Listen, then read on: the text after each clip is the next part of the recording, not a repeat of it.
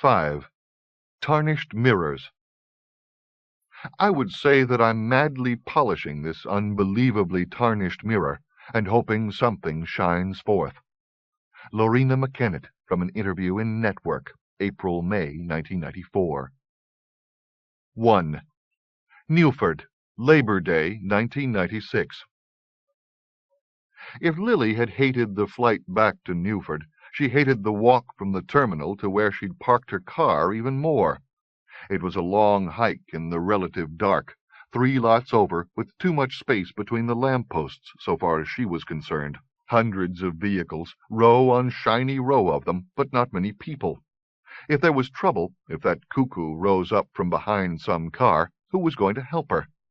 Though maybe the worst thing, what kept her nerves jangling raw and too bright, was that he didn't even have to be hiding. The way he and Margaret had stepped into thin air back there in the Tucson airport, didn't that mean they could probably step right out of it again, too? So you couldn't know where they might be waiting for you. No place was safe. She hadn't been too scared in the plane. It was a full flight, and hopefully too public for anyone to consider assaulting her while they were in the air, though she couldn't entirely dismiss her fear. How badly did these cuckoos want her? The airport seemed safe as well. Brightly lit, too many people milling about, too many uniformed men and women.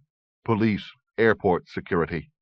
But out here in the parking lot, weighted down with her backpack and dragging the wheeled hard-shell case that held her camera equipment, she felt far more vulnerable.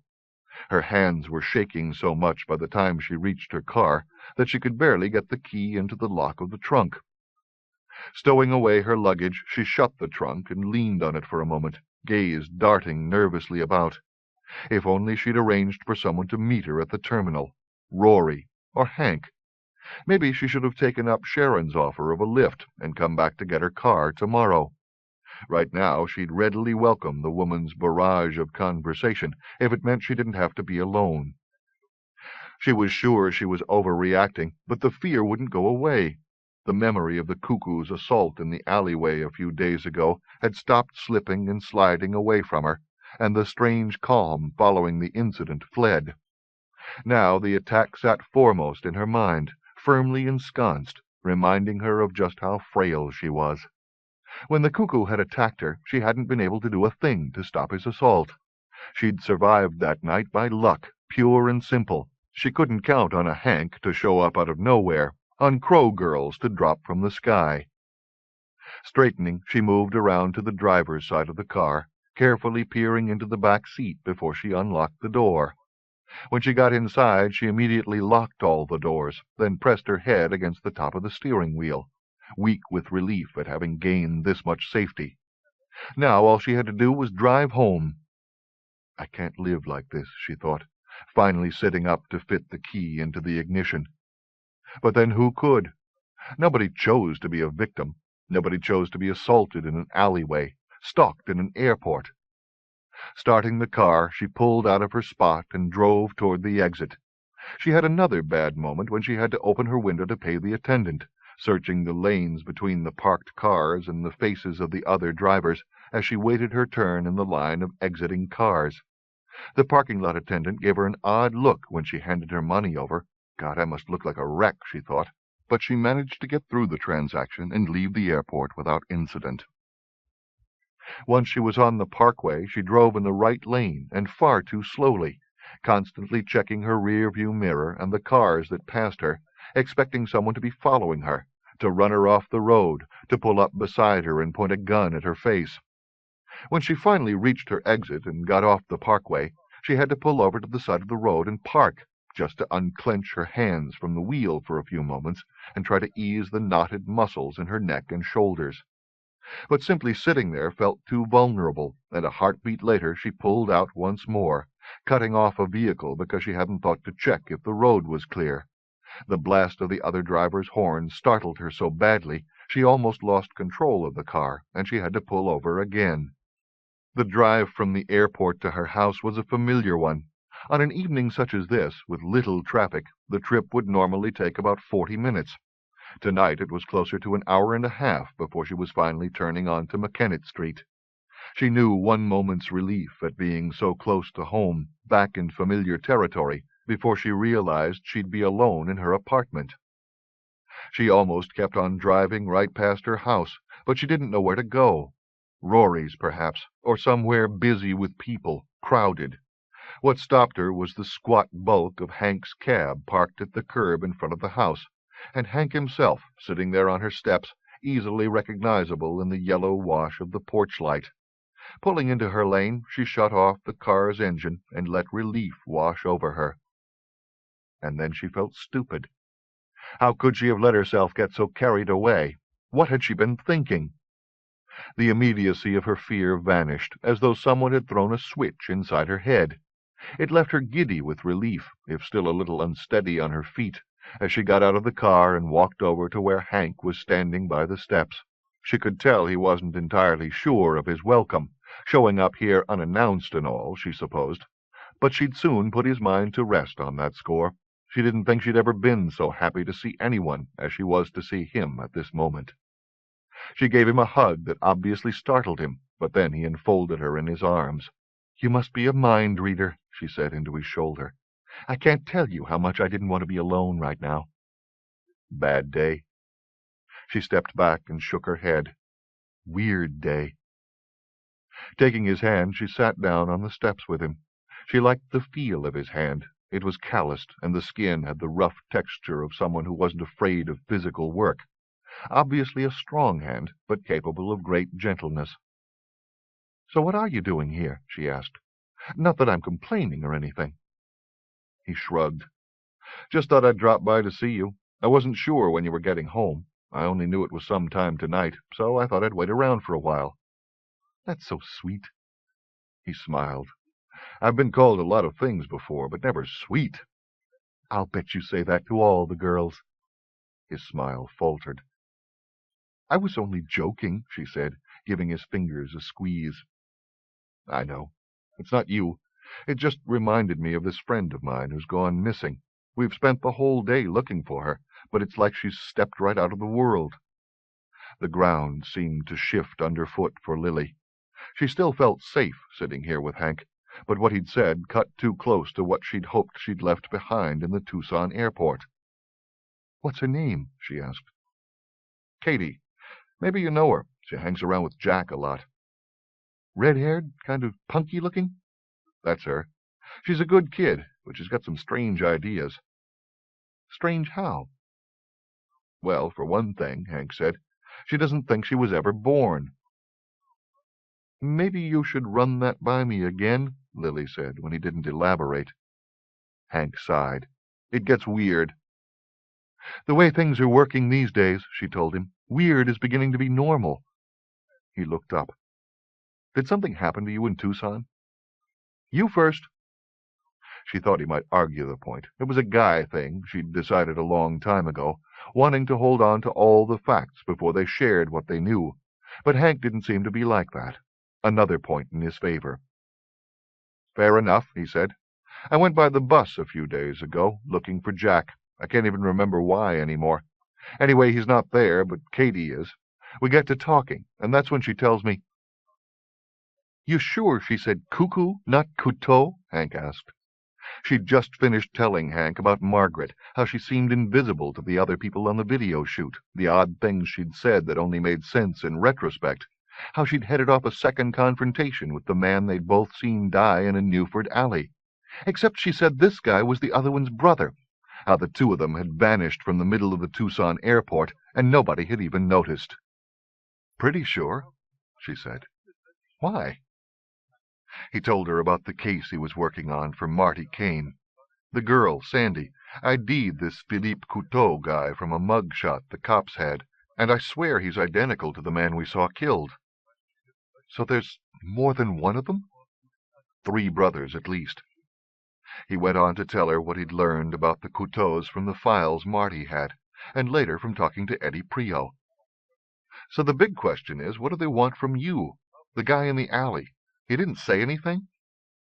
Lily shook her head. "He just tried to take my camera bag." "And you're not working on something, some story that they don't want public?" The closest I've come to the drug trade in the last little while is taking some photos of junkie musicians for an article Rory did for Spin, and that was after the business in the alley. I've never heard of the Couteaus before, or Cuckoos either, for that matter, or at least not in this context. Well, judging from what happened to you in Tucson, they're going to keep coming after you, and until we figure out why, what they want, it's going to be hard to stop them. That makes me feel a lot better. He pressed her hand. Sorry, I didn't mean to put it like that. But it's true, isn't it? He nodded. Is there somewhere else you could stay? Somewhere with a lot of people around and they wouldn't think to look? I don't know. Rory's got a spare room and there's always someone in the house. Or I could go to a hotel. But for how long? I can't live my life in fear. No one should have to live like that. There was a grimness in Hank's voice that made her look at him, worried. No one. They ran out of words for a while, sat there in the yellow pool cast by the porch light, and looked out at the shadowed lawn, Hank's cab, the street beyond. That was what was oddest about all of this, Lily thought. Everything still seemed so normal. The world went on, oblivious to what was happening to them, to what they'd found when they'd inadvertently peeled back a layer of reality to find something else waiting for them underneath. What's happening to us? Lily said. How can we live our whole lives in one world, never encountering any of this stuff, and now suddenly we can't get away from it? I guess we just weren't paying the right kind of attention before, Hank said, though you were already out looking for it, pumping Jack for stories and all. Like that takes any work. That earned her a smile. Though even with these cuckoos after me, Lily went on, I still think I'd rather know than not. And I wouldn't have wanted to miss out on meeting Margaret. Or you, for that matter. She wondered how he'd take that, but where she'd been half expecting him to duck the issue, he surprised her. I know what you mean, he said. I've been thinking it'd be worth going through a lot more than this to have had the chance to get to know you. He wasn't exactly blushing, but she thought he was about as close to it as you could get without actually getting a flush on. Don't get me wrong, he added quickly. I'm not trying to pressure you or anything. It's just, you know. His voice trailed off, and she had to smile. Big, tough guy. She was liking him more and more all the time. Why are we dancing around like this? She asked. What's wrong with people liking each other straight off and talking about it? Maybe because we're not very good at it. Why don't we make a deal with each other? She said. We'll take it as it comes, slow or fast or not at all, and try not to hold each other to any expectations of how we think it might or ought to go. Deal, he said, and offered to shake on it. Lily laughed. She put a hand behind his neck and pulled him in for a kiss instead. It was a momentary impulse that got serious real fast. Wow, she said when they finally came up for air. That was nice. Except now you're going to think I'm so easy, Hank said. Lily smiled and shook her head. No expectations, remember? I'll try. Still, let's change the subject before I get to expecting something else. I can't think of anything else. Me neither, Lily said. She stood up. So why don't you help me get my stuff upstairs? Walking over to the car and opening its trunk gave her time to reconsider what they seemed to be getting into here. Warning bells weren't going off. In fact, it felt so right, she found that a little more scary than if she had been having second thoughts. You're stronger than you look, Hank said, dragging her camera case out of the trunk. How so? Lugging this thing around. Lily pointed to the bottom of the case. It's got wheels. Yeah, but you had to lift it into here. She grabbed her knapsack and closed the trunk. This is true, and I have to schlep it up and down my stairs 5 or 6 times a week, so you can see why I'm so happy to have you here tonight. Who says only musicians need roadies? Not you, obviously. She held the front door for him. Oh, come on. Don't try to kid me. You guys always like to show off how strong you are. Says who? I don't know, she said as she led the way upstairs to her apartment. Maybe all those teen magazines I read when I was a kid. Is that what they talk about in them? Wouldn't you like to know? She adjusted the strap of her knapsack, which was starting to slip, and fit her key in the lock. "You'll have to excuse the mess," she said, as she swung the door open and reached for the light. "But I left in a hurry, and—" Her voice trailed off as the light came on. Her living room looked as though someone had been running around in it with a small front-end loader. Sofa and chairs overturned, cushions pulled out, books and CDs strewn from the shelves.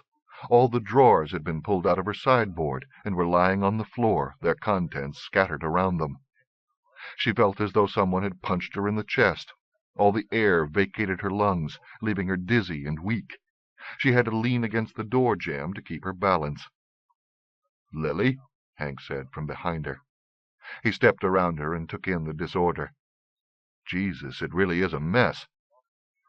It's not—" He gave her a concerned look. Moving past her, he righted a chair and replaced the cushions in it, then came back and walked her over to it. "Put your head between your legs," he said, "and take slow breaths." She did as he said, and the dizziness eased up. But when she sat back up, she still felt sick. Hank gave her knee a squeeze and rose to his feet. "Wait," she said, trying to get up as well as he moved toward the hall leading to her bedroom and office. He waved her back and walked cautiously through the clutter.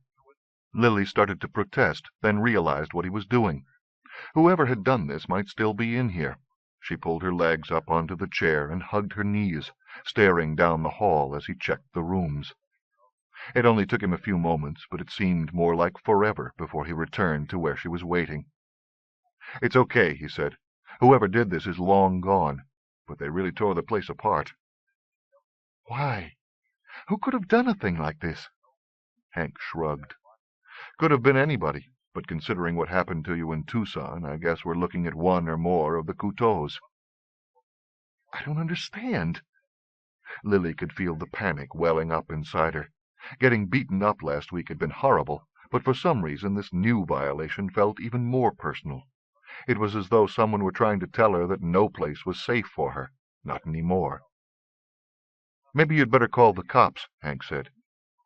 Lily shot him a surprised look. "What about you?" she asked, remembering his reaction a few days ago to her suggestion that they bring in the police. "This is different," he said. "We're not reporting a murder now. It's not like they're going to pull us in when it's your own place that got trashed." Lily lowered her legs to the floor and started to look around for the phone. She still felt shaky, but having something to do helped to ease the feeling of helplessness that had pretty much knocked her off her feet when she first saw what had been done to her apartment. "You're sure?" she asked, when she finally found the phone under another one of the chairs. It had been pulled from the wall, but the jack was still intact. When she stuck it back into the outlet and picked up the receiver, she got a dial tone. She looked at him before she started to dial. "Do you want to go before they get here?" He shook his head. "I'm not leaving you alone unless you tell me that's what you want." "I want you to stay," she told him. "Okay." He nodded to the phone. "Give them a call, and then let's see if you can figure out what's missing." The police answered her call far more quickly than she'd expected. They were knocking on her door only a few minutes after she dialed 911, and proved to be sympathetic to her plight, but apologetic when they told her there wasn't much they could do. They simply didn't have much manpower for cases such as this, where vandalism appeared to be the primary motive. So far as Lily could tell, nothing had been taken. All her camera equipment, lights, and the like were still here, as was her computer. Her darkroom had been trashed, but the enlarger hadn't been taken. One of the police officers took her statement and asked her to drop by the precinct tomorrow with a list of whatever had been stolen. While he was with them, his partner looked around outside with a flashlight, and then they were gone, answering another call from their dispatcher. Lily slowly closed the door behind them. "Well, that makes me feel like my tax dollars are being put to good use," she said. "Don't blame them," Hank told her. "Unless they catch somebody in the act of creeping a place, it's pretty hard for them to do much more than take a statement these days. You ever seen the stats on this sort of thing?" She shook her head. "There's been an epidemic this past year, and it's only getting worse. Now I feel really safe." She hesitated before adding, "Maybe we should have told them about the cuckoos." "And told them what?" Lily knew he was right.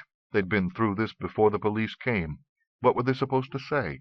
That a few nights ago they'd been rescued by two bird girls from a guy who'd shot Hank and beaten her so badly she should be in the hospital, except they had no bruises or wounds to show for it, because the same girls had magically healed them.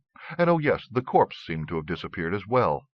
And earlier tonight the same man, or some guy that looked exactly like him, had been following her around the Tucson airport, but suddenly vanished into thin air. "Let's see if we can get this place cleaned up a little," Hank said. She nodded, grateful again that he was here. She didn't know what she'd do if she'd had to deal with all of this on her own.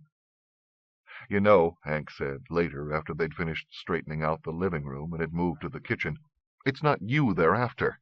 It's something you've got, or they think you've got." She glumly surveyed her usually tidy kitchen. Cans and boxed foods had been pulled from all the cupboards. There were dry goods tossed everywhere, their packaging torn, the contents strewn about the floor and counters and table like the debris from some sudden summer storm.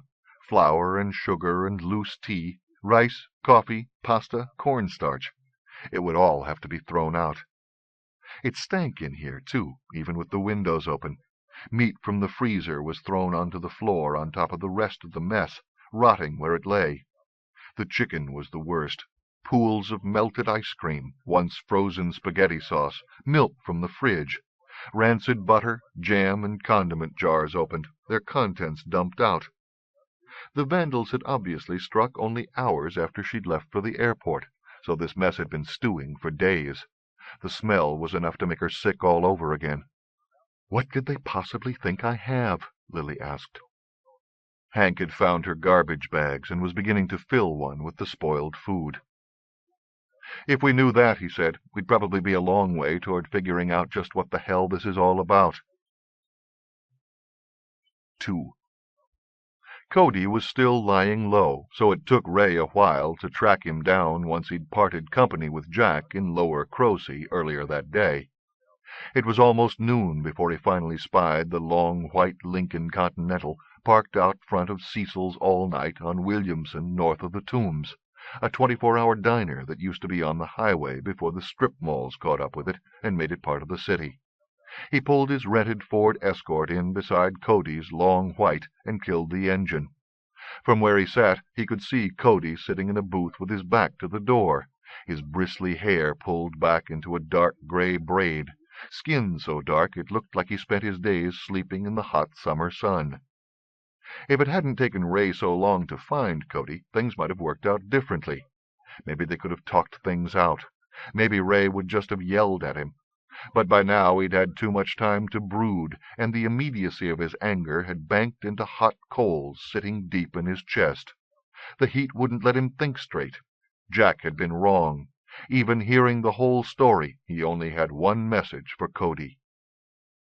He slid his lanky frame out of the car and walked into the diner. The woman at the cash register looked up as he came in and started to speak. Her voice died in her throat at the look in his dark eyes. He moved down the aisle between the booths and tables, not trying to hide his approach, but already in hunter's mode, leather boots not even raising a whisper from the linoleum underfoot. When he reached Cody's table, he grabbed Cody's hair and slammed his face down onto the table. A half-cup of coffee and the remains of Cody's late breakfast went skidding across the table, some of it falling on the floor, some on the opposite seat. The customers at the nearest table scrambled away. Ray jerked Cody's head back, fist cocked, but then he froze. The long barrel of a pearl-handled .45 was pointing at his stomach. Ray released his grip on Cody's hair and stepped back. Cody's nose was broken, blood running in small rivulets from his nostrils, down his chin, dropping onto the tabletop, his lap, the front of his white shirt. There was no expression in his eyes, but he was smiling. The .45 never wavered as his free hand found a napkin and wiped the blood from his face. "Thing is, Ray, I like you," he said. His voice was muffled, like he had a bad cold, but his tone of voice was as though they were having a normal conversation, as though his nose wasn't pushed to one side and spewing blood. "Which is why you're not dead. Yet." He grabbed hold of his nose and forced it back into shape, giving no indication of how much just touching it must have hurt. You want to tell me what this is all about?" Ray hesitated. "I'm not asking," Cody told him. He motioned Ray into the opposite seat with the barrel of the .45. When Ray had brushed off the vinyl and sat down, the gun disappeared back into its shoulder holster. Cody looked around the restaurant. "Show's over, folks," he said. Nervously, the two men who'd been sitting at the table nearby returned to their seats. At the counter and other tables, the customers turned away. The woman at the register had a phone in her hand. When Cody's gaze lit on her, she slowly cradled the receiver and stepped away to fuss with a coffee pot. A murmur of conversation arose once more, but everyone was studiously ignoring them. "I'm waiting," Cody said, turning back to Ray. "You didn't tell me she's my granddaughter." "You didn't ask." Ray gripped the edges of the table, knuckles going white. "Don't do anything stupid," Cody told him. "Why'd you involve her in this?" "Because she's perfect. You know how rare a canid Corby breed is?" Ray had to take a steadying breath. "We're talking about my family." "Oh, like you've ever paid any attention to her before this morning." "I didn't know she even existed before this morning." Cody wiped the last drip of blood from under his nose. Wadding up the bloodied napkin, he tossed it onto the table and settled back in his seat. Ray waited. There was nothing else he could do, as Cody pulled out a pack of cigarettes, shook one free, lit up. "Who told you about this, anyway?" Cody asked. "Jack." Cody laughed. "That old fart tell you anything else interesting?" "That you called the Cuckoos in on this." "And that's a problem? We've got no beef with them. Only the Corby need to worry about them, and I don't see you sprouting black feathers all of a sudden." Ray could only shake his head. Bringing in Cuckoos was like asking a school of piranha to help you find a ring you dropped in the river, while you and your friends were still standing around in the water looking for it yourself. "She's got Corby blood," he said. Cody took a long drag and blew a stream of smoke up to the ceiling. He was oblivious to the surreptitious glances they were still getting from the diner's other customers. "You have to learn to relax," he said. "Relax and trust me. Your little girl's not in any danger." All Ray could do was shake his head. "Do you have any idea what could happen to all of us if they get hold of Raven's pot?" "It's not going to happen." "How you figure that?" Cody flicked his cigarette toward the ashtray. Most of the ash went on the tabletop. "Because I've got everything under control," he said. "Like you have every other time? Or is this going to be the exception?" Cody shook his head, put on a sad look. "This isn't like you, Ray. Since when did you get so negative?" Ray stood up. "I don't remember saying we were finished with our conversation," Cody told him. "So shoot me." "Did you ever think that maybe I was trying to help her?" Cody said, as Ray started to walk away. Ray paused and looked around, but Cody was still facing the other side of the booth, cigarette smoke trailing up along his cheek. Ray moved back until he was standing beside the table. "Help her how?" he asked. Cody turned to look at him. "The Morgans never liked her people." So Jack was right about that, too, Ray thought. Cody had brought in more than one family of Cuckoos.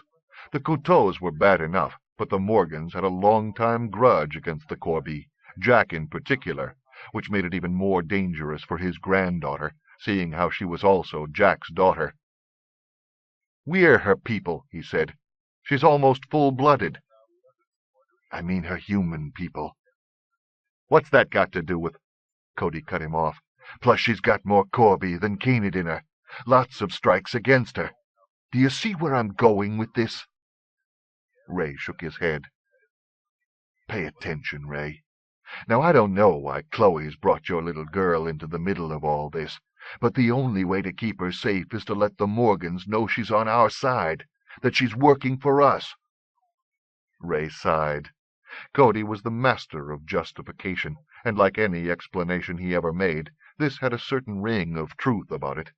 The problem was he wasn't prepared to believe Cody any more. "Tell them she's out of this," he said. Cody made a helpless gesture with his hands. "You know I can't do that. When it comes to them, you're either on their side or you're expendable. And considering the serious strikes your girl's got going against her, I'm talking about how they see things now, she doesn't even have to get in the way. They'll do her for the fun of it." "Then you better figure out a way to convince them otherwise," Ray told him. "I thought we were friends." "You don't have any friends," Ray said. "Only people you use. Funny, it took a Corby to help me figure that out." He walked away from the table again, half expecting a bullet in the back, but Cody let him go.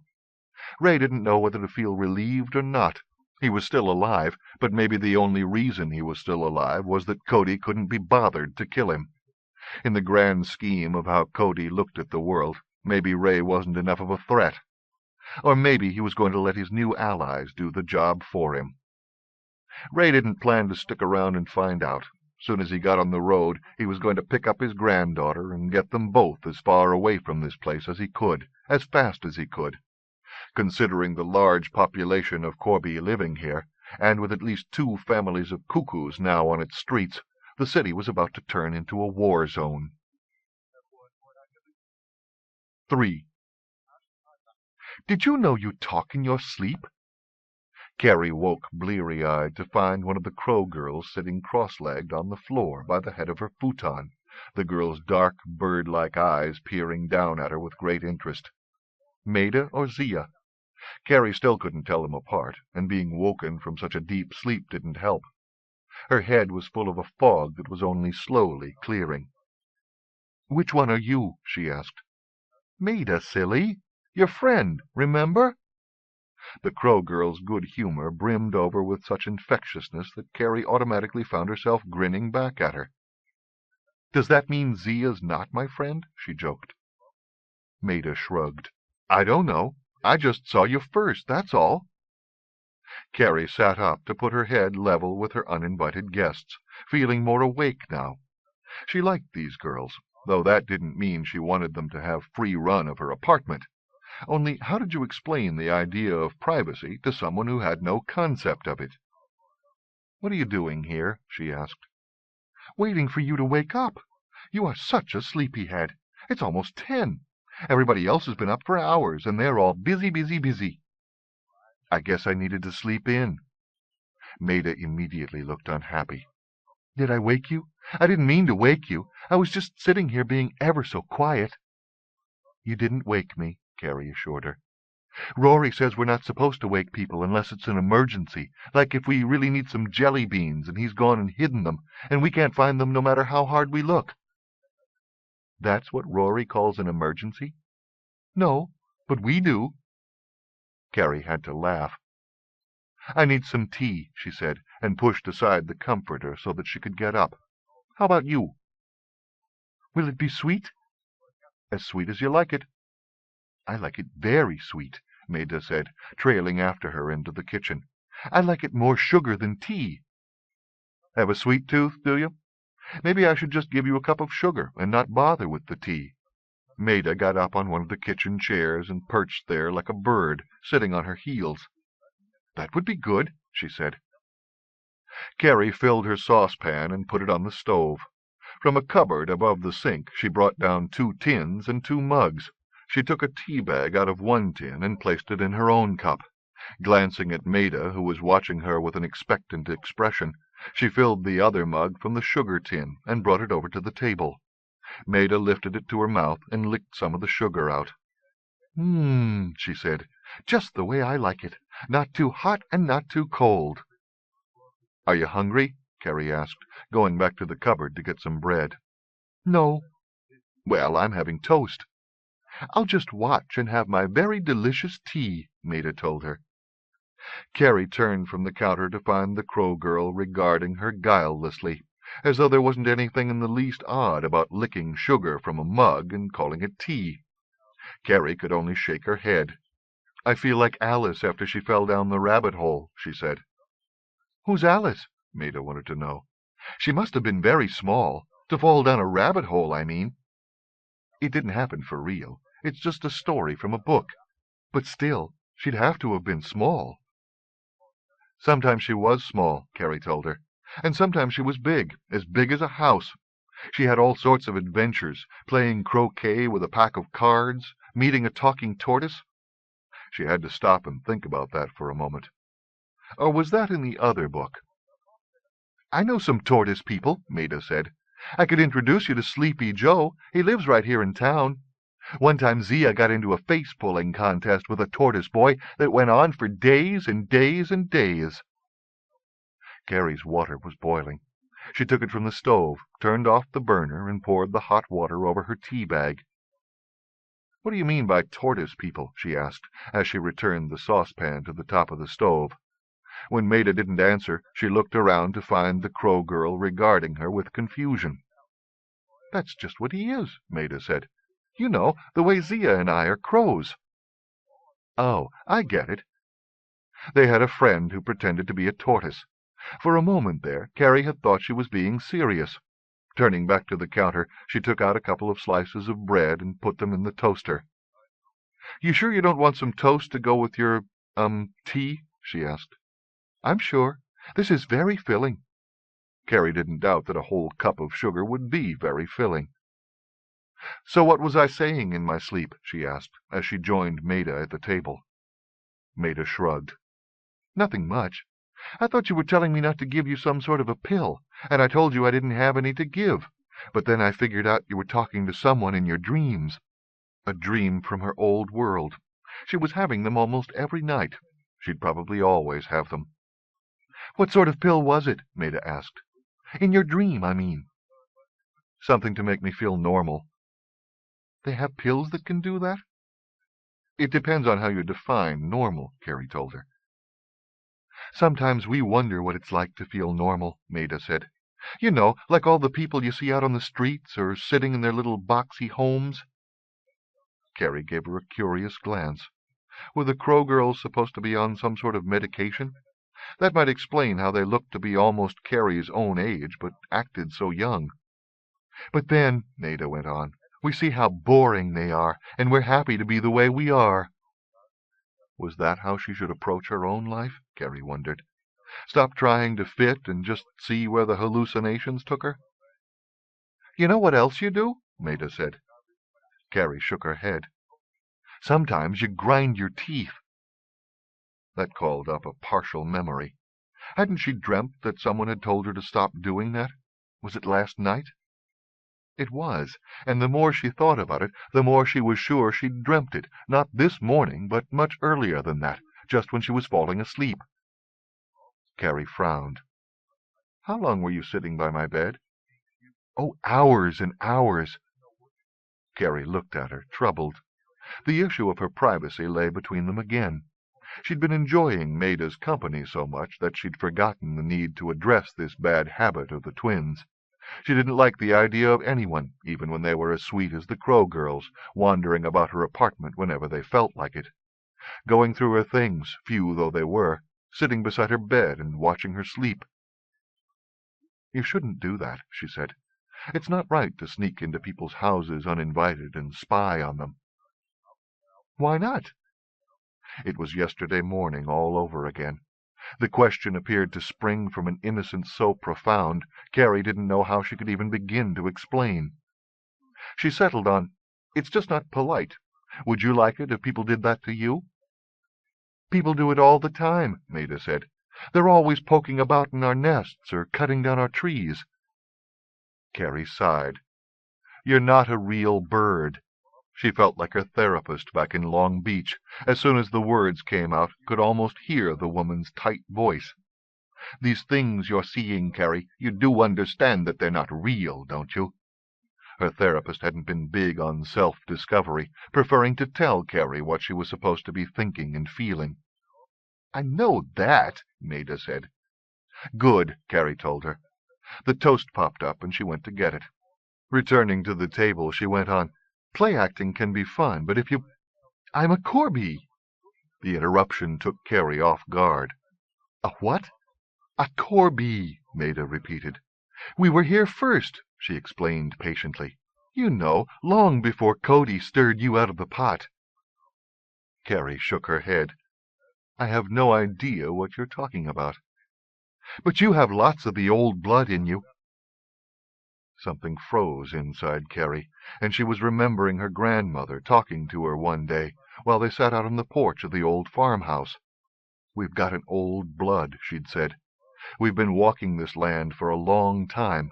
You can see it in our eyes and our skin." Carrie had always thought she meant that they were descended from Indians. "What do you mean by old blood?" she asked. "Fox from your mother, jackdaw from your father. Didn't you know?" "No, what does it mean?" Maida laughed. "It doesn't mean anything, except that's who you are." Carrie's toast lay forgotten on her plate, cold. She looked across the table at the small girl perched on the other chair, and seemed to see the true foreignness of her for the first time. "So you really are a crow?" she found herself asking. "No, no, no. I already told you. I'm a corby, and that makes me older than any old crow. But I can look like a crow when I want to." "When you want to," Carrie repeated. "Sure," Maida said. "And since you've got lots of old blood in you, oh, ever so lots, you can probably change your skin, too." Then she started to giggle. "But what would you be? A black fox with wings? A red crow with a big bushy tail?" She couldn't control her giggles. "Oh, this is too funny!" But Carrie didn't find it funny at all, because the more she listened to Maida prattle on, the less she could believe the girl was real, which meant Carrie was just imagining she was here, saying all these confusing things, imagining crow girls the way she imagined she had a... "What's so very wrong?" Maida asked, giggles replaced with a sudden concern. Carrie couldn't look at her. She stared at her cold toast, trying to regain her equilibrium, but the plate and the table appeared to recede, slipping further and further away from her range of vision, the more she tried to focus on them. I should never have come here," she said, in a small, tight voice. She tried to hang on to now, to being here, in this place, but it was too hard. "I should never have left. I was safe there. They were right. I can't take care of myself. I just can't." She was dimly aware of Maida hopping up onto the table teetering precariously under her weight. Then the crow girl was sitting in her lap, blocking her view. She had a moment's respite from the horribly disconcerting view of the receding table. Her gaze was so close to Maida's that the crow girl's deep, dark eyes were all she could see. But she could still feel the world falling away around them, dissolving into whirling shadows. The world was falling away, and molecule by molecule she was falling away with it. Maida put 2 fingers to her lips and licked them, then put them against Carrie's brow. Light flared in Carrie's eyes, banishing the shadows, drawing all the fragments of herself and the world back together again. It happened with such a suddenness that for a moment Carrie couldn't breathe. "Do you feel better now?" Maida asked. Carrie could feel the crow girl's sweet breath on her face when Maida spoke. She seemed to weigh next to nothing, sitting there on her lap, hands on Carrie's shoulders now, brow furrowed, gaze peering worriedly into Carrie's eyes. Carrie couldn't imagine why she'd thought the girl was another hallucination, why she'd let herself get carried away as she had. Maida had so much physical presence, it was impossible to think of her as anything but real and here. And when she stopped to think about it, she wasn't alone in seeing and interacting with Maida and Zia both. Rory knew they existed, as did Annie. So the girl on her lap was real. But Maida being real didn't explain how she'd been able to stop Carrie's panic attack with no more than a touch of her fingers. Carrie could still feel the light Maida had woken inside her. All the hurt and lost and scared pieces of her clustered like moths around the bright and comforting warmth of that light, and were transformed so that she felt strong. "What did you do?" she asked. Maida slipped from her lap and skipped back to her perch on the opposite chair. "Happy magic," she said. "You were turning all dark and coming apart, so I called up a light to glue you back into place." "Just like that?" Maida nodded. "Quick seemed best." "But magic?" Is it the wrong word? Maida asked. It's not that. It's just, it all seems so impossible. Then call it medicine. I don't know, Carrie said. It doesn't feel like any medicine I ever took before. She raised a hand to her forehead. It really does feel like a light shining inside me.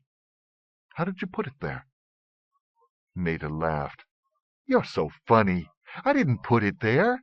Nobody can do that, not even Raven. But it was always there.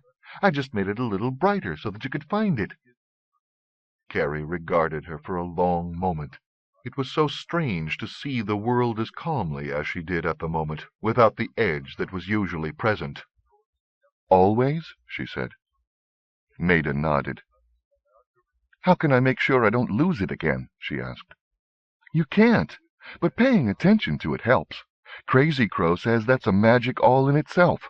Paying attention, I mean. It's like touching a piece of the long ago.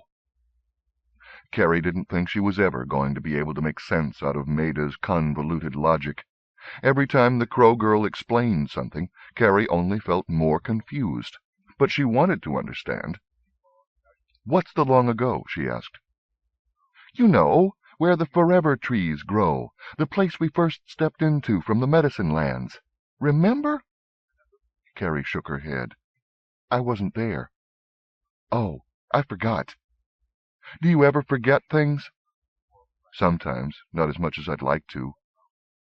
I know just what you mean, Maida said. When your head gets all filled up with this and that, it feels like there's hardly room for anything new to come in, doesn't it? I suppose, though that hadn't been at all what Carrie had meant. Sometimes, Maida said, I scrunch my eyes and try to forget as much as I can so that everything seems new and strange again. Do you ever do that? Carrie shook her head. You should try it. It's fun. Maida paused. But you don't ever really forget anything, you know. It's always hiding away somewhere in some little corner and pops out just when you're not expecting it at all. But that can be fun, too. She held out her empty mug. Can I have more tea? Carrie blinked at the sudden switch in topic. Then she focused on the proffered mug. The tea was all gone, except for a few grains of sugar left on the rim.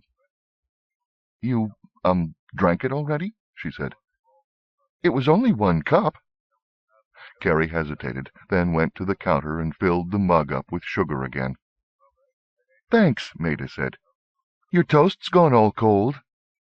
I'll put some more on. Don't throw that away, Maida said, as Carrie was about to toss out the cold toast. We can feed it to the little cousins down the street. They're very fond of toast, you know. It doesn't matter how hard or cold it's gone. Carrie laid the toast on the counter and put a couple of slices of fresh bread in the toaster. Pouring out her cold tea in the sink, she made herself a fresh mug. So these cousins, she said, they're corby too? Oh, no, they're just birds. Are there many corby here? Oh, ever so many. Jolene calls it the City of Crows because there's so many of us living here. There's me and Zia and Annie and... Annie's a Crow Girl, too? Maida laughed. As if. She's a Jay, couldn't you tell? No, What about Rory? He's like you. He has the blood, but doesn't know it. Then Maida grinned. Except I told you, so now you do know it, don't you? You weren't serious, were you? She remembered Maida telling her she'd gotten fox blood from her mother, jackdaw from her father, but she couldn't imagine it in either of them. I'm always ever so very serious, Maida said, licking at her tea. She had a white dusting of sugar in either corner of her mouth and on her lower lip. Can't you tell? Carrie smiled. Not really. She had a sip of her own liquid tea. When the toast popped, she fetched it from the toaster and brought it back to the table. I don't understand what you mean about my parents having had animal blood, she said as she buttered her toast. What's not to understand? Everything, Carrie thought. She spread jam on her toast and took a bite. Well, for starters, she said when she'd swallowed, how does animal blood show itself? Or does it even show itself? I mean, I have red hair, so is that from this fox blood? Maida nodded. But my mother didn't have red hair. Yes, she did. I'm remembering that particularly well. You knew my mother, too? Didn't I? Maida asked, looking as bewildered as Carrie felt. Carrie shook her head. This was far too confusing for her. I don't know, she said. Maida put her mug down on the table and hopped down to the floor. We should go ask Zia, she said. Maybe she remembers. And then we could go feed the cousins your old toast. Sure, Carrie thought. Why not? The day was already so off-kilter that she might as well simply give up and go with the flow. She plucked at the oversized T-shirt she was wearing as a nightie. Let me finish my breakfast and get dressed first, she said. 15 minutes later, the pair of them came down the stairs, Maida in the lead, carrying the toast in a paper bag. The door to Rory's apartment was open, and Carrie had the sudden urge to talk to him about all of this. Maybe he could make some sense out of it. But as soon as she paused by the door, Maida was tugging on her arm. Come on, she said. They're being ever so too serious in there. Before Carrie could ask who was being so serious, Maida had pulled her onto the porch, down the stairs, and out onto the lawn. Sticking the paper bag under her arm, Maida cupped her hands and called for Zia. With both of them looking up into the trees for the other Crow girl, neither of them paid much attention to the Ford Escort that pulled up to the curb. It wasn't until the tall, red-haired man got out of the car and spoke her name that Carrie turned to look at him. Yes, she said. He gave Maida a wary glance before returning his attention to her. Look, he said, I know how this is going to sound, but you have to come with me. Carrie shook her head and backed toward the house. I don't think so. I don't know what they've told you, but the longer you stay here, the more danger you're in. You stay back, she said, as he took a step toward her. He immediately stopped moving forward and held his hands out to her, palms up, face earnest, conciliatory. It's not what you're thinking, he said. I'm here to help you. Yeah, right. The oddest thing about all of this, Carrie realized, was that she was dealing with the situation, instead of dissolving into a panic attack the way she'd normally react to something this stressful. I don't even know who you are, and you expect me to... That's Ray, Maida said. Carrie turned to look at her. The Crow girl seemed different. Taller, perhaps, her features sharper, her usual good humor swallowed by a great stillness. You know him? She said. Maida nodded. He's your grandfather. But don't get your hopes up, the Crow girl went on. It's not likely he's here for a family reunion. Whenever he's sniffing around, Cody's not far behind, and that only means trouble. You stay out of this, Ray told her. The smile Maida gave him in return was sweet and dangerous and utterly out of keeping with what Carrie thought she knew of the girl's character. Or what? Maida said, her voice deceptively soft. At that moment Zia dropped from the trees to land on the hood of Ray's car. She, too, seemed changed. She radiated confidence and danger as she perched there, sitting on her heels. What? She asked. There were undercurrents of tension present that Carrie couldn't begin to fathom.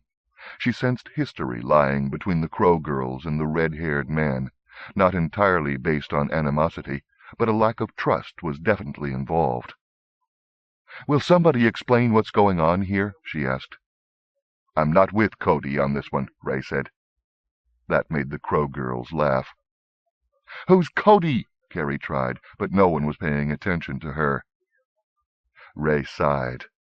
I was hoping it wouldn't come to this, he said, and reached under his jacket. 4. Rory knew he should have been working on the Tender Hearts earring order, but he'd gotten sidetracked by a dream he'd had that morning, of Carrie sleeping in the back seat of a junked car, a fox curled up beside her, an enormous blackbird perched on the top of the seat behind her head. The residual memory of the dream put a design combining the two animals into his head that was too fascinating to ignore, a tangle of feather and fur, sharp beak and pointy fox muzzle. He wasn't sure if he wanted it to be a pendant or a matched set of earrings. It would work either way. He sat at his kitchen table, sketching the various possibilities, music from a CD he'd borrowed from Annie coming from the speakers atop his cupboards. The group was called Afro-Celt Sound System, an apt name, he decided, as he listened to its blend of African and Celtic musicians playing their traditional instruments over a bed of trance dance music rhythms. It was during a break between cuts that he heard the sharp rapping at his door. Speak of the devil, he thought, as he got up to answer it. It had to be Carrie, because neither Annie nor the Crow girls ever bothered to knock. "I had the weirdest dream about you last night," he started to say, as he opened the door to the smell of anise. His voice trailed off when he found Chloe standing in the hall, tall, dark-eyed, the fountain of her hair only barely contained with a black ribbon. It wasn't always easy to reconcile the schoolmistress figure she cut at such close proximity with the woman who could so often be seen perched on the peak of the house. "Did you now?" she said, a trace of amusement in her voice. Rory flushed. "I thought you were somebody else," he told her, almost mumbling. He stood a little straighter and cleared his throat. "Do you want to come in? I've got coffee on." He made the invitation out of habit.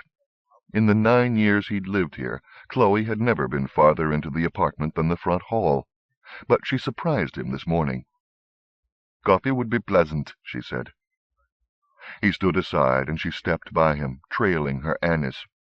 Rory was never sure if it was a perfume, or if that was simply the way she smelled. Following her into the kitchen, he cleared some space at the table, and then poured her a coffee while she sat down. There was an embarrassing moment of silence that seemed to stretch on for far too long. Rory felt he should say something, but his mind had never been more blank than it was at the moment. He couldn't have been more surprised to have her sitting here than if it had been Brandon knocking on his door this morning. Brandon, who barely seemed to register that there was anything in the world besides music. "So," he began, and immediately regretted speaking, since "so" was about as far as he could take the thought. Chloe smiled. "Yes, this is a bit awkward, isn't it?" "Not at all," Rory said, but then gave up. "Well, a bit. We've never really talked much." "It's not your doing. I've gotten far too spare with words in the last few years. At least, so Annie says." "I wouldn't. So I'll come straight to the point and spare both of us any further inconvenience. Do you remember, I believe it was this spring, when I asked you to clean out the attic?" Did he? Even with Annie's and Lily's help, it had still taken them the better part of 2 days. But what a garage sale they'd had! Better yet, Chloe had let them split the proceeds 3 ways. Life had been good that month. "Sure," he said, wondering where she was going with this. He hoped she wasn't looking for a cut of the profits at this late a date. "I've been looking for an object that I believe might have inadvertently found its way into one of the boxes you removed. A small black tin, about so large." She indicated a shape about the size of a small hard-cover book. "It was filled with small black pebbles. Do you remember it?" Rory nodded. "I've still got the pebbles, well, most of them. I tried cutting a couple to set in a bracelet, but it didn't work out." She leaned forward, obviously interested. "What happened?" "It was the weirdest thing. As soon as I started to cut them, they just turned to powder. But the stones are so hard you can bounce them off the sidewalk and they won't break. They don't even get marked. It doesn't make any sense. I keep meaning to bring them around to this lapidarian I know to see if she can identify them, but I never seem to get around to it. What kind of stone are they?" "I don't believe I know the proper name." Just that. Not, "I've heard them called this or that." "Look," Rory said, "I'm sorry about this. I had no idea you still wanted them." "Not to worry." "Because I still have the rest of them." "The stones aren't my concern," she said. "It was the tin in which they were stored that I was hoping to retrieve. Do you still have it?" Rory shook his head. "Do you know where it might be?" He closed his eyes, trying to picture the tin. "It wasn't much," he said. "Old and pretty battered, right?" She nodded. "But of great sentimental value." "Sure. I know the feeling, but I don't... No, wait a minute. I think Kit has it, or at least she took it. She was going to use it in her camera bag to hold her film canisters." "Kit?" Rory laughed. "Oh, sorry, I mean Lily. Lily Carson. I started calling her Kit for a joke one day, you know, as in Kit Carson, and it kind of stuck." "I see." Though it was pretty obvious to Rory that she didn't really, or if she did, she didn't think it was all that funny. "Do you want me to see if she's still got it?" he asked. "If it wouldn't be too much trouble." "No trouble at all. She's out of town for the long weekend, but I'll give her a call tomorrow." "I would really appreciate it." She looked as if she were about to rise from the table, but she put a finger on one of his sketches, a stylistic intertwining of a fox head with the head and wings of a crow. "This is an interesting design. What made you think of it?" "Remember I was talking about a dream when you came to the door?" Amusement touched her lips again. "Well, I had this dream of Carrie last night. She was sleeping in this junked-out old car, see?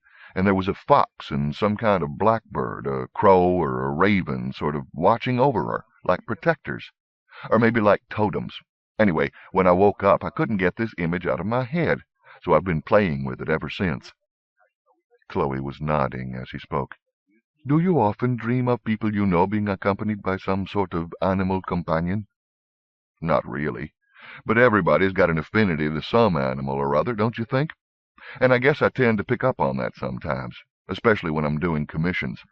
It's one of the first things I ask, because I prefer to deal with images from the natural world than with pure design. You know, birds, animals, trees, flowers." He paused and smiled. "I guess I'm going on a little." "No," Chloe said. "I find it very interesting." But she glanced at her watch. "However, I do have a few things I must still attend to today." "Oh, sure, I understand. I'll let you know as soon as I've talked to Lily." "Thank you. I appreciate it." She stood up, and Rory followed her to the hallway, where another awkward silence fell between them. Rory was about to just say good-bye and make his retreat when he glanced out the door. Chloe's gaze followed his. Not quite able to believe what he was seeing, this was Stanton Street after all, in the heart of Lower Crowsea, Rory watched a tall, red-haired stranger standing on their walk pull a handgun out from under his sports jacket. He felt Chloe tense beside him. "Damn him for meddling," she muttered, then started for the porch. 5. Ray hadn't wanted it to play out this way, but the presence of the Crow girls left him no choice. Logic had no place in their lexicon, or if it did, it traveled its own road through their twisty thinking. There was no reasoning with them, never had been. "Let's everybody just take it easy," he said. From under his jacket he pulled his own .45, the one he should have put to the back of Cody's head, instead of trying to settle things without weapons. His didn't have pearl handles, but the barrel was as long, and he held it as steadily as Cody had held his. "I know this looks bad," he said, addressing Carrie, "but I swear to you I won't hurt you. Only you have to get in the car." There was a whisper of movement at his back, and he stepped quickly to one side to where he could keep an eye on them all, Crow girls and Carrie. Zia was now halfway between her perch on the hood of his rental and where he was standing, casually cleaning her nails with the point of a switchblade. She raised her eyebrows as the muzzle of his .45 swung in her direction. Maida hadn't moved, but she watched him intently, eyes narrowed to slits. Jack was always telling him stories about how serious they could be, but Ray had never put much store in the idea before. He'd always thought of them as a couple of kids, cute, relatively harmless. But looking at them now, the economy of their stillness, their watchfulness, he found himself thinking that maybe they really were as old and dangerous as Raven. He really didn't need this, and neither did Carrie, not if the sudden pallor of her complexion was anything to go by. She looked like she was about to faint. "It's okay," he began, hoping to reassure her. "Really, but we don't have a whole lot of time, and—" His voice trailed off. From the corner of his eye he caught movement on the porch, and then Chloe was there, accompanied by the young man who rented the downstairs apartment. Ray sighed. He'd really wanted to avoid any complications, but this was getting worse by the minute. "Hey, Chloe," he said. Brandon," he added, as the tall black man came around the corner of the house.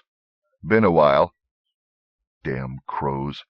He hadn't heard a warning caw, but something had called them together. Annie was sitting up on the roof of the porch now, looking down at him. It took him a moment to recognize her, with her hair cut short and dyed so blonde. He couldn't spot the aunts, but they were probably close by, too. In the trees, maybe, wearing feathered skins. He could hear something rustling up above. "The child has been under our protection since the day she was born," Chloe told him. "And you've been doing a great job of it, from what I've been hearing." That touched a nerve, he thought, as Chloe frowned. Fair enough, they weren't exactly making this easy on him, either. "We all make mistakes," Chloe said. "But I've been trying to make up for mine, with better success than Cody has his, I might add." "I told your girls here. Cody didn't send me." "No?" Chloe was doing all the talking. The rest of them simply watched from their various vantage points, letting her take the lead. "Truth is," Ray said, "we've had a falling out over the girl. I'm not agreeable to his having put her in the line of fire." He let them chew on that for a moment before adding, "You do know he's brought the Cuckoos in on this, don't you? 3, 4 families, including your old friends, the Morgans." "Shit," Chloe said. That was better, a crack in the ladylike demeanor to make her a little more like the Chloe he'd known in the old days. "Oh, yeah," Ray told her. "We're talking fierce times coming. You sure you want Carrie to have to deal with the hurt they can bring down?" "We can protect her." "What, with this bunch?" Brandon took a step toward him, and Annie slid down from the roof of the porch to land softly on the grass, knees absorbing the impact. But Chloe waved them both back. "You'd better leave," she said. "I'm not conning you. I'm here to help." Chloe shook her head. "We can't take that chance." "I'm telling you that if you don't—" "Don't make me raise my voice," Chloe told him. "You wouldn't want to wake Raven and have him become involved." "Raven's too far gone for anybody to wake him now," Ray said, though he didn't feel nearly as confident about that as he hoped he sounded. He turned his attention to Carrie. She seemed to be coming around. Her back was a little straighter, and she didn't look so faint. Chin up, gaze meeting his, trying to look determined, but obviously completely in the dark as to what was going on here. No surprise there. Except for Jack, the crows always played their cards close to the vest. "What do you say, Carrie?" he asked. "You want to take your chance in this war zone they've put you in, or will you let me take you someplace safe?" "I'm not going anywhere with you," she said. Well, that settled that. Outnumbered as he was, he couldn't exactly snatch her any more. Thing to aim for now was to get out of here with his own skin intact. "Okay," he told her. "Your choice. But if you change your mind, come see me. I'm living right across the street, 2nd floor." He saw Chloe's eyes widen slightly at that, and would have taken pleasure in the fact that he could still slip in under their noses if it didn't also point out how totally unprepared they were for one of the Cuckoos simply walking in on them. But that was their problem. He'd watch out for Carrie, even if she didn't want his help, but the crows could fend for themselves. "We're done here, right?" he asked Chloe. He could see she didn't like it. None of them did. Not letting him walk away, not his living right across the street from their roost. But what were they going to do? There was no percentage in trying to take him down, not while he was the only one standing here with a gun in hand. They had him outnumbered, but somebody was going to die along with him if they pressed the point. "We're done," Chloe said. "And I'm walking?" She nodded. "No one will harm you." Zia was the only one with a weapon in view. Shrugging, she snapped her switchblade closed, then it disappeared back up her sleeve. "Obliged," he said to Chloe, tipping a finger against his brow. He put the .45 away and returned to his car. The skin prickled at the nape of his neck as he walked the short distance, but he knew he could turn his back on them. Whatever else you might say about the crows, they didn't break their word. He got in the car and started it up, pulled away. He could still see them in his rear-view mirror, standing where he'd left them, watching him go. They'd be looking for him now, but that was okay. He'd work up a different skin, maybe take a note from Annie's book and dye his hair. Black, he decided. Crow-black. He only drove as far as the corner, turned right onto Lee, then made an immediate right again onto the lane that ran behind his building. When he parked behind the house, he sat in the car for a while, thinking. He wasn't doing so well. 2 strikes against him so far. First Cody, now this business at the Crow's Roost. For Carrie's sake, he'd better not strike out when he had to go up against the cuckoos that'd be coming for her, because that'd be it. Game over for both of them. 6. What was that all about? Rory said, as they watched the red-haired stranger drive away. Carrie nodded in agreement with him, but no one seemed to be in much of a hurry to explain things to either of them. Brandon had already stepped around the corner of the house, vanishing as quickly as he'd appeared. Annie had her hands on the small of her back, stretching, her gaze still on the end of Stanton Street, where Ray's car had turned out of sight onto Lee. The Crow girls were obviously just bored now that the excitement was over. Chloe stood on the porch with Rory, eyes narrowed, a frown on her brow. Since she'd been the spokesperson during the confrontation with the stranger, Carrie really expected her to be the one to answer at least some of her most pressing questions, like who was Ray? Why did Maida say he was her grandfather? What had Chloe meant when she'd said that Carrie had been under their protection since the day she was born? Who were Cody and Raven? What were cuckoos? But all Chloe did was turn to Rory and say, "I'd really appreciate it if you would call your friend Lily as soon as you can tomorrow morning." Then she stepped back into the house, the screen door banging shut behind her. And that was it. No explanation. Not even a "Hello, Carrie, nice to see you made it here safely. How was the trip?" "Are you okay?" Rory asked. She nodded as he came down the stairs to join her. He really was the nicest man. "I didn't go away," she found herself saying. "Nobody was going to let him take you anywhere," Rory said. She didn't bother to correct him. She'd meant she hadn't withdrawn into herself, curled up into a ball like a hedgehog and pulled the curtain down tight between herself and the world. That was the biggest surprise of the morning, that she could have had an experience such as this and still be standing here, completely functional. "Can we go now?" Maida asked. Looking at the Crow girl brought back a glimmer of confusion. She and Zia were like kids again, smiling brightly at her. All the darkness fled as suddenly as the knife had up Zia's sleeve. "To feed the cousins," Maida said, holding up the paper bag with the toast inside. "Remember?" "Can somebody tell me what just happened here?" Carrie said. Rory shook his head. "Damned if I know." "It's just old business," Annie told them. "I wouldn't worry about it. Ray talks a lot, but he's not dangerous." "That gun looked awfully dangerous," Rory said. "Guns always look dangerous." "Maida said he's my grandfather," Carrie said. Annie shot the Crow girl a sharp look, but Maida only shrugged. "Well, he is," Zia put in. "I've seen pictures of both my grandfathers," Carrie said. "That man didn't look like either one of them. He's not even old enough to be my grandfather." Except, she thought, he had the red hair and dark skin. He was as red-haired and dark-skinned as she was, as Nettie had been. "It's a complicated story," Annie said, "and not really mine to tell." "Then who can tell me?" Annie sighed. "I wouldn't necessarily be in such a hurry to find it out." "Why not?" For a moment Carrie thought she wasn't going to answer.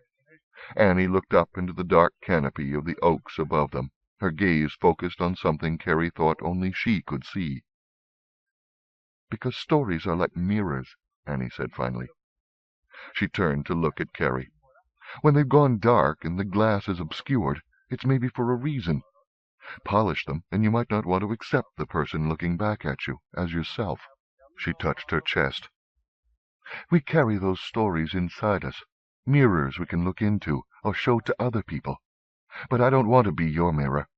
I don't want to be responsible for what you see." "You never let on that you knew anything about her," Rory said.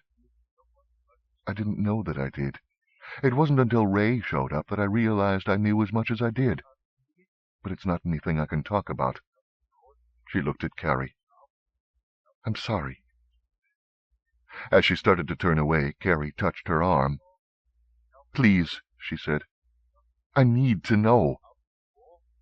"Then ask Jack." "Who's Jack?" "He's kind of a hobo storyteller," Rory said. "He lives up on the edge of the tombs in an old school bus." Annie nodded. "Jack tells stories. That's what he does. And your story is one he knows particularly well." "But I've never even heard of him before. How can he know anything about me?" "Well, Jack's like that. Stories stick to him like burrs, and who knows where he gets them all from in the first place." This wasn't helping at all.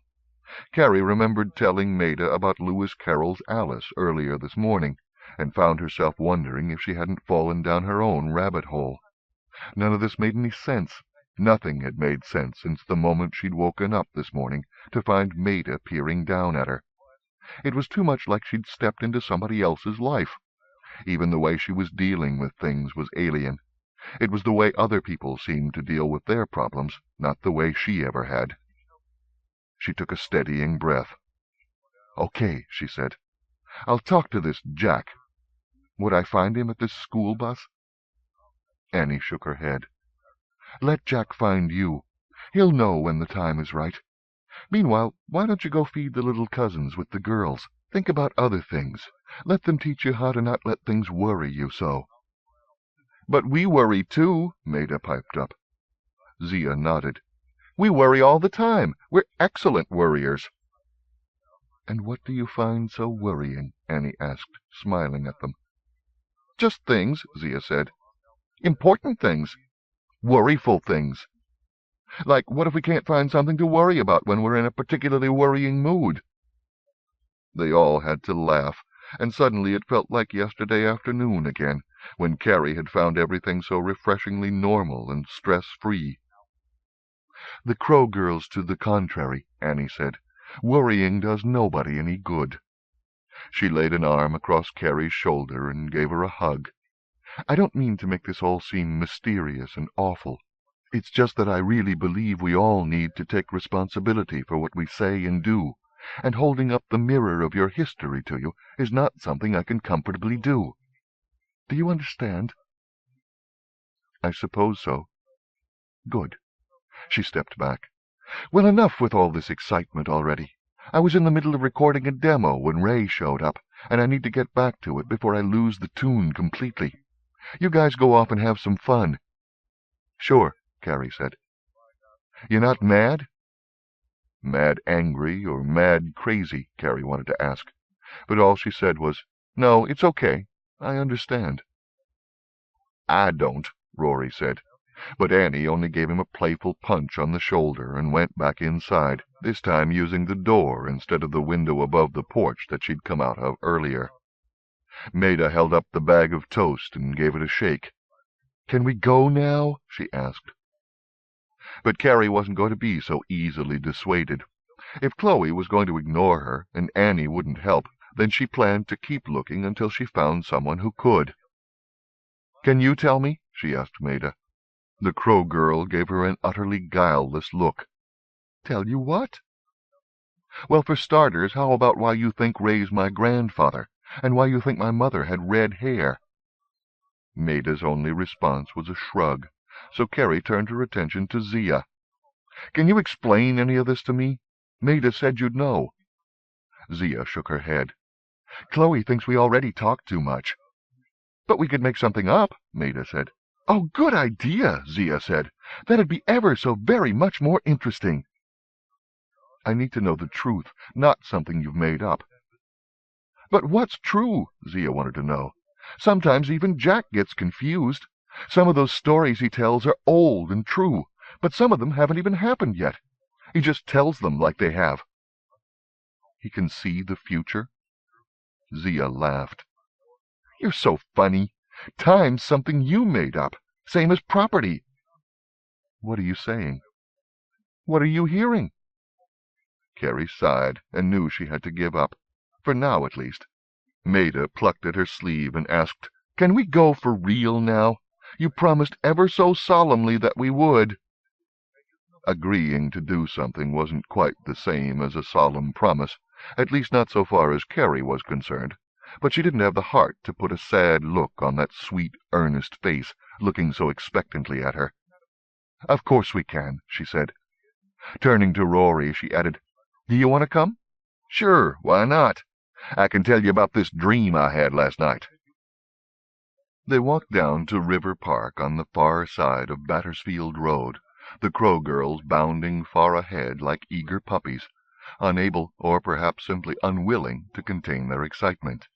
Carrie started to feel tired just watching them skip and dance about. She and Rory followed at a slower pace, more suited to the hot, sleepy day it had turned out to be. Anyone seeing them might think they were a couple, Carrie found herself thinking, and that made her blush. Luckily, Rory was too busy describing the odd dream he'd had of her last night to notice. When they got to the park, they found a shaded bench from which they could watch Maida and Zia skip about on the grass, tossing minuscule bits of toast into the air at the birds that came flocking around them. For some reason, their antics didn't disturb the birds at all, and the pair soon had a busy cloud above them, darting and swooping about, snapping up the toast. It was a playfully odd sight, two small and exuberant, punky-looking girls, surrounded by a crowd of feathery courtiers. Odder still, no one seemed to be paying the least bit of attention to them, except for Rory and her. "Do you believe in magic?" Carrie asked suddenly. Rory gave her a confused look. "What do you mean by magic?" "Well, like Maida and Zia. They're magic to me. You can almost believe them when they say that they're crows." "They said that?" "Well, not exactly." Carrie had to search for the word. "I think Maida said they were corby. Annie, too, except she's a blue jay." "I don't know about that," Rory said. He spoke slowly, as though choosing his words with care. "But I do know that they've looked around 14 in all the years I've known them." "They don't look 14 to me. They act like they're 14, or even younger." "And Maida told you that they were really birds?" Carrie shook her head. "It was more like they could look like certain birds, or that they were the—" this time the word came more easily— "corby equivalent of certain birds. Crows, blue jays." "Of course this is the Crow girls we're talking about," Rory said, "who eat jelly beans for breakfast and claim to live in a tree." "But what if they do? What if there really is something magical about them?" Rory gave her a sharp look. "Something happened to you with them, didn't it?" Carrie wasn't sure how to reply. To explain Maida's healing touch meant she had to drag out all the old baggage and place it here on the bench between them. She'd lose the chance for it to be the way she'd imagined it could be yesterday, that she could simply invent who she was, and that was how everybody would take her. At least it wouldn't be like that with Rory any more. "It's kind of hard to explain," she said. Rory nodded. "That's okay. You don't have to tell me." "It's not that. It's just—" She sighed. This was so hard. It wasn't at all the kind of thing she could talk about easily. But she liked Rory, and since one part of her really did want someone else to know, maybe it should be him. He seemed to be too easy-going to weird out on her, and she thought he might like her, too. He'd dreamt of her last night, hadn't he? Of her and some totem animals. A jackdaw and a fox. "What did you say was in the car with me?" she asked, suddenly needing to confirm that she had it right. "You mean in my dream?" She nodded. "A fox and a blackbird. I'm not sure what kind exactly. It could have been a crow, or maybe even a raven." "Or a jackdaw?" "I guess. They're smaller, aren't they?" But Carrie wasn't really listening. "See, this is so weird. That's what Maida said I have. Fox and jackdaw blood." "Come again?" "She called it old blood. She seemed to think I have enough of it so that I can—how did she put it? Change my skin, too. That's when I really focused on her and realized how foreign she is.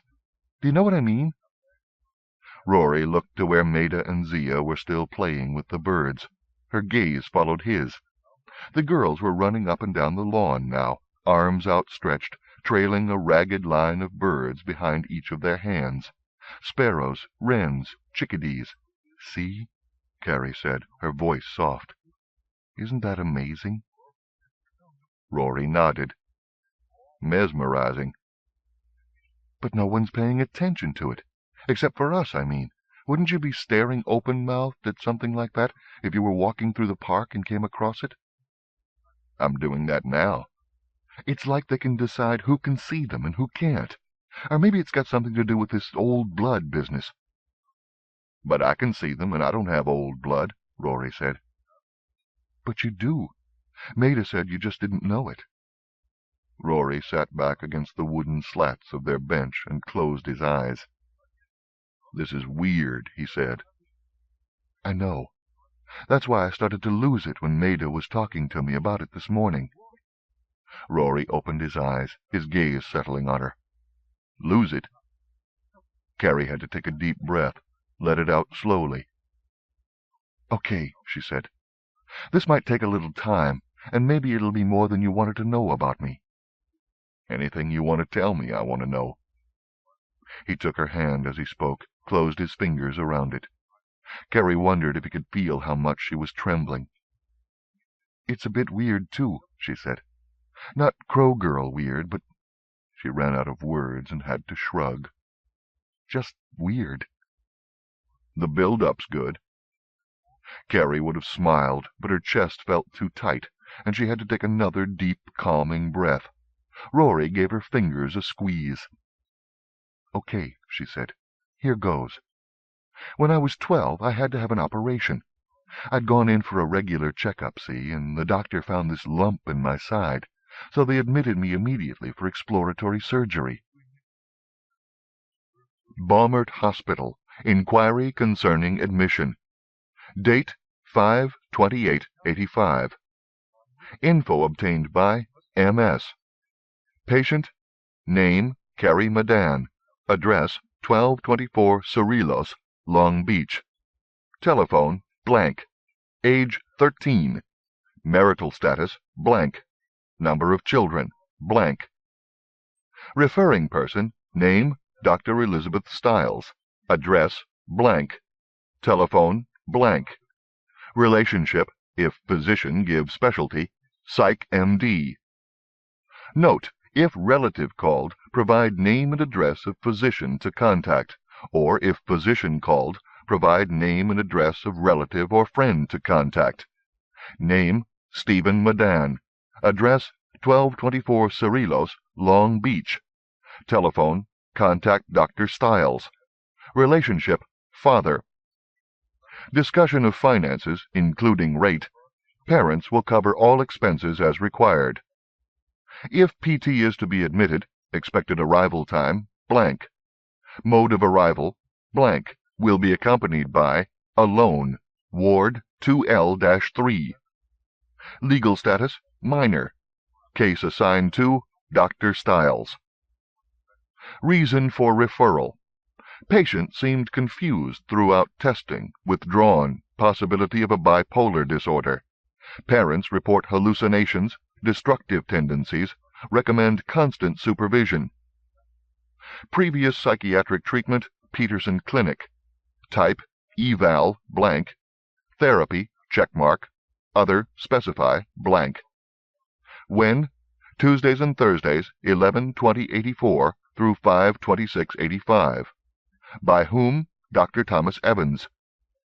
Physical handicaps, blank. Allergies, blank. Suicidal, blank. Assaultive, checkmark. Escape, checkmark. If follow-up needed, give summary here, details on separate sheet, sign your name, blank. If patient not admitted, give summary of reasons, sign your name, blank. Revised 4/22/84, F-73. 7. When I was 12, I had to have an operation.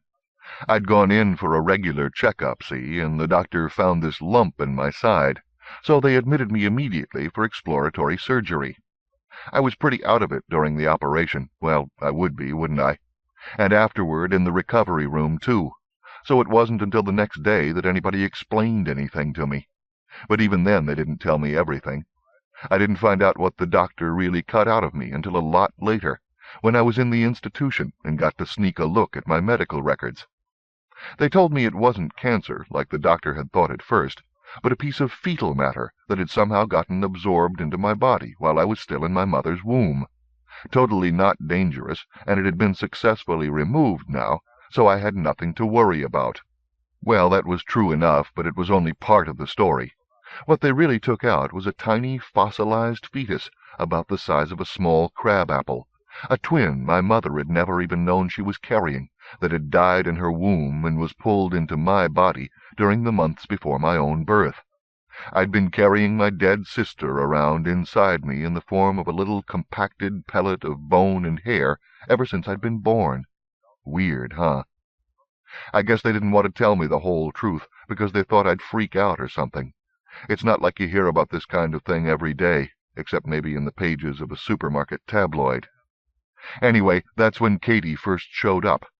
Not the dead, fossilized twin I'd been carrying around in me, but a real, living, breathing 12-year-old girl who looked just like me, except she'd never been born.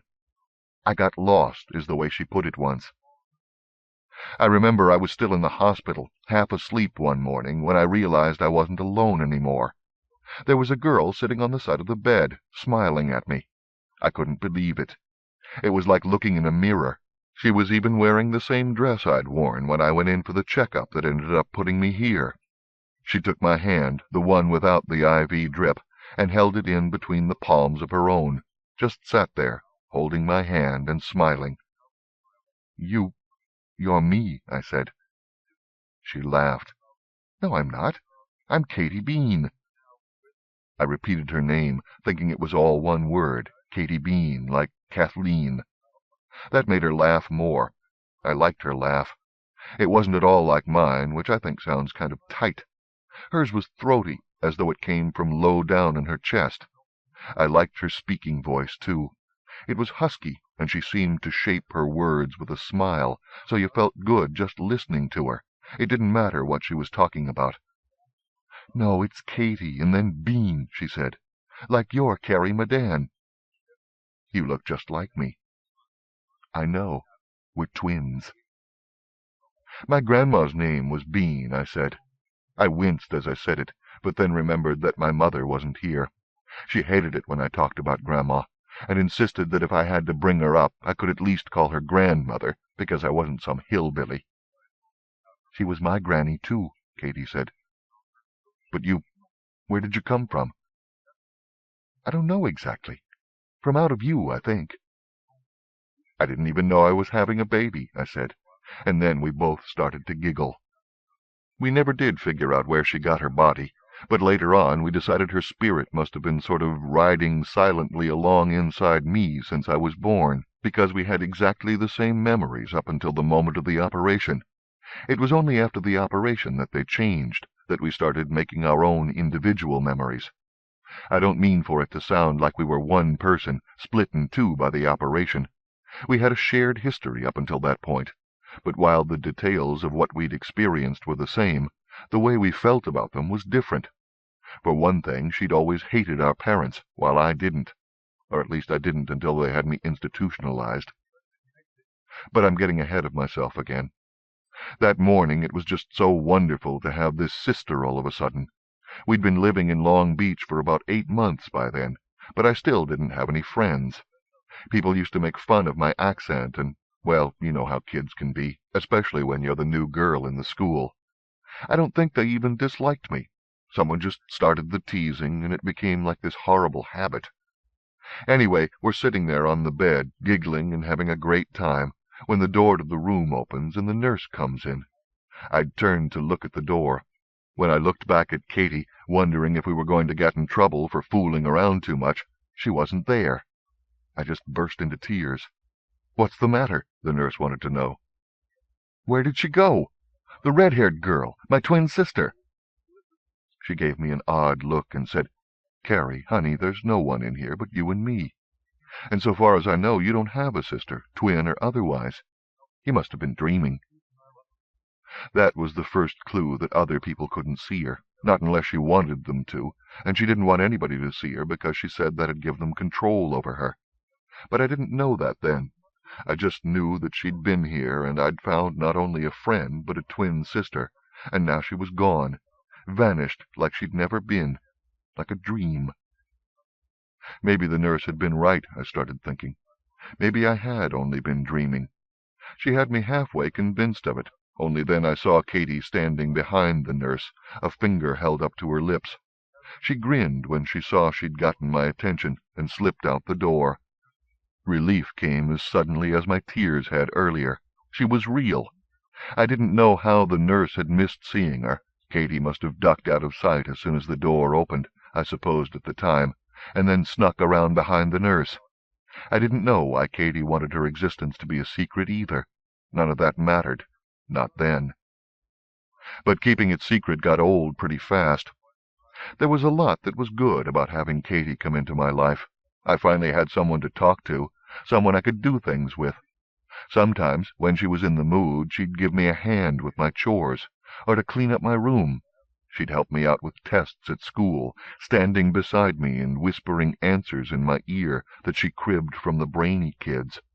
She had a natural talent for the piano, too, and used to do my practicing for me, only that backfired, because my parents would hear this beautiful music that she was playing, and then want me to play for guests they'd have over for dinner, and of course I couldn't. They thought I was being obstinate on purpose, and that got me in trouble. Actually, Katie got me into a lot of trouble. You can't hide an invisible person's presence in a house. Maybe no one could see her, but Katie had to eat, so there was always food missing. She'd borrow my clothes, then just drop them wherever she felt like it when she was done with them. There was the business with the piano, and since she hated our parents, particularly our mother, she was always leaving nasty surprises for them. Frogs in their bed, worms in her jewelry box, dead flies in the liquor bottles. Do I have to tell you who got the blame? I tried to make out like our house was haunted, that a poltergeist or something had moved in, but that didn't fly. After a few months of this, they started sending me to see a psychologist, and somehow he got the fact of Katie's existence out of me, or rather the fact that I believed in her existence. I didn't mean to tell. It just slipped out. But when I look back on it, I guess I'd just had too much. She was fun. She was always fun. But she never had to deal with the punishments like I did. She never stopped to think of what had happened to me when she was pulling one of her pranks, and whenever I tried to talk to her about it, or talk her out of something if I knew she had something planned, she'd just laugh and make a joke about it. Once it was out, the psychologist got me talking about her, why I'd wanted a twin sister, how I felt about her now that she was getting me into trouble all the time, all sorts of things. It was sort of a relief to have someone to talk to about it, except after a few weeks of my sharing these secrets with him, he started in on how he could understand the appeal and all, but maybe I was a little too old to have an invisible companion now, and didn't I think it was time to start facing my problems? And I realized he'd never believed me at all. When I got stubborn about it, insisting she was real, he talked to my parents, and then Katie found out. She was furious. We were home alone, and she started shouting at me, and then she went crazy, breaking windows and dishes, the TV. It was so awful. I tried to stop her, but she was stronger than me, and finally I just gave up and huddled in a corner while she trashed the house. Naturally, I took the fall for what had happened. I got sent for psychiatric testing at Baumert Hospital then. That was my first visit to the institution that'd be my home for the next 10 years or so. If I'd been smart, I would have gone along with them. I would have agreed that the move had been stressful, and how Grandma dying made me so depressed, especially since we hadn't gone back for the funeral, for closure was the way they put it. How it was hard not fitting in at school and all the other crap they had to explain my behavior. But I was still a kid, and you know what it's like. You can't understand why no one will believe you when what you're saying is true. It's so unfair. That just made it easier for my parents to have me committed. I caught on after a while and tried to pretend that I agreed with my therapist, but it was too late by then. It's easy to get into a psychiatric institution, but impossible to get out again if there are people who want you kept in there and they've got the money to pay an unscrupulous doctor to phony up your records so that you never show any signs of improvement. They kept me zoned out on drugs for years. I saw Katie once at the beginning, when I came in for my 2 weeks of testing. Neither of us realized just how bad this was going to be for me, but we knew it was serious. Katie was so sorry, and I made her give me a solemn promise not to be bad any more. Made her promise on Grandma's grave, because Grandma was somebody we could both agree deserved to be loved. She also promised to come visit me as often as she could, but the next day I was committed, and the drugs they put me on made me as blind to her as everybody else. They weren't mean to me in there, and it wasn't like I was a vegetable or anything, but I learned after a while that I was never getting out, not so long as my parents were alive and were willing to pay off my doctor. Whenever I started to push at getting released, my dosage would be upped, and I'd truly zone out for a while. Of course, I wasn't aware of any of that for a long time. I just thought I really must be crazy. I mean, I felt okay and everything, but these were doctors, and I wouldn't be in here if I were normal, would I? And if you think about it, no one knows what normal really is, not inside themselves. Everybody has crazy thoughts from time to time, or feels weird or depressed or panicky. But for most of them it passes and they carry on. But you can't do that inside a place like that. As soon as you start to display any signs of anxiety or stress, out comes the medication. My record said that I was a danger to myself and others, and prone to violence when I was off my medication, so it's not like anyone was going to listen to me when I tried to explain that I was really all right. It was just a passing mood, not some huge trauma. They'd just up my medication and put me into a zone state. I'd spend a couple of days in seclusion. Then when I'd get back out on the ward, I'd go from half-hour checks to 5-minute checks. You know, when they open your door and check up on you. Doctor's orders, paid for by my loving parents. I'd been in there for 3 years before I finally found out what was going on. My doctor had taken her annual 2-week vacation, and I got to see someone else while she was gone. I was used to the procedure by now, but this time the replacement therapist I got for the 2 weeks she was away was different from the ones I'd had before. He was a young guy, and not quite the good soldier the others had been, since he didn't believe in following orders when they seemed wrong. During the first week, he decided to lower my dosage, and it was like someone had unwrapped a half-dozen layers of gauze from around my brain.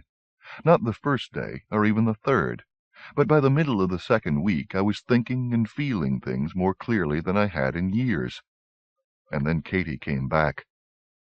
I had grounds privileges at the time, so I was outside, sitting on a bench by myself in the garden.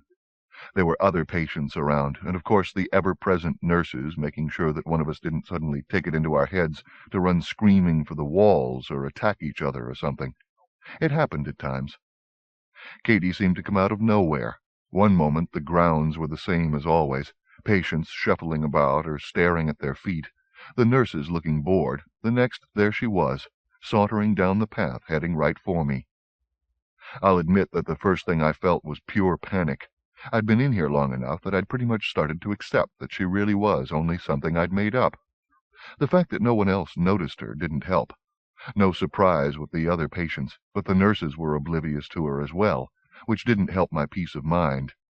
What I wanted to do was go back inside and ask for more medication.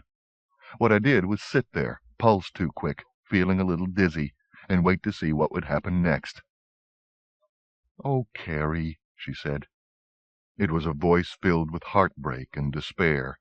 I looked around to see if anyone was watching me before I dared speak. What are you doing here?" I asked. She looked at me so sadly. "I come here all the time. You just can't see me because they fill you up with drugs. They say you're not real." She sat down beside me and put her arm around my shoulders, leaned her head against mine. I couldn't move. I sat there stiffly, staring straight ahead. She felt real. "What do you think?" she asked. I don't know." She took my chin in her hand and turned my face so that I was looking at her. "Don't let them win," she said. "If you truly don't believe I exist, I think it'll come true." She dropped her hand, and I looked straight ahead again. Megan, one of the girls on my floor, was sitting cross-legged beside the flower bed in front of us. Not close, not so she could hear. She was here because she'd tried to kill her father. She was so sweet, it was hard to believe. But then people probably said the same things about me. "I wouldn't be here if there weren't something wrong with me," I said. "That is such bullshit. You're here because our loving parents are paying off one of the doctors to make sure you stay locked up and out of the way." I turned to look at her. "That's not true. I'm here because they think I imagine things."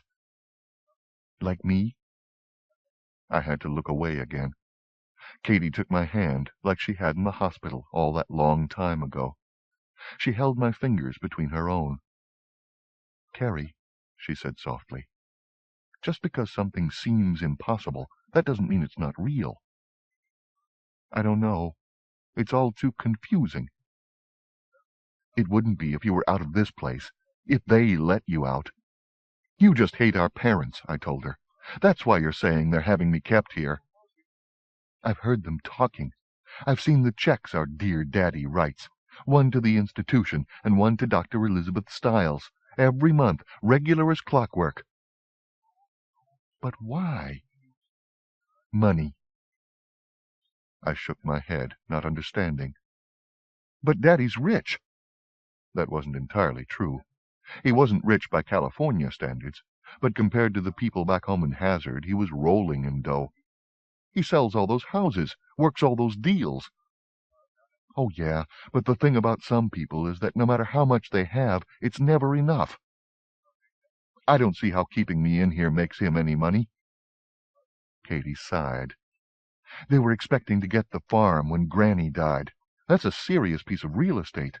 The logging rights alone are worth a small fortune. But she screwed them out of it and had it deeded to one of those environmental groups she belonged to, on the condition it be kept as a nature preserve. Everything else she left to you." "Everything else of what?" "The royalties from her books, her paintings, everything." I hadn't known anything about that. "I didn't know." "And you're never supposed to, because the money goes into a trust fund managed by our dear Daddy. He's sold everything else, all of it, the paintings, the sketchbooks, everything. And that's why he's rich." "But that doesn't explain why they'd want to keep me in here." Katie shook her head sadly. "Because everything's supposed to go to you when you turn 21, except there's nothing left except for what's in the trust fund, and that's what's keeping you in here.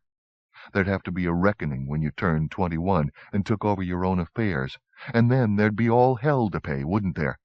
Except if you're in here, that reckoning is never going to come." "But I won't be 21 for years. Why would they do this to me now?" "So that you don't have to be around. They don't love you, Carrie, any more than they'd love me if they thought I was real, any more than they loved our Granny." I knew that was true. They'd always hated Grandma. But when we still lived in Hazard, they'd let me see her. Sometimes I even got to stay overnight. But then we had to move here, and she died. But I couldn't accept that they didn't love me. "They do love me," I said. "Then why don't they ever come see you here?" I didn't have to answer. She already knew. And now I did, too. I kind of fell apart after that, started crying. Katie tried to comfort me, but then a nurse approached and took me back inside, called the doctor. I tried to explain to him that I was okay, that I was just sad, but I couldn't mention Katie, so I couldn't explain why I was sad. And in the end he upped my dosage again and put me back in the zone where Katie was lost to me.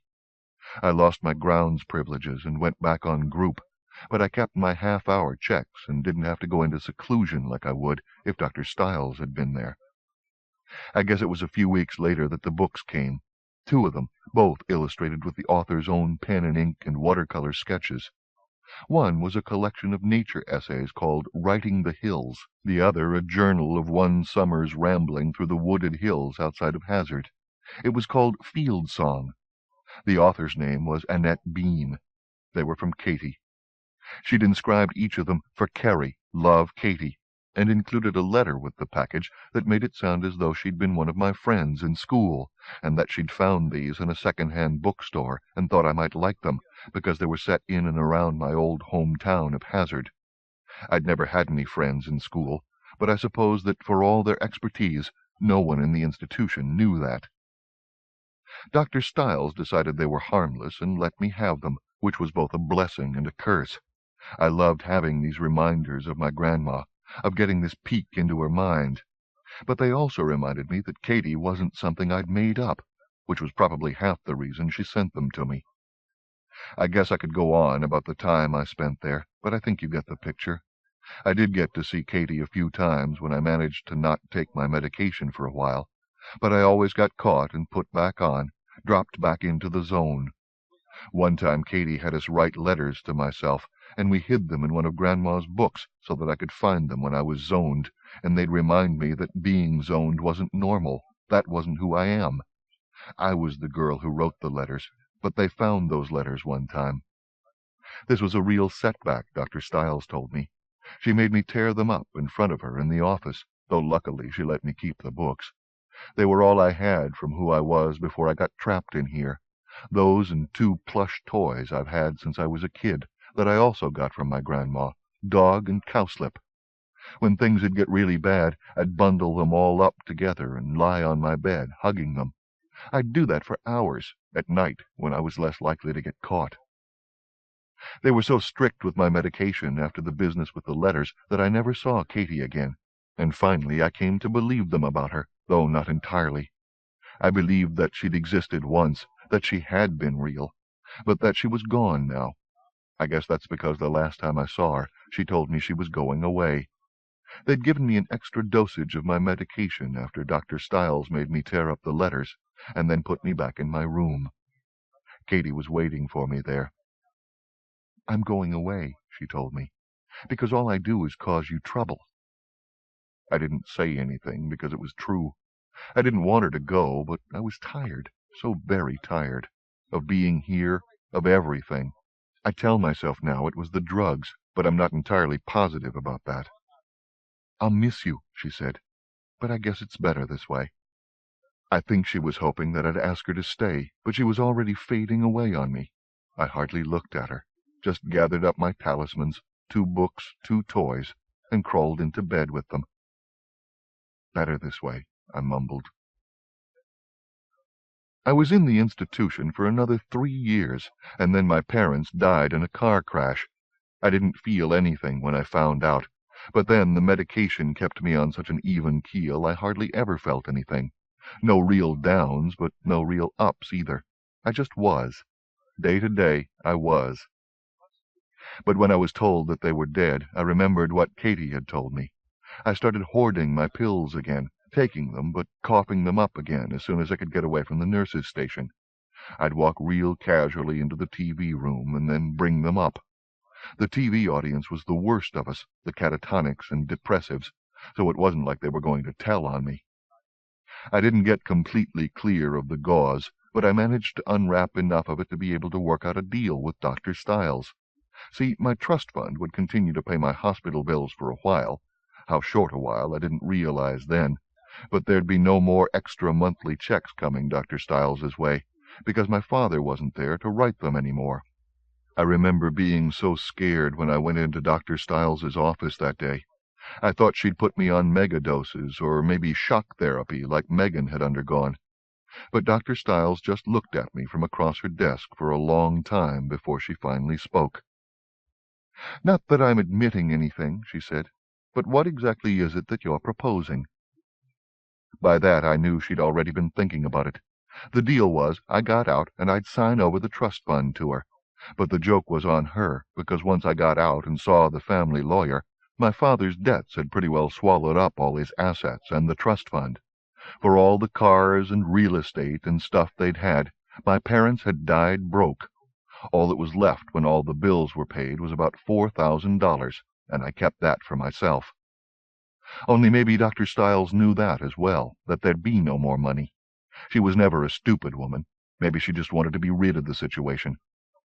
Of course, once I was out, all I wanted was to be back inside again. The world's a funny place. When I used to look at it from inside, sometimes it was this huge, overwhelming presence, vaguely menacing and all sort of quivery.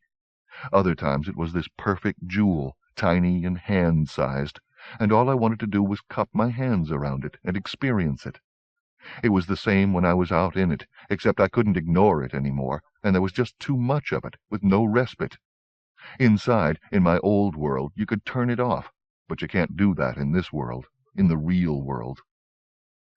I stayed for a couple of weeks with Mindy, this girl who'd been in Walmart with me a few years ago. She tried to help me fit in, look for a job and stuff, but it didn't take me long to know I couldn't stay on the coast. She'd ask me what I wanted to do, and I'd say, I want to be like my grandma. I want to write and paint. It was like a kid's fantasy, because I didn't know much about either.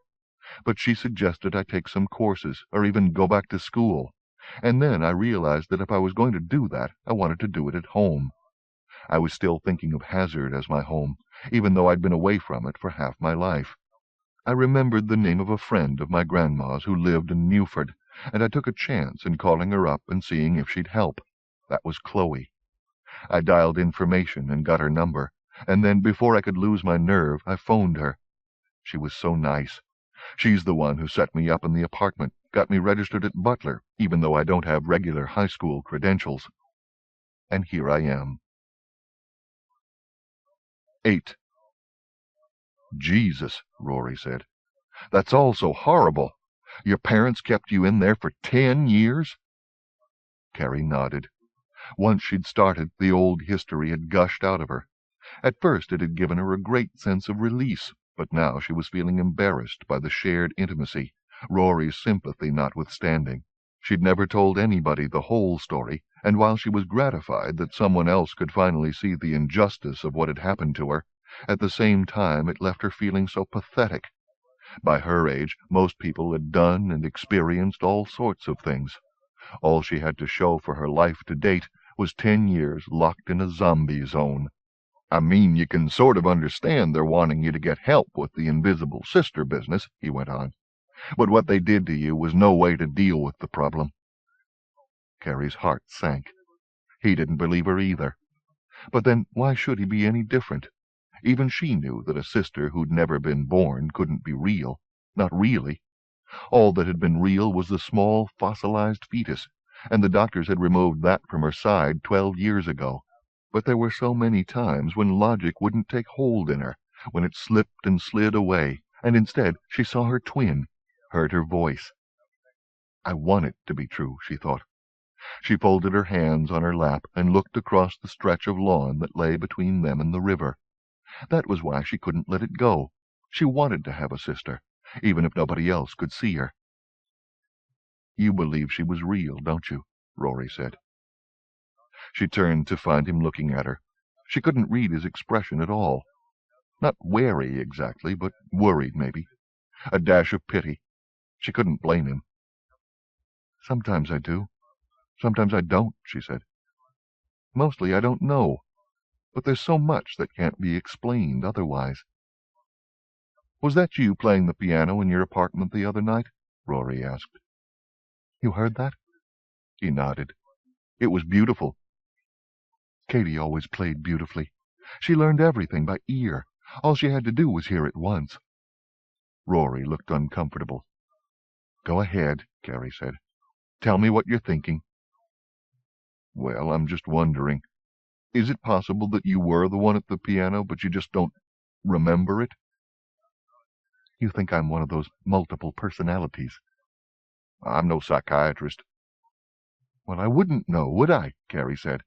I mean, if another personality was to take over, I wouldn't be aware that it was happening. She'd seen it at Walmart with a girl named Wendy. Sometimes the personalities went flickering through her so fast it was like someone was holding a remote and surfing through the channels. Wendy never knew it was happening at all. She just lost time, like the epileptics did when they had a seizure. I guess not, Rory said. Carrie sighed. Except I'm me when it happens. Katie manifests externally. I mean, if she exists, if I'm not just making her up. I didn't say. You don't have to. Nothing else makes sense. An awkward silence fell between them. Carrie looked for the Crow girls, but they seemed to have wandered off, unless that pale-skinned punk with the wild black hair sitting a few benches down was one of them in a new disguise. She couldn't tell if the androgynous figure was a boy or girl. Her gaze moved on. I guess they got bored and left, Carrie said. Rory nodded. They don't exactly have the longest attention spans." He shaded his eyes as he searched the lawn for the pair, but Carrie had already stopped looking. Her attention was now on the gray stone buildings of Butler University on the far side of the river. Weird to think she'd be going there tomorrow morning. One thing she vowed: she wouldn't tell anyone anything about Baumert or Katie when she was on campus. She was going to pretend she was normal and just hope that if she pretended hard enough, it would come true. "What happened this morning with Maida?" Rory asked. Carrie turned back to him. She had to think for a moment before she remembered what it was that had started this whole sorry monologue of hers. This morning already felt like weeks ago. She knew she could let it slide. While Rory might not believe in Katie, he seemed like a nice guy, and she didn't think he'd press her. But she figured she might as well finish it now, closure and all, as Dr. Stiles would have put it.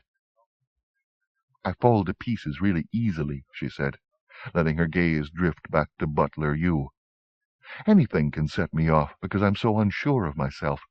It's like I walk this narrow balancing act between being crazy and being normal. Only being normal's like a really thin wire, and it's so easy to fall off."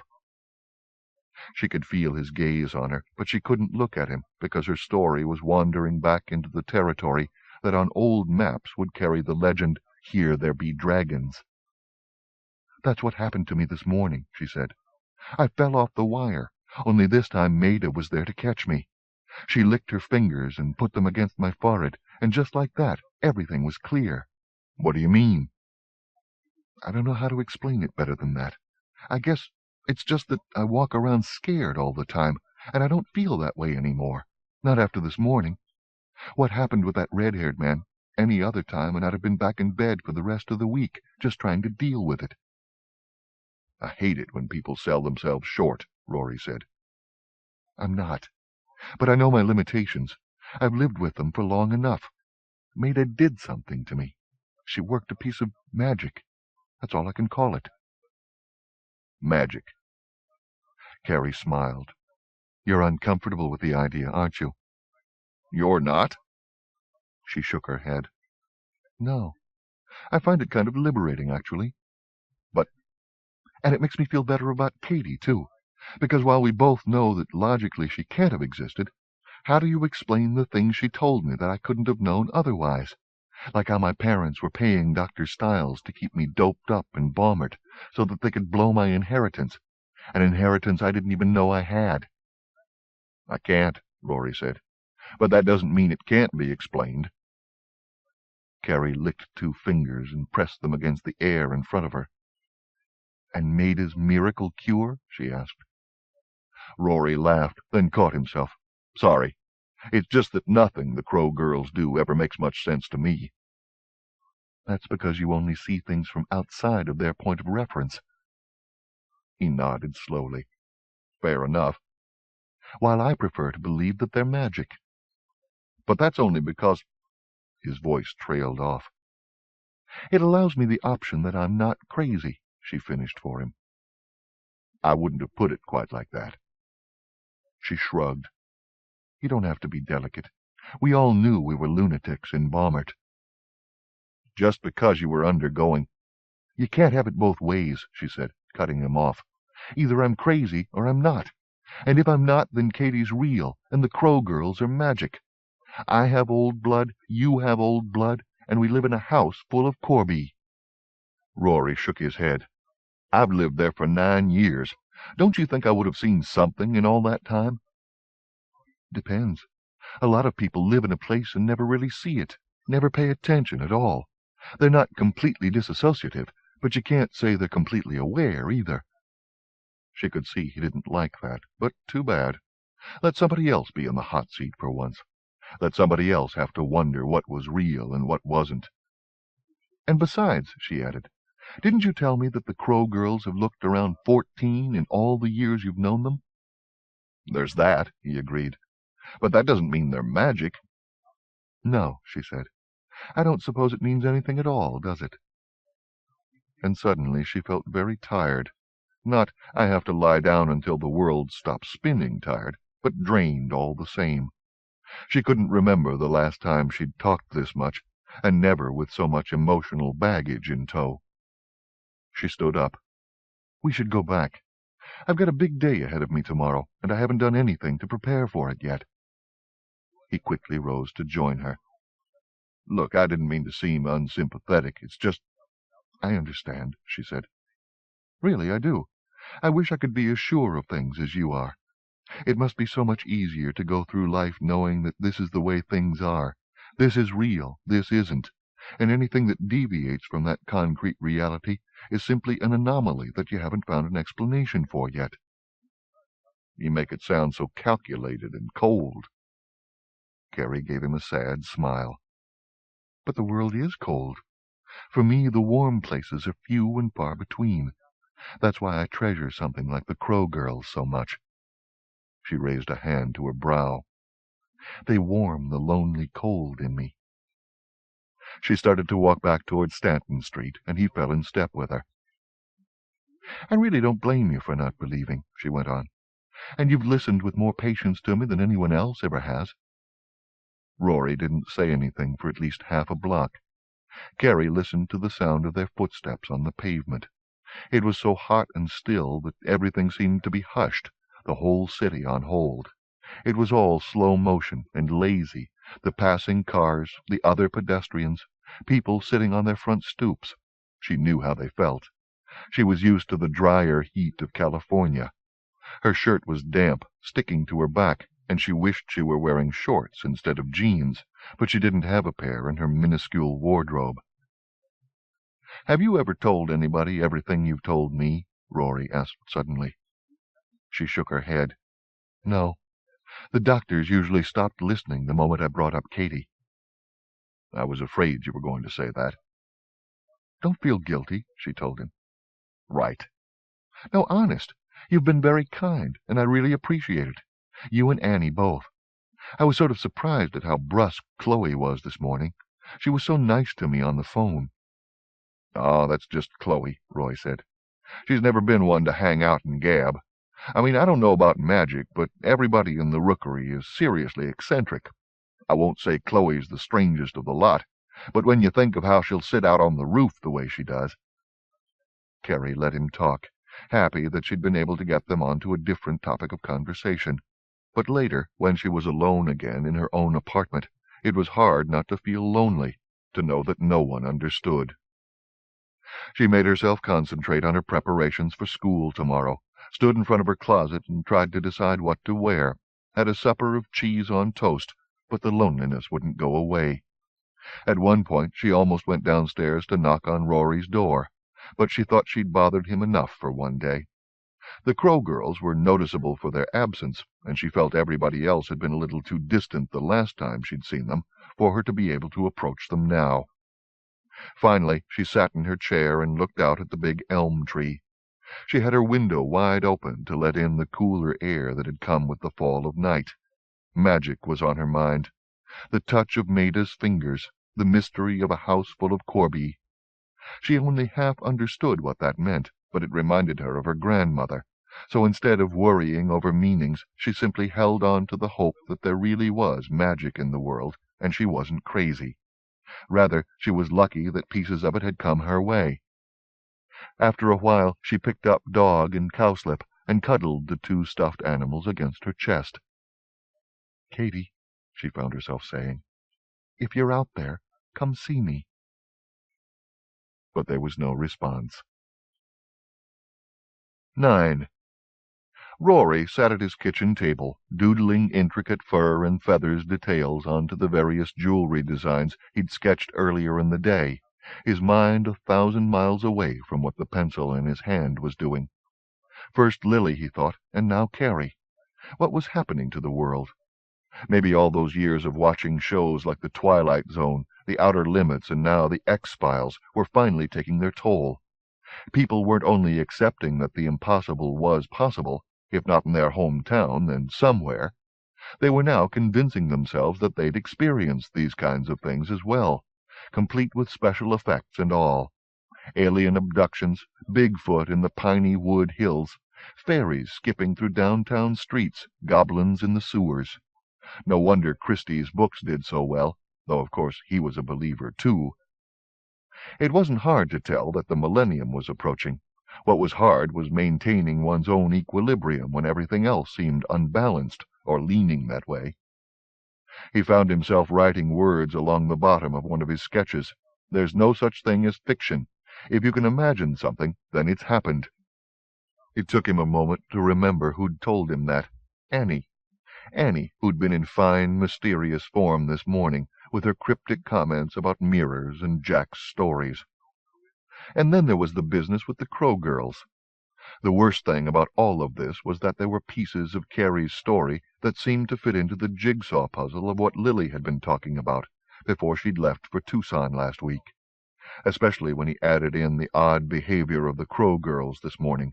They'd seemed genuinely menacing, Zia with that switchblade in her hand, until the red-haired stranger finally drove away. So why had he been so quick to dismiss Carrie? Worse still, why did he dismiss Lily's story when he knew she'd never lie to him? Because it made no sense, he told himself. No sense at all. The world didn't have room for imaginary twins being real, or for secret races of animal people. But still. He wondered now.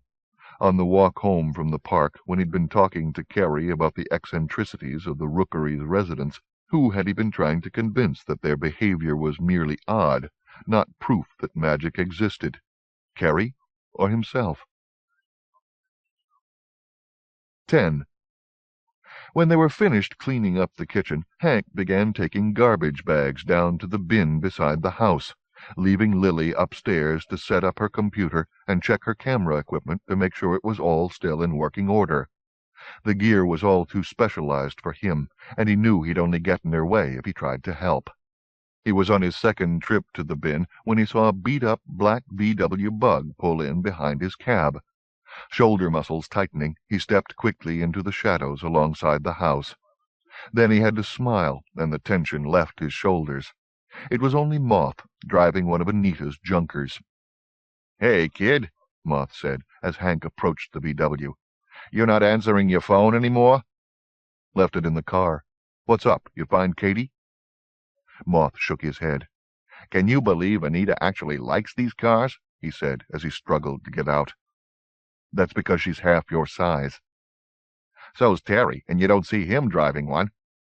Hank laughed. He liked VWs himself. First car he'd actually owned, as opposed to boosted, had been a Bug. Moth gave the porch light a pointed look. "Think we can kill the light?" he asked. "Makes me feel too much like a target." Hank went into the hallway to turn it off, then joined Moth on the porch steps. Moth pulled an ever-present pack of cigarettes out from where it was tucked in between his biceps and the sleeve of his T-shirt, shook a cigarette out, lit up. "Still can't find Jack either," he said. "Maybe they took a road trip together." "Yeah, that's what I'm hoping, too." But neither of them believed it. "How'd you know I was here?" Hank asked. Moth blew out a stream of blue-gray smoke. "Lucky guess." "Too bad you can't use a bit of that luck to find Katie and Jack." "That's what's got me worried," Moth told him. "Course the pair of 'em have always had a kind of elusive quality." "That what you were calling me about?" "Nah. Paris has been trying to get hold of you. Said to tell you she found your dick." Moth grinned. "And I didn't even know you'd lost it." "Marty's going to owe me big time for all the crap I've been taking on this." "And to think I never thought he had much of a sense of humor." "You've just never liked lawyers." Moth shrugged. "What can I say? Whenever I see one, the next thing I know some judge is handing me a few years in the state pen. Must be tough, you always being innocent and all." "You know the drill, kid. Inside, everybody's innocent." "Except for the short eyes," Hank said. Moth's eyes went hard. "Any guy can't keep his hands off a kid deserves what he gets. We know it, and they know it. Why the hell do you think they're always whining about rehab, like therapy's going to help when the wires are that crossed? But the lawyers push for it, and the judges buy into it, and next thing you know, the freak's out on the street, stalking kids again." "Marty doesn't defend pedophiles." "Never said that he did." Moth flicked his butt toward the sidewalk, where it landed in a shower of sparks. "So, are you doing the run with Eddie tonight?" Hank shook his head. There was a little problem here, he said, and explained what had happened to Lily in Arizona, and how her apartment had been torn apart. What are they looking for? Moth asked. Damned if we know. Moth nodded, lit up another cigarette. You like this one, don't you? You're beginning to sound like Paris. I thought you did, Moth said. You should bring her by the yard sometime. Give us all a chance to meet her. Hank smiled, and let her see what she was getting into, because one thing would never change. The family was always part of the package. I'll do that, he said, when all of this blows over. That can't come too soon for me. Tell me about it. Moth took a long drag, slowly let it out. This woman you were saying Lily met in Tucson, you think she could be the same Margaret in Jack's stories? As soon as Moth said it, Hank knew he had to be right. Jack's Margaret was also dark-haired, with those white stripes of hair at her temples. Feisty, knew her way around. How'd you make the connection? He asked. I'm not saying she is or she isn't, Moth said, but it'd make sense. You ever meet her? Nah, she'd run more with Paris's crowd. Ask her when you call her about your dick. Hank sighed. He refused to look at Moth, but he couldn't ignore the snicker. Let me know when you get tired of this one, he said. That woke a deep belly laugh from Moth. Oh, kid, he managed when he finally caught his breath. If you could see your face, you'd know that might never happen. Great, Hank thought. Like he was ever going to hear the end of this now. Marty was really going to owe him for this. Can you pick up Eddie tonight? He asked. Sure, I'll just do some mix and matching with Terry, but we can work it out. I was thinking, Hank added, maybe you could ask Eddie to do me a favor. Moth's voice was cautious. What kind of favor? Set up a meet for me with the Couteaus. Moth shook his head. I don't know if that's such a good idea, kid. Eddie already told us how he feels about getting involved with them. I'm just asking him to set it up. I've got a bad feeling about this. You two go back a long way, Hank said. He'll do it for you where he'd just put me off. Moth gave him a long, steady look. What have you got planned? He asked. Nothing. I just want to talk to them, get them off our backs, find out what they're looking for. And if it's something you can't give? I have to know what's going on, Hank said. We're getting nowhere, stumbling around in the dark, and if we don't do something, somebody's going to get hurt. Somebody's already gotten hurt. Or are you forgetting that one of them's dead? They aren't going to know we had anything to do with that. You hope. Hank sighed. Okay, so feed me some ideas. We've already tried to stay out of it, but that didn't work. They trashed Lily's apartment and came looking for her in Tucson. Do I wait until she's dead before doing something? Moth didn't reply immediately. He lit up another smoke and stared at the dark houses across the street, then finally stood up. Okay, he said. I'll talk to Eddie. 11. Sender dgavin@tama.com. Date Sunday, 1 September 1996, 15:40:22 -0500. From Donna Gavin, dgavin@tama.com. Organization Tamarack Publishing. To L. Carson2@cybercare.com. Subject, check this out. Okay, now before you say anything, I didn't tell anybody what you told me, but I have been doing some research into this whole bird people business. Hello? Do you feel as weird as I do, taking this seriously? Anyways, you know that guy Andy Parks in sales that I told you about? The one who acts like he knows everything? And unfortunately is really bright and not in your face about it, so that you can't hate him for being so damn smart?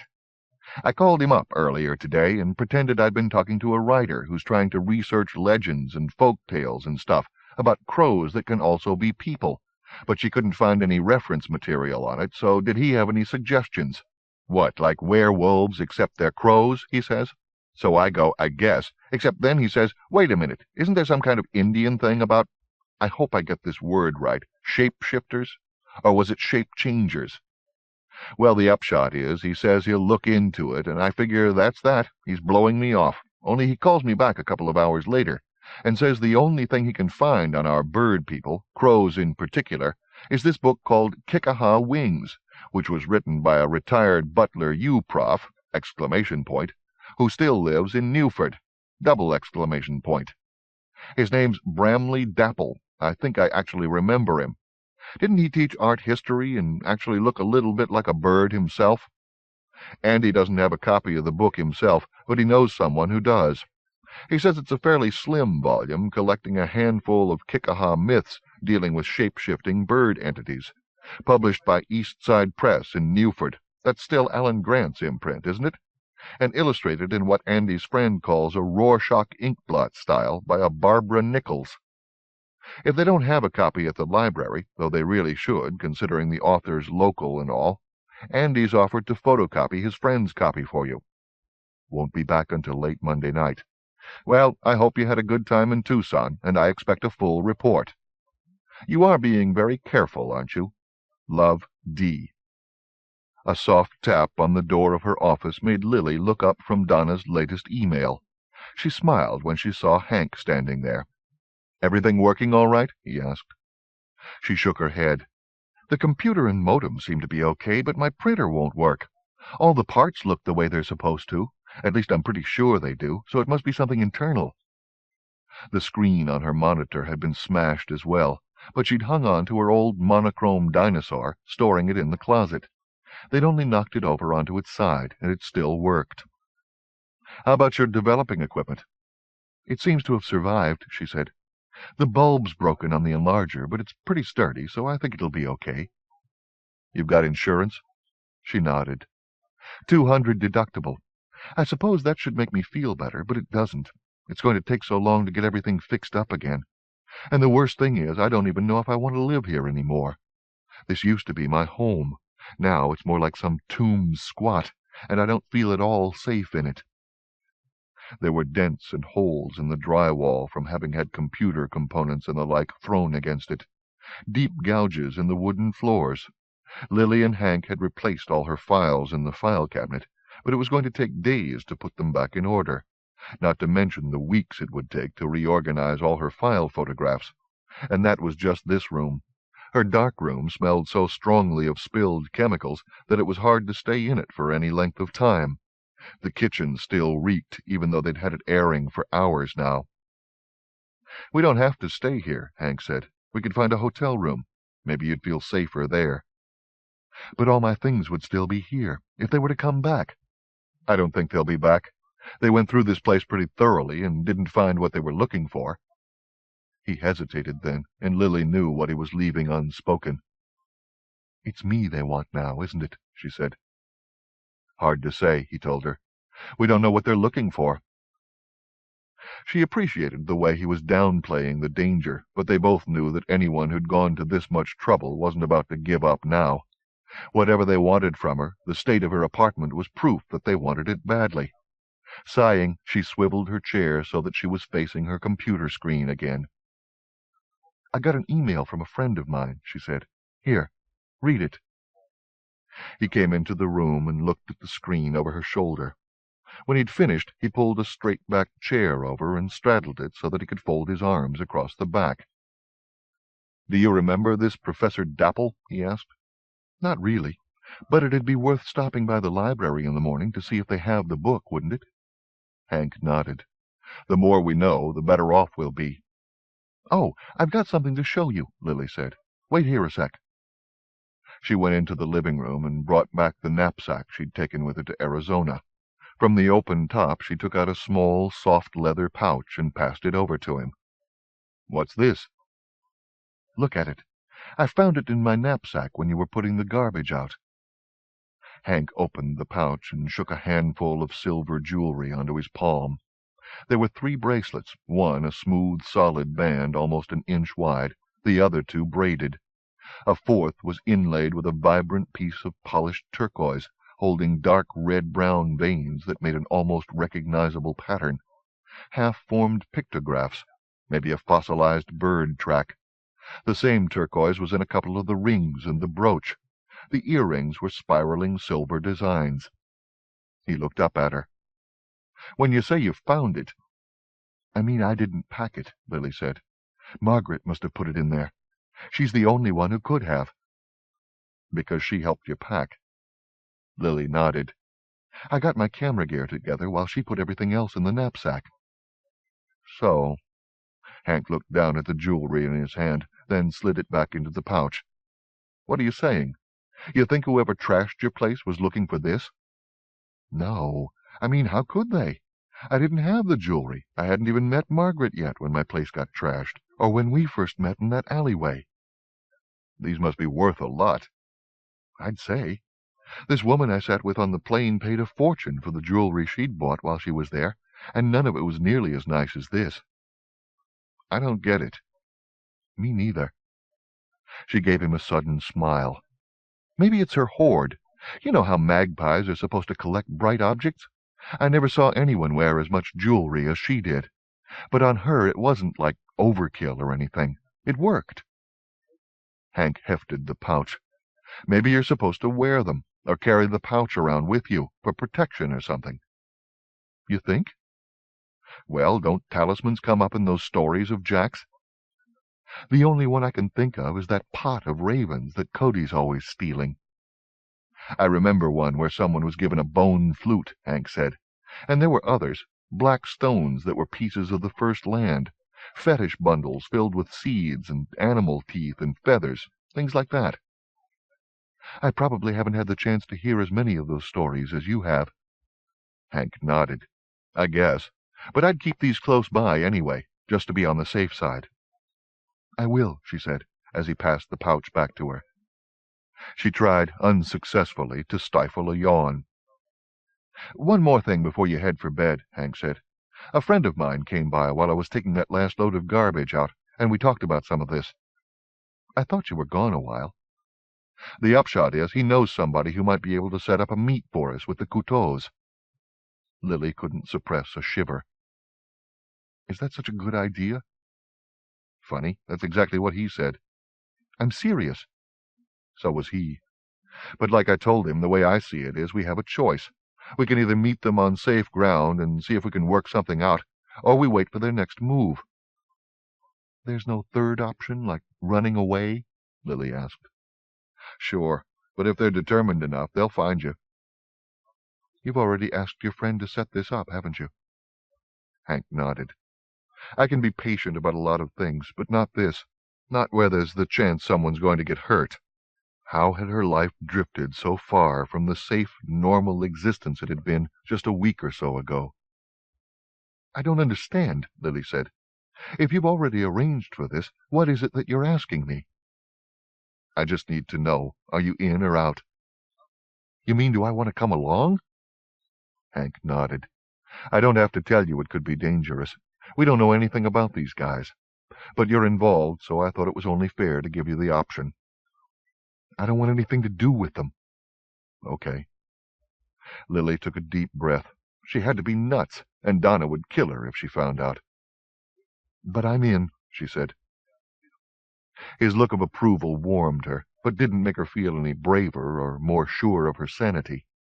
"We won't be hearing anything until sometime in the morning at the earliest," he said. "You should probably take the opportunity to grab some rest." For the first time since they'd discovered that her apartment had been torn apart, Lily found herself wondering again if they were going to end up sleeping together. "You'll stay?" she asked. "If you want me to." It was like he was always giving her the option to gracefully back off, and Lily couldn't figure out why, but she wasn't going to spend time tonight worrying at it. She looked him directly in the eye. "I want you to," she said. This time he leaned close and kissed her. 12. Ray thought of Jack as he stood in the lane behind the Crow house that night, wearing his new skin. The lonesome dark. That's what Jack called a night like this, when you were distanced from everything and everybody. Out on your own, and there was nobody to care if you were happy or sad, if you lived or died. The lonesome dark hadn't existed in the old days. That was something people invented, like time. Parcel up the days, parcel up the seasons. Add a minute here, a day there when it doesn't quite fit. Trim the square peg so that you could slide it into the round hole. In the old days, the night was as open as the day. It wasn't a better place to hide because there was nothing to hide from. You weren't outside looking in because there was no inn. In the lonesome dark, it was easy to agree with Cody, put everything back to the way it was before that first big mistake of his. Except it wouldn't happen. Jack was right. Pretty much anything Cody touched had a way of screwing up, and that was something that was never going to change.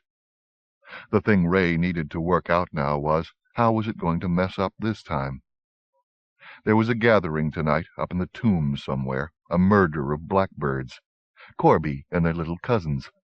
Ray had been out tracking elusive cuckoos when he first heard the crows squawking and carrying on. So he headed back to the crow house to finish what he'd started this morning, grab Carrie and make a run for it. Except once he got there, he found that they hadn't left her unguarded. Raven was inside, like he'd do much good, the state he was in. But Chloe was perched up on the roof. Neither of them seemed to pay any notice to him, but you never knew. Everybody else was gone. Ray had had a lot of time to think today.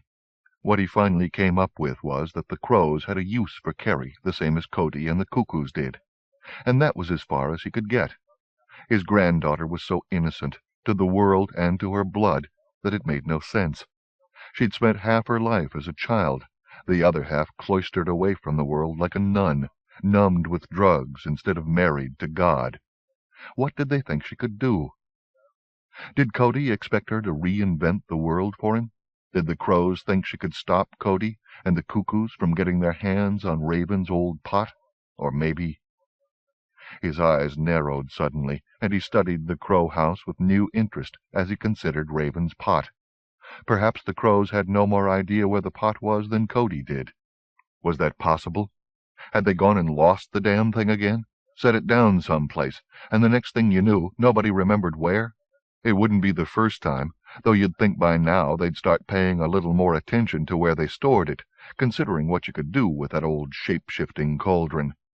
Maybe Raven wasn't actually enough in this world to pay much attention to where it should be, but you'd think Chloe would be keeping a close eye on it.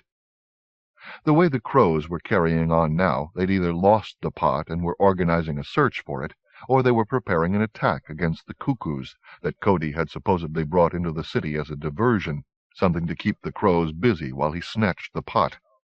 But if the pot was lost... He knew nothing about his granddaughter, didn't know if she had a finder's gift. Some humans had it, not like the hawks or cuckoos did, not so focused and strong. But if she did, her Corby and Canid blood would make it all that more potent. And if she did have the gift, that would explain why Cody was so interested in her, and the crows were protecting her. It made so much sense, Ray couldn't understand why he hadn't seen it earlier. But now he was sure he'd figured it out. Why else would Cody have been so interested in Carrie? Cody couldn't use the cuckoos to help him find it, because they'd just grab the pot and cut him out of the deal. And the crows didn't have that kind of tracking gift.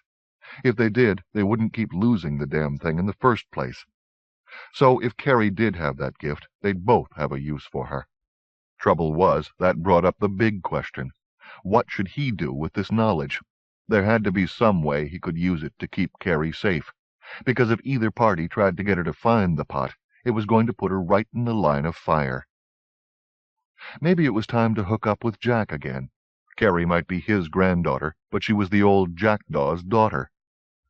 He gave the crow house a last thoughtful look, then set off into the night, still wearing his new skin. The height and red hair were gone, along with the long, narrow face. He was crow-girl-sized now, with hair and skin as dark as any Corby. He probably wouldn't fool most crows for long, not the ones that knew him, not once they got his scent. But they'd be so busy with their gathering, he figured he could slip in and take Jack aside for a few words before anyone was the wiser. It was worth a try. At this point, he didn't have anything to lose. 13. Paris sat on an overturned pail outside Moth's trailer, a half-dozen dogs sleeping in the dirt around her. She'd pinched a pack of cigarettes from a carton in the trailer and smoked one, but the nicotine hit hadn't helped calm her nerves. All it did was put a bitter taste in her mouth that the tea she was drinking couldn't seem to wash away. The hot day had finally cooled off, but she was still in short sleeves. Holding her tattooed arms near the fire and the oil drum, she moved them back and forth so that the flickering light made them seem less like her familiar journal, more like some obscure movie filmed by a Dadaist. She was in an odd mood, brought on as much by the proliferation of crows in the tombs tonight as by their lack of success in finding Katy. Though she was trying to ignore them, she could still hear the birds, loud and raucous, though they were at least a half-dozen blocks away. They'd been flying over the junkyard since late afternoon, heading deeper into the tombs, singly, in pairs, in flocks of 100 or more. It was just too weird. One of the dogs lying by her foot lifted his head, and suddenly they were all alert, staring down one of the narrow lanes separating the junked cars. The eerie feeling the crows had put in her made Paris twitchier than usual. She reached down and picked up a stick that was on its way to the fire, ready to use it as a makeshift billy club, then relaxed when she saw it was only Anita. "Any luck?" she asked, as the older woman drew near and settled in the lawn chair beside her. Anita shook her head. "Wherever that girl is, she hasn't come back to that nest she made in the Volvo last night." The word nest made Paris think of the crows again. "What do you think they're doing?" she asked. "There's got to be a couple of 1,000 crows over there by now." "Damned if I know." Anita's eyes seemed to hold a strange light, but it was only the fire reflecting in them. "Jack'd know. Hell, Jack's probably over there in the thick of them. We could waltz over and ask him." "Not me," Paris told her. "All those crows are starting to give me the creeps." "I know what you mean. It's too much like one of Jack's stories." Anita gave her a tired smile. "You know, like they could be true." Paris thought of what had happened to Hank. "They are true," she said. "Don't you start. I'm spooked enough as it is without starting to believe there's more to them than Jack passing the time around a campfire." "We can't pretend they're not true." Anita sighed. "You ever see one of those animal people of his?" "No, but Hank has." "Jesus, are you serious?" Paris nodded. "He saw the Crow girls." They both looked in the direction of the noisy gathering. If anything, it seemed to keep getting louder. "Did you ever see that Hitchcock movie?" Paris asked. "You know, the one where—" Anita cut her off. "What are you trying to do, girl? Make me a complete nervous wreck?" "Sorry," Paris said. She only managed to stay quiet for a few moments. "But still—" Anita sighed again, heavier this time. "Yeah, there's some kind of trouble brewing over there, all right. Let's just hope they keep it to themselves." Only they hadn't, Paris thought. Jack and Katy were still missing. Hank was involved in something, and now there were who knew how many crows gathering in the tombs. If all of that didn't add up to something, then what did? But this time she kept quiet. She reached down, dug her fingers into the thick fur of the dog lying closest to her. It didn't help that, despite the animal's apparent disinterest, under its fur the dog's muscles were as tense as hers. "You staying the night?" Anita asked after a while. "No. I thought I'd crash at Jack's bus. You know, just in case one of them shows up." "I'd take a couple of the dogs with me if I were you." Paris nodded after a moment. "I guess maybe I will." 14. Ray had managed to get within a block of the crows gathering without being noticed, when a familiar voice suddenly called out to him from the shadowed doorway of a nearby building. "Hey, Ray. Nice skin. What are you supposed to be, a boy or a girl?" Cody. Just about the last person Ray was hoping to run into tonight. "I'm through doing business with you," he said to the shadows. For a long moment there was only silence from the doorway. Then a piece of the darkness stepped away and took Cody's tall, lean shape. Ray backed up a couple of paces. He started to reach under the ragged jean jacket he was wearing, letting his hand fall back to his side when he saw Cody was unarmed. Cody caught the movement and smiled. He looked as handsome as ever. You'd never think he'd gotten his nose broken this morning. There was no swelling, no bruises, nothing. I'm disappointed, Cody said. I thought we were friends. And here I thought you were just using me. Cody's gaze went hard. Drop the attitude, Ray, he said. It doesn't suit you. Ray sighed and shook his head. Turning away, he looked farther down the street, past the abandoned car that was rusting by the curb close to where they were standing. You could see the ledges and rooftops were thick with crows, thousands of them, black-winged and dark-eyed. Not Corby, but their little cousins, just as the small red foxes running in the woods were his. The birds had been noisy as hell for hours, setting up a racket that you couldn't believe could get any louder, except it did. They were finally quieting down now. "Whatever happened to the good times we used to have?" he asked. "We traveled a lot of long roads together, and it wasn't always this way. We weren't always planning and scheming and screwing up." "I get tired of it too," Cody told him. "But my conscience won't let it slide." Ray didn't turn around. "Your conscience."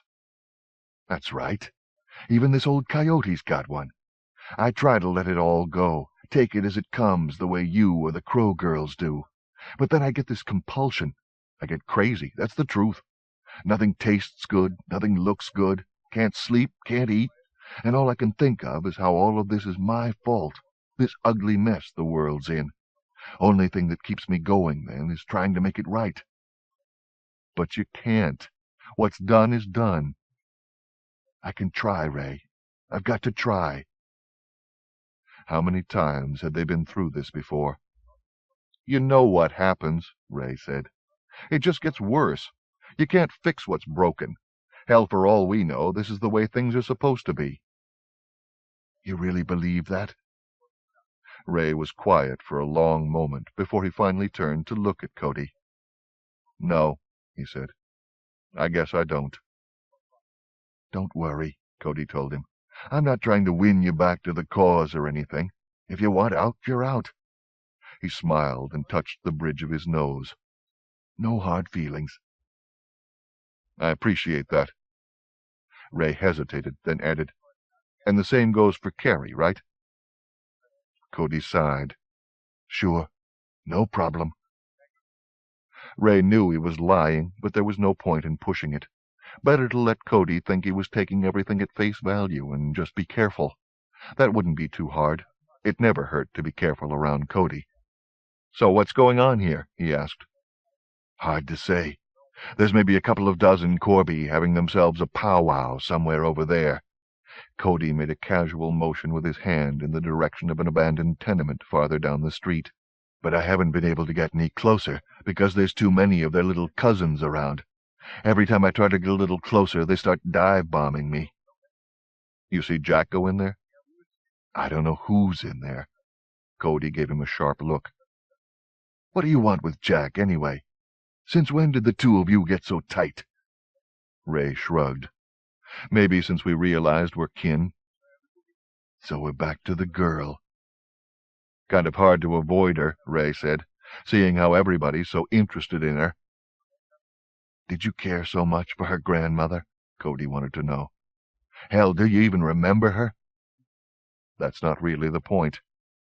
"Then what would be the point? Either you've got a reason to be so concerned about the girl, or you're just blowing air my way. Which is it, Ray?" "Blood," Ray said. "It's that simple. We're kin." "I don't remember that ever meaning so much to you before." Ray smiled humorlessly. "I guess that's no big surprise, seeing how we've already figured out you never really knew me." He could tell Cody wanted to push it, but something held him back. That made Ray nervous. There had to be a pretty good reason for Cody's playing nice, and that could only mean the trouble was more serious than he'd thought. "Screw it," Cody said. "I'm not here to argue with you." "Suits me." "But let me tell you one thing," Cody added. "While you're getting so cozy with your new Crow friends, think about this. Just because your granddaughter's got some Crow blood in her doesn't mean they'll be welcoming you into the fold with open arms." "I'm not expecting them to. I just want her out of this. I don't want anybody using her. Not you, not them." "Yeah, well, don't turn your back on them," Cody said. Ray never saw him leave. One moment he was standing there on the street, the next he'd twisted the shadows around him, wrapped them around his tall body like a winding sheet, and he was gone. Ray stood for a time, the skin prickling at the nape of his neck and up his spine, waiting for he wasn't sure what. A gunshot, maybe, a knife in the back, some kind of payback for breaking Cody's nose and walking out on him the way he had. What he got was a pair of crow girls dropping silently out of the sky.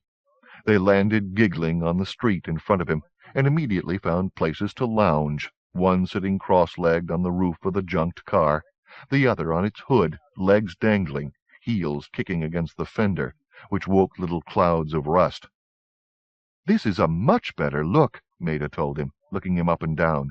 "Black is so very, very you." Zia nodded. I could eat you all night long." "Nice to see the two of you again," Ray said, not quite sure how to take their welcome. The last time he'd seen them, they'd been ready to cut him. Now they were greeting him like a long-lost friend. Crow girls. Who could figure them? "So are you in disguise?" Maida wanted to know. "Who are you disguised for?" Zia added. "Because we knew you ever so right away, if not even quickerlier." Ray shrugged. "I'm just trying to fit in. You know, this being the city of crows and all." "You've been talking to Jolene. She always says that. How is Jolene? Is she big or small?"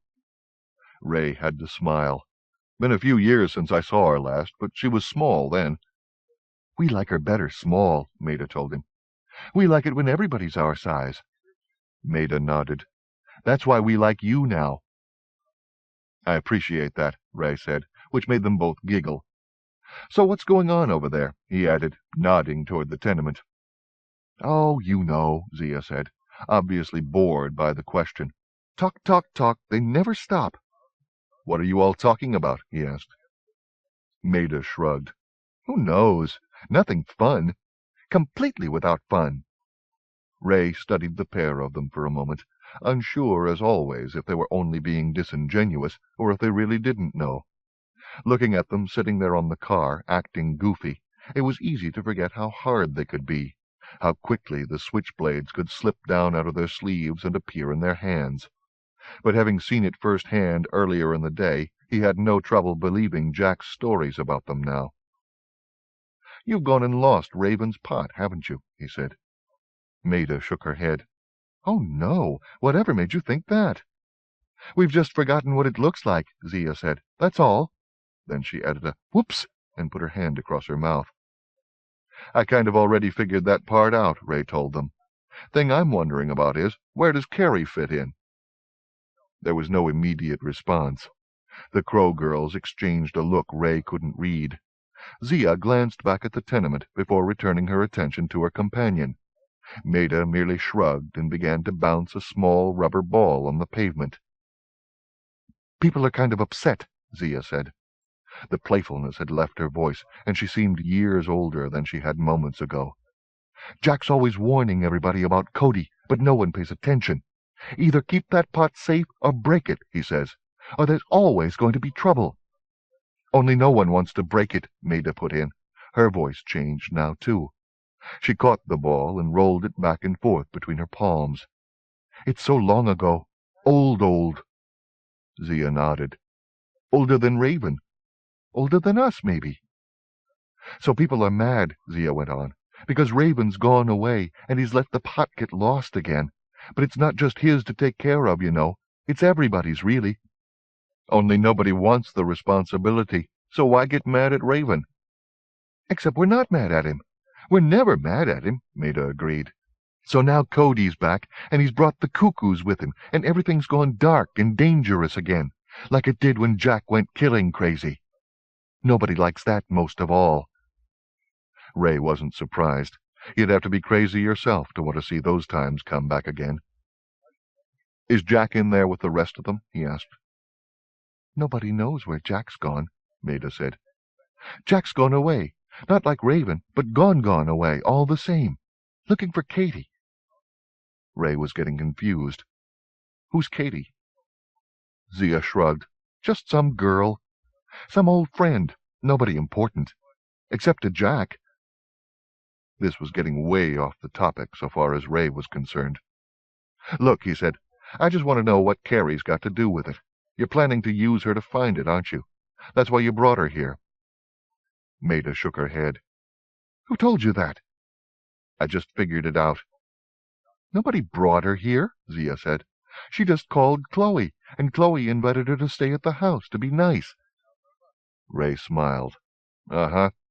Chloe can be very kind," Maida assured him. "So why are you all so protective of her? Why wouldn't you let her come with me?" "Because she didn't want to go," Zia said. Maida nodded. "Duh." Their answers were as pat as Cody's, but he didn't think they were lying to him. "So you're not using her to find the pot?" he said. "No," Zia replied. "But that's a very, very good idea." "Very, very," Maida agreed. She began to bounce her ball again. "Maybe she can see things that everybody else is too tired and old to see."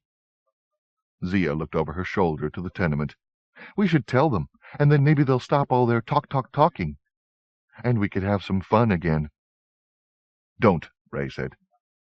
They both looked at him. "I'm not telling you," he said. "I'm asking. She could get hurt." "We like her," Maida said. "She's so funny. We'd never want to see her get hurt."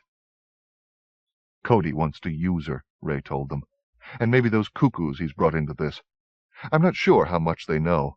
Maybe they're just using all of this as an excuse to settle some old scores." Ray's voice trailed off. He never saw the switchblade appear in Maida's hand, never heard the snick as it opened. But suddenly it was there, and the small plastic ball was impaled on the point of its blade. "We don't much like cuckoos," Zia said. Her dark eyes flickered with dangerous light, and the tense promise of violence hung in the air around them. "Nobody does," Ray said.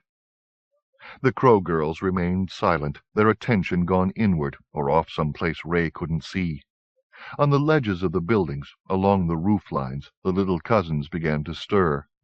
Ray found himself remembering something Jack had told him once, how the Crow girls dealt with living forever by moving through the days in an ever-present now. Zen time. They didn't worry about tomorrow, didn't think about the past. He also said that they didn't directly involve themselves in events. Ray didn't think either observation was true, not by what he was getting from them now. "You remember everything, don't you?" he said. "You only pretend to forget." Maida blinked. She stuck the ball in her mouth and pulled the point of her knife out of it, then spit the ball into her hand. The switchblade disappeared back up her sleeve. "When we don't remember, we really don't," she said. Ray didn't recognize her voice at all now. It held neither a giddy good humor nor a hardness, but was as matter-of-fact as Chloe's, or Raven's before he went away. "But that doesn't mean it goes away," she added. Zia tapped a finger against her temple and nodded. "Everything goes on living somewhere in here. Mostly we choose not to think about it. Because if we did," Maida explained, "we might start thinking like Cody and try to change the world." "Maybe that'd be a good thing," Ray found himself saying. "Maybe you wouldn't screw it up."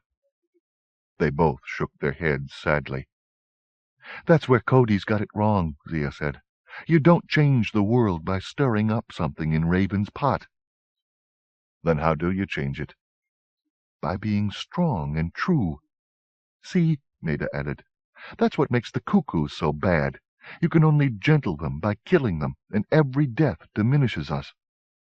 Zia nodded. "We should know. Or ask Jack if you don't believe us." "I believe you," Ray said. "I just never thought of it that way." "The best change you can make is to hold up a mirror so that people can look into it and change themselves. That's the only way a person can be changed. By looking inside yourself," Zia said, "even if you have to look into a mirror that's outside yourself to do it." "And you know," Maida added, "that mirror can be a story you hear, or just somebody else's eyes. Anything that reflects back so that you can see yourself in it." "We can't do that with the cuckoos?" Ray asked. Maida shook her head. "You can't do it with people who never look outside themselves." Was that what had happened to him? Ray wondered. All those years of going along with Cody until Jack held up one of his stories, bright as any mirror, and all of a sudden Ray had found himself thinking about somebody else for a change. "So do you think Jack's right?" he had to ask. "Should we be trying to smash Raven's pot?" Maida shrugged. "First you'd have to find it. And then," Zia said, "you'd have to understand it. And then you'd be able to decide what to do." Zia made a helpless gesture with her hands. "So you see the problem." Ray shook his head. "Duh," Maida said, playfulness returning to her voice. She tossed her ball to him, and he caught it without thinking. Zia took pity on him. "That pot's deep, deep mystery, Ray. Nobody can understand it." "So?" "Not even Raven," Zia said. "And he's had it forever." "Is that where he's gone?" Ray asked. "Looking for the mystery?" Zia shrugged. "Who knows? But if he did, he's looking in the wrong place." "Why's that?" She knocked a knuckle against the rusted metal of the car she was sitting on. "Because this is where the mystery lives. Out here, in the world. The only thing we carry around inside us is a reflection of it." She jumped down to the ground, landing lightly on her feet. Maida pushed off from the hood of the car to join her. "We should go," Zia said. Maida nodded. "They like it when we listen to them talk, talk, talk." "You won't mention Carrie?" They shook their heads. "But maybe we'll take a turn looking for that pot. If we could only remember what it looks like," Maida said. "Try remembering how it smells," Ray told them. Zia clapped her hands. "Oh, good idea!" The two of them came up on either side of him and kissed him on the cheek, one on the left, one on the right. "I do like this new skin of yours," Maida said. Then they were rising on black wings, soaring high above him before gliding down toward the tenement building where the other Corby were meeting. Ray stood by the car where they'd left him. He held the ball Maida had tossed to him, watching until they vanished, one by one, through one of the building's broken windows. Absently, he bounced the ball against the pavement, caught it, bounced it again. For the first time he found himself wondering what it would be like to fly, wishing he could, and that only made what had happened to his daughter all the harder to bear. He hadn't known Nettie was kin then, but he'd heard the story. Everybody had. Only now he finally understood why she'd turned to the cuckoos when no one else would or could help her. She hadn't had a choice. Flying wasn't something she'd ever have been able to do. It wasn't in her blood. But she'd had to try. 15. September 3rd. First thing Tuesday morning, Carrie got up early, washed and dressed, and was ready to leave for the university by 8. Her first class wasn't for another 2 hours, but she wanted to go early to orient herself to the campus. At least that was the plan. It looked to be another unseasonably hot day, so she was wearing her coolest dress, a short-sleeved cotton flower print, one of only 2 dresses she owned, and had done her hair up so that it would be off her neck. She had no idea what styles were in fashion on campus, and hoped she wouldn't look too out of place.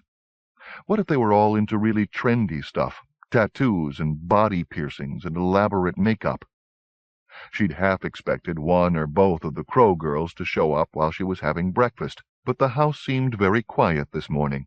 There'd only been the usual rumbling sound that, when she'd asked Rory yesterday, he'd explained away as their mysterious landlord making his way across the apartment upstairs.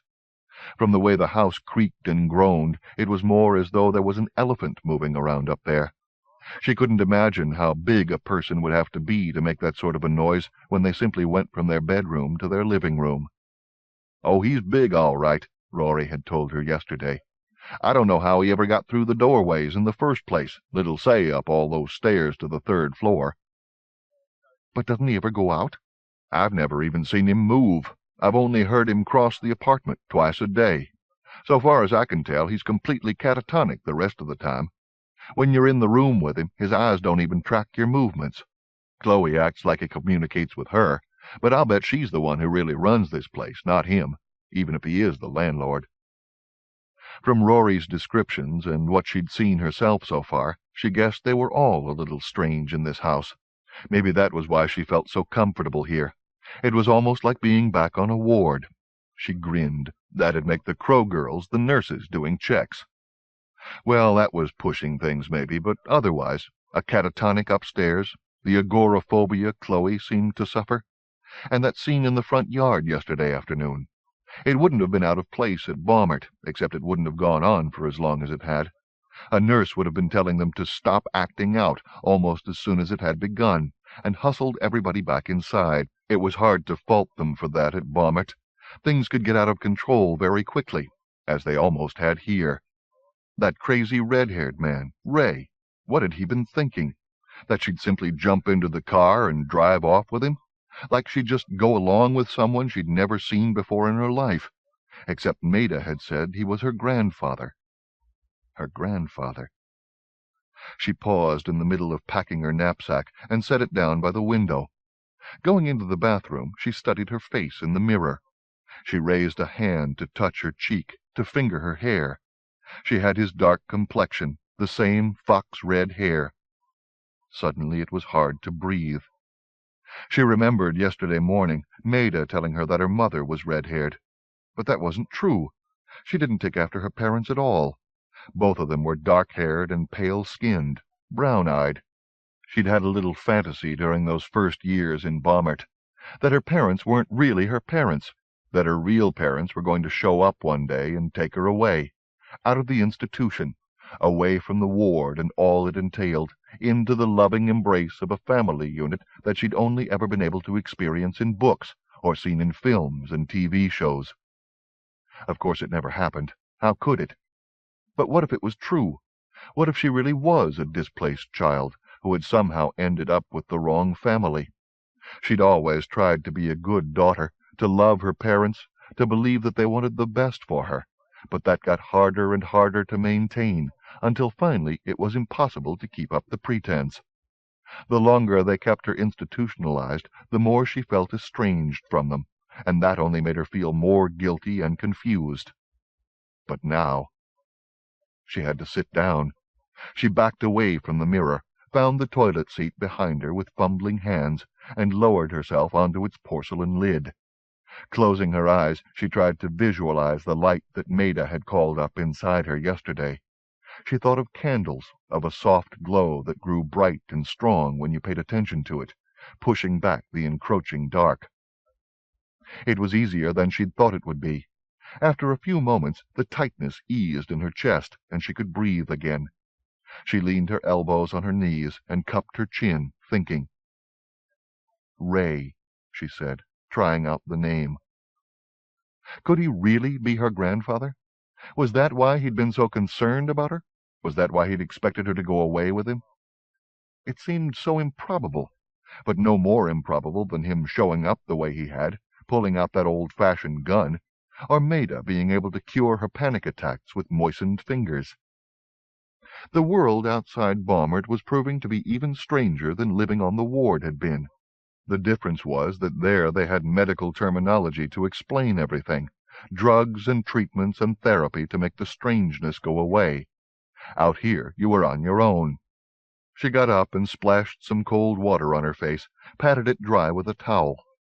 Her first day at the university was going to have to wait.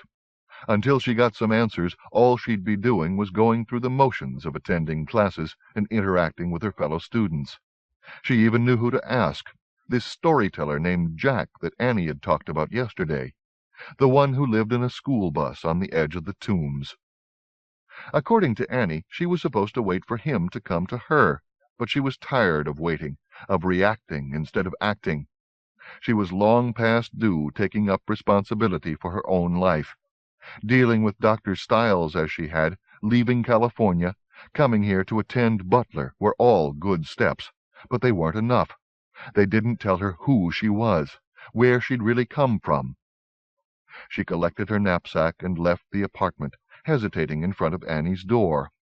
There was no sound from inside, no hint that Annie was awake. And considering how evasive Annie had been yesterday, it would probably be a waste of time to ask her even if she was awake.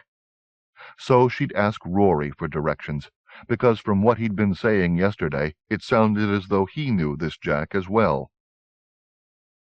You can't possibly go up there by yourself, Rory said. Why not? Because it's dangerous. The only people living in the tombs are the desperate and those who just don't care anymore. You're liable to get mugged if you don't get your throat cut first. I don't care. I have to go. I have to talk to him. Why can't it wait? Annie said he'd come to you. Carrie sighed. You know who you are, don't you? Who your parents are? Where you came from? Well, sure. I don't. Rory looked confused. But yesterday you told me— I'm beginning to think it was all a lie, Carrie said, cutting him off. The only person in my family that I resemble is my grandmother. And a strange man who showed up yesterday, who tried to make me go away with him at gunpoint, but she left that unsaid. And that makes me feel totally ungrounded, she added. It's like I don't even have the basic facts of my life, the way everybody else does. So what are you saying? That you were adopted? I don't know. All I know is that Jack is supposed to have the answers, so I need to talk to him. I don't want to have to spend any longer than I already have not knowing who I am and where I come from. Okay, Rory said. I can understand that. But Jack, he's a storyteller. He exaggerates everything and tells really tall tales. You're not necessarily going to find out anything useful by going to him. But Annie said— Annie was being particularly cryptic yesterday. I mean, even for her. I still have to try, Carrie told him. I understand, but— And if you won't give me directions, then I'm just going to have to go up there and try to find him by myself. She turned from his door and started for the porch. For a moment she thought he was just going to let her go, but then he called after her. Oh, hang on, Carrie. If you're that determined, I'll take you up to see him.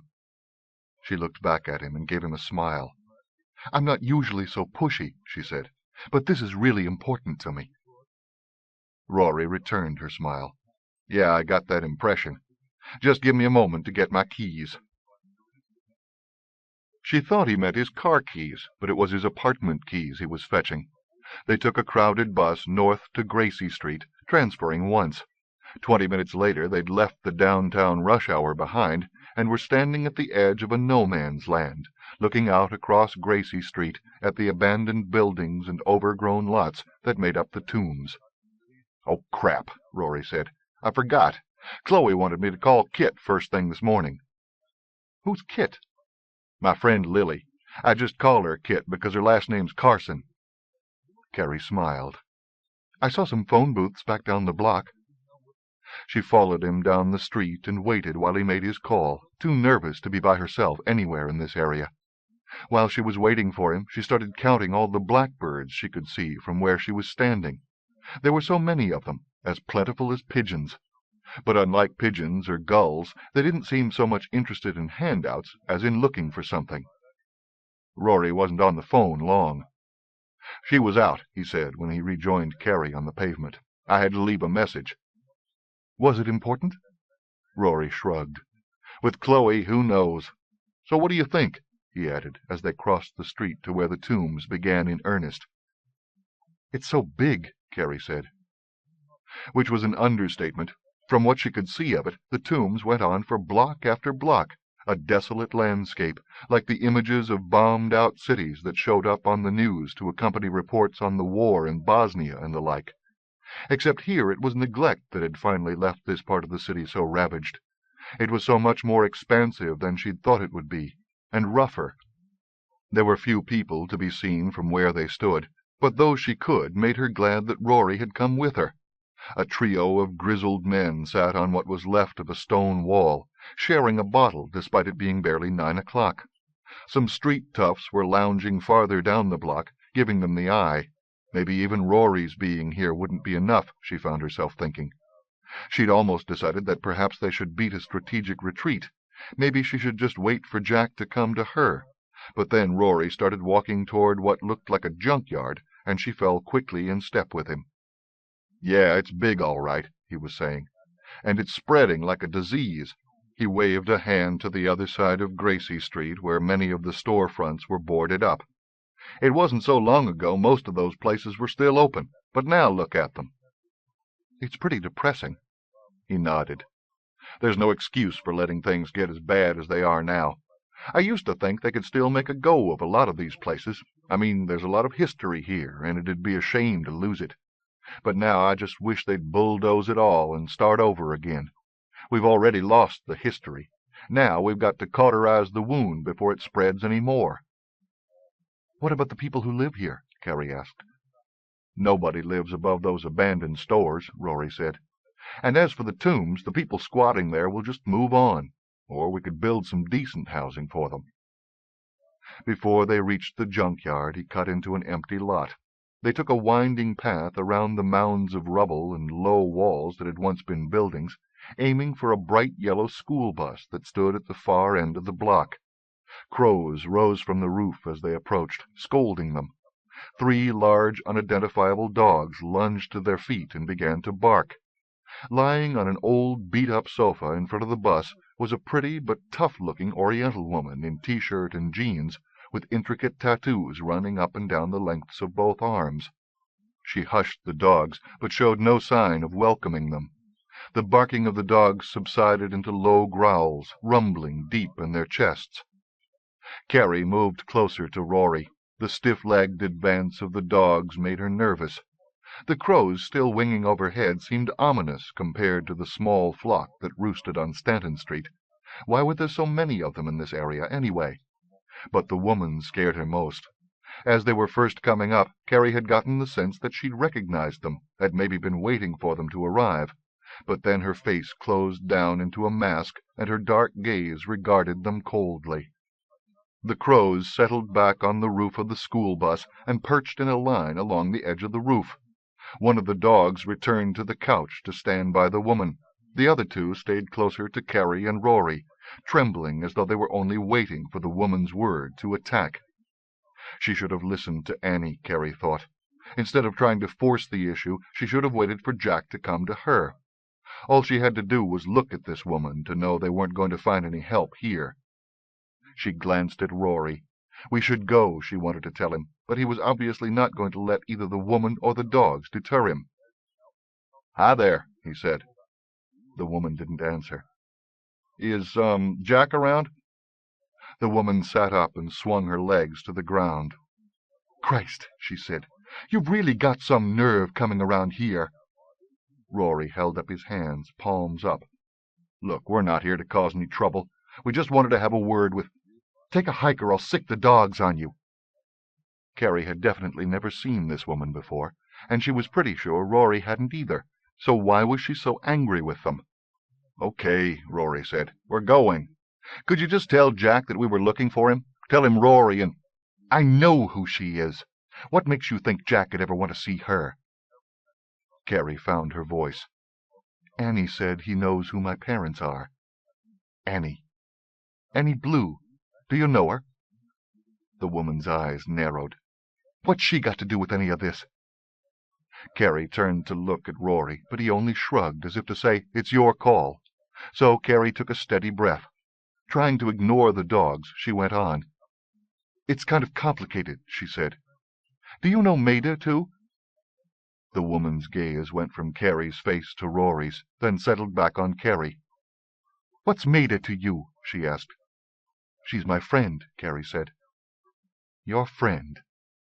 Carrie nodded. "I don't believe this. The Crow girls are your friends? Do they have any idea who you are?" Carrie was getting a very bad feeling about all of this. The woman was making it out like she was some kind of monster. But she nodded again. "Annie didn't want them to tell me. She said Jack should be the one." The woman studied them for a long moment, then seemed to come to a decision. The hardness left her features, and she sighed. The dogs relaxed and lay down in the dirt. The crows began to groom their already shiny black feathers. "I'm Paris," she told them. "I'm a friend of Jack's." Would it be all right if we talked to him?" Carrie asked. "Jack's not here. Do you know where we could—" "He's disappeared. He and Katie both." Carrie felt as though her heart had stopped. "Katie? I thought you were her when I first saw you coming, but when you got closer I knew you were her sister Carrie." A faint smile flickered on Paris's lips. "No offense, but Katie'd never wear a dress like that." Carrie absently smoothed the fabric against her stomach. No, Katy never would. "You know her?" she asked in a small voice. "Well, sure. She's been hanging around with Jack for a couple of years now, and she'd come by the yard with him all the time." Carrie was speechless. After all these years, it was hard to accept that Katy was really and truly real. It was so much easier to go along with the party line as put down by her parents and Dr. Stiles. When you're diagnosed as delusional, it's hard to believe that something really happened, even if you thought you were sure you'd experienced it. "Wait a sec," Rory said. "Are we talking about your—" He let his voice trail off, but Carrie could have finished what he'd left unsaid. Her imaginary sister. "My twin sister," she said aloud. "But I thought—" He shook his head. "Never mind." Carrie returned her attention to the woman on the sofa. "Why were you so mad at us when we first got here?" "Because Katy told Hank that you'd come to Newford to kill her." Carrie's eyes went wide with shock. "To kill her?" "Well, not stick a knife in her or anything that dramatic. What she said was—" Paris suddenly looked apologetic. "That you could disbelieve her into not existing. Not from far away, but if you were physically with her and you could look her in the eye and still say with conviction that she didn't exist, then she wouldn't." Carrie didn't know what to say, because she knew it was true. Not that she'd ever deliberately will Katy to not exist. It was that she desperately wanted to be normal, to live a normal life, and she couldn't do that if she kept imagining that she had a twin sister. So in a way she'd been perfectly willing to kill her off by not believing she existed. "But you wouldn't do that, would you?" Paris was saying. "I mean, you look so—" She shrugged. "You know, nice." I'm not so nice," Carrie said. Paris's pencil-thin eyebrows rose quizzically. "I didn't want to believe in her," Carrie explained. "But the Crow girls—" Carrie sighed. "Why does my having made friends with them make such a difference?" "Because according to Jack they've got bullshit detectors like you wouldn't believe. They'd never befriend anyone who'd, kill their own sister." Paris gave a reluctant nod. "I didn't want to believe in her because nobody else could see her. She'd make trouble, but I'd always get the blame." "But siblings do that to each other all the time," Paris said. "My brother and I were always at each other's throats when we were little kids." "Yeah," Rory said. "But you didn't spend 10 years in a mental institution because you believed it was real, did you?" Paris looked from one to the other. "Is this true?" she asked Carrie. Carrie nodded reluctantly. "You were right," Paris said. "This is way too complicated. Christ, I wish Jack were here." "You said he disappeared?" Rory asked. Paris nodded. "Maybe you guys should come back to the yard with me," she said, standing up. "We could talk to the others and see if we can make any sense out of this." "What yard?" Rory asked. She pointed in the direction of the junkyard. "My family runs it." She gave them a faint smile. "Not the family I was born into, but the one I acquired." Both Carrie and Rory hesitated. "It's okay," Paris said. "They're good people." "But if they're on Katy's side," Carrie began. "I don't think this is about sides, do you?" "No," Carrie had to agree. "I guess it's not." 16. Hank was reluctant to let Lily go off on her own the next morning. "These guys are too unpredictable," he'd told her while they were having coffee and toast on her front porch. The kitchen was still too rank to think of eating in it. "We don't know what they're going to do next." "I don't think they'll try anything in broad daylight," Lily said. "And we both have stuff to do." "Yeah, but—" "I won't be long," she said. "And then I'll come straight home and lock the door, and I won't let anyone in unless they know the secret password." "I don't know the secret password." She'd grinned. "So you see how safe I'll be." "But—" "I won't do anything stupid, Hank. But I've got to get these color rolls developed this morning, pick up some replacement chemicals for what those guys trashed in my darkroom, and then develop all my black and whites. I promised Kenny I'd have them to him by 5 this afternoon." So he'd let her convince him, But no sooner had she driven off than he began to worry. He was cursed with an overactive imagination. Most of the time he could shut it off, but that didn't work as well when he was worrying about someone else. And it didn't work at all this morning. To try to get his mind off it, he took their dirty dishes upstairs and washed them, then called Paris's apartment. She wasn't home, and neither was she at the Buzz when he tried to get her there. Finally, he called the junkyard. "Anita says she was staying at Jack's last night in case anyone showed up there," Moth told him. "So there's still no word?" "Nothing." Hank sighed. It was past time to stop by the house on Stanton Street where Katie had told him her sister was living. But what would he say to the woman? "I know you've disbelieved your sister out of existence." Yeah, right. "Did you talk to Eddie for me?" he asked. "He wouldn't go for it." "But—" "It's not that he doesn't want to help us," Moth said. "But he said setting up a meeting with the Couteaus is like taking a gun and sticking it in your own mouth. They don't negotiate." "That bad?" "Worse. But Eddie wanted you to know that he's going to fix things up for you. Tell Hank his problems are all going away," is how he put it. Hank didn't like the sound of that at all. "What do you think he meant by that?" he said. "Beats me," Moth said. "I didn't want to ask." Hank carried the phone over to the window and looked out at the unfamiliar view. The quiet street was as alien to him as the junkyard would be to Lily. "How'd our lives get so complicated all of a sudden?" he said. "By not minding our own business." "It's not like I could have walked away from any of this." "I suppose," Moth said. But Hank could tell from the tone of his voice that he didn't agree. "One more thing. Tony wants you to know that Marty Keane's been trying to get hold of you all morning." "Great. More unfinished business." "That's what happens when you fill your whole dance card, kid. Tony says he's called the store maybe a half-dozen times and sounds pissed. What did you do, send him a book of lawyer jokes?" "I was heading over to Stanton Street to have a talk with Katie's sister," Hank said. "But I guess I'll stop by Marty's office on the way." "You don't have to take any crap from him." "Marty's not like that." "Yeah, but you're not his pet dog either. He says jump. Are you going to start asking how high?" "Give it a rest," Hank told him. He shifted his view from the houses across the street to the VW parked in front of Lily's building. "Those plates on Anita's bug," he asked, "are they legit?" He could almost see Moth shrug. "Good as. Just don't run any red lights while you're driving it." Perfect. Neither Moth nor Anita liked to give the government any more than they had to, neither money nor paperwork. He didn't blame them. It made life a lot easier when you didn't exist on paper. But all he needed now was to get stopped by some overzealous traffic cop having a slow day. "I'll talk to you later," he said into the phone. Naturally, there were no parking spaces anywhere near the Sovereign building, so Hank had to park the VW a half-dozen blocks away and hike back to Marty's office. He stopped in at Mac's Deli to buy 3 coffees and took them upstairs with him.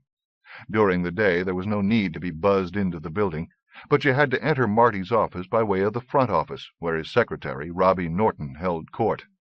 Robbie was a big man, solidly built, more like a linebacker or a bodyguard than Hank's expectations of a legal secretary. He had fingers like fat sausages, and it always fascinated Hank to watch how delicately they could work a computer keyboard. Robbie looked up when Hank came in and smiled his thanks for the coffee Hank handed him. "Marty in?" Hank asked. Robbie nodded. "You wearing a flak vest?" "He's that mad?" "Let's just say that bringing him a coffee's not going to come close to smoothing this over." "What's it all about?" Robbie shook his head. "I'm not getting in the middle of this." He pushed the talk button on the intercom and said, "Hank's here." Marty's voice came back, holding the cool terseness he usually reserved for somebody he didn't respect, a crooked cop, a client who'd lied to him. "Send him in." Hank glanced at Robbie, eyebrows raised. "Good luck," Robbie said. He really didn't need this on top of everything else that was going down, Hank thought as he opened the door to Marty's office and stepped in. Marty gave him a look that held as much sadness as it did anger. "The good news," he said, before Hank could speak, "is that Sandy's out of jail, all charges dropped." "What's the bad news?" Marty tossed an envelope on the desk. "Here's your money." That's the bad news? I won't be using your services any more, Marty said. Hank set the 2 styrofoam cups of coffee on the edge of the desk and sat down. There's really nothing more to discuss, Marty told him. He was using his no-give lawyer's voice, cold, impersonal, like he was talking to the press, or to a staff sergeant at a precinct where one of his clients had tripped in his cell and now required stitches and a stay in the hospital. Bullshit, Hank said. You want to tell me what the hell's going on here? I just don't do business your way. Well, let's see. Hank counted the items off on his fingers. So far, I've interviewed your client and spent a day visiting every tattoo parlor in the city. Seems like pretty straightforward investigative work to me. You planning to use psychics or something now? Do you think I'm stupid? Hank gave him a steady look. Never thought so before, but you're doing a good job of changing my mind. Marty returned his gaze, anger barely kept in check. Hank waited him out. Cute, Marty said finally. But we both know there's no way Bloom would have backed off the way he did unless you leaned on him. I leaned on him? I don't know what you dug up on him, but I know scared, and he was terrified when I saw him this morning. This made no sense at all. You're telling me that the DA's office is dropping the charges on your client because somebody leaned on the prosecutor who's handling the case? I told you, Hank, don't play me for a mark. But then Hank got it. He sighed. This was the work of Eddie Prio, doing a favor. Now he knew what the message Moth had passed on meant. He wondered what other surprises Eddie had for him. I had nothing to do with leaning on Bloom, he said. At least not directly. Marty waited for him to explain. It's complicated, Hank said. Remember what I told you about Couteau? Marty nodded. Well, his family's involved in some other business I'm trying to deal with, so I asked Eddie Prio to set up a meet with them. You deal with Prio? Marty asked. It's not like you're thinking. He uses the cab to transport his bank deposits from the club. I figured with his connections he'd be able to get them to listen. So what happened? Hank shrugged. I got the message this morning that he won't do it. Too dangerous, he says. The Couteaus don't negotiate. Then he told my partner to tell me that all my problems were going to go away. You didn't ask him to get involved? Come on, Marty. Do I look that stupid? Setting up a meet's one thing. Dealing with Bloom the way he did would have put me deep into his pocket, and I don't work that way with anybody. Marty didn't say anything for a long moment, but then he reached across the desk and took one of the coffees. I should have talked to you first, he said.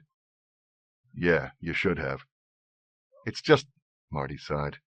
I never liked Bloom, and I never liked his private agenda, but you should have seen his face. The man is seriously screwed up about this. Whatever Prio's got on him, it's deep. If you're dirty, Eddie'd be the man to know. He's got his fingers in everything. But that's not the way to deal with someone like Bloom, Marty said. It makes us no better than him. Hank shrugged. That all depended. He wouldn't have asked Eddie to do anything on a stranger's account, but if it had been a matter of his family or Bloom, he wouldn't have hesitated. So what are you going to do? Hank asked. Set the record straight? Christ, you're kidding me, right? It's too late to play innocent now. And what worries me is the DA's office is going to think I'm connected to Prio. Or maybe next thing you know, he'll be calling me up for payback. There's worse things could happen, Hank said. Like what? Like having Eddie pissed at you. Marty shook his head. I run a clean office. It's going to take more than Eddie Prio to change that. I just don't need the grief. I'll talk to him. No. If it comes up, I can deal with it. Hank stood up. Well, if you change your mind. I won't. Marty pushed the envelope of money across the desk. You're forgetting something. Hank pocketed the money. We're square? We're square. Only next time, don't get my business involved with Prio. I've got no argument with that. Marty called him back again as he started for the door. This other problem you've got. You need any help with it? No. But if you do? Hank smiled. Trust me. I'll call. You're good, Robbie said when Hank stepped out of Marty's office and closed the door behind him. I don't know many people can calm him down when he's that mad. Comes from clean living. Uh-huh. I'll see you, Robbie. Hang on there, Robbie called after him. There was a call for you while you were talking to Marty. Hank paused at the door and turned. Someone named Anita, Robbie went on. Said you're needed at the junkyard. Hank's pulse quickened. Now what? Thanks, he told Robbie. And she also wanted you to know that Moth, you know someone who calls himself Moth? Hank nodded. Well, she says Moth was pulling your leg. That makes sense? Hank smiled. So the plates were legit. Perfect sense, Hank said. Thanks. Moth, Robbie repeated as Hank left the office. What kind of a name is that? 17. Lily might have to put up a brave front to Hank, but she was nervous as she dropped off her film at Kiko's Quick Print and then drove on to the library. Nervous and happy, which made for an odd mix of emotion.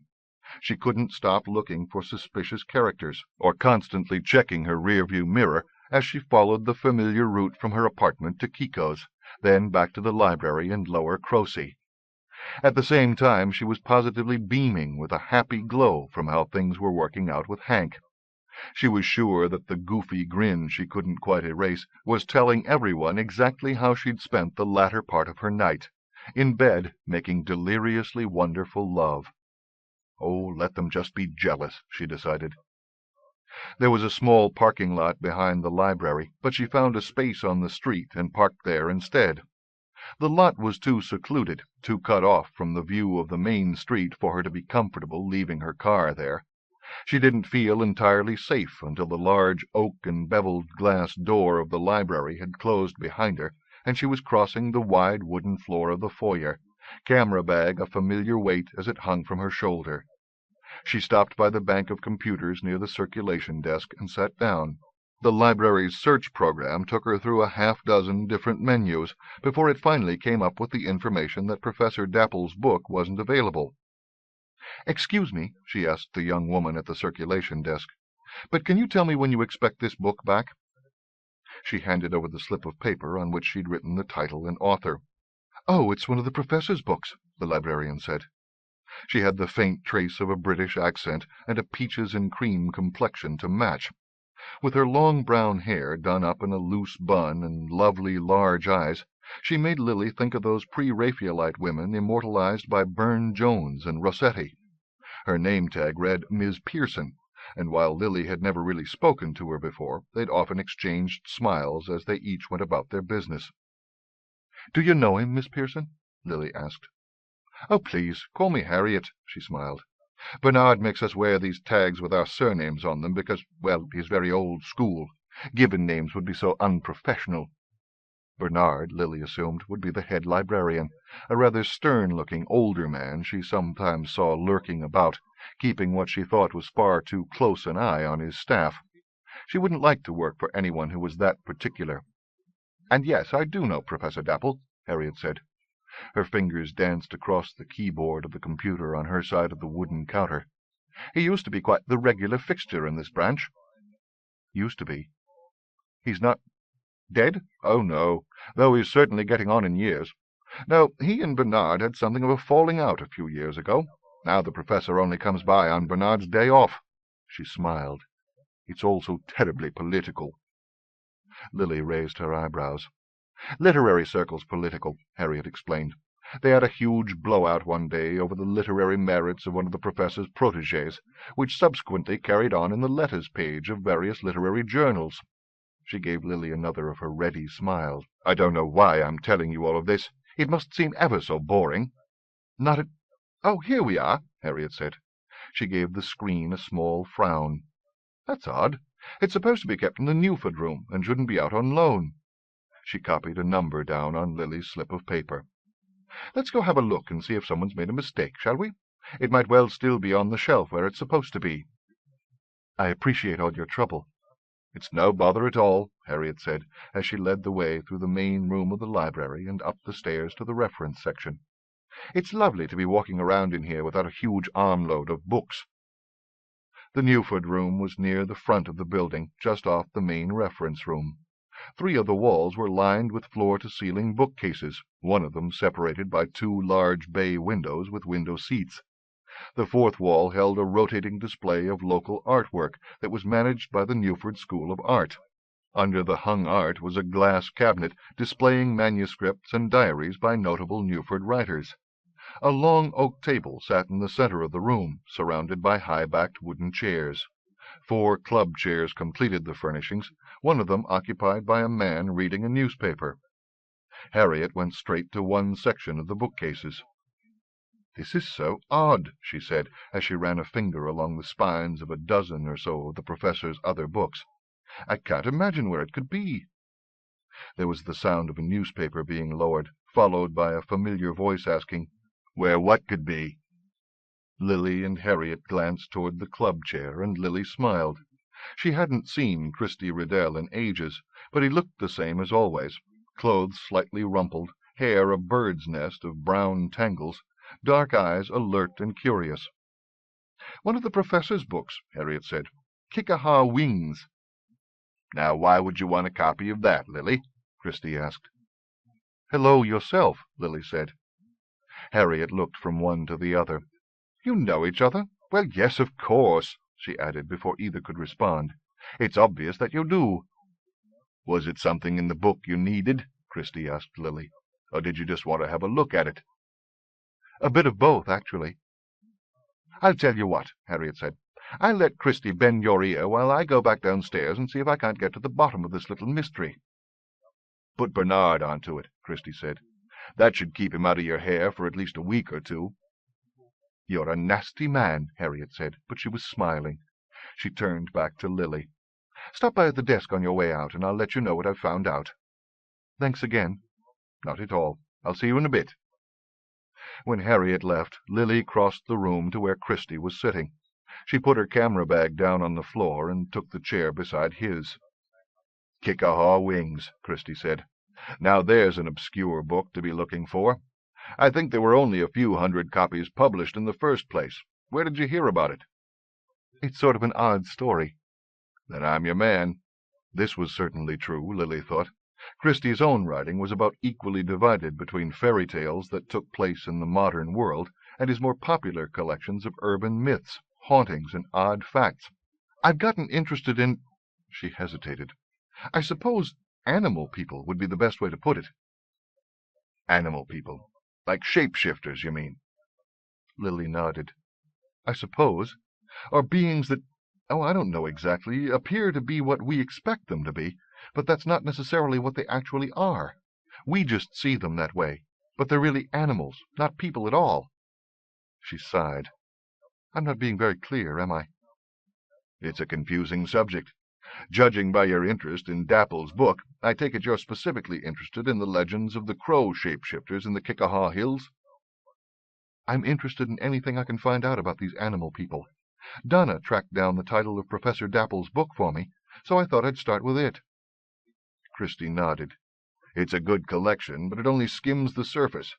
Most of that sort of thing is still more in the oral tradition, and not simply that of the Kickahaw, though theirs is the most thoroughly documented. The problem is the stories aren't entirely consistent. There appear to be 2 main schools of thought here." "Which are?" "Well, Jilly. Have you ever met her?" Lily shook her head. "I've just heard you talk about her." "I should introduce you to her sometime. Anyway, she's got a friend named Bones who talks about things that are part people, part animal. According to him, they originate in the spirit world, which he says we can visit when we dream.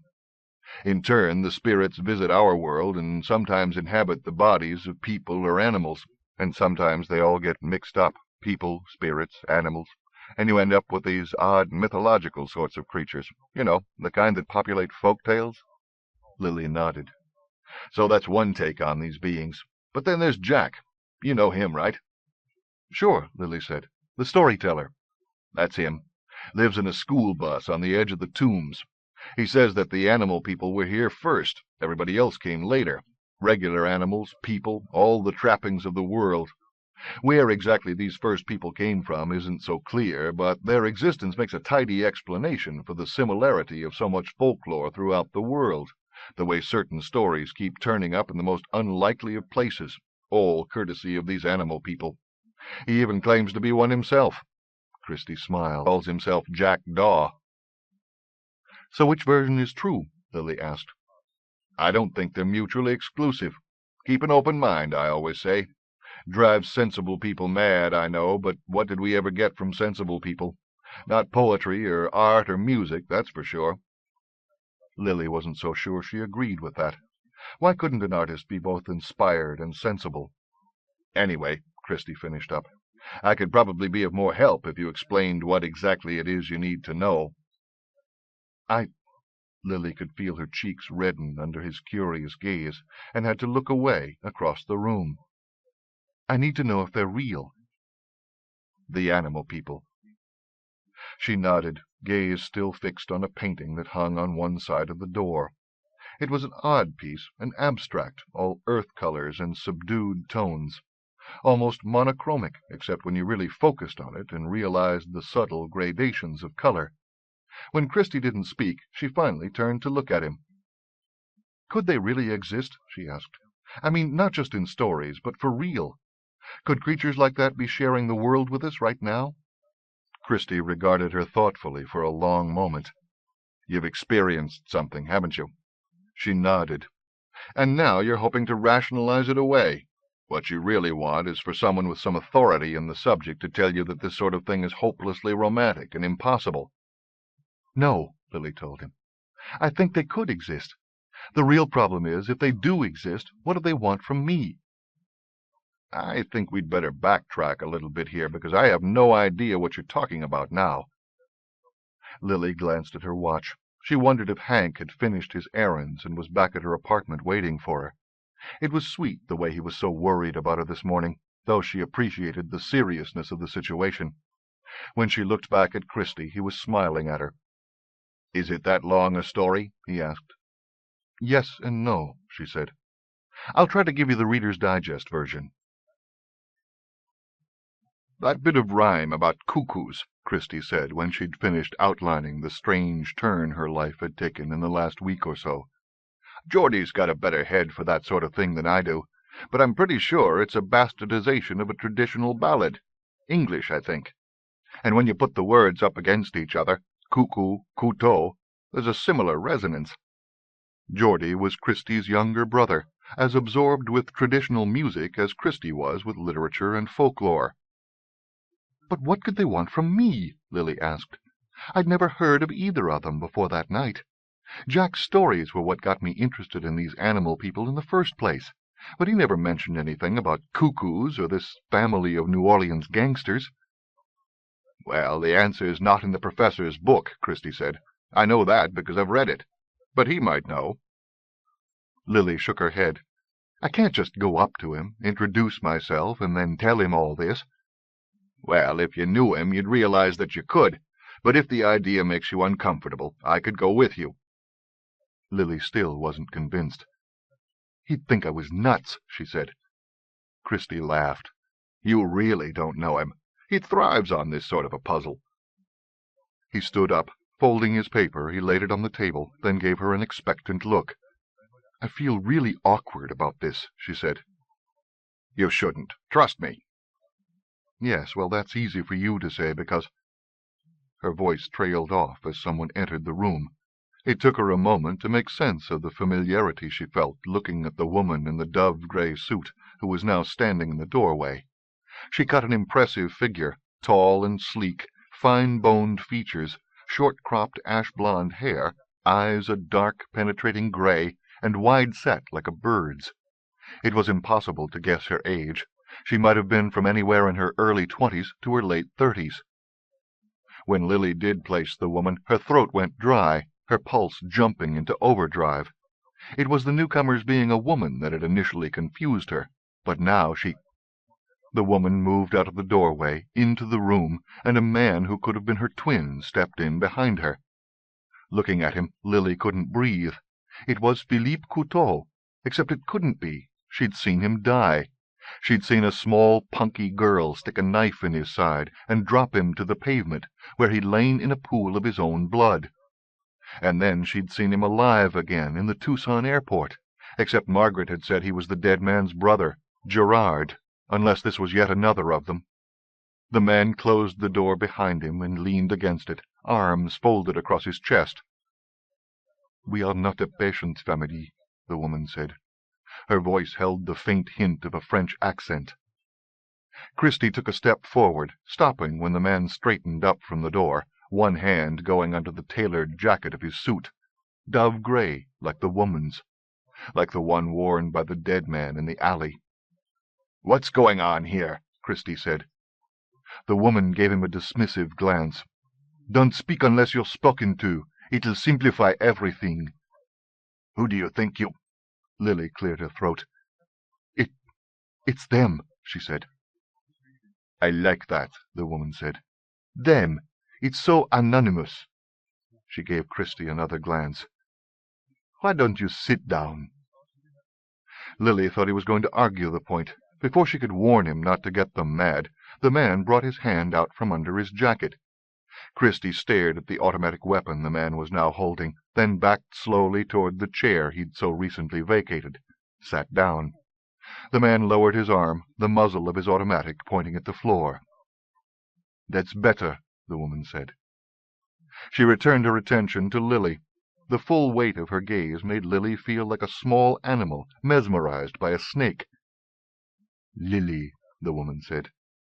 Lily didn't know if it was a question or a statement, but she quickly nodded in response.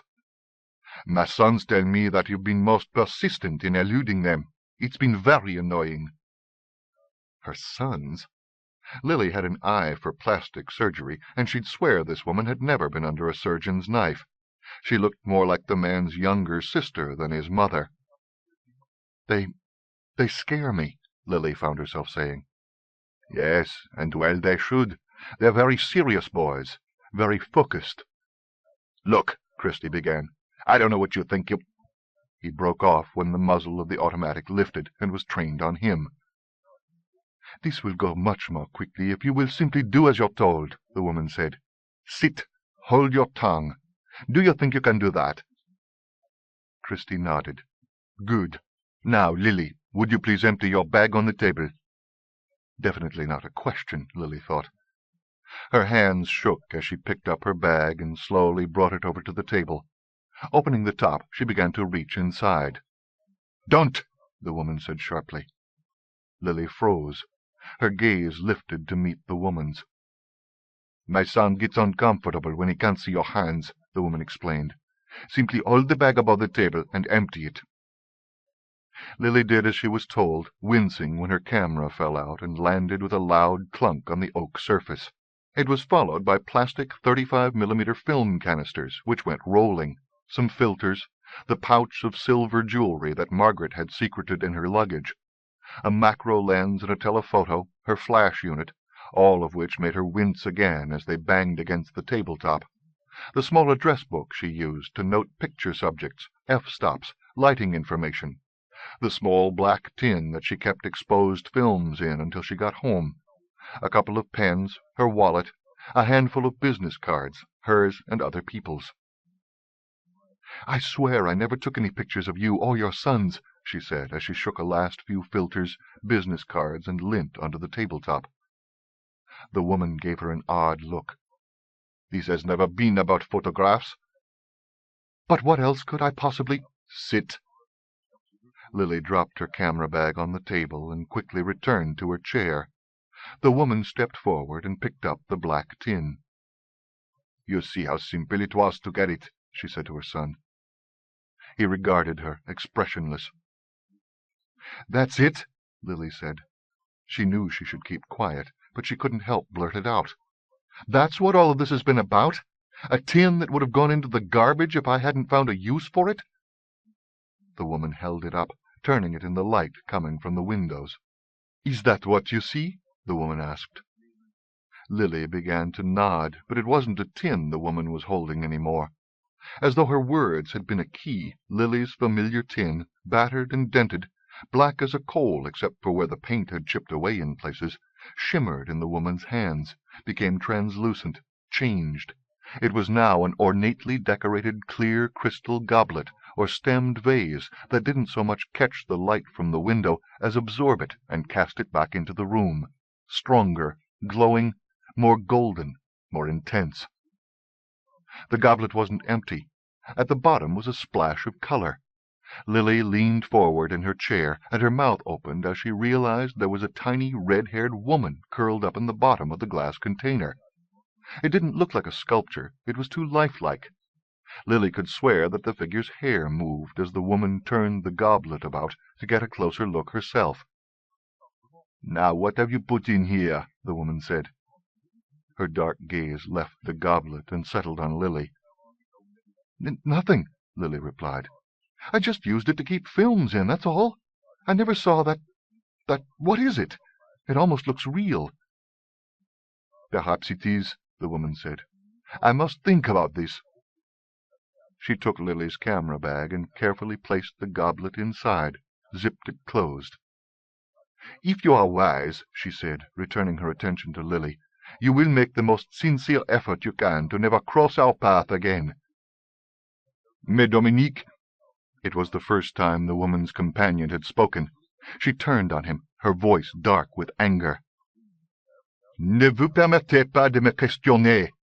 Si vous et vos frères n'étiez pas de tels brutes, toute cette histoire serait terminée depuis longtemps, et de façon moins désolante. Philippe serait encore vivant." "Oui, maman," he said, gaze on the ground. Dominique Couteau faced Lily once more, anger still flashing in her eyes. "Be grateful that I decided to take a hand in this myself," she said.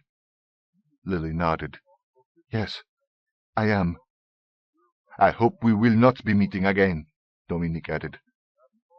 She swung Lily's camera bag to her shoulder, and a moment later both she and her son had left the room. "Me too," Lily said in a small voice. Then she collapsed back into her chair, all her muscles turned to rubber. "I could have done without that," Christie said after a few moments. Lily nodded weakly. "Are you okay?" "I guess." Lily turned to look at the door, half expecting the man to come back and kill them. "Did you see what happened to that old black tin of mine?" she said. "I can't believe I've just been carrying it around in my bag for the past half-year or so." Christie nodded.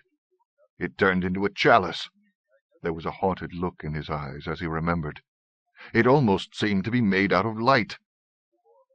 Chalice, Lily thought. That was the perfect word to describe it. "And in the bottom," she said, "that little woman. She looked so real." "They weren't expecting to find her in it," Christie said. "No kidding, like we were?" Christie didn't reply. When Lily turned to him, he was wearing a thoughtful expression. "I don't like her having it," he said. "It doesn't feel right, somehow." "I wasn't about to argue with her about it," Lily said. "No, of course not. It's just—" "Did you understand what she said to her son, when she was so angry?" Christie nodded. "She was saying that he and his brothers had been acting like thugs, that the whole business could have been handled a lot more expediently, and if it had been, Philippe wouldn't have died. Philippe being the man you saw killed in the alley, I assume." "That's what Hank said his name was. God, talk about identical twins. Or family resemblance, I guess, because she could have been their sister. And that guy with her, he looks exactly like his brother." "He wanted to kill us." Lily shivered. There was no doubt in her mind about that. He wouldn't have cared that they were in the middle of the library with people all around. All he'd wanted to do was pull the trigger. Christie glanced at her. "I think we were very, very lucky." "I guess you're right," Lily said. The rubbery feeling in her legs was starting to go away, but she still felt weak with relief. "Still, at least it's over now. They've got what they wanted from me." The memory of the chalice filled her mind's eye, less an exact representation of it as the feeling it had woken in her. "Except—" Christie gave her an expectant look. "How can I let them just take it away and keep it?" she said. It was impossible to keep a clear image of that glowing chalice in her mind. The harder she tried, the further it seemed to slip away. But she couldn't forget it either. It was as though all the enchantment and mystery of the world had been bundled up into one magical object. "How can you stop them?" Christie asked. "I don't know, but I have to try. Is there a phone around?" "On the ground floor. Are you going to call the police?" Lily shook her head. "Like they're going to devote any manpower to tracking down what for all intents and purposes is just an old tin. No, I'm going to call a friend of Hank's to see if he knows where he is, and then I'm going to talk to Jack again." "If you need some help," Christie began. "I'll ask," Lily said. "Never fear. Brave I'm not. But I don't think just talking to Jack is going to put me into any danger." "But you'll be careful?" "Oh, I'll be very careful." She looked at the mess of her belongings on the table. "God," she said, thinking aloud, "how am I going to carry all of that?" "I'll come down to the circulation desk with you," Christie said, "and see if I can't scare up a shopping bag while you're making your call." Lily paused in the doorway as they were leaving and looked back into the room. The air still seemed to hold some of the golden glow cast off by the chalice. It even smelled like old mysteries in the room. The scent made her pulse beat more quickly, not from fear, as it had when the Couteaus had threatened them, but from awe. There was no way she could let them keep the chalice, she thought as she joined Christie. No way at all. Hank's friend didn't know where he was, so after saying good-bye to Christie and thanking Harriet again for her help, Lily decided to go talk to Jack on her own. She left the library carrying her camera equipment in a paper shopping bag, holding it against her chest, hands on the bottom to give it support. Shopping bags hadn't been made to safely transport precious camera equipment. She only hoped that nothing had been damaged from being dropped on the table earlier. Her car was where she left it, and didn't seem to have been tampered with, nor did anyone appear to be paying undue attention to either it or her. But she still had to check the back seat before she unlocked the door and put the shopping bag inside.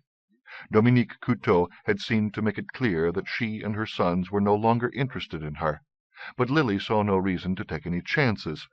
For all she knew, they could read minds, and if that was the case— "Don't make yourself crazy," she told herself. As she started the car, she remembered that she hadn't had a chance to get to the bank after her trip to Tucson, and didn't have a penny on her in case of an emergency. Since her bank was on the way to Jack's bus, she stopped in, actually finding a parking space right out front. Maybe things were finally starting to look up for her. There was only a small line inside, and soon she was standing at a teller's window, asking to see a balance for her account. When she looked at the amount, she pushed her bank book back toward the teller. "There must be some mistake," she said. "I never deposited $10,000 this morning." The teller turned the book around so that he could look at it. He pointed to a line of code in front of the amount. "It was an electronic transfer from another bank," he said. Lily shook her head. "I don't understand. What other bank?" "Just a moment," the teller told her, "and I'll see what I can find out." This was too weird, Lily thought, as she waited for him to get back. She watched him conferring with a dark-haired woman sitting at a desk, and then the two of them came back to the wicket. "I have the transfer record here," the woman said. She smoothed it out on the counter between them. "It was sent to us from the Williamson Street branch of the Unity Trust." Lily looked at the transfer record. The name under client was the Newford Investment Group, Incorporated. "This doesn't make any sense," she said. "I've never heard of these people before." The woman smiled. "Well, they certainly appear to have heard of you." Lily remembered a friend who'd once had a large amount of money simply show up in her account one day. Instead of questioning it, she'd spent the money, and then had to pay it all back when it was found to be the result of a computer error. She wasn't about to repeat that mistake. "It's so much money," she said. The woman nodded. "I'd be happy to discuss some excellent investment opportunities that we can offer." Lily shook her head. Maybe another time. I can't deal with this right now." "Of course. Let me give you my card." It was easier to take the card than argue. "I'd like to withdraw $50, Lily told the teller when the woman returned to her desk. "If you could just fill out this withdrawal slip." Lily returned to her car in somewhat of a daze. This was crazy. Not the same crazy that was filling the rest of her life, but definitely weird all the same. But as she'd told the woman in the bank, it wasn't something she could deal with at the moment. Not when there was that chalice to think of, and that curious figure lying in the bottom of it. But $10,000. How many financial worries wouldn't that solve? Focus, she told herself. First she had to talk to Jack, then she could worry about large amounts of money mysteriously appearing in her bank account. She dropped her bank book into the shopping bag that held her camera equipment and started the car. Pulling out into the traffic, she headed north, toward the Tombs and Jack's school bus. 18. Linear space was as much a human invention as linear time, and like most Corby, Margaret had no idea what purpose either served. It certainly couldn't be because they were faster or more convenient. The direct line between 2 points ignored the folds in the fabric that made up the world, the nooks and crannies that might not only provide a shortcut from one place to another, but were also the hidden resting ground of things that strayed too far out of the world to return. They were washed up like tidal hordes in these secret havens, lost objects, forgotten places, the tired, the unwanted, the lonely. Sad places, some, but there were happy ones, too. They were a Corby's dream, magpie treasure nests in which you might stumble across anything. A shiny bauble, a gold ring, a missing friend. Why anyone would develop a logic that wouldn't admit to their existence had never made any sense to her at all. But human logic often confounded her. She was very much like the Crow girls in that regard, always more interested in what lay beyond the obvious, the hidden lane as opposed to the well-used thoroughfare, the secret room-like space in an old elm tree instead of the expected rooms in a house.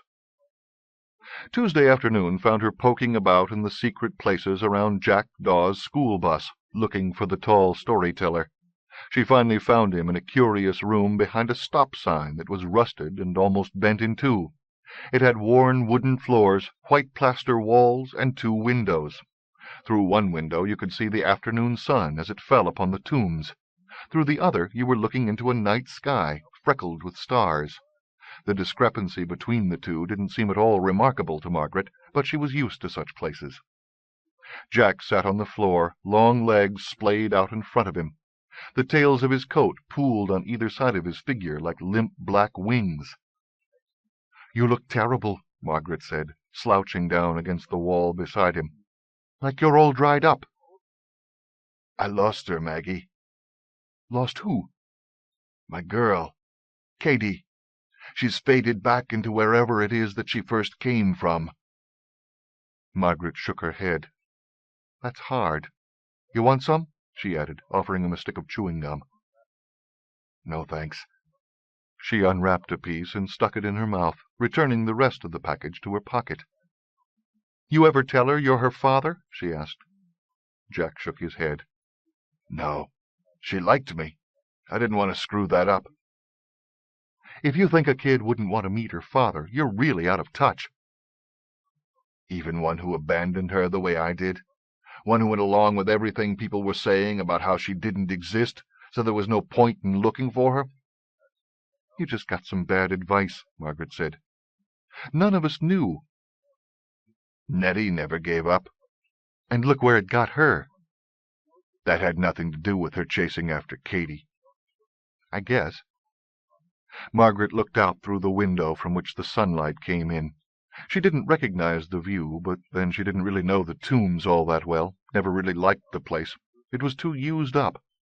Sometimes you looked on a ruined structure, and you could still appreciate the splendor it had lost, but that never happened to her in the Tombs. "What about the other one?" she asked. "Carrie." "Are you going to tell her?" "I think I let her life get messed up enough as it is without me bringing more trouble into it." Margaret sighed.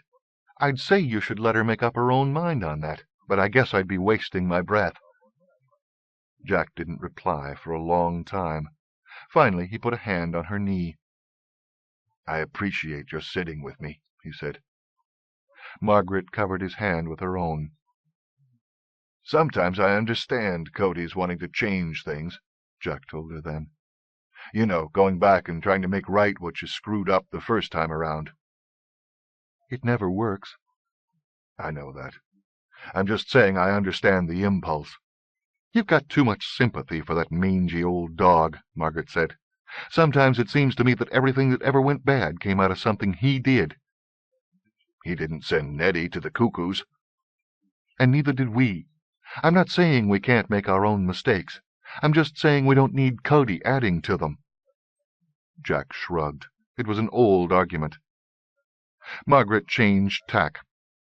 The Crow girls had me looking out for a friend of yours down Tucson way. Who's that? Lily Carson, a photographer.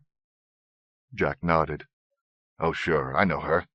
She's a good listener. He gave Margaret a curious look. What's she got to do with the Crow girls? I thought maybe you could tell me. Lily's got the cuckoos chasing after her, though I don't think she knows it. The Crow girls have got a thing about the cuckoos. And you don't? I'm done killing them, Jack said. Maybe. That who you're hiding from, Jack? At first she thought he wasn't going to answer.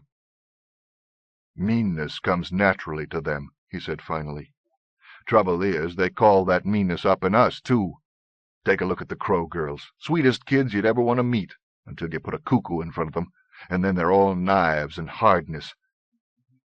The Crow girls aren't kids, Margaret said. They're older than any of us, except maybe Raven. You know what I mean. I guess. I don't like who I become when those cuckoos are around, Jack said. That's what it boils down to. I don't want to know that person. I don't want to be that person.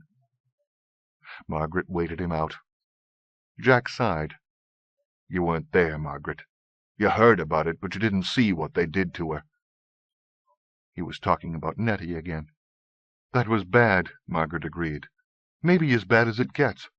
But what if it happens again, to someone else we care about? It'd be worse this time. If they get their hands on Raven's pot. That damn pot! Why does it have to be our responsibility? Someone's got to do it. Yeah, and we're doing such a great job of it, too. Margaret had no argument with that, but she didn't know if it was entirely their fault. There was something about that pot that made it easy to misplace, to forget. Then you'd hold it in your hands, and you couldn't imagine ever letting a piece of magic like that slip out of your mind. We're going to need everybody's help on this, she said. Jack gave her a slow nod and got to his feet. He offered her a hand up, then looked out the window. Not the one that offered a view of the tombs, but the one that opened out onto some night somewhere. That's a peaceful dark, he said. There's not an ounce of loneliness in it. I remember. It belonged to us once. That's what Cody's looking to bring back. I've got friends to ease that loneliness, Margaret told him. And that's what Cody's looking to take away. I said the same thing to Ray. Maybe they don't live long, Margaret said. Not like us. But I figure they're worth fighting for. Jack nodded, still looking out at the dark. You know what scares me? He said. Margaret shook her head. He turned to her with haunted eyes.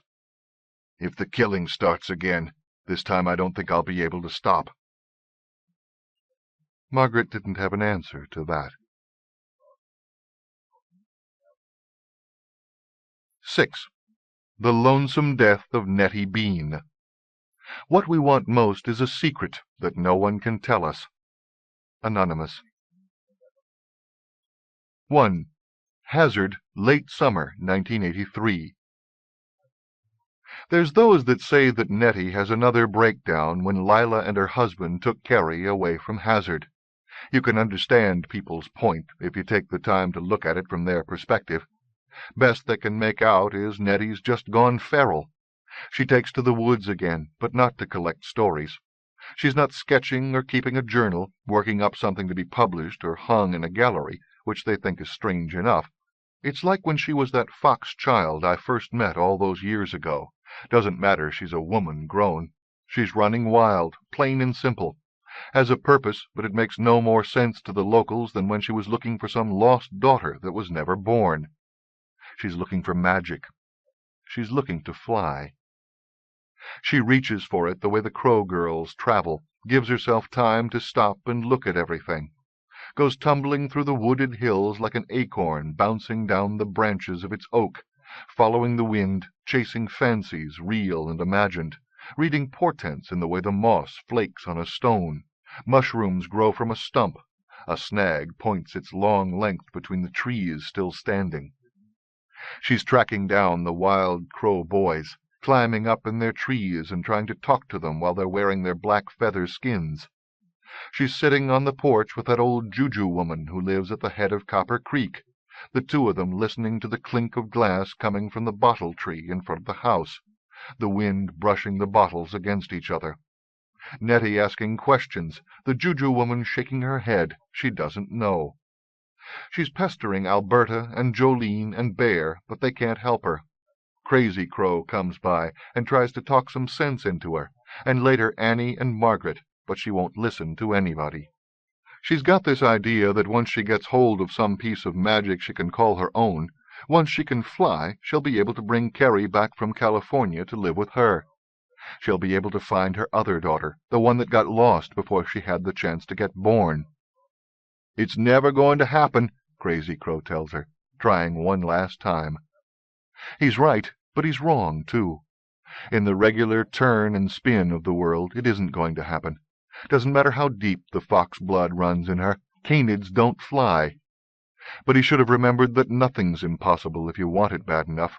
Hell, doesn't the story go that the whole reason the world's here for us to mess up the way we do is because Raven was looking for some place to fly? He couldn't do it on his own, but you put enough heads together and the thing'll get done.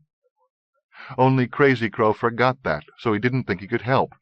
The Crow girls would have known what to do, but they were off in Tibet at the time. I know because I ran into them there, on my way back to the Americas from a summer spent on the shores of the Dead Sea. "Give it a rest," Crazy Crow says. "Appreciate what you've got." "I know what you're doing," Nettie tells him. She's looking wild, hair all knotted and caught up with seeds and twigs, wearing a circle of burrs on the hem of her ragged dress. "You're the voice in the wilderness, come to dissuade me, but I won't be dissuaded in this." Crazy Crow gives up on her then. Most folks do. But she doesn't give up, not on flying, not on finding her missing daughter. She just keeps digging deeper and deeper, further afield, until somewhere she hears about the Morgans, and that's when it all goes bad. In human terms, the Morgans are an old moonshining family that lives back in the hills, where no one goes unless they've got legitimate business. If you don't have legitimate business in Freakwater Hollow, you don't come back. Inbred, folks'd say, seeing how they all have that same Morgan look. Tall and lean, men and women both, handsome, dangerous, clannish. They age well, silver-haired and dark-eyed from their teens on, and they don't seem to have children. At least no one sees any Morgan children. Story goes that mean as the Morgans are, their children are worse, so they keep them kennelled up somewhere out beyond where they run their stills, deep, deep in the hills. Keep them there until they're old enough to act civilized, if that's what you can call a Morgan's behavior. We know them better. They don't kennel their children. They leave them in other people's nests, like fairy changelings. Come and collect them when they're grown. Grown, for a Morgan, usually means they've killed off the family that raised them, and are ready to spread their wings. Round about then their birth parents come to collect them, and bring them back into the hills. There's serious bad blood between us. Goes back forever, it seems, and I've never been able to track down the story of how exactly it all got started. I remember once, before he went away, Raven told me there was no big mystery. We just had to keep them in check because that's the way it was. Someone had to do it, and we got elected, same as that pot of his was our responsibility. "Comes from being the oldest," he said. "Certain things we've got to do. Everybody's got a role to play. World wouldn't turn without us all doing our part." Maybe that's why things are the way they are now. Raven's turned his back on his responsibilities, and the world's been going downhill ever since.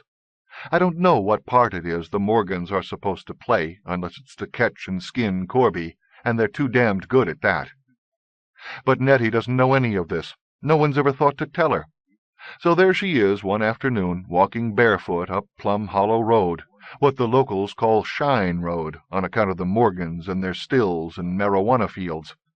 They're watching her as she follows that old dirt track up into the wooded hills, some of them pacing her through the trees on either side, rifles in hand, others winging it above.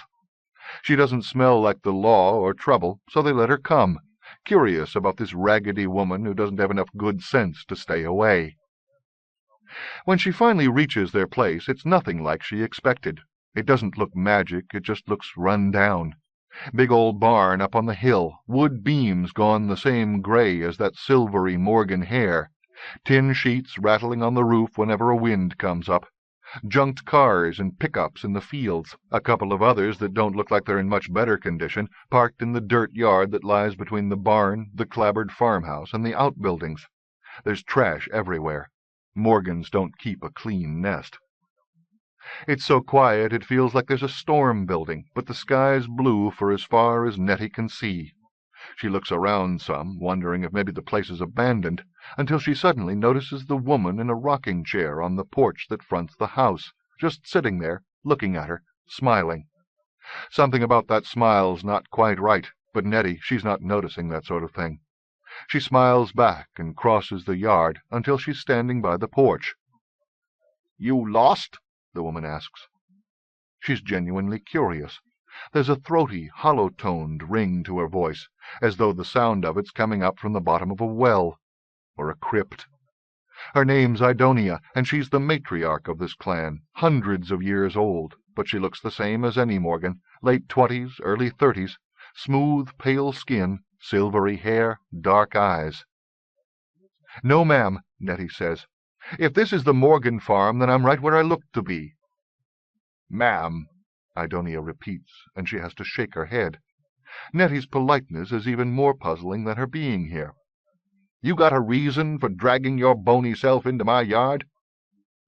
"My name's Nettie Bean." "Oh, I know who you are," Idonia says. "I can smell the corby on you like a piece of roadkill gone bad. That's a stink that doesn't go away with a bath or two, girl." Idonia's been around so long, any human she meets is a child in her eyes. "What I can't figure is what would possess you to come walking in here." Nettie doesn't question that Idonia knows who she is, a worry about how maybe this isn't the safest place to be for someone who's known to be a Corby friend. While they're talking, Morgans are drifting into the farmyard, ambling from the barn and outbuildings, ghosting in from the woods, all of them looking pretty much the same, the way a nest of bugs do when you turn over an old stone or stump.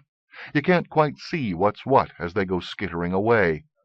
A few of them are roosting in feathered skins on the roof of the porch and in the twisty boughs of the old crabapple tree growing up along one side of it.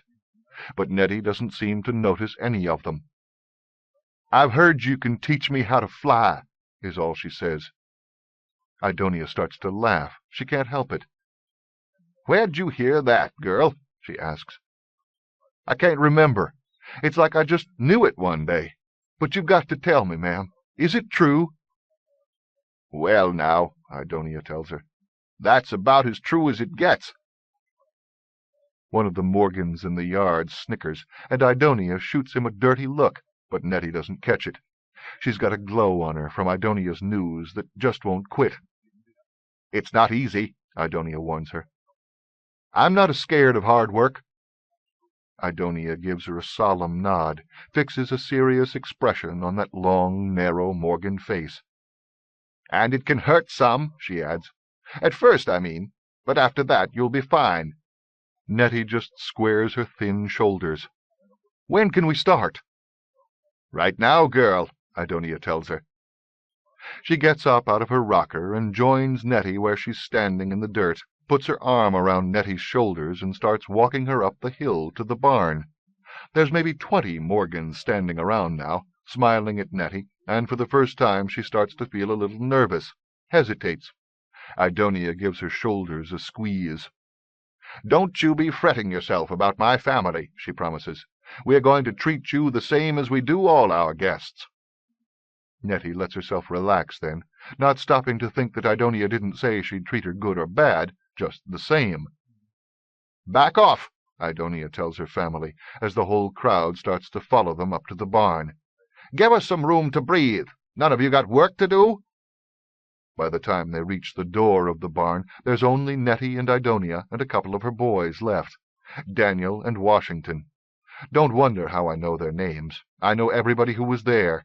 I've got their names chiseled in my heart the way a stonemason works letters into a tombstone, big and plain, for all to read, so the weather can't wear them down, so nobody can forget.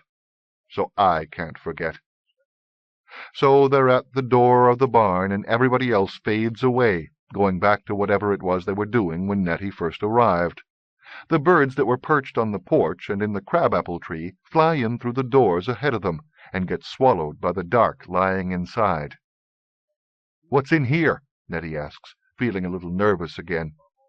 There's a smell in the air she can't place, like something died, but not recently. An old, dead smell. "This is where we'll fix you up with your feather skin," Idonia tells her as she leads the way inside. Nettie follows her in, blinking at the dark. The smell's stronger here, so thick it seems to layer like fine dust on the walls of her lungs. Then her eyes start to adjust to the dimness, and she feels faint. Would have fallen, except there's a Morgan boy on either side of her, keeping her on her feet, fingers holding onto her arms like vices squeezed tight. "You're not changing your mind, are you?" Idonia asks. I...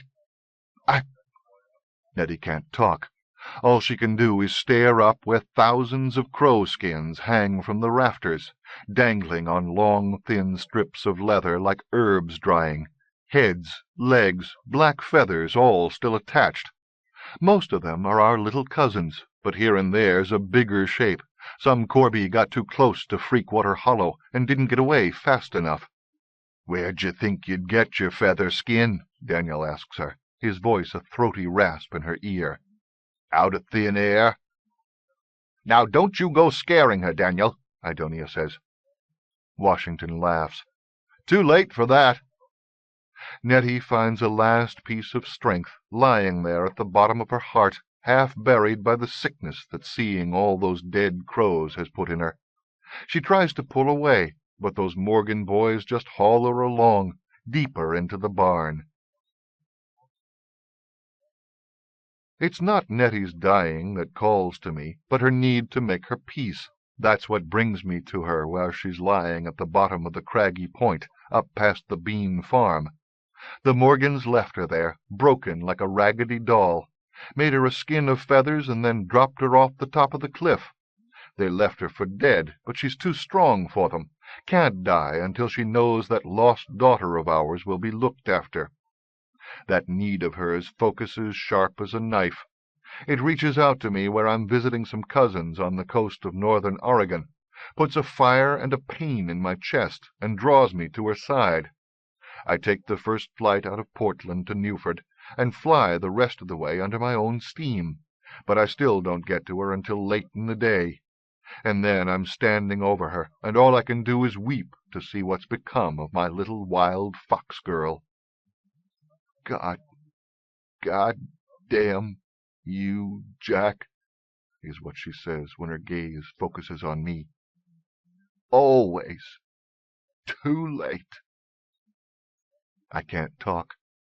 There are no words to ease what's been done to her. I kneel at her side, drop some water between those parched lips of hers, wipe her brow with a wet cloth, and all the time I'm dying inside.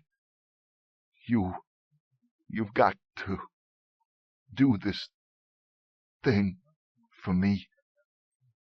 The peace she needs to make isn't with me. It's with that lost daughter of hers. You've got to promise me you'll find her.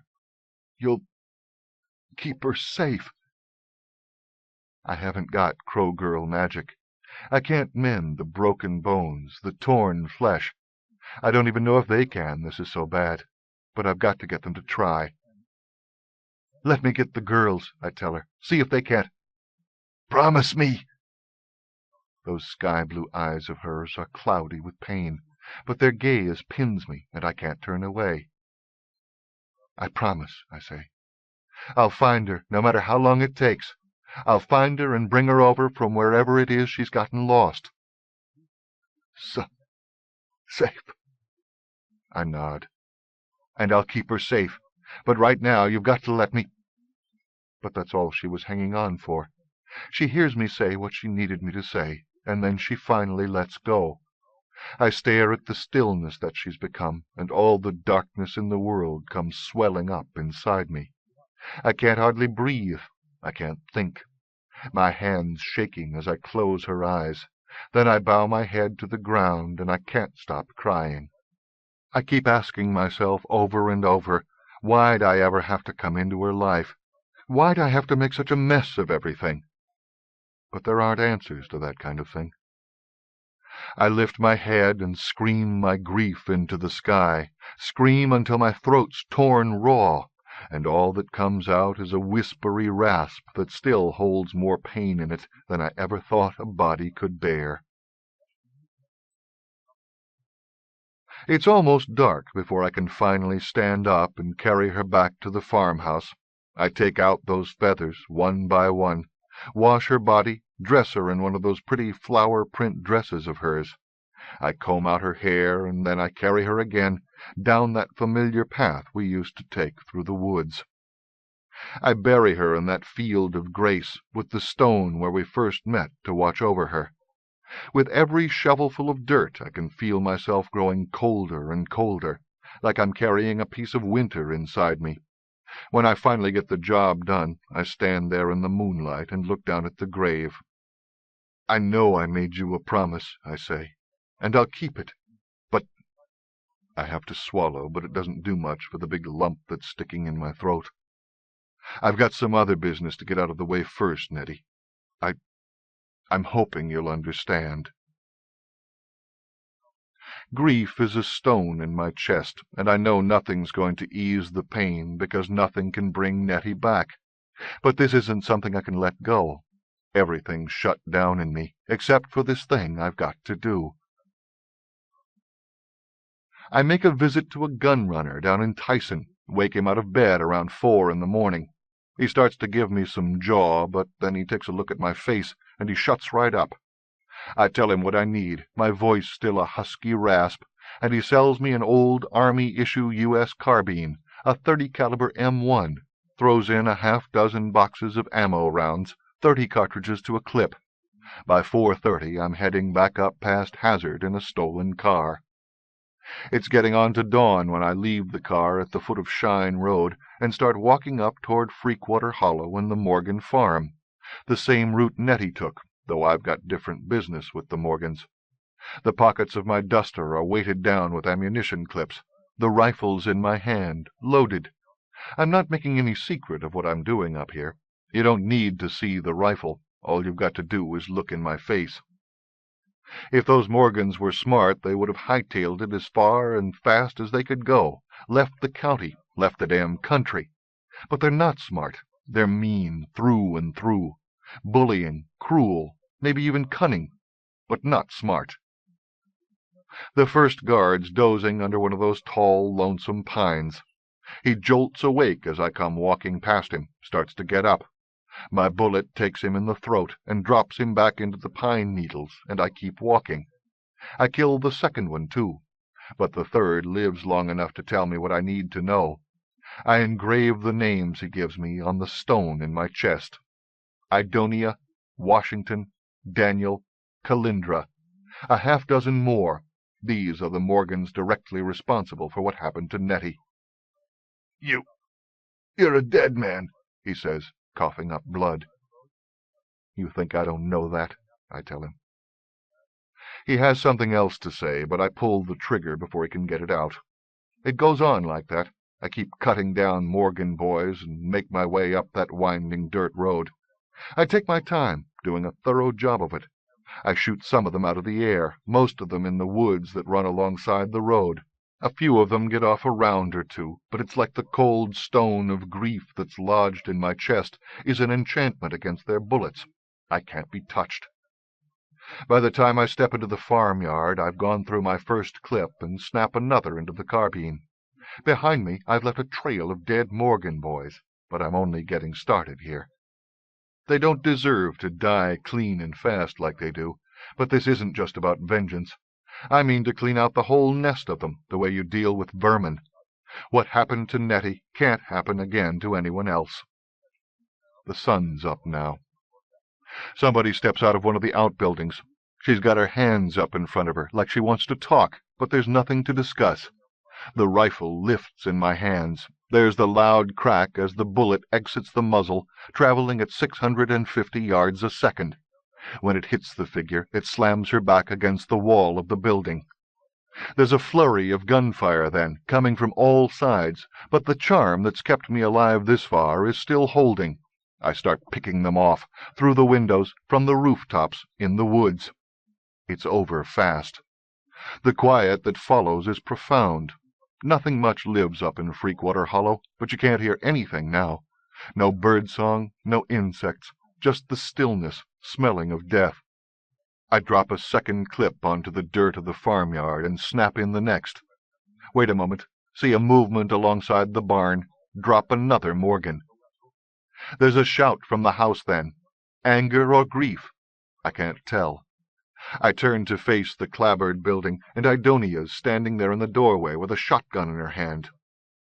"How many of us are you planning to kill?" she says. The barrel of that shotgun's aimed my way. It's a good weapon for a mediocre marksman. Lots of stopping power, and the odds are good of scoring a hit if you're in the limits of its effective range. I'm well within the limits. "How many you got?" I ask.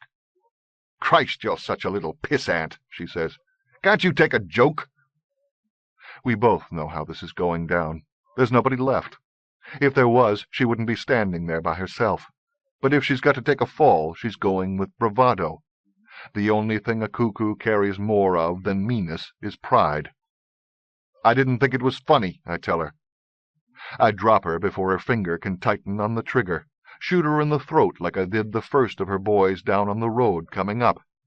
The impact sends her reeling back into the house. The shotgun goes off, blowing out the upper right-hand corner of the door jamb, but it's only a reflex of her hand muscles. I know I've cleaned out the whole nest of them now, but they're not all dead. Not all the Morgans live up here in Freakwater Hollow, but these are the only ones I had to deal with today. These are the ones that hurt my wild fox girl. That grief swells strong in me again. I let the carbine fall to the dirt, and I can't move. All I can do is stand there, with my heart turned to stone. I'm still standing there when the sheriff's men come. They don't see a Corby wearing a man's skin when they pull up in their vehicles, falling over themselves to haul out their guns and train them on me. They see a black man. Nobody ever had any love for the Morgan clan in these hills. They made about as many human friends as they did Corby. But the difference is they looked white, and bad though they were, some things always come down to skin color. In these hills, poor white trash is still a tall step up from a black man. They take me to the county seat in Tyson to stand trial. There's some more killing as I wait for my court date. The ones dying are Morgans, coming up from other parts of the country, looking for payback, meeting up with Corby before they can get to me in the jail. Pretty soon those Morgans get the message. Chloe stands me a lawyer, but there's not much he can do. The only thing I'll say in my defense is they needed killing, and that's no defense at all. It leaves everyone to worrying about what's going to happen to me. Except for me, I don't think at all. All I am is empty and cold. All I know is that stone of grief I'm carrying with me. I don't go away like Raven. The grief holds me here. But I don't know much else. Everything goes by fast, and I don't pay much attention to any of it. Can't seem to focus. Not on the trial, not on the jury's verdict of guilty, not on the judge's sentencing. Makes no difference to me if I'm in the county jail while the trial's on, or sitting on death row, waiting to die. Because Nettie's still dead. None of their words, nothing they can say or do to me, can change that. That lawyer Chloe hired me wants to appeal, but I'm not interested. He means well. He tries to argue with me, but all I can think is, when did Nettie get a chance to appeal? When they finally set a date, I don't even hear them tell me I've got 2 weeks left to live. It just doesn't seem all that important. One winter's night, the week before my execution, Annie comes to see me. I don't know how she gets in. Slips in through some window somewhere, I guess, and ghosts her way down to my cell. Or maybe she finds a fold in the way the fabric of place is bunched up around here. I haven't been looking myself. There's no need for shortcuts where I'm going. I'm stretched out, taking up most of the narrow bed in my cell when she comes in. My eyes are open, but I'm not looking at anything. It takes me a while to register her presence. I don't know how long she's been sitting there on the end of the bed before I finally notice her. "You got a death wish?" she asks. It takes me a while to work that through. "I don't have any wish at all," I say. Though that's not true. Given a wish, I'd ask for Nettie to be alive, for her not to have died, and died so hard and alone. Annie shakes her head. "When are you going to tell us what this is all about?" "Nettie's dead." "We know that, Jack. But what happened? What did those Morgans do to her that'd make you up and kill them all?" "I've never explained. It's bad enough I've got the memory of it, that big stone of grief taking up all the breathing space in my chest, without handing over pieces of it to the rest of my kin. No one else should have to feel this cold I've got in me, like they're walking dead." Annie leans forward. "Jack," she says. Her voice is soft, soothing. Always was. Lord, that girl can hold a tune. You'd never think she was a jay to hear her speak. "They're going to kill you next week." "I know that." "I'm not even going to argue with you about why you're not putting up a fight," she says. "But you can't let her story die with you." "Why not?" "Because it's not right. You've told me yourself, in the end, stories are all we've got. They're who we are and what we are and why we are. We've got to share them with each other, the good and the bad. Maybe especially the bad, you said to me once, because anyone who doesn't remember history is doomed to repeat it. Do you want whatever it was that happened to Nettie to happen to someone else?" I shake my head wearily. "That's why I killed them all." "You didn't kill them all," Annie says. "The world's still full of cruelty and meanness, human and blood. Cuckoos are still breeding and dropping their eggs in other people's nests. You think your killing a few Morgans is going to stop all the rest of the misery in the world? You think it'll stop those cuckoos from hurting somebody else?" "I don't know any more," I say. "I don't know that the stories do any good. We're all so good at hurting each other, even when we mean well, even when we know the stories." "There's a big difference between doing something wrong by accident and doing it on purpose," Annie tells me. "And how are people going to know it unless someone tells them the stories?" I'm thinking she just doesn't understand. "Talk to me, Jack." But then I remember what not giving Nettie my story got us. "Sorrow halved, Jack," she says, "when you share it. Remember that? It's something else you told me." I remember Chloe pointing at Raven one time and reminding me how we had two choices. We can carry on, or we can go away, withdraw from the world like Raven has, and that doesn't do anybody any good. I realized then that what I'm letting happen to me is just another way of going away. I open my mouth to speak, but the words won't come. I'm thinking of my Nettie, and tears flood my eyes. My throat gets so thick it's like that stone of grief is trying to rise up it. I try to close it all down, to go away, to embrace the cold. This is too raw. This hurts too much. But Annie won't let me.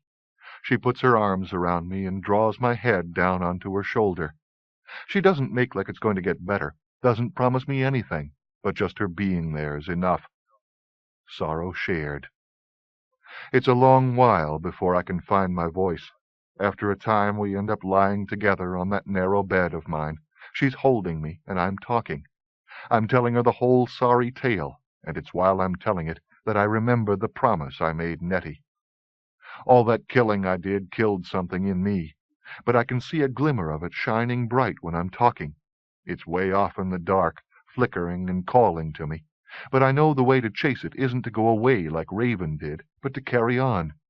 I sit up and swing my feet to the floor. "I've got to find that girl," I say, my voice a hoarse whisper.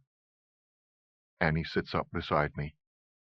"You can't do that by dying." I'm not dying. Not any more you're not, Annie tells me, and then she walks me out of that place. I hear later that the Crow girls came by and left a changeling in my place, some kind of jackdaw man they put together out of twigs and mud and moss and things, dressed it up in my prison clothes and left it on the bed. It wasn't made to last long, but then it didn't need to. It only had to stay of a piece for as long as it took the guards to walk it down that long hall on death row and execute it, long enough for them to dig a hole for it and then throw it in.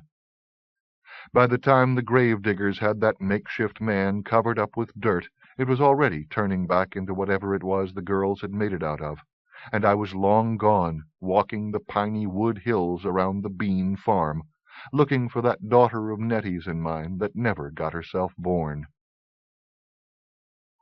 2. Hazard, Long Beach, Spring, 1984. I spend that winter in the hills around Hazard, but I have no more luck finding the lost girl than Nettie did. I have more to go on in my search than Nettie ever had, access to secret places she never knew existed, long views of the winter woods from high up in those frosty skies, but it doesn't help. I find every hidden fold in the fabric of those hills and check it out once, twice, a dozen times just to be sure. I fly over more square miles of wooded hills than you can imagine. There's no gossip about her the way there was for my little wild fox girl that summer we first met. If the lost girl was ever here, she didn't leave any traces behind her. Nothing. She's got less presence than a ghost, less substance than a memory, though Lord knows there's plenty of them here for me. I have help from time to time, but nobody's got a reason to stick with it the way I do. When the months go by, nobody tries to talk me out of it. Nobody tries to tell me that I did my best and it's time to give it up now. I guess they figure it's better to have Jack out walking these hills on a fruitless quest than stepping out of the world the way Raven did. At least this way nobody's got to care for me the way Chloe looks after him.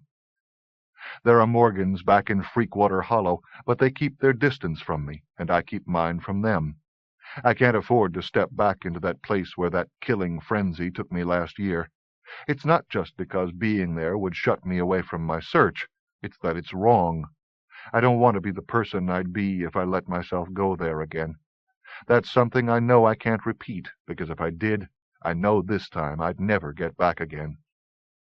I guess it's close on the end of April when I get the notion to see how the twin that got born is doing, thinking maybe I can find some clue by looking at her, listening in on her life, watching over her.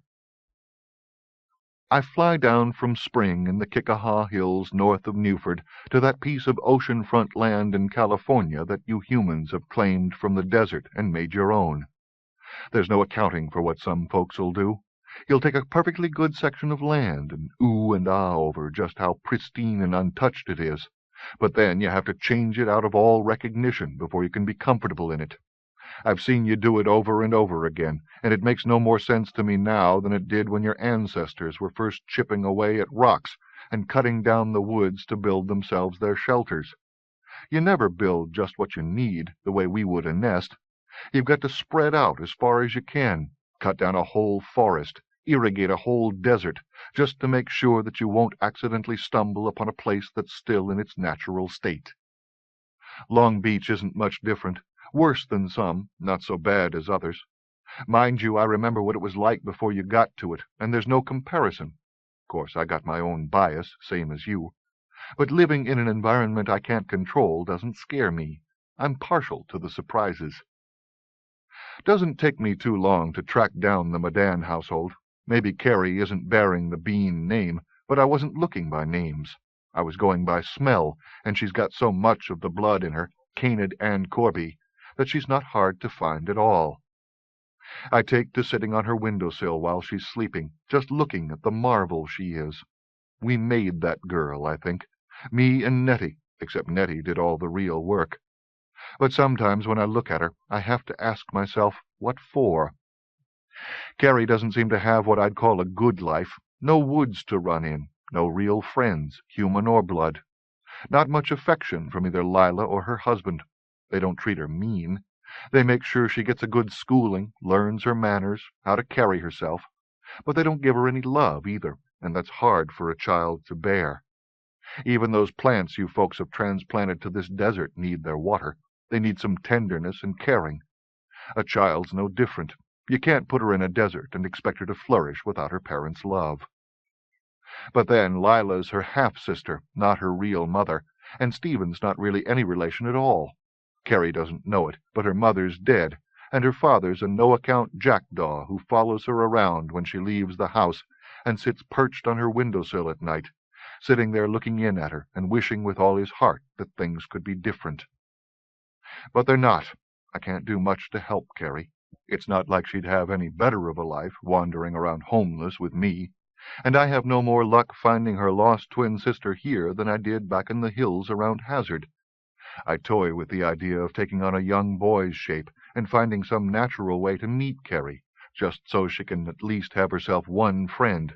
But all I've got to do is think how that worked out with her mammy, and the dark cold comes slipping back into my heart. The grief rears up in my chest, and I have to fly off, hard and fast. Fly for miles until I can burn off enough of that grief and pain to at least pretend I'm all of a piece. Finally, I realize there's nothing more I can do here. I can't help Carrie, can't find her sister, and I'm ready to take the search back to Hazard again. I sit there on the windowsill for one last time, looking in, drinking in the sight of that sleeping child. And then I see her, the missing twin. She's lying there inside of Carrie, a little bundle of bones and hair, all curled up, sleeping under Carrie's skin. I even know her name. Katie. It comes to me as clear as though someone's whispered it in my ear. The lost girl's name is Katie, and she was never lost at all. She just got herself caught up under the skin of her sister, and she's too deep asleep to make it out into the world on her own now. I studied the pair of them for a long time, but I can't see a way clear to getting her out without hurting Carrie in the process. But if I can't do it, there's those that can.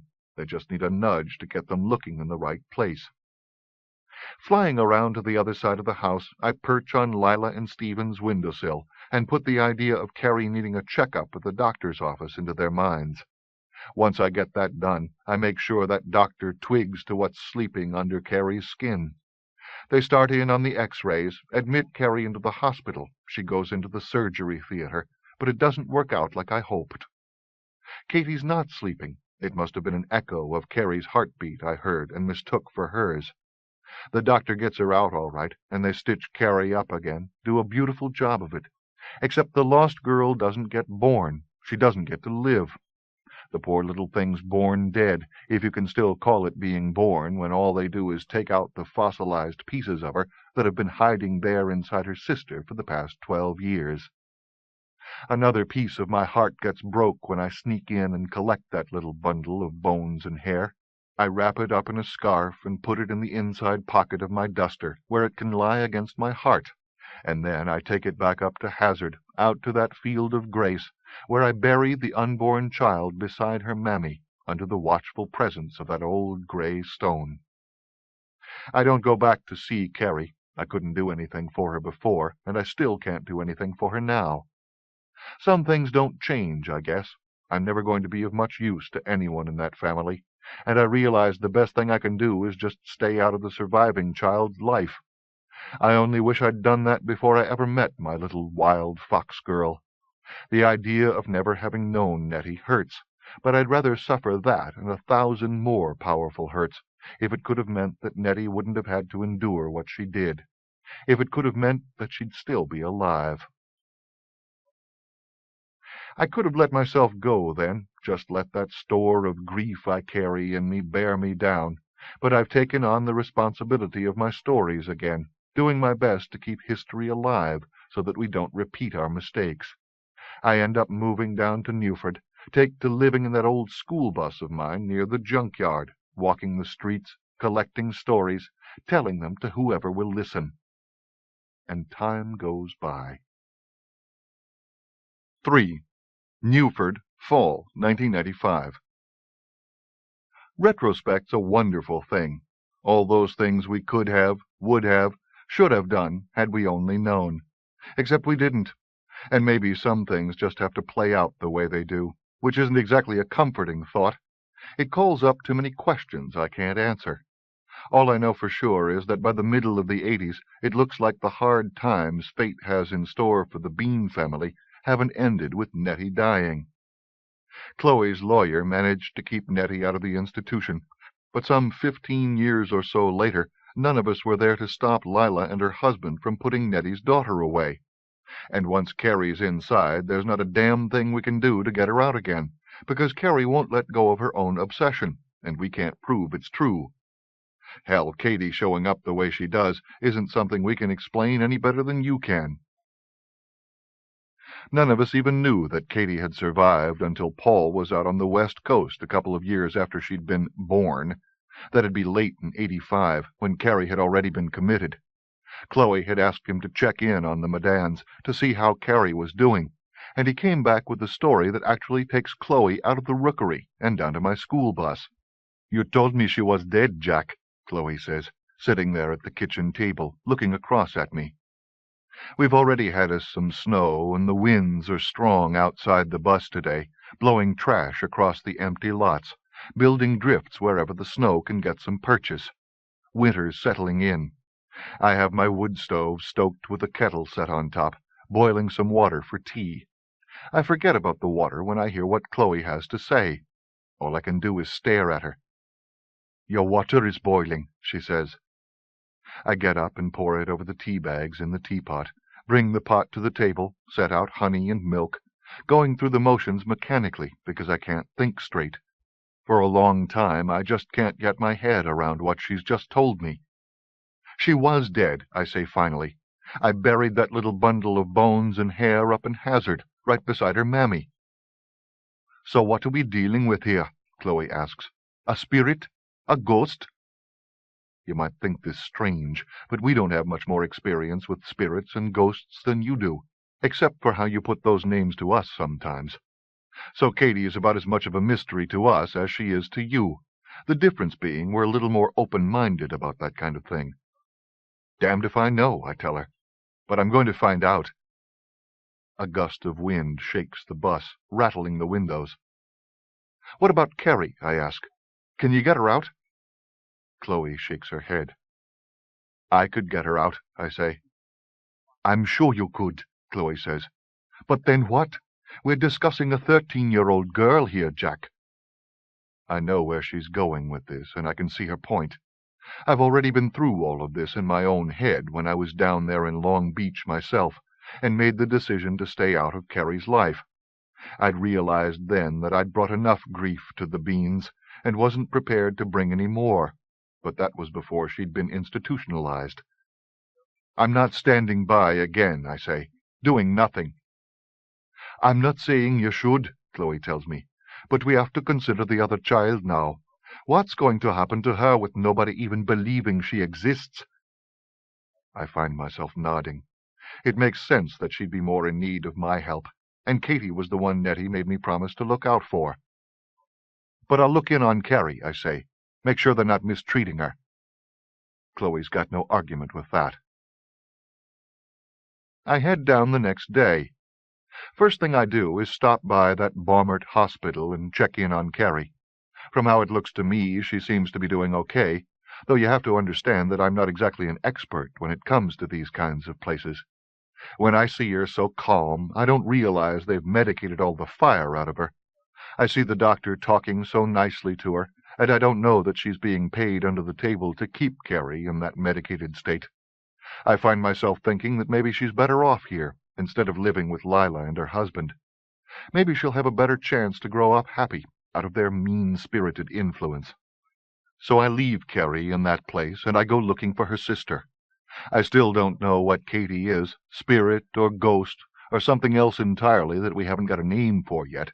But she has the same canid Corby smell that Carrie does, and she's not that hard to track. I find her a little farther south, down the coast in Seal Beach. She's sitting on the low stone wall of that parking lot at the end of Main Street, down by the pier, watching the tide move the water in and out. Red-haired and brown-skinned, with those sky-blue eyes she got from her mother. She pays no more attention to my approach than she does to anybody else on the beach. I'm thinking she's deep in thought until I sit down beside her and say hello. She looks so startled I think maybe I've left a few jackdaw feathers growing out of my forehead when I shucked my corby skin. Only then I remember Paul saying she's got our knack of not being seen unless she wants to be. I guess she doesn't realize the trick only works with humans. But while I surprised her, she's quick to compose herself. "Who are you?" she asks. "Nobody," I say with a shrug. "Just some old jackdaw needing a place to set for a few minutes. You mind if I share this piece of wall with you?" She shakes her head. "Go ahead. There's lots of room." She waits a beat before she has to ask, "What do you mean by jackdaw?" "It's what I am.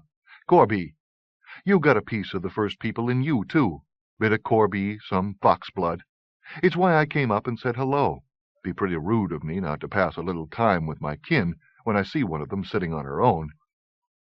She gives me a look like she's not sure if I'm putting her on or what. "Who are these first people?" she asks. "You know, we got here before the humans, when Raven and the Crow girls pulled the long ago out of the medicine lands and set the world to wheeling through the sky." She gives a slow shake of her head, still unsure about where I'm coming from, but interested now, which is what I'm aiming for. "I have no idea what you're talking about," she says. So I tell her the story, the two of us sitting there in the California sun, watching the waves, nobody looking at us, nobody paying any attention to us at all, to either of us. I see her note that, too. "Is that true?" she asks, the way everybody does. "Pretty much," I tell her. "And I'm one of them?" I give her a nod. The blood's not exactly first generation, but you can't mistake it. "I don't remember any of that stuff you're talking about." "That's because you weren't there," I tell her. "Leastways, I don't remember you being there. You got yourself born a little further down the road." "I didn't get born at all." "Then how come you're here? You had to come from somewhere." She shrugs. "I think I just happened, like an accident." "You don't want to put yourself down," I say. "You're better off doing what we all should do, and that's making the most of yourself, seeing how that's all there is of you." She gives me this sweet, wise look, a laugh hanging there in the back of her eyes. "So I come from these animal people, huh?" "There's no arguing it." "Maybe that's why I'm so different." "Different from what?" She makes a motion with her hand that takes in the other people on the beach. "From them," she says. I reckon. That steady blue gaze of hers studies me for a long moment. "So do you have a twin, too?" she asks. I shake my head. "I do," she tells me. "We look exactly the same, but otherwise we're not at all alike. She's locked into who she is and won't have any fun, and then she makes me feel guilty when I do." "So you don't much like this sister of yours?" "Oh, I love her. You can't not. But I don't understand her. I can't figure out why she lets everybody tell her what to do, unless it's because she's one of them." She gives me a sudden smile. "I never even knew there was a them before, and that makes me feel a whole lot better. I always thought there had to be something wrong with me." I'm trying to get a measure of her, and it's hard. She seems a lot like Nettie at the same age, only she's running wild through a concrete forest instead of those old piney wood hills, and she's full of more contradictions than her mother ever was. As innocent as she is streetwise, independent, but she's yearning to be looked after, thoughtful, with a giddy undercurrent. The more I think of it, maybe she doesn't remind me so much of her mother as she does Maida and Zia. Lose the red hair, and you could almost take her for a Crow girl without having to work too hard at it. Has the temperament down pat. "So do you live around here?" I ask. She shakes her head. "I don't live anywhere in particular, but I like it here." She grins. "It suits me." I can see that. I stand up. "Well, maybe I'll see you around." "If you're ever looking for me," she says, "this is where I'll usually be." I feel her watching me as I walk off. I get about a block away, and she starts to follow, so the first time I'm out of her line of sight, I shift back into my jackdaw skin and fly up to a perch on the closest telephone pole. She looks puzzled when she comes around the corner, checking up and down the street, but she doesn't think to look up. Most people don't. There's a whole world going on up here above their normal sight lines, but it might as well be invisible. I'm feeling pleased, looking down from my pole. Things worked out pretty good, I'm thinking. I made a connection, intrigued her a bit, let her know she's not alone, she's not some kind of freak, but didn't open the door to her getting dependent on me. What I want to do is have her get comfortable around us, let us be a part of her life so that we can look out for her, but not get her to thinking we hold all the answers. And I particularly don't want to get too close to her myself. That's not a mistake I'm about to make again. It works out pretty well for a while. We take turns checking in on her over the next few years. Margaret, Annie, Paul, the Crow girls, Alberta, and some of the others that Nettie used to know from up around Hazard. We feel kind of proprietary about her, considering her history and all, but no one tells her about her real mother. They leave that up to me, and it's not something I figure she has to know. If she asked me straight out, I'd have to tell her, because I'm not about to start lying to my own child, but it doesn't come up. She doesn't talk about her sister much, but you can tell Carrie's on her mind a lot. Why exactly, I don't find out until years later, when Katie moves to Newford. I try to convince her that whether or not Carrie believes she exists makes no never mind, but it's hard to be convincing when none of us can actually explain what she is. Maybe this idea she's got about Carrie is true, but if it is, it's a cruel trick fate's gone and played on her. Of course, fate hasn't proved too kind to the beans before this, and life isn't fair. Imagine if life was fair, she says to me one time. I think maybe that'd be worse. How do you figure that? Well, then we'd deserve all the awful things that happen to us, wouldn't we? It'd mean that at some point in our lives, or maybe some life we had before this one, we were pretty creepy people. I never thought about it like that before. Seems odd to take comfort in life's unfairness, but I start to feel the same way she does. For a long time, I think she's going to stay on the West Coast, but then one day she gets the traveling bug and starts to wandering. She can't change skin like we can, but she gets pretty adept at some of our other tricks, riding around the country for free and the like. Most of them she picks up from Margaret. I never ask her what put the itch in her feet until she finally shows up in Newford and makes like she's planning to settle down. I had to get away from her, Katie explains. From who? Carrie? She nods, and I see the hurt in her eyes. Then she asks me something that makes my heart want to break. Have you ever loved someone so much you don't think you can live a moment without them, but at the same time you know that staying with them is maybe the worst thing you can do to them? It takes me a long time to get my voice. Yeah, I finally managed to tell her. It's the hardest decision I ever made. And the worst thing is, in the end, I made the wrong one. I had the best of intentions, but all I did was screw things up worse. I don't think it's something you can work out, she says. It doesn't matter if you stay or if you go. You're still going to hurt them. I can't answer that for you, I say. You don't have to, she tells me. I know that's how it is for me when it comes to Carrie. But I have to try staying out of her life. I don't really feel like I have any choice. There's always a choice. She shakes her head. I know for sure that my being in her life wasn't ever any help to her at all. She takes to hanging around the school bus a lot, bringing me coffee or tea or a sweet pastry, casual, like she was just in the area. All she asks in return is for me to tell her stories. I figure she's got too much affection for me, treats me like her best pal and father all rolled into one, an irony that doesn't escape me. But it's too late to do anything about how she feels now, and the truth is I don't want to. Her company means the world to me, and I'll do whatever it takes to keep her happy and safe. It's got nothing to do with the promise I made her mother, and everything to do with a father's love for his child. Lord knows I cherish the time we have together, not just for how good it is, but because one day it's all going to come out, who her mother is, how it was between us, how hard Nettie died. And then Katie's going to hate me forever. I won't blame her. Whenever I think of what happened to Nettie, I hate myself. 7. City of Crows. Jack's crows are in for a murder. A murder is a gathering. Some watch, some go a little further, some eat what the others bring. To Jack's crows, where everybody's from and nobody goes. That's where you're going to find Jack's crows. John Gorka from Jack's Crows. 1. Newford, Tuesday afternoon, September 3rd. Tired from a morning's fruitless search for Raven's pot, Annie found herself a perch in between two gargoyles, high above the rose window of St. Paul's Cathedral.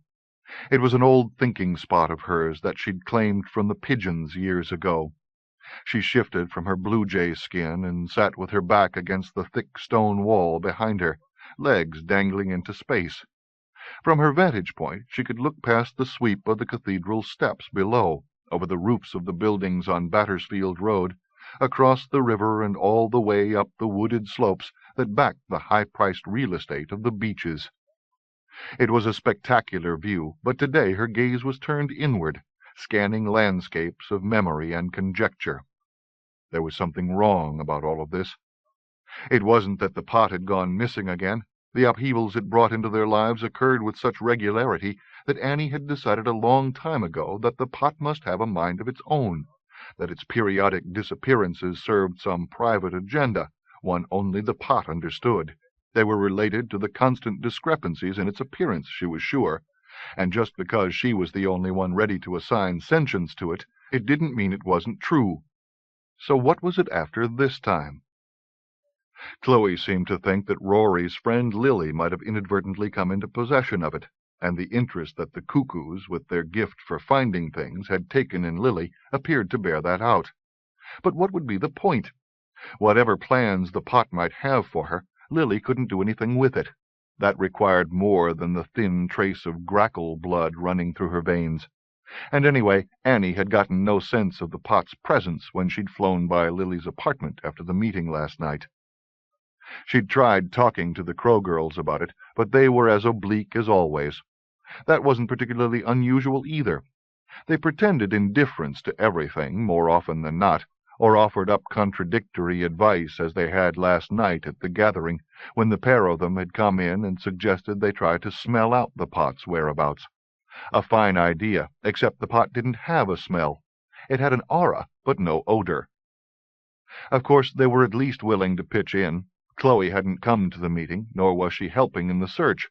She claimed she couldn't leave Lucius, but Annie suspected Chloe was simply becoming more and more agoraphobic. Another few years, and she'd be as withdrawn as Lucius. And that, for no good reason, reminded her of Paul, who'd been as outgoing as the Crow girls, but sensible. A deep melancholy settled in her. She missed Paul terribly at times, more than the others did, she was sure, but then she'd been closer to him than anyone. Sometimes, if she closed her eyes and listened hard, she could still hear his piano. She did so now, but all she heard was the sound of wings. Opening her eyes, she found that the Crow girls had come spiraling down from the sky and joined her. They were perched on the backs of the gargoyles, one on either side of her, regarding her with serious expressions. "Did you have any luck?" she asked. But the girls didn't seem at all interested in the missing pot. "You're looking very, very sad," Maida said. Zia leaned forward so that her chin was resting on the broad brow of the gargoyle she was straddling. "Very, very." "I was thinking about Paul," Annie told them.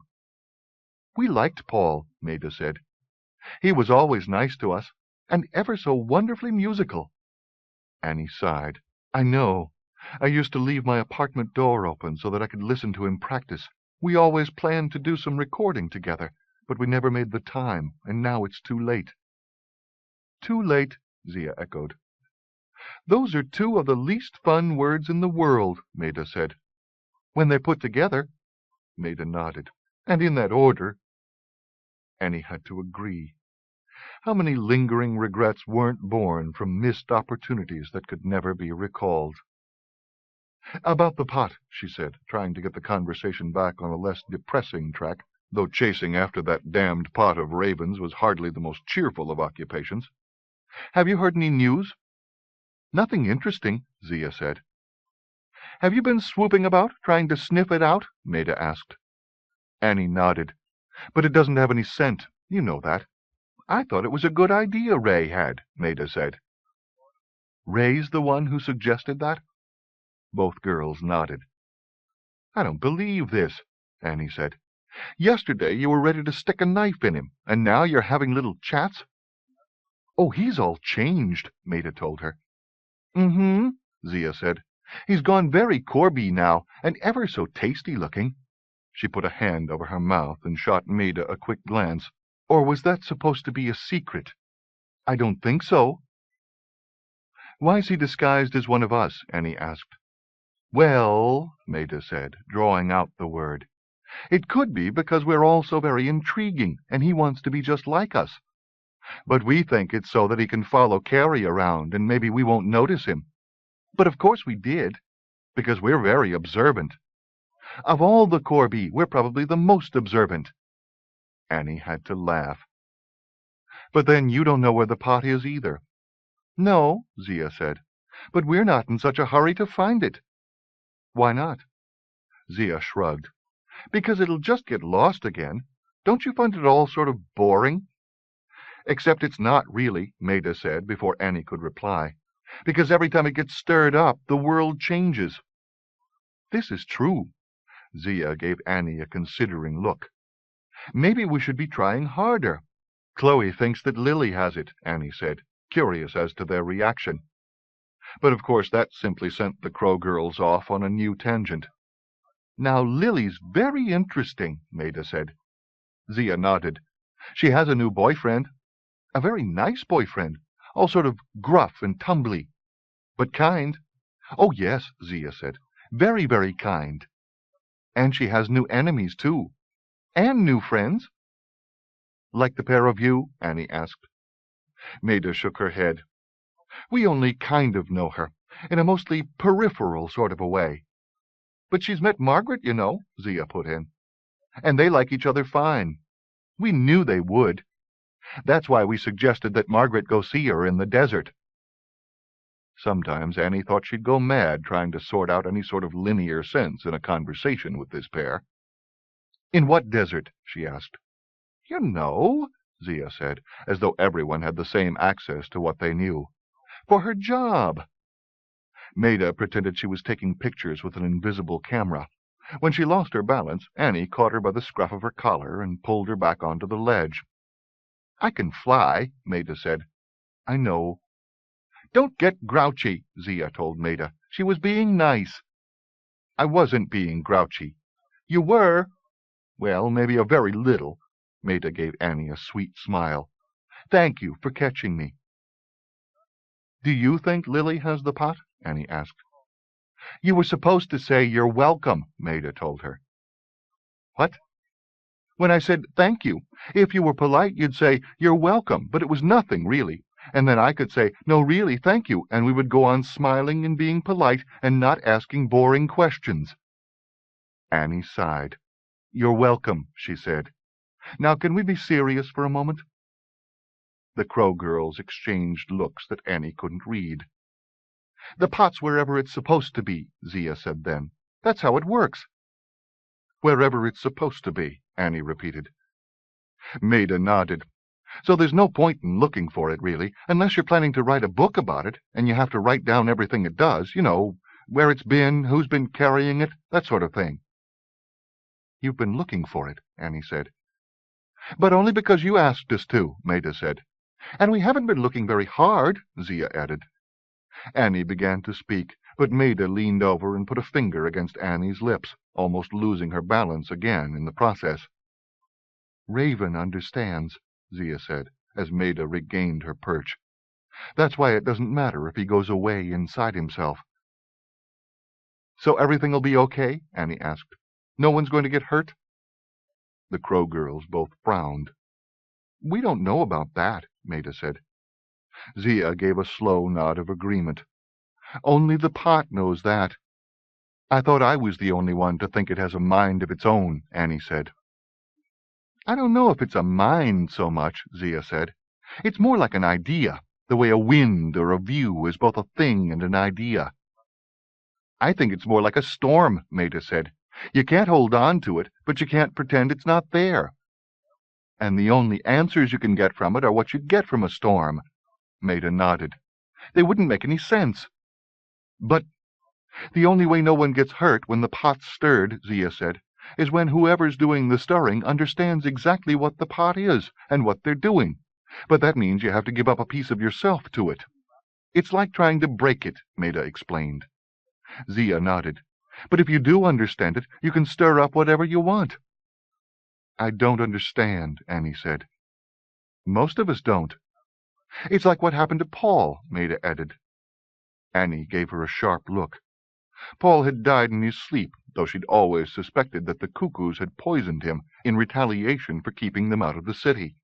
He'd always worked the hardest of all of them to stop them from leaving their eggs in Newford nests or settling in themselves. What happened to Paul? She asked. He stirred up a dream in the pot, but he lost himself in it and never came back. Annie shivered. Back from where? The medicine lands. But that's impossible, isn't it? The medicine lands are long gone. They only exist in our memories. That's why he never came back. I always thought it was the cuckoos, Annie said, that they'd poisoned him. Oh, no, Maida told her. Zia nodded, a dark look in her eyes. We always kill cuckoos when they even try to hurt someone we love. Why did you never tell me this before? Annie asked. You never asked. Annie's gaze went from Zia to Maida, searching their unfamiliar, solemn expressions for a flippancy that wasn't there. No, she said finally. I guess I never did. 2. Dominique Couteau picked up Raven's pot as she had dozens of times since she'd finally acquired it this morning. She studied the chalice against the window of her hotel suite, noting the way the light played against the facets of the crystal and the small figure curled up where the stem met the bowl, and was no closer to understanding how it worked or what the figurine was than when she'd first held both in her hands. Cuckoo lore concerning the pot said nothing about its ability to change into a shape such as this, nor that there would be anything inside it. It frustrated her to no end to know that now she'd have to ask Cody about it. She'd expected Cody to be out of the equation by now. They'd only needed him to find the pot, and he hadn't even been able to manage that, tangling everything up in complicated plans involving far too many others. The Gorby weren't even supposed to know that her people were in the city, but Cody appeared to have mismanaged that as well. It was no wonder his plans never resolved as he expected them to. The man was a walking advertisement for incompetence. But audacious, she thought. She'd have to give him that. Cody walked large, with more to him than first met the eye. In that way he was much like this pot of ravens. She'd always known it was potent, but who would have thought it could also be such an object of beauty? The only anomaly was the figure curled up in its bottom. She tipped the chalice, as she had before, but the figurine never shifted. It was the same when she'd tried holding it upside down, tapping the chalice against the suite's plush carpet, or tried to poke at the figure with the end of a clothes hanger. She hadn't quite been ready to risk putting her hand inside to try to pluck it out. There was too much enchantment caught up in this pot of ravens for her to chance that. All the stories concerning it revolved around one's stirring it, not with a ladle or any other object. It was always one's own flesh and bone. She could be patient, she thought, as there came a knock at her door, but not for too much longer. Setting the chalice down on the mahogany side table once more, she crossed the room and opened the door to find her son Armand in the hall. "What is it?" she asked, easing the sharpness of her question by patting him lightly on the cheek. "I'm sorry to disturb you, Maman," he said, "but Gerard called up to tell me that Cody is in the lobby." She sighed. "Ah, Cody. Should we deal with him now?" "Unfortunately, no," Dominique told him. "It seems we still have need of his services." The disappointment in his features was obvious. Oh, don't look so put out, mon cher, she said. Soon you will be able to have your fun. Armand nodded and touched the hold button on his cellular phone. Send him up, he said into the speaker. Returning his attention to Dominique, he asked, Shall I wait in the suite with you, maman? No. Let him think we still trust him. I have left the connecting door unlocked. And Armand, she added as he began to turn away. Oui, maman. What word on the blackbirds? Still nothing. Bon. The trick to leadership, she'd long since discovered, was to always appear assured of oneself and in control. So she hid the worry that the Corby had yet to move against them. So many of her people in their city. When had the Crows ever allowed such a thing before? What could they be planning? She was not so foolish as to imagine they weren't planning something. She walked back to the table and sat down, gaze drawn back to the chalice. Or were they still too busy searching for this lovely jewel that she'd managed to pluck from under their beaks? "Eats up, Anne," she called, when there was another knock on the door. Cody stepped inside, his handsome presence filling the room as it always did. It was easy to see how so many could fall under his spell with no more than a kind word and a smile from him. But she'd taught herself to see through his charm. "Now, is that really so smart?" he asked, as he closed the door behind him, then engaged the lock. "This isn't New Orleans, darling. You're sitting in Crow City now, and nobody's got any reason to love you here. I'd lock my doors if I were you." He leaned with his back against the door, tall in his cowboy boots, coyote grin in the dark eyes that were half hidden under the brim of his hat. "I am not unprotected," she told him, her voice cool. Her gaze flicked to the door connecting her suite to that of her son's before she could stop herself. She returned her full attention to Cody to find him smiling at her. "Just so's you're playing it safe," he said. So he knew, she thought, her features giving nothing away. He'd probably always known that they would turn on him. Fine. She could be patient in dealing with him as well. She would treat him as a trusted ally for as long as it took for him to let down his guard. So she smiled back at him, guilelessly, as if to say, "I know I should consider you my enemy, an ally for only as long as we need to work together, but you've charmed me too thoroughly." "We have reason to celebrate," she told him. "That's nice. About anything in particular?" She hid her impatience and gestured toward the chalice. "We have it." His reaction was nothing like she'd supposed it would be. She'd expected anger, since he'd made it clear when he first approached her that no one was to touch the pot if they managed to find it. It was too dangerous, he'd told her. Only he could handle it safely. But now Cody merely tipped his hat brim up with the tip of a finger and ambled over to where she was sitting. Taking a chair, he turned it around and sat down, arms folded across the back. His gaze rested for a long moment on the chalice, then finally rose to meet hers. "And what is it that you think you've got?" he asked. "Don't play games with me." "That works two ways, darling. Why don't you explain what I'm supposed to be so excited about?" "The photographer had the pot all along," she told him. "It was a moment's work to acquire it from her." Cody nodded. "Well, I can see how it would be, considering this isn't Raven's pot." "What do you mean?" "You know," Cody said with a grin. "Cast iron, big-bellied, has some weight to it. Not all delicate like this, though I will give you it's pretty." "The pot has never kept to one shape." Cody shrugged. "Maybe, but it's never had something lying at the bottom of it either. What is it you've got in there, anyway?" He leaned closer, then sat back and gave a low whistle. "Now what?" Dominique asked.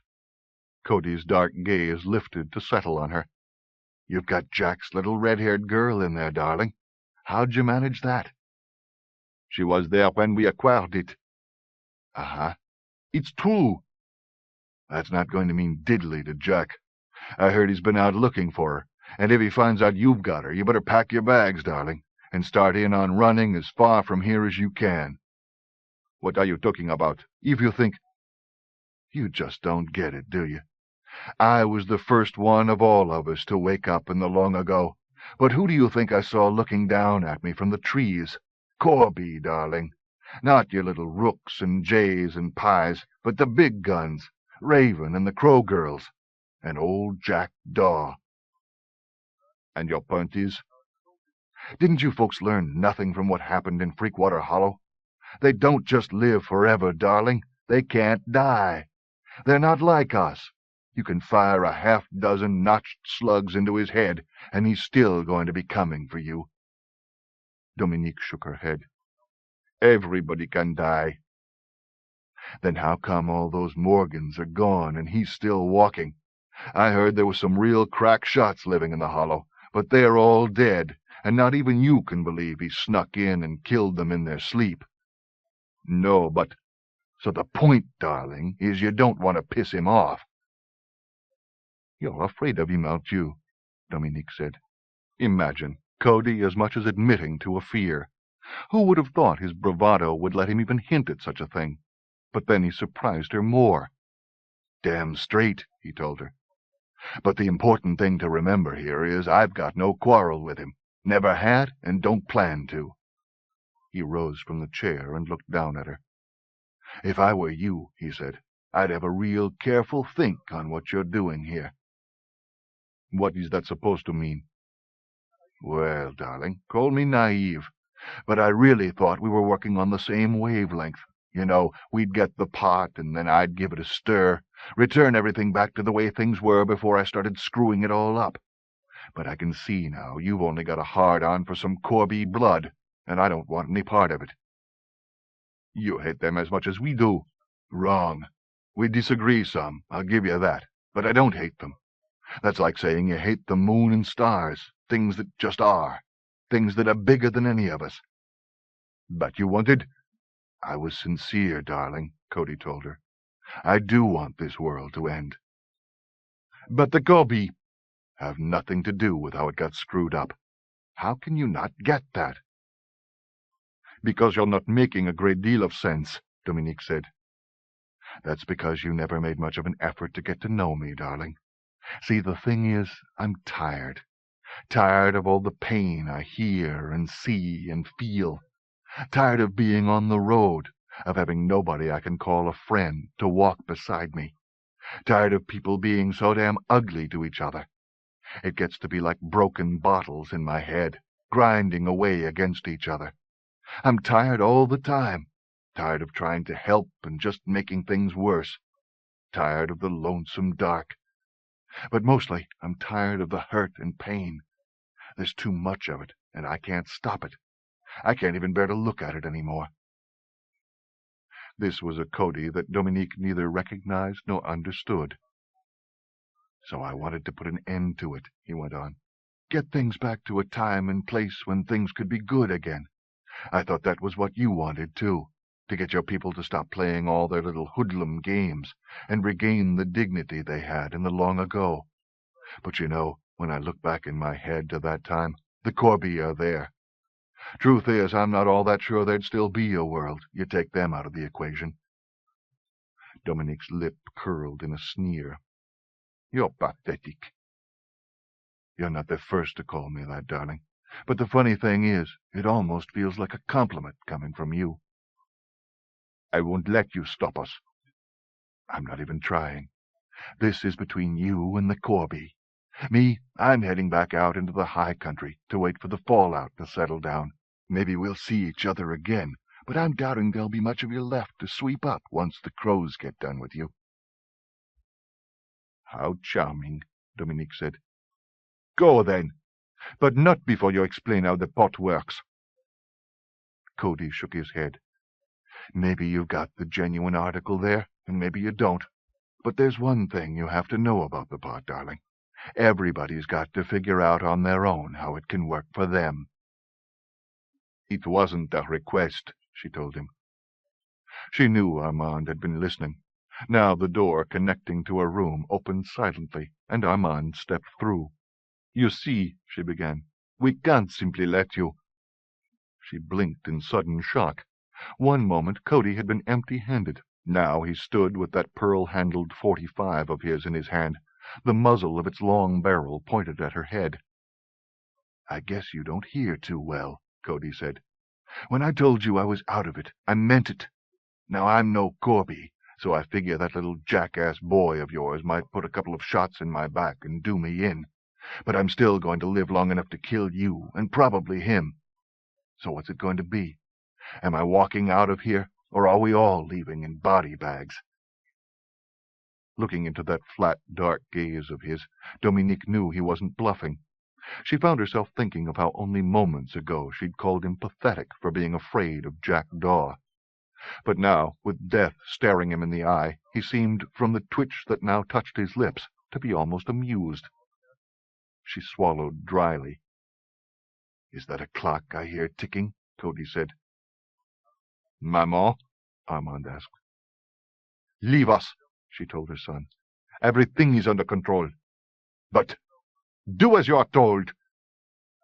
When the door clicked shut behind Armand, Cody's .45 vanished back under his jacket as magically as it had appeared. "I'll be going now, darling," he said. "Can't say it hasn't been fun." "The blackbirds." "I told you, I'm out of this." "You won't warn them?" Cody tipped a finger against the brim of his hat. "You have my word on that." "Then there will be peace between us," she said. "If you keep your word." Cody smiled. "I'm like the devil, darling. I always keep my word, right to the letter." When he left, she turned to look at the chalice once more, troubled by Cody's parting comment, though she didn't know why. 3. Crossing the foyer of the hotel, boot heels clicking on the wide expanse of marble floor, Cody spotted Gerard glaring at him from a chair by the door. Cody knew all about Cuckoo Pride, but he couldn't stop himself from making a gun shape with his fingers and pointing it at the man. He made a firing motion with his thumb as he went by. "Bang," he said. Then he went out the big oak and brass doors, tipped the doorman a 10-spot, and got into his long white Lincoln. He hadn't lied to Dominique. He was finished here, let the crows and cuckoos sort it out, while he headed straight for the high country, and he'd keep his promise, too, just like he said he would. He wouldn't be talking to any crows on the way out of town. Not that they'd listen to him anyway. But that didn't mean there was nobody else he could talk to. Picking up his cellular phone, he flicked it open with one hand, then pulled the short antenna out with his teeth and hit the speed dial for Ray's number. He was a little surprised when Ray actually answered. Cody had thought for sure Ray would have thrown that phone away by now.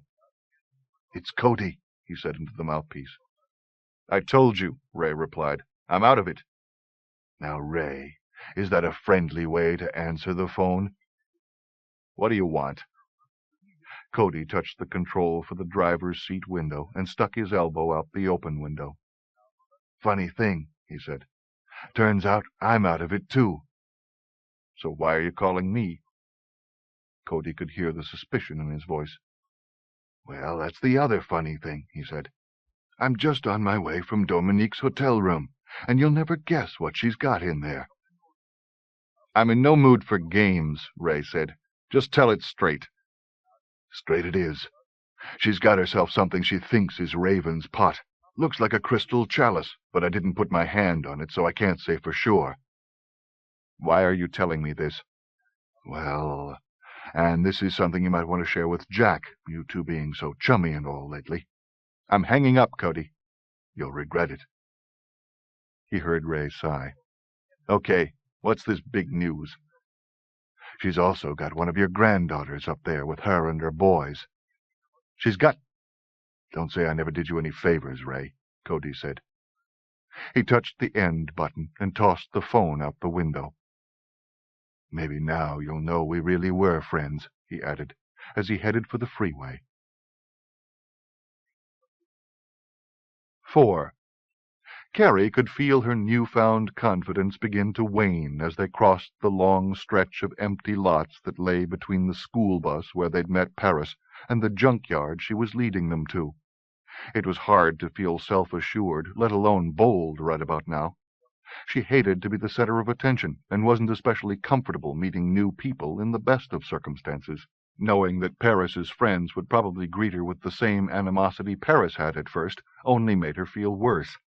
But it was too late to back out now. They walked 3 abreast, the tattooed woman on one side of her, Rory on the other, the dogs ranging ahead of them. When they approached the front gate that appeared to be the only break in the chain-link fence enclosing the junkyard, a larger pack of dogs appeared, and the 2 groups barked at each other from either side of the fence, snarling, jaws snapping against the links. Carrie moved a little closer to Rory. The dogs sounded so fierce her pulse had begun to race. "Don't worry," Paris told her when she noticed Carrie's nervousness. "They just like to carry on. It'd be different if you were trying to break in or something, but you're perfectly safe with me." She pushed open one half of the gate, and the dogs that had accompanied them slipped through the widening gap, immediately beginning to tussle with the ones that had been inside. Carrie let out a breath she hadn't been aware of holding when she realized that there was no real animosity between them. More importantly, none of them appeared to be all that interested in taking a bite out of her. Paris waved them through ahead of her, and then she and Rory were being introduced to her friends. Everybody only seemed to have one name. There was the grizzled old man simply called Moth, who owned the place. He merely nodded at them when he was introduced, regarding both Rory and especially herself with a suspicious eye. Much friendlier was an older woman named Anita, in grease-stained overalls, her hair pulled back in a loose ponytail. Carrie noted the same recognition in her face as there'd been in Paris's when they first met, but it wasn't followed by anger. "I can't believe how alike the 2 of you are," she said, after wiping her palms on her jeans and then shaking hands. Carrie couldn't suppress a shiver. After having finally convinced herself that Katie was only a figment of her imagination, it was awful to discover that her twin actually did exist. What made it even more distressing was that she herself was responsible for Katie's current disappearance. She should have welcomed Katie when her twin had appeared in the new apartment, instead of turning her away.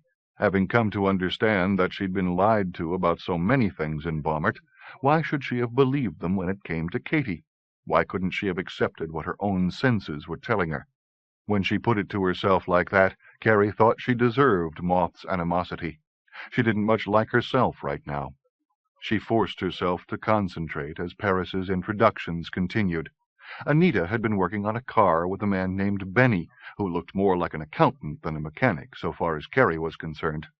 He gave Carrie a shy nod, then immediately returned back under the hood of the car. Last was Paris's brother, Terry, a very good-looking Oriental man about Carrie's age, with none of his sister's tattooing, or at least none that Carrie could see. He didn't get up from his lawn chair, but he had a ready smile and flashed her a peace sign. It didn't take Carrie long to see what Paris had meant about her family. While it was obvious that none of the people sitting around in the junkyard were blood-related, there was still far more of a connection among them than she'd ever felt with her own parents.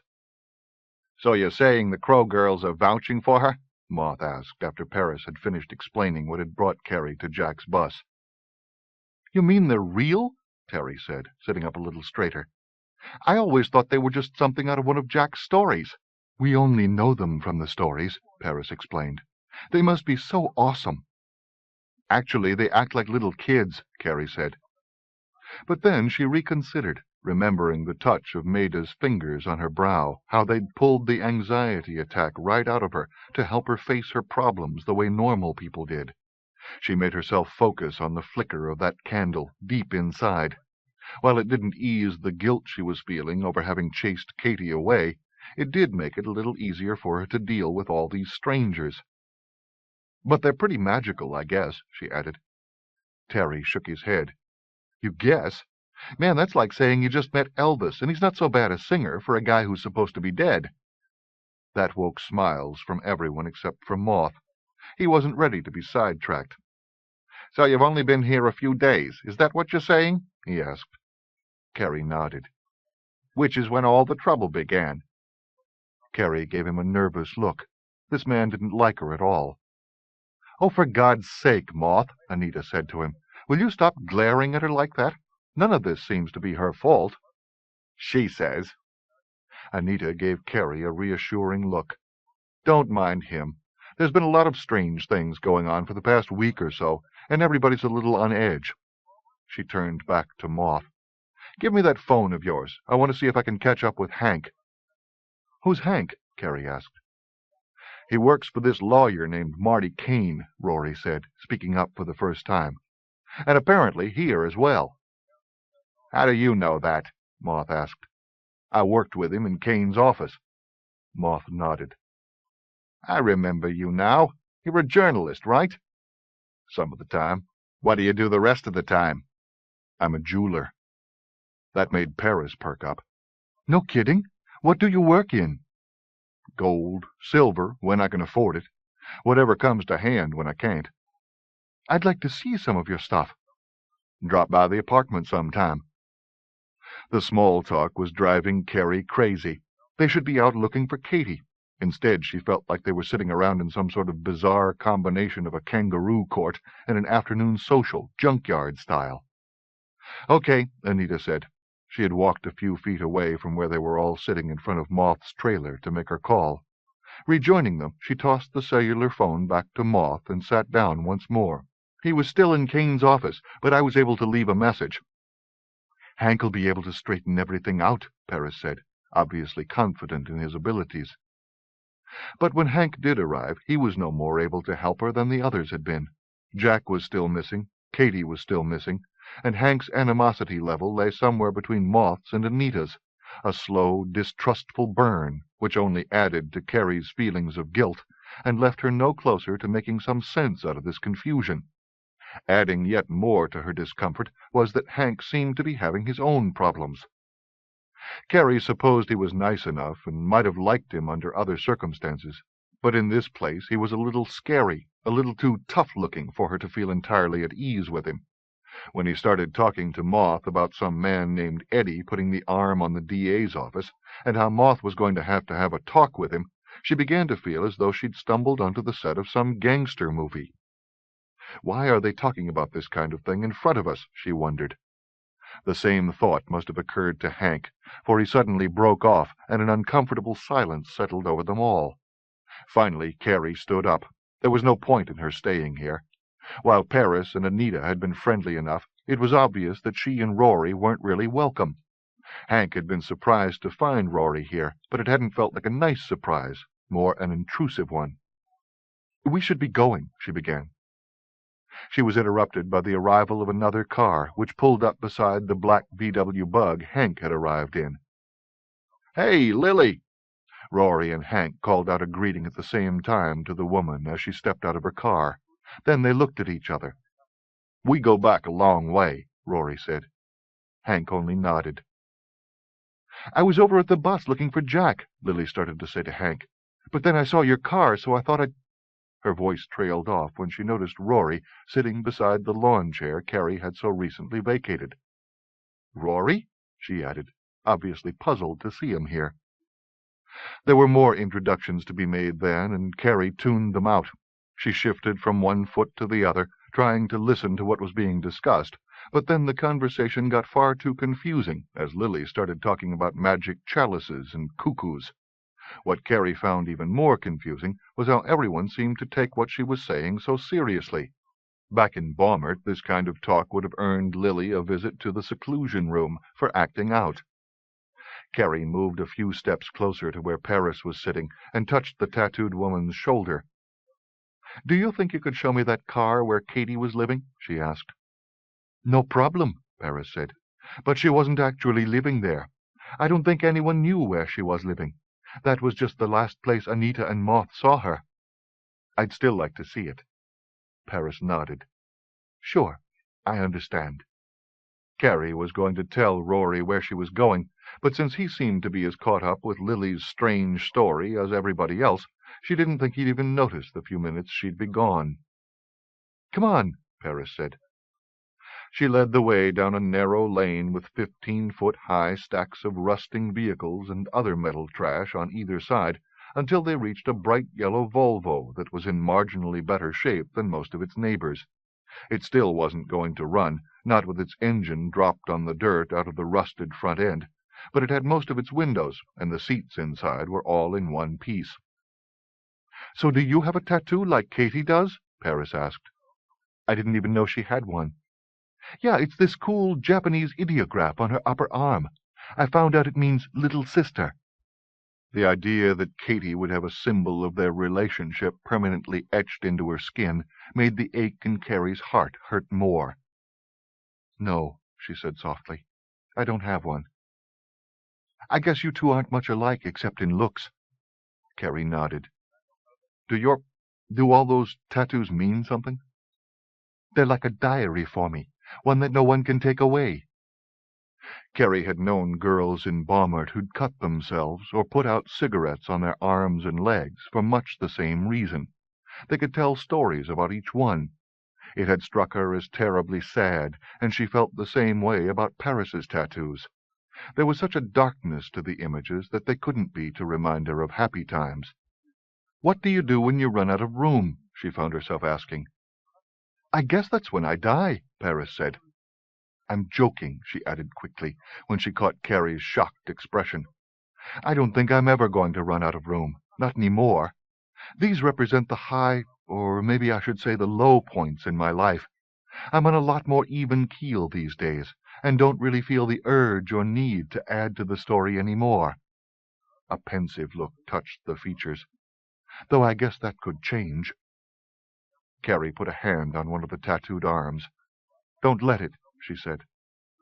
That was what the patients, at least those who were with it enough to hold up their end of a conversation, told each other in Baumert. It usually didn't help, but it was always worth saying. I'm working on that, Paris said. One day at a time. Carrie nodded. She put her hands in her pockets. Look, Paris said. Do you want to head back? I'd like to hear more about these cuckoos and everything. Would it be okay if I stayed a little while longer? Paris smiled. Hey, stay all day if you like.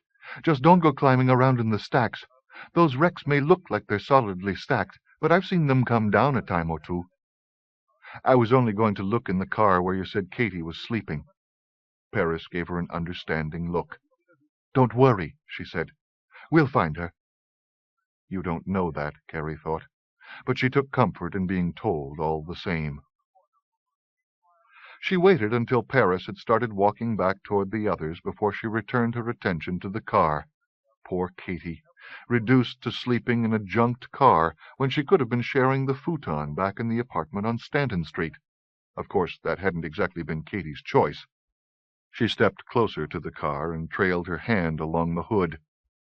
I guess saying I'm sorry wouldn't mean a whole lot at this point, she said. You probably can't hear me. Maybe you don't even want to hear me, and I wouldn't blame you. Bending down, she looked inside the car. There was a blanket lying on the back seat. She could imagine Katie sitting in there, the blanket wrapped around her against the cold. It was unseasonably warm today, but she remembered it had been cool last night. She couldn't imagine not having a home or any place at all to go, except for an old abandoned car in some junkyard. The tears she'd been keeping in check since first meeting Paris filled her eyes now, making it hard to see. She fumbled with the door handle. Finally getting the door open, she crawled into the back of the car where Katie had been sleeping and held the blanket against her chest. She imagined she could smell her sister in its musty folds, and the tears came in earnest then, her shoulders shaking as she cried into the blanket. Once she started, she didn't think she'd ever be able to stop. She wept for Katie, but she wept for herself as well, for all that they might have shared but never had. I'd give anything for one more chance, she managed to get out between sobs. 5. Am I missing something here? Hank said. Lily gave him a puzzled look. What do you mean? Well, it sounds to me like we've got what we wanted. We mind our own business, and the Couteaus, cuckoos, whatever they are going to leave us alone. You didn't see that chalice, Lily told him. I can't let them keep it and use it for something horrible. Not in good conscience. Moth shifted in his lawn chair, catching their attention. I don't know from cuckoos, he said, but I know too much about the Couteaus as it is. These are seriously dangerous people. If they say stay out of their business, it's good advice. But, besides, you're coming out ahead. You say Eddie put 10 grand in your bank account? I don't know who put it in there. Well, if your bank says it came from the Newford Investment Group, that's the same as saying Eddie Prio put it in there. The NIG's the legit side of his business. I don't care where it comes from, Lily said. I don't want his money. She's got a point, Hank said. I wouldn't accept it either. Eddie's not the kind of guy I'd want to be owing any favors to. Moth shook his head. That's not what this is about. It's just Eddie being generous. You had a problem with the Couteaus, and he couldn't fix it, so he did the next best thing. It's causing more headaches than fixing anything, Hank said. The girl's out of jail, isn't she? The charges are all dropped? Yeah, and Marty's seriously pissed off. Why? Because he didn't get to make the deal? You know it's not like that. Right. Moth turned to Lily. And as for the 10 grand, that seems to me to be a pretty fair compensation for having your place trashed and the trouble you've been put through. I'm missing something here, Lily said. Is he partners with them or something? Not likely. Then what's he get out of all this? He's doing it, Anita put in, because he couldn't fix it. It's that Italian machismo of his showing through. Friend comes to him for a favor, and it looks bad when he can't help out. I don't want a gangster for a friend, Lily said. Moth shook his head. No one's asking you to. And I'm not going to stand by doing nothing about that chalice either, Lily added, before Moth could finish. She settled her gaze on Hank. It's not something I can walk away from. But it's just a piece of crystal, Hank said. No, she told him. I don't know what it is, but it's a lot more than that. It's not our business. Let them sort it out. But it is my business. I was carrying it around for all that time. I'm the one who handed it over, and that makes me feel responsible for them having it. So I'm going back to Jack's bus, and if he's still not there, then I'll have to see what I can do on my own. Lily, Hank said, be reasonable. Forget the danger for a minute and think about what you're saying. Where would you even begin to start looking? I don't know. I just know I have to give it a try, and I'm sending that money back to your friend as well. That's not such a good idea, Moth said. You don't want... You asked for the favor, Lily told him. I didn't. He's your friend, so it's your problem. Lily, Hank began again. He stopped when she held up her hand, palm out. I don't want to talk about this any more, she said. So let's just stop it now before we start saying things we might regret later. I'm not blaming you for wanting to keep out of this. I know you have your own problems. You still have to find this missing girl, and you've got the safety of your other friends to consider. Well, I don't have either of those worries. She stood up and looked around. Nice to have met you all, she said. I'm sorry you had to listen in on all of this. Her gaze rested finally on Rory. Do you need a ride back? He glanced down between the rows of junked cars where Carrie had gone earlier. I have to wait for Carrie, he said. But call me at the house later. Maybe Chloe'll have some ideas. Who's Chloe? Moth asked. She lives with my landlord. They're the ones who lost the chalice in the first place. When it looked like a tin? Rory nodded. Is it just me, Moth said, or does anybody else feel like we should be calling in a reporter from the National Enquirer to help us make sense of all of this? It's like we're stuck in one of Jack's stories. What makes you think we're not? Anita asked. No one had an answer for that. I'll call you, Lily told Rory. She turned to Hank. Look, Lily, he said. She put a finger to her lips. When he fell silent, she kissed the pads of her fingers and blew the kiss to him. I'm sorry things turned out this way, she said. Then she walked back to her car. Hank stood up, but he didn't follow. He watched Lily start up her car, back it onto Gracie Street, then pull away. I should go collect Carrie, Rory said. Paris got up with him and offered to show him the way. What do I do? Hank said. If the Couteaus are everything Eddie says they are. No question there, Moth put in. If they make Eddie nervous, you know they're serious. Then how can I put all of you in danger? Because you know that's how it works. They're not just going to come after me if I start messing with them. They're going to want a piece of everything and everybody I care about. There was a long moment's silence. Well, now, Anita said finally, we're all pretty much grown up around here. She shot Moth a look. Or at least as grown up as we're going to get. Why don't you let us worry about what happens to us?" Moth nodded. "Yeah, kid, if you care about her, you've got to help her." "Like you did us," Terry put in. "You sure?" Hank asked. The question was for all of them, but he was looking at Moth. "I know," Moth said. "I didn't think I'd be saying what I just did either, but I meant it." "Okay, then I'm going." He broke off when Paris came running back to them from between the junked cars. "She's gone!" she cried. "Carrie's disappeared as well!" "What the hell?" Moth said, getting to his feet. "Have we got a sinkhole someplace back there, or what?" "All I know is I left her by the Volvo, and she's not there now. Rory's still looking for her, but I don't think he's going to find her." Moth put his fingers in his mouth and gave a sharp whistle. The dogs lounging nearby jumped to their feet. Others came running from various parts of the yard. "Judith, Ranger, find!" Moth told the pit bull and German shepherd.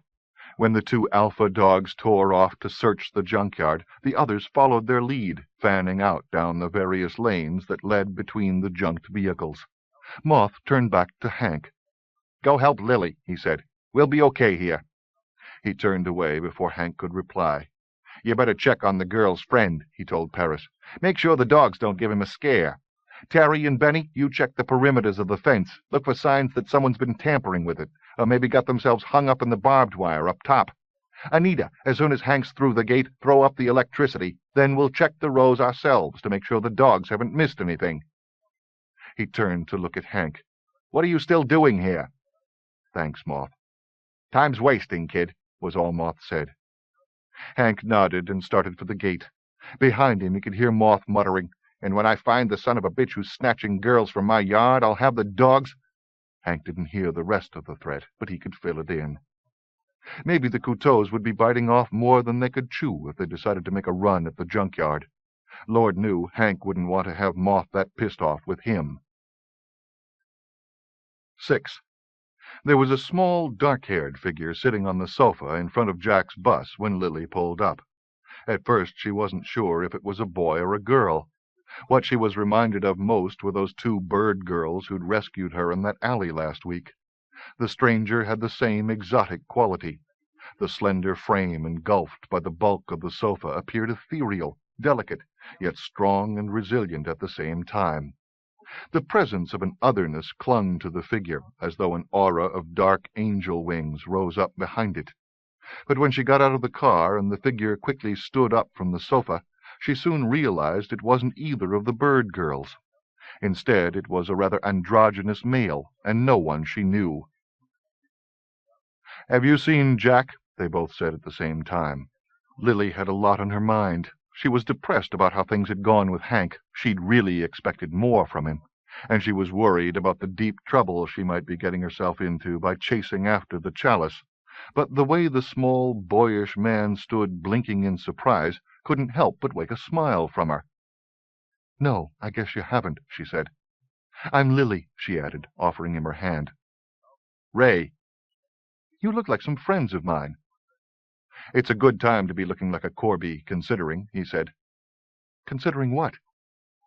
Ray gave her a sharp look. "How do you know Jack, anyway?" he asked, instead of replying. "I just—" She broke off as behind Ray she saw Jack and Margaret literally step out of nowhere. The air in her lungs felt as though it were suddenly expanding, making her chest go tight, and the ground seemed to shift under her feet. The sudden sense of vertigo made her legs go all jellyish. "I am never going to get used to this," she thought. Before she could speak, Margaret pointed at Ray and started to laugh.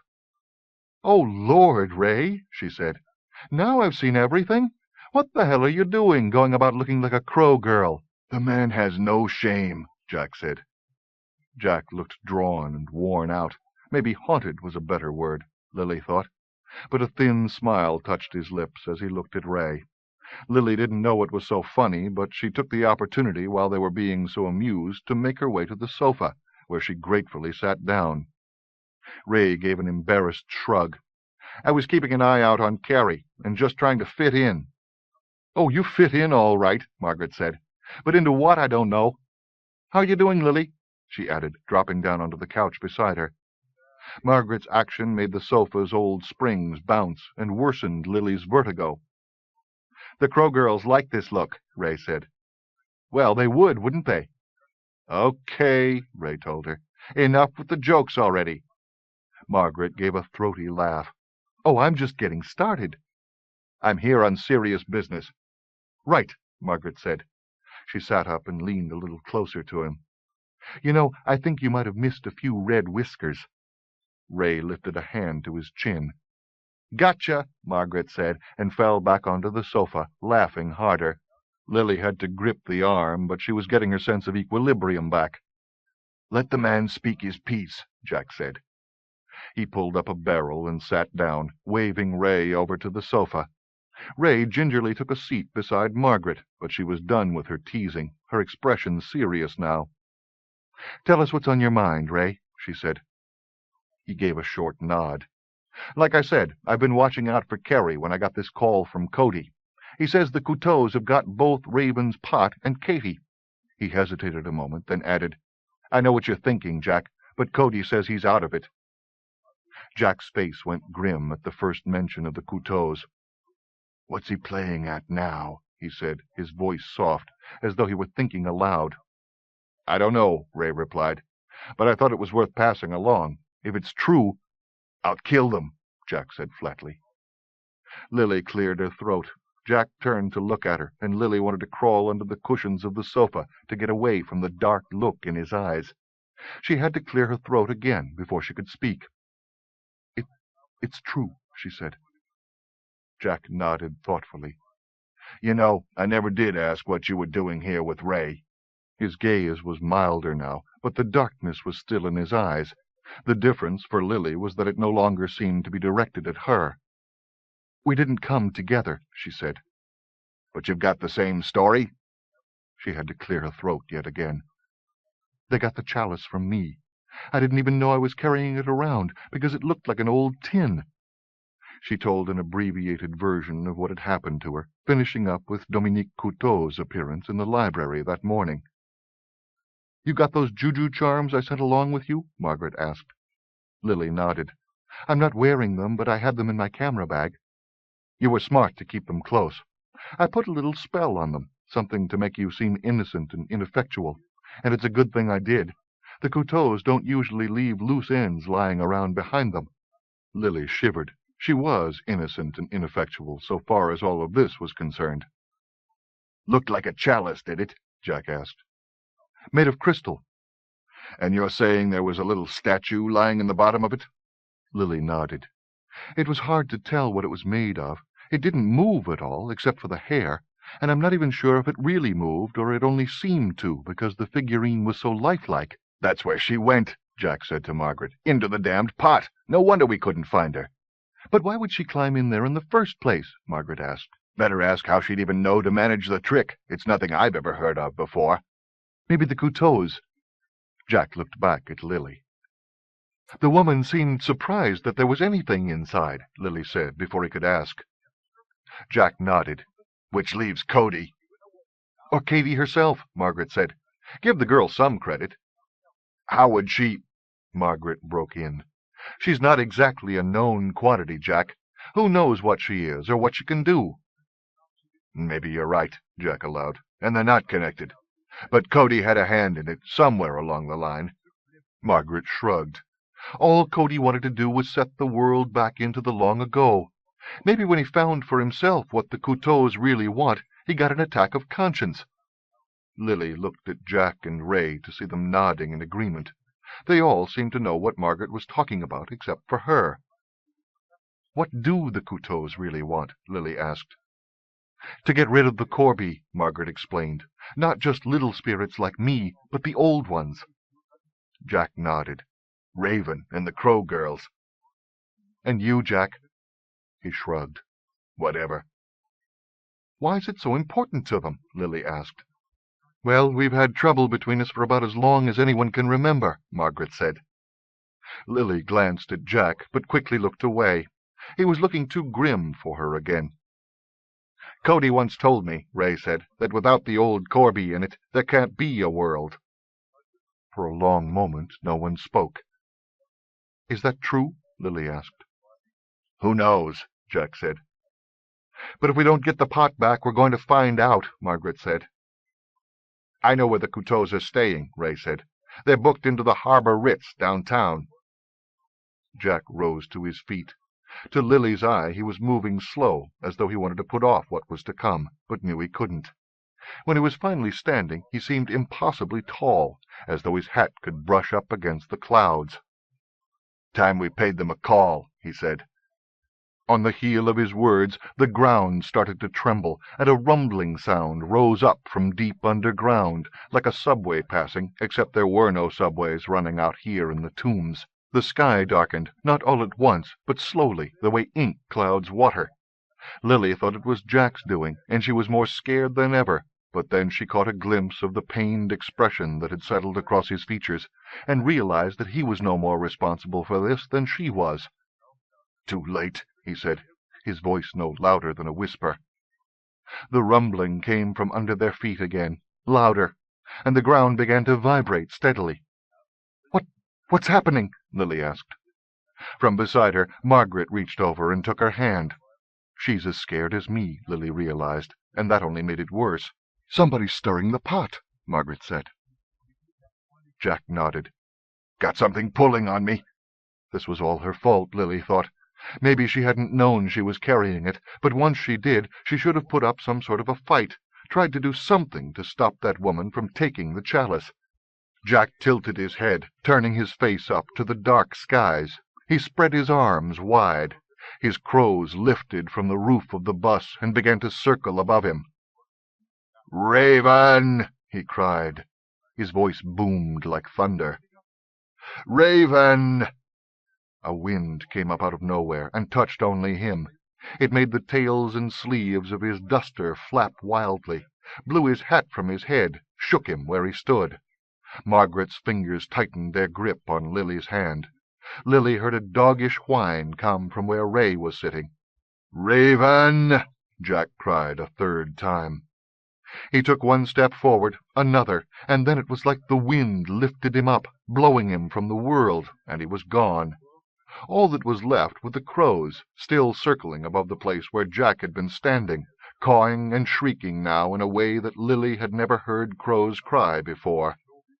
The sky went darker still, and the rumbling underground was so close that the sofa began to shake under them. Behind them, Lily could hear the contents of Jack's bus rattling about, pots and pans falling from the shelves. She could hear the crows, flying higher than before, invisible against the blackening sky. And she could hear the wind, stronger now, carrying with it an otherness that was so alien it stole away the foreignness of the animal people, making them appear almost normal in comparison. That wind! It seemed to be all around her, but it had no physical presence.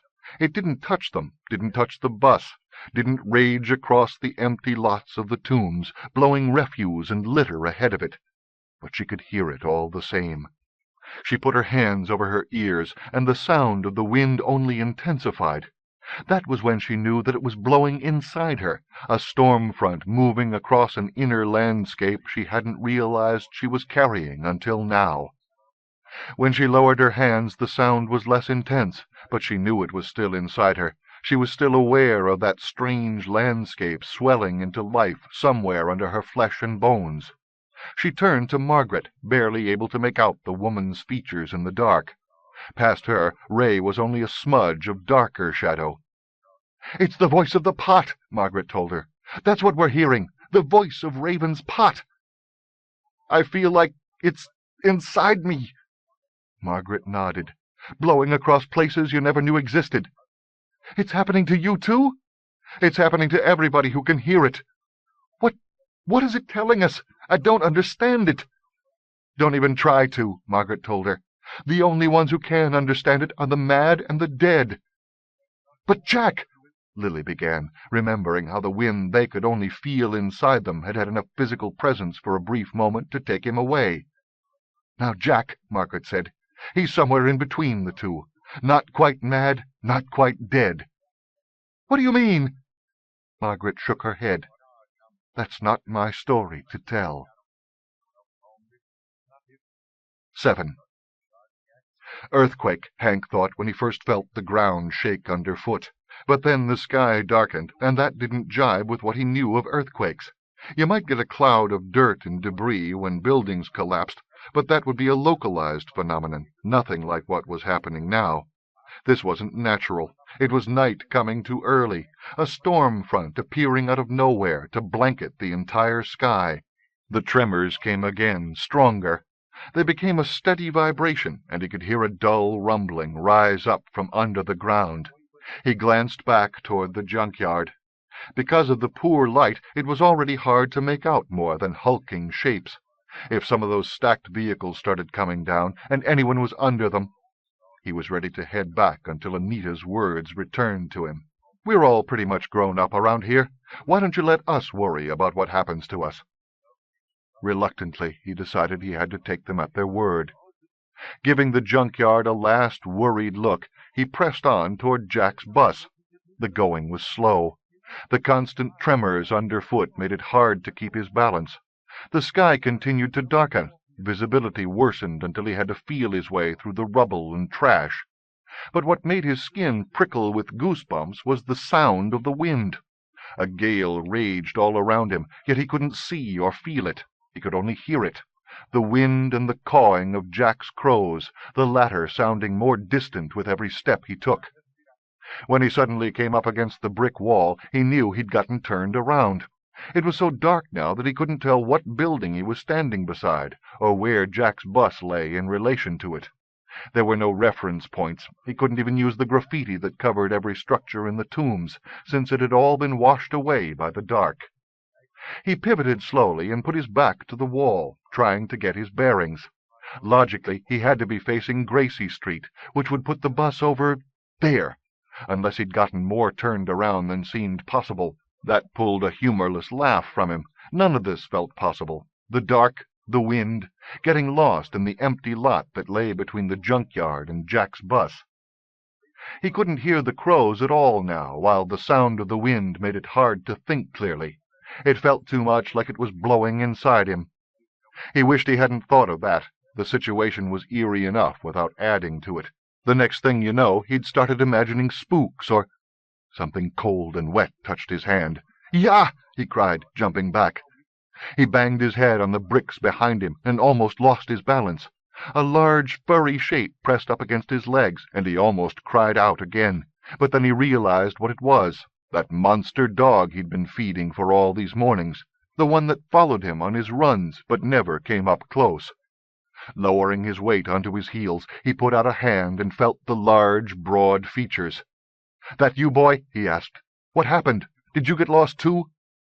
The dog made a low, grumbling sound deep in its chest.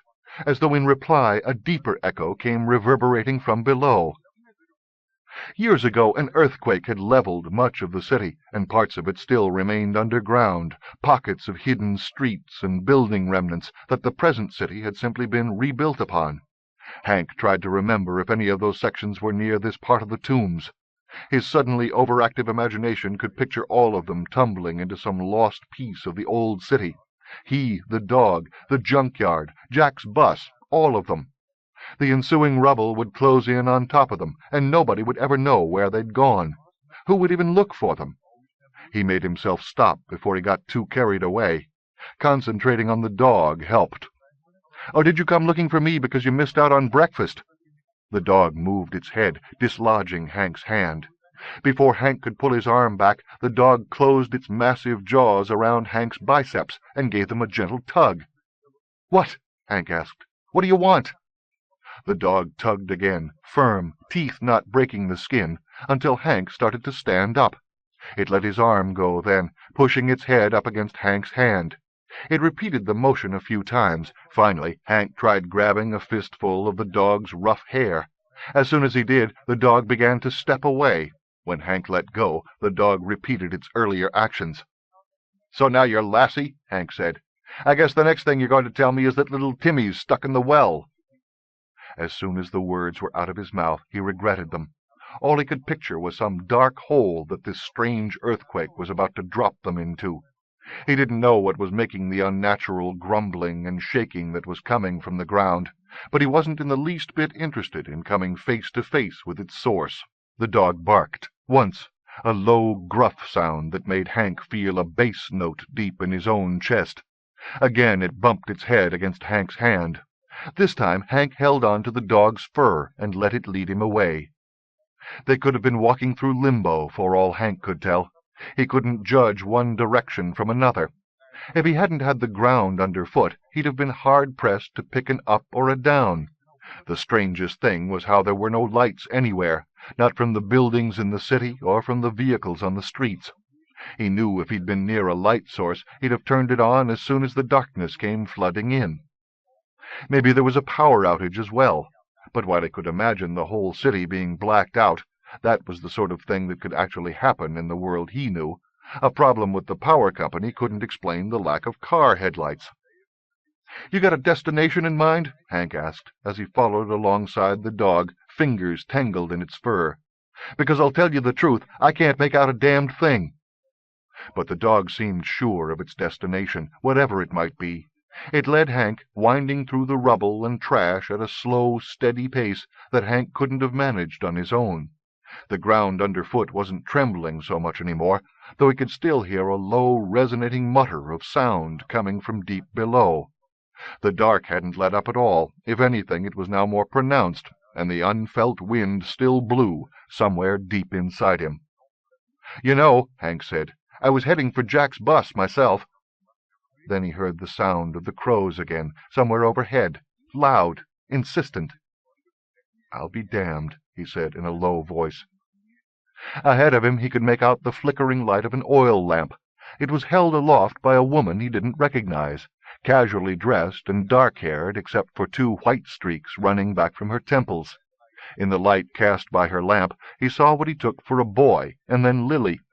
The dog shook its head, dislodging his hand, but he didn't need its guidance any more. He hurried forward. "Are you okay?" he called to Lily. She turned in his direction. "Hank?" She seemed relieved as he came into the circle of light, until her gaze fell on the enormous dog padding at his side. Her eyes widened. "Well, now," the woman holding the lamp said. She, too, was looking at the dog. "You're not exactly a puppy, are you?" "It's all right," Hank told Lily, sensing her nervousness. "I know he looks mean, but he's a friend." Lily gave the dog a dubious look. "This is Margaret," she said, gesturing to the woman. Hank nodded, remembering the name. "From Tucson." "From everywhere," Margaret said, smiling. "That is, if you want to get specific." "And this is Ray," Lily finished, introducing the boy. Up close he didn't seem so young any more. There was a sense of antiquity in his gaze that you'd never mistake for a street kid's assumed worldliness. "Hey, cousins," Ray said. "Cousins?" Hank asked. "Well, sure," Ray replied. "You think I can't smell the wolf in you? Though your friend's got more'n canid blood. Bear, maybe?" Margaret nodded, the motion making the lamp bob slightly in her hand. "Grizzly," she said, "though it goes back a long way." Hank looked slowly from the dog to Lily's companions. "They're animal people," Lily explained. "Like in Jack's stories." "Animal people," Hank began. Then he shook his head. "And you're saying that is—" "Well, it's thin, cousin," Ray said, "but we can smell it. You've got some old Lobo back there in the bloodline, same as your friend." "But he's a dog?" "Sure. But when we're in animal form, we hang with the animal cousins," Ray grinned. "Family trees can get a little complicated."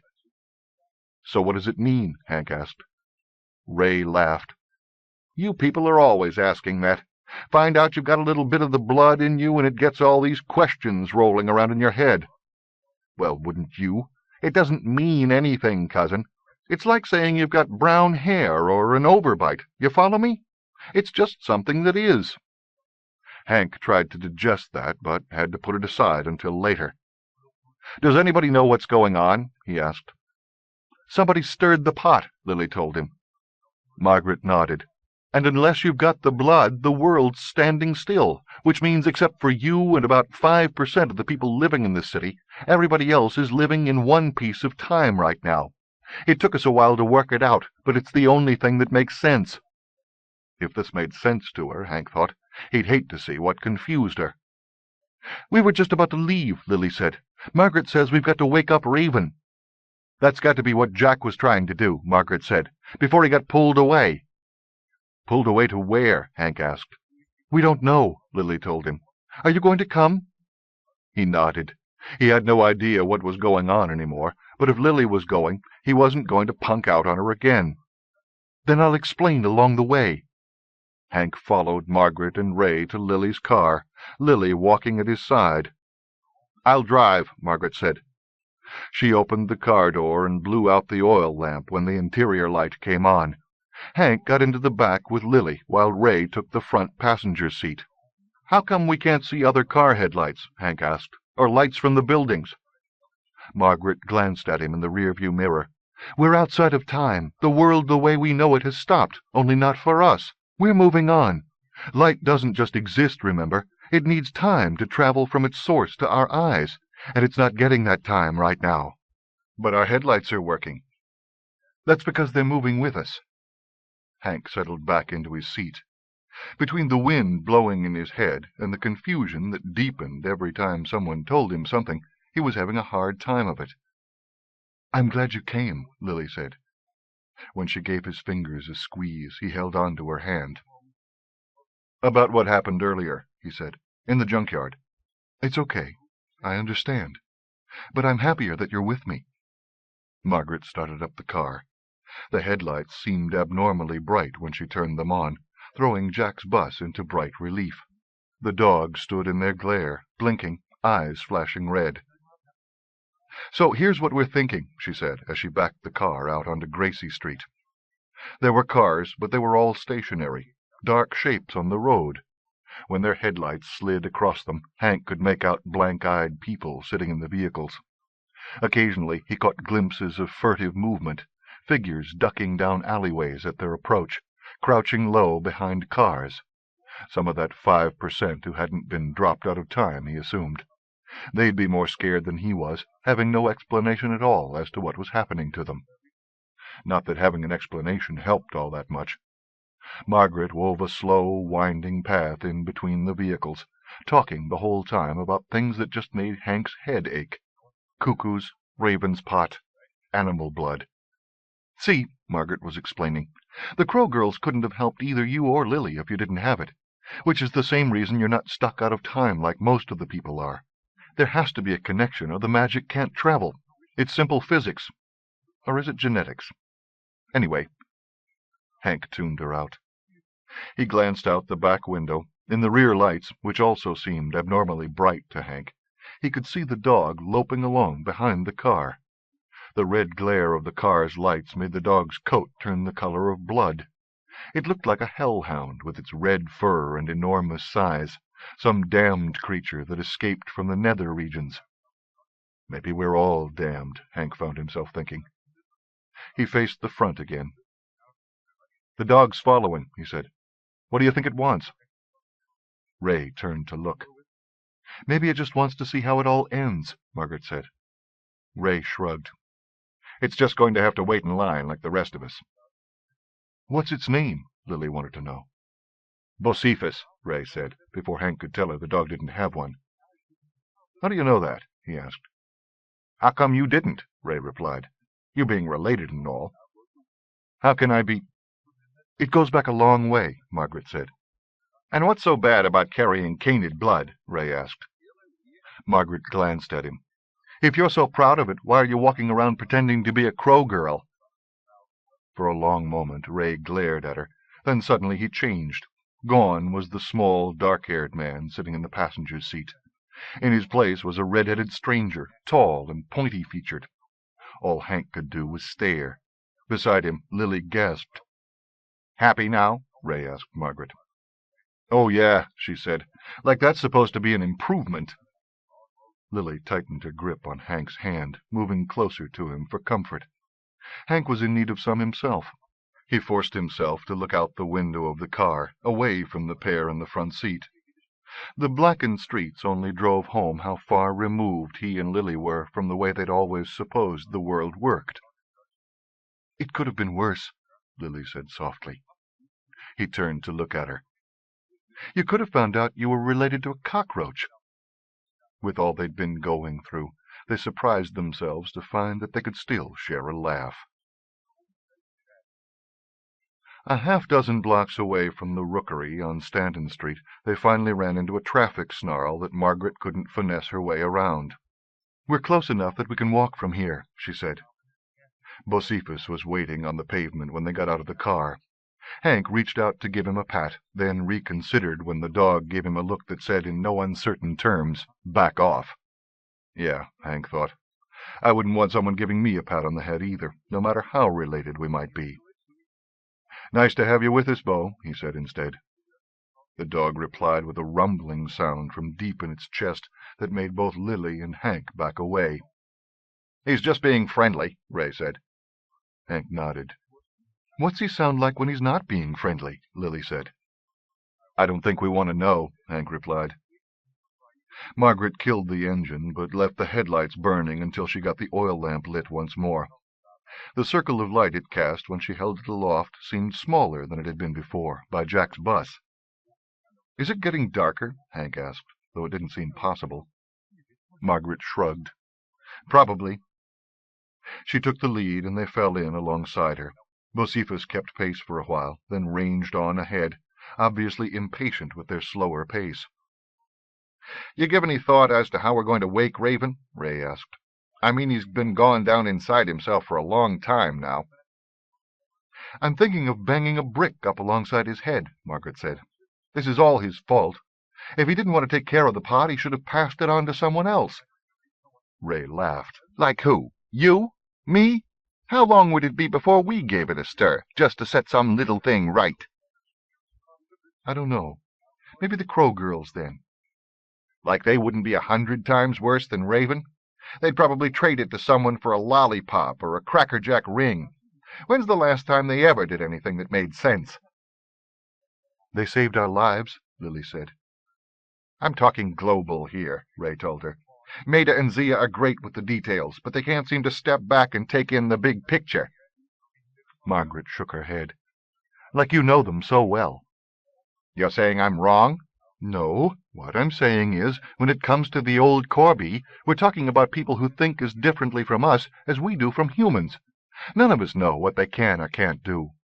"That's like—" Margaret cut him off. "Are you forgetting who it was that made this world?"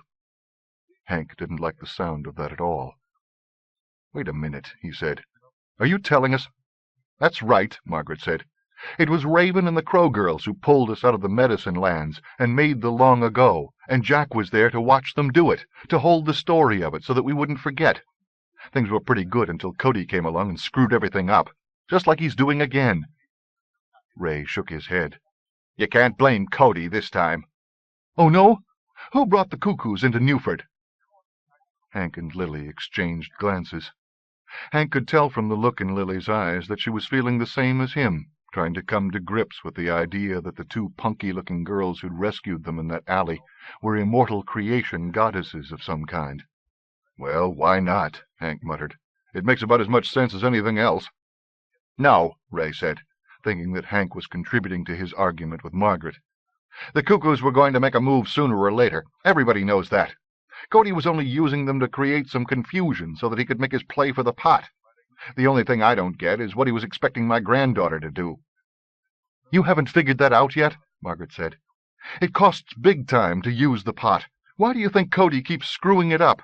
He can't make the commitment to give up enough of himself to use the pot right." "What do you mean?" Lily asked. "You have to give up a piece of yourself to make the pot work," Margaret explained. She gave Ray a sidelong glance. "All the Corby know that. The more you try for, the more you've got to give. If you're not strong enough, haven't got enough of the blood, the pot'll just swallow you whole." "He was going to use Carrie for that?" Ray said. "Get with it," Margaret told him. "Cody uses everybody." "I'm going to kill him." "He'll have to stand in line. I've about had it with his idea of fun and games." "But I thought Cody was the one who told you what the pot was," Lily said. Margaret sighed. "Okay, he gets points for not bailing on us totally. And to tell you the truth, I can't help but liking him for all that he's a stubborn jackass. But still, When you add up the history of everything he's put us—" A low, rumbling growl rose up from the dog, cutting her off. Hank looked up to see a tall black man step out from behind one of the massive oak trees lining Stanton Street. He was carrying a shotgun, the muzzle pointed their way. A long, steady rumble came from deep in the dog's chest as it stood its ground. Hank wouldn't want to be on the receiving end of the dog's attack, but the man with the shotgun didn't seem to be in the least bit fazed. When he moved a little closer and the light from Margaret's lamp illuminated his features, Hank recognized him. It was Brandon Cole, the sax player he checked out at the Radigan whenever he could. Hank had to shake his head. "What?" he said. "Is everybody one of these crow people now?" "Brandon's a rook, actually," Margaret said. She stepped closer and pushed the barrel of the shotgun away. "And would you stop pointing that thing at us?" Brandon lowered the muzzle so that it was aimed at the ground. "Sorry," he said. "Chloe in such a twist she's got me jumping at shadows." He looked from her to Hank and the others, eyes narrowing when he noted Ray and the dog. "So what's going on here?" "We're here to see Raven." "You're kidding." "Do I look like I'm kidding?" Brandon regarded her for a long moment before saying, "Chloe's not going to like this." "Why don't you let me worry about Chloe?" Margaret said. Brandon gave them all another considering look. "You have a problem with this?" Margaret asked. "Nope," Brandon said, standing aside. "I just want to be there to see it." "This Chloe," Hank asked Ray as they followed Margaret toward the house. "She runs the show here?" "She likes to think so," Brandon replied from behind them. "It's getting so that even she believes she's firstborn."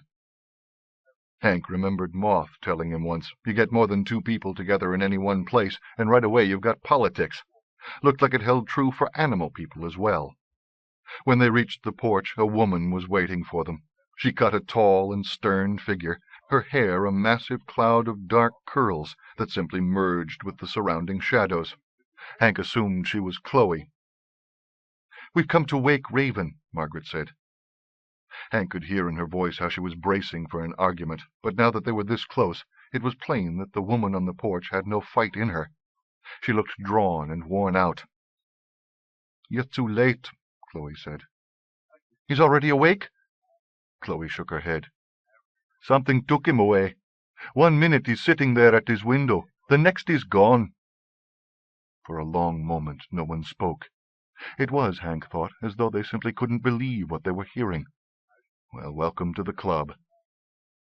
"Just like Jack," Ray said finally. Margaret sighed. "It's that damned pot. Every time things go bad, that pot's right in the middle of it." "Don't be so quick to judge what you can't understand," Chloe said, her voice mild. "The pot's not good or bad. It's only what we do with it that makes it one or the other." "Well, the cuckoos have it this time," Margaret told her. Chloe's features sagged. She lowered herself onto the wicker bench on the porch and leaned slowly back against the wall of the house. "Maybe Annie's right," she said. "Maybe it does have a mind of its own." "What's that supposed to mean?" Brandon asked. "She means it's perverse," Margaret said. "The way it keeps disappearing and then showing up again in the wrong hands." Brandon looked back and forth between them in confusion. "But I thought it was on our side." "The pot doesn't take sides," Chloe told him. "It just is, Brandon." "So what happens now?" Hank asked. "What are the cuckoos doing with it?" "Well," Chloe said, bitterness heavy in her voice, "this is no more than wild conjecture on my part, but I'd say they're trying to do what they're always trying to do, get rid of the firstborn Kobe." "And that means?" Hank continued when she didn't elaborate. "The world can't exist without the Corby," Margaret explained. "It'll either end abruptly, or it'll go on like this, an endless night that'll only last until everything finally runs down." "But don't the cuckoos know this?" Lily said. Hank nodded. "They've got to know. They're just shooting themselves in the foot." "Cuckoos don't listen to the same kind of reason as normal people do," Chloe told them. "They don't consider cause and effect. When the world ends, they'll be the most surprised of anybody." Hank looked around at the others. "So we've got to stop them, right?" Ray says he knows where they're holed up. But Margaret was already shaking her head. You don't get it, she said. We're already too late. Chloe nodded. Once the pot's been stirred, all we can do is wait it out. No, Hank said. Maybe you're ready to quit, but I'm not. There's nothing you can do, Margaret said. Whatever's happening with the pot has got to play out, and your confronting the cuckoos isn't going to do a thing to stop it. Besides, any one of them could break you like a twig without even needing to work up a sweat. I don't give up. Chloe regarded him thoughtfully. I'd forgotten how tenacious your kind can be, though perhaps I shouldn't be surprised, considering it was Cody who brought you into the world, and I don't think I've ever met anyone more stubborn. Hank couldn't tell whether she admired that stubbornness or not. The truth was, he didn't particularly care. He turned to Ray. Where'd you say they were staying? The Harbor Ritz. Then that's where I'm going, Hank said. Me too, Lily added. Hank looked at the others. You can tag along or stay here. Your choice. As though the dog had been following the conversation, Bocephus padded over to stand beside him. What the hell, Margaret said. I always said I'd go down fighting. In the end, they all went. 8. The aunts had joined Annie and the Crow girls on their perch above the cathedral's rose window, stopping long enough to report on the general fruitlessness of the search so far, before flying on again in their rook skins. Everybody's looking, Maida said. It's so funny, really. Annie had been watching the aunt's flight, shading her eyes with her hand. Now she lowered her hand and looked at the Crow girl. I don't get the joke, she said. Not funny, ha-ha, Maida told her. Zia nodded. Which we like. But funny strange. Even a little sad. What are you talking about? Annie asked. Maida shrugged. You know that it takes something like this for us all to start paying attention to each other again. Doing something together, Zia put in. Annie settled back against the wall and sighed. Oh, she said. Now I know what you mean. I suppose you're right. She was about to go on when the cathedral shook, and they all had to cling to their perches. Annie looked at her companions. What was... she began. Oh, look, Maida said. But she didn't have to point. Annie could see the darkness flooding across the sky. She knew what was causing it, too, the darkness, the tremors that shook the building, and the deep rumbling underground, the wind that had risen up that they could only hear, not feel. This wasn't the first time she'd been near Raven's pot when it was being used, but she'd never been this close before, so near the epicenter. She'd heard how disorienting it could be, but never actually experienced it for herself. It was a very disconcerting feeling. She had the sense that if she didn't get down to the ground right away, she might lose her perch and be too disoriented to shift to her blue-jay skin. She was about to suggest that they all fly down, but the Crow girls had both suddenly gotten odd, surprised looks on their faces. Maida blinked. Oh! My! Zia finished. And then they were gone. Annie sat very still, holding on to the ledge. She tried calling their names, but there was no reply. She knew they hadn't slipped into some shortcut or a fold in the world, because there were none up here. That was one of the things she liked about this spot. It offered safety from surprises. Nobody could sneak up on you. By the same token, nobody could slip away unseen either. Except that had changed, hadn't it? Just like that. And now she wished there was some hidey-hole she could slip into, some quick shortcut to safer ground, because this perch of hers suddenly felt like the least safe place she could be. Where had the Crow girls gone? Or more to the point, what had taken them away? Because what had just happened wasn't another one of their little tricks. They'd been just as surprised as she was when they'd vanished. A wave of vertigo touched her, something she'd never experienced before. Wouldn't that be strange, to die falling from the sky? Don't wait any longer, she told herself. She shifted skins and lifted off before she could change her mind. The wind blowing inside her head threw off her equilibrium, but she forced herself to concentrate on her flight, gliding on the faint air currents, dropping downward in long, wide circles. When she finally touched the ground, she tumbled, wing overhead. Shifting from bird to human form, she lay breathless on the pavement. It was a long time before she could sit up without feeling nauseous. Finally, she managed to get to her feet. She staggered at first, then caught her balance. She called for the girls again. "Maida! Zia!" But they were well and truly gone. It was so dark that she couldn't see any more. Shifting her principal concentration to her olfactory senses, she began the slow trek back to the rookery, hoping it was still there, that it hadn't disappeared along with the Crow girls. The idea of being all alone in a world gone black made her shiver with dismay. She thought of the Crow girl's gentle reprimand and promised that if she got through this, she'd look up from her work more often. She'd connect more with the world, make the effort to spend more time with the other Corby. Then she remembered what they'd told her about Paul, how he'd lost himself in Raven's pot and had never come back. The pot had taken them. She was sure of that. Taken them, but not her. Why? Because they were oldest? What if it kept them? She didn't even want to imagine a world without the Crow girls in it, but she couldn't stop the thought now that it was in her head. What if the pot had taken them and they were never coming back? Would there even be a world without them in it?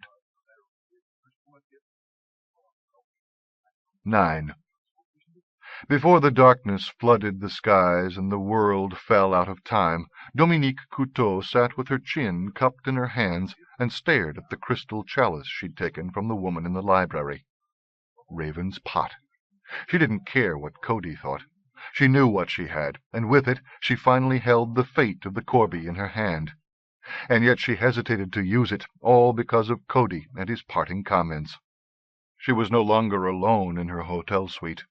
Her 2 surviving sons had joined her, along with her brother Auguste, some of the Morgans from Hazard, and representatives from a half-dozen other cuckoo families. Dominique was the oldest of them, although it wasn't obvious from her looks. A stranger entering the room would have been forgiven in thinking that he had stumbled into a secret meeting of animated department store mannequins. They were all so indistinguishable from one another, men and women, the old and the young. They weren't simply of a type, but identical, all of them tall and handsome, and ageless. The next oldest after Dominique was Tatiana Morgan, Idonia's sister. She'd been living in Mexico when Jack Daw decimated her family in Freakwater Hollow.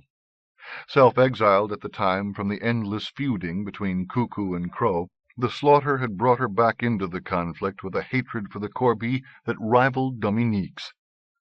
"Well," Tatiana said, stirring impatiently, "what are we waiting for?" Dominique kept her gaze on the chalice. There was something odd about it. When she looked at it from a certain angle, the figure inside appeared to double. "There is a problem," she said. She was only half paying attention to Tatiana. The chalice and its contents mesmerized her. The way the light from the window played on the facets of the crystal created a gleaming pattern that almost seemed to shape pictographs. And then there was the puzzle of the figurine inside, solitary from one angle, doubled from another. "Cody claims the world won't survive without the firstborn Corby in it," Auguste explained when his sister didn't elaborate. "Bullshit," Tatiana said. "Where'd he get that idea? From one of Jack's stories?" Dominique finally looked up. "He didn't say." "But you're still buying into it?" "It seems worth considering," Dominique told her. Tatiana shook her head. "I don't believe what I'm hearing here." She looked around the room. "If the Corby are so powerful, why's Raven spent the last 60 years sleeping like some fat hog in its trough? Why does Jack live like a bum in an old school bus in the tombs? And the Crow girls, weeping Jesus, if they had anything to do with the making of the world, it'd be a circus fun house with every street a carnival ride and jelly beans growing from the trees." A murmur went through the room, heads nodding. Tatiana appeared to take it as a general agreement that she remain their spokesperson. She turned back to Dominique. "If you don't have the balls to get this show going," she said, "pass that crystal spittoon over to me and tell me what to do with it." "Be careful you don't overstep the bounds of my patience," Dominique told her. For a moment it seemed that Tatiana would continue the argument. Dominique met her gaze steadily until Tatiana had to look away.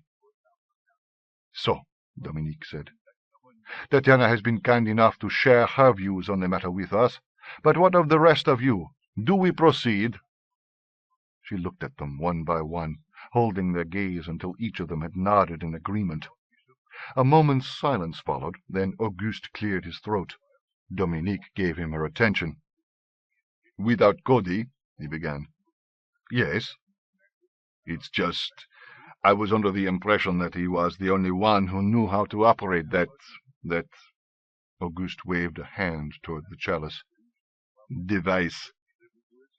Dominique smiled. Device. That was an eloquent description.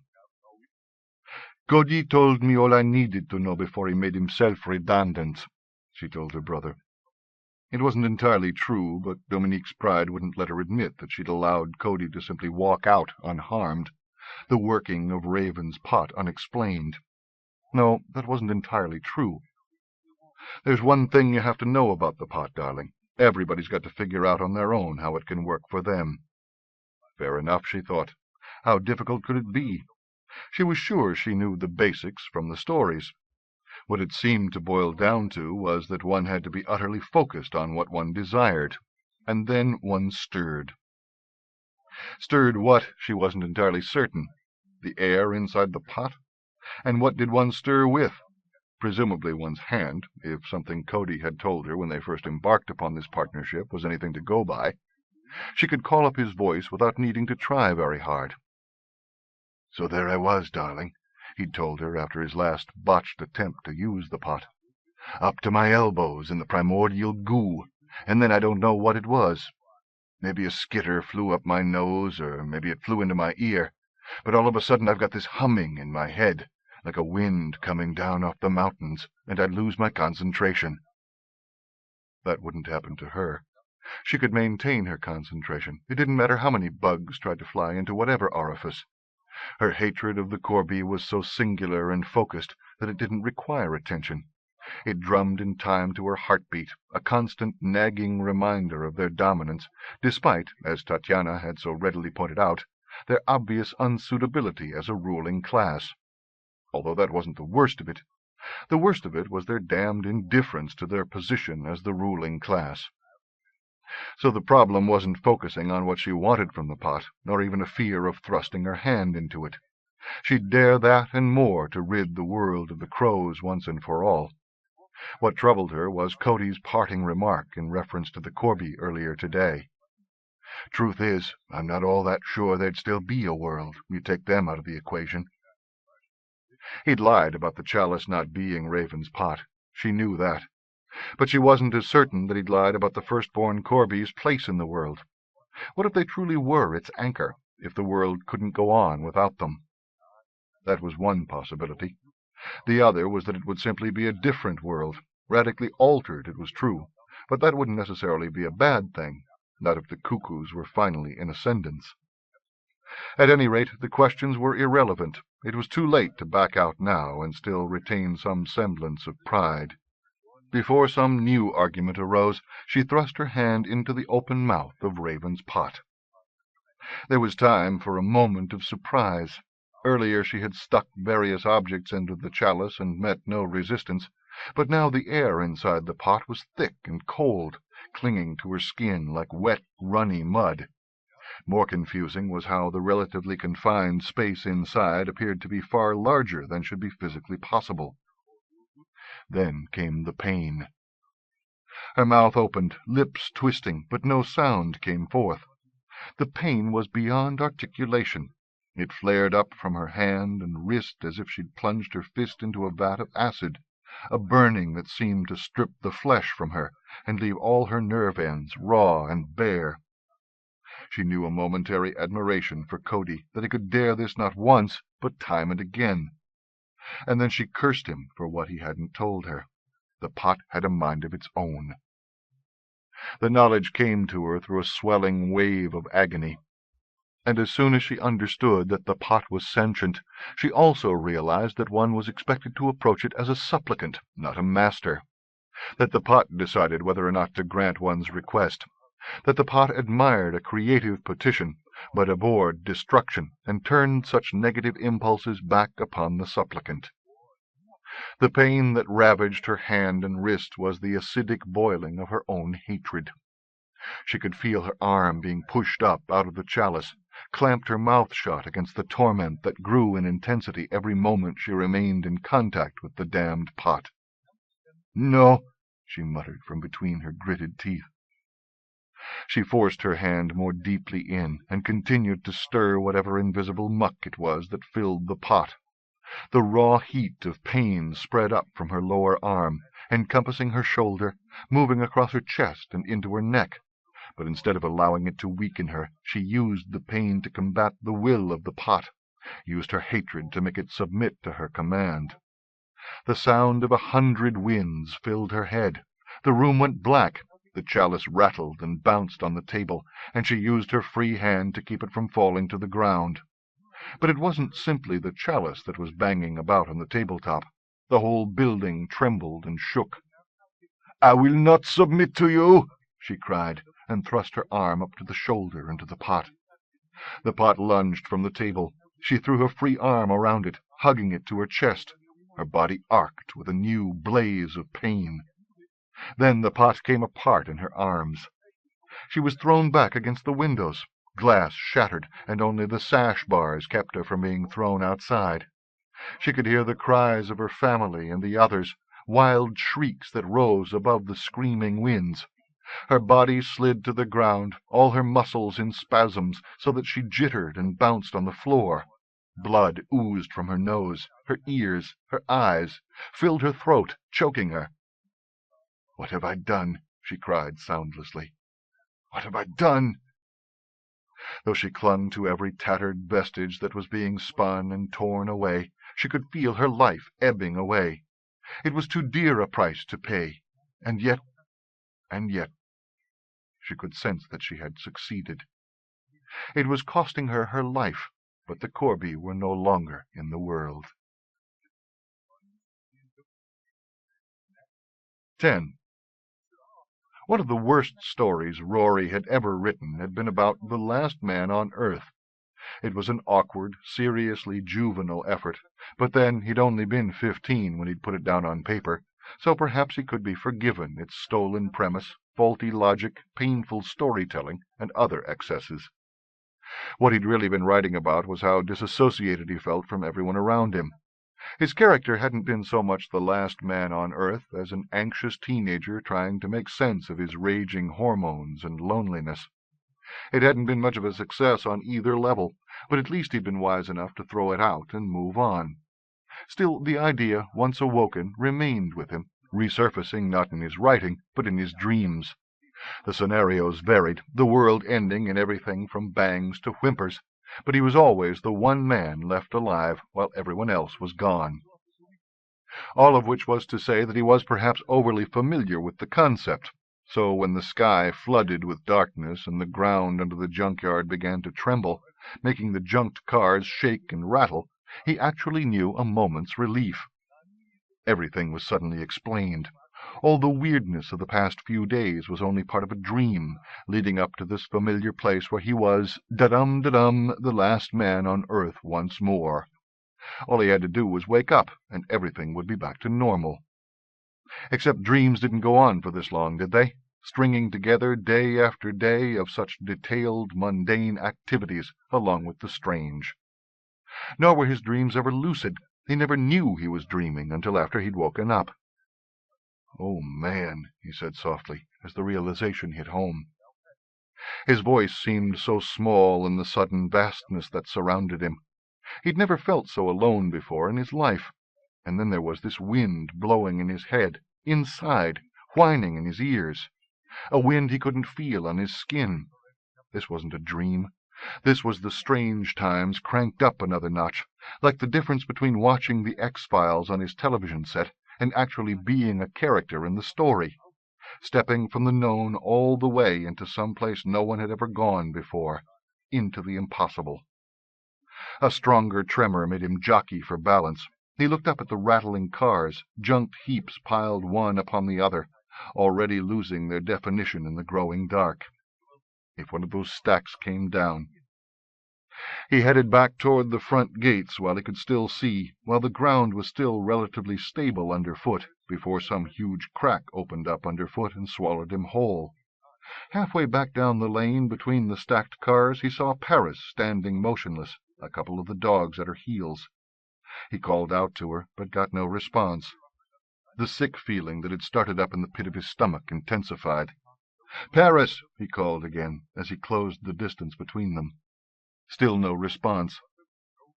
"Come on," he said. "Stop screwing around. You're really creeping me out." But it was no use talking to her, because she wasn't really there.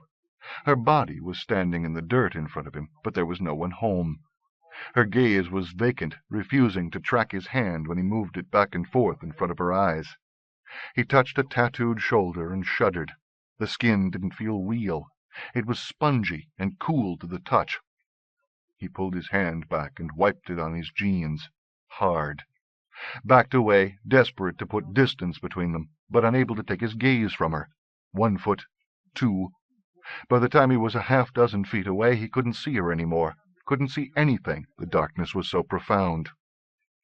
He stood perfectly still, listening for something, some sign of life, anything. But all he heard was the wind in his ears and the rattling and clanking and grinding of metal as the wrecked cars jostled in their stacks. He couldn't stay here. Hands held out before him, he shuffled slowly back the way he'd come, half expecting to come into contact with Paris again, bile rising in his throat at the thought. Instead, he bumped into one of the dogs that had been standing by her. Under its fur, the flesh was as spongy as Paris's had been.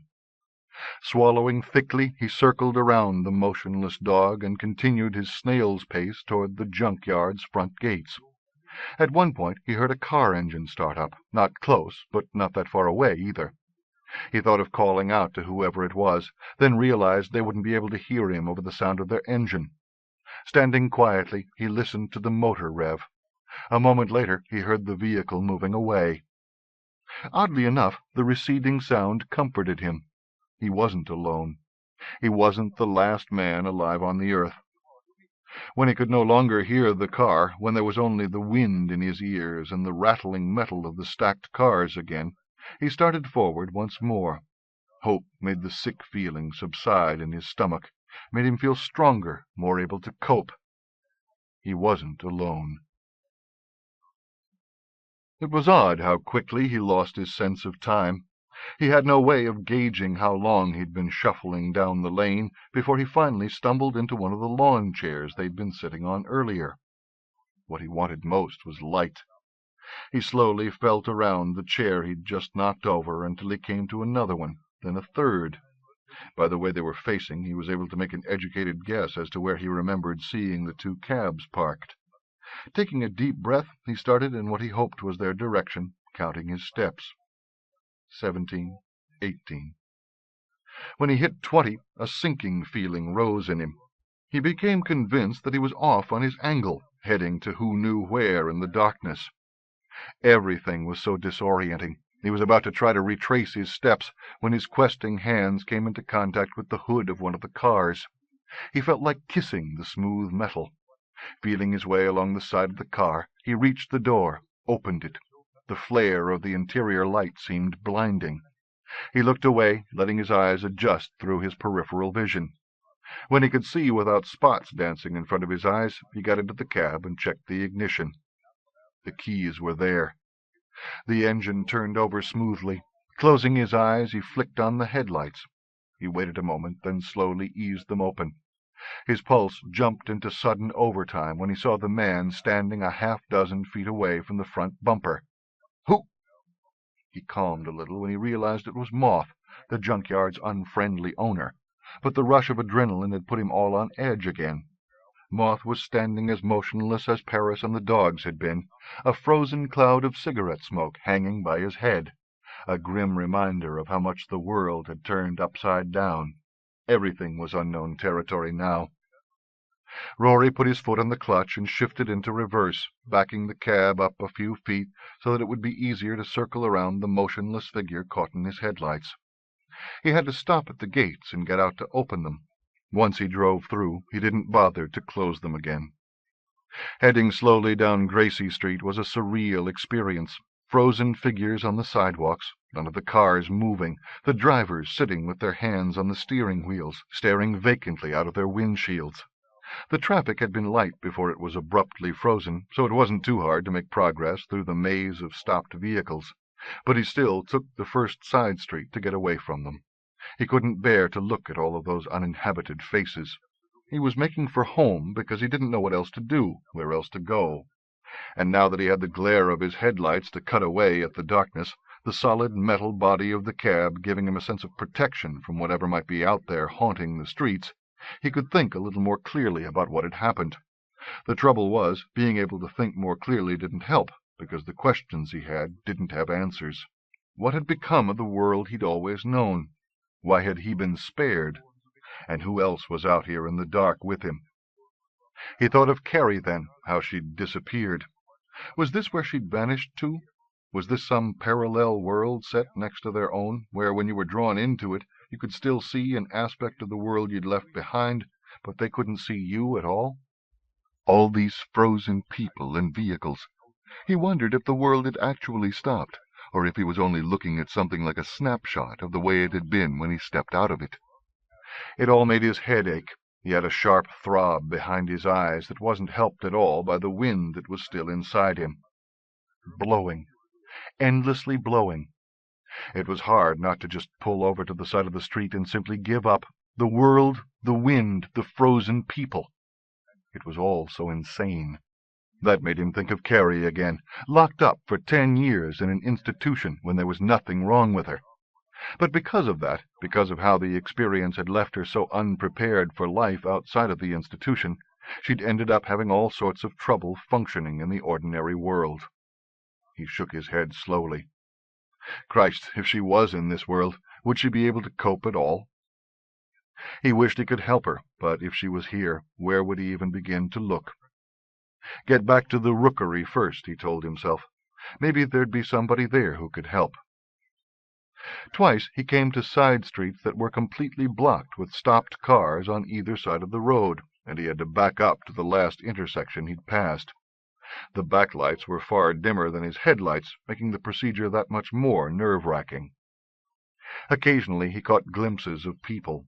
They were always darting into an alley or lane, away from his headlights. He thought their caution was a little extreme until he put himself in their position and decided he'd be just as leery of approaching a stranger himself if he was out there, alone and on foot, with no light. The world had gone so off-kilter, who knew what you might run into? A half-dozen blocks from the rookery he came around a corner and spied a figure on the street ahead of him. A woman walking slowly along the side of the street, one foot scuffling against the curb, using it as a guide. She stopped and turned, shading her eyes against the glare of his headlights. Rory's heart lifted. He rolled down his window and called to her. "Annie!" When he pulled up beside her and put the car in neutral, she climbed in the passenger's side, her familiar features oddly lit in the lights from the dashboard. But Rory didn't care how strange she looked. "Oh, man," he said, "are you a sight for sore eyes?" Annie leaned back in the seat as though all her muscles had gone limp. She turned to him and managed a half-smile. "Now that's what I'd call an understatement," she told him. "What are you doing with this car?" He was so glad to see her that he began to babble, the words coming out all in a rush. "I took Carrie up to see Jack, except he wasn't there. Instead, there was this tattooed woman with a bunch of dogs who started off being really pissed off with us, but then she took us over to this junkyard and—" He gave her the abbreviated version. Annie listened without interrupting. A first for her, Rory thought, but these were weird times. "Did Carrie disappear before or after all of this?" Annie waved her hand toward what lay outside the windshield. "Happened." "Before. Why? Is it important?" "I don't know. It's just that the Crow girls disappeared as well, right when everything started to shake and the sky went black." "Do you think they're in the same place?" Rory asked. "I don't know that either." because I thought maybe this was where Carrie had disappeared to.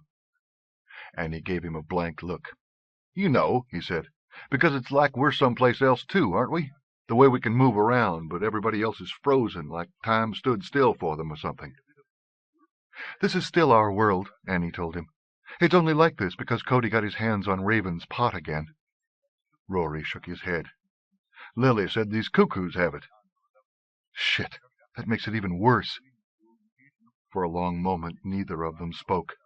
Rory stared out at the endless night that had fallen across the city, broken only by the headlights of the cab. They lit the street ahead of him, but in comparison to the darkness that lay beyond their reach, they seemed woefully inadequate. Annie, what's going on here? I can't tell the difference between what's real and what's not any more. Take us home, she said, and I'll try to explain while you drive. But it didn't help. The things she was telling him were too divorced from life as he knew it. Never mind that life was no longer even remotely the way he knew it. The Corby, magical cauldrons, Cody, the cuckoos. It was all too much like walking into the middle of a particularly convoluted foreign film that had no subtitles and was already half over. So, everybody in the rookery, he said. They're all bird people? Annie gave him a tired smile. Even you, though your blood's pretty thin. Even me. She nodded. We're all bird people. She nodded again. In the house, at any rate. I guess that's why it's called the rookery, he said. A mild hysteria was building up inside him. The only thing that kept him from losing it completely was Annie's calmness.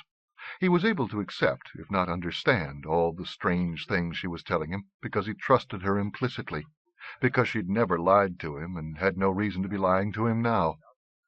The absence of normality outside the cab did much to help convince him as well. How could I have lived with you all for 9 years and not known any of this? He said. Annie shrugged. There was never any need for you to know. She gave him a look that reminded him of the old Annie, the one he'd always thought he'd known, the one who'd been as human as he was, though of course he wasn't entirely human himself, was he? He had this bird blood running through his genes, too. Besides, Annie said, what would you have thought if I'd told you all of this before? That you were just being Annie, putting me on. Well, I'm not. Yeah, that's kind of obvious now. They'd reached Stanton Street, but soon their way was blocked with stopped cars. Rory backed up the cab again and took a side street. From there he turned into the lane that ran behind the rookery. Rory glanced at his companion. So you figure Lucius, who's really this Raven guy, will be able to make things right? If we can bring him back. And he's gone where? Annie shook her head. I don't know. Maybe it's a matter of waking him up. He's just gone, you know? His body's here, but who knows where his mind is roaming.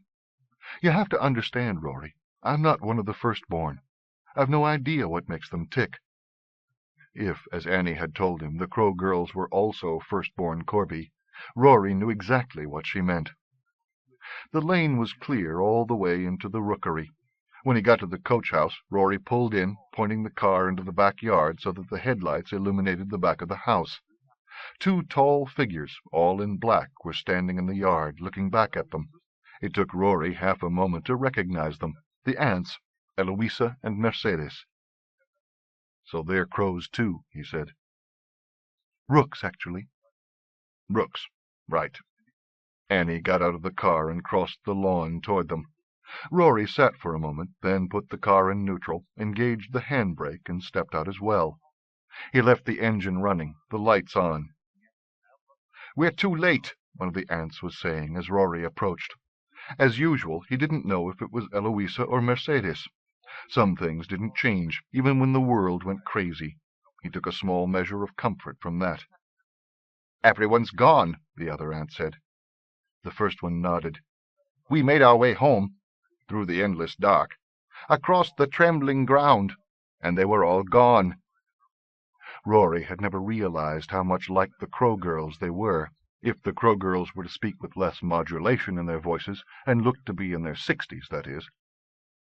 Gone how? Annie asked. I was at St. Paul's when Maida and Zia simply disappeared. Are they gone like that, right out of the world? "We don't know," one of the aunts replied, her voice mournful. The other nodded. "All we know is everyone's gone, and nothing will be the same again." Annie had explained to Rory that what was happening now wasn't the usual effect that came from this cauldron of ravens being used. The other times there'd be a shift in the world, but it was transitory, over in minutes. Nothing like this. "So what do we do now?" he asked. Annie slumped on the steps of the back porch. "I don't know," she said. "Pray?" "Who would you pray to?" Her only response was to shake her head. Rory had never seen her like this. Annie wasn't even remotely prone to depression. She was always the one who jollied him out of bad moods, made him smile when he was feeling down.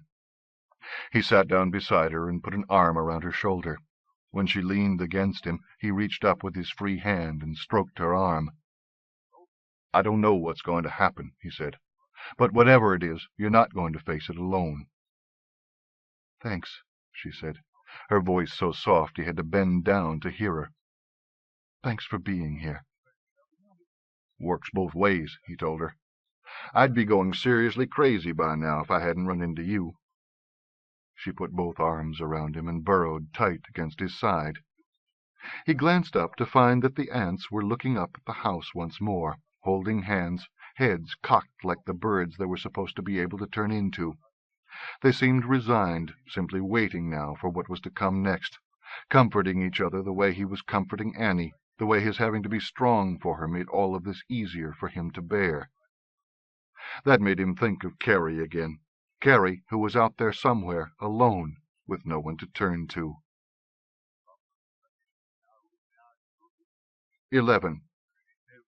Carrie wasn't alone, but she had been alone, weeping in the back seat of the Volvo earlier, and she had been alone when she first found herself drawn into this strange place by her need to make amends with Katy.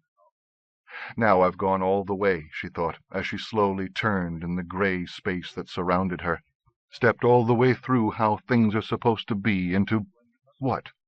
Madness or magic? The line between them had never seemed so blurred and thin as it was now. Junkyard, car, tattered blanket. The world she knew was gone. She'd been spirited away into otherness, into an eerie but oddly calming place. The ache in her heart was soothed, though she couldn't have said how or why. She should have been panicking, because this was worse than any anxiety attack. It was impossible to differentiate directions. Turning slowly on the balls of her feet, she saw the same unchanging vista on all sides, an endless grey haze that held nothing except... She paused, focusing on a tiny spot of color half hidden in the distance. There was something. She began to walk in its direction, feeling as though she were stepping on clouds, the surface underfoot having the give of soft down. It would be so easy to stretch out and nap, but she knew she shouldn't. In this place a nap seemed too likely to last forever. There was no way to tell how long she walked until the spot of color she was aiming for became a recognizable shape. A reclining figure, red-haired, the features as familiar as her own. She might have been looking at herself, finally having succumbed to the lure of the yielding surface underfoot. But it wasn't, of course, because she was standing here. Only... As she drew closer, she saw there was not one red-haired woman sleeping there, but two.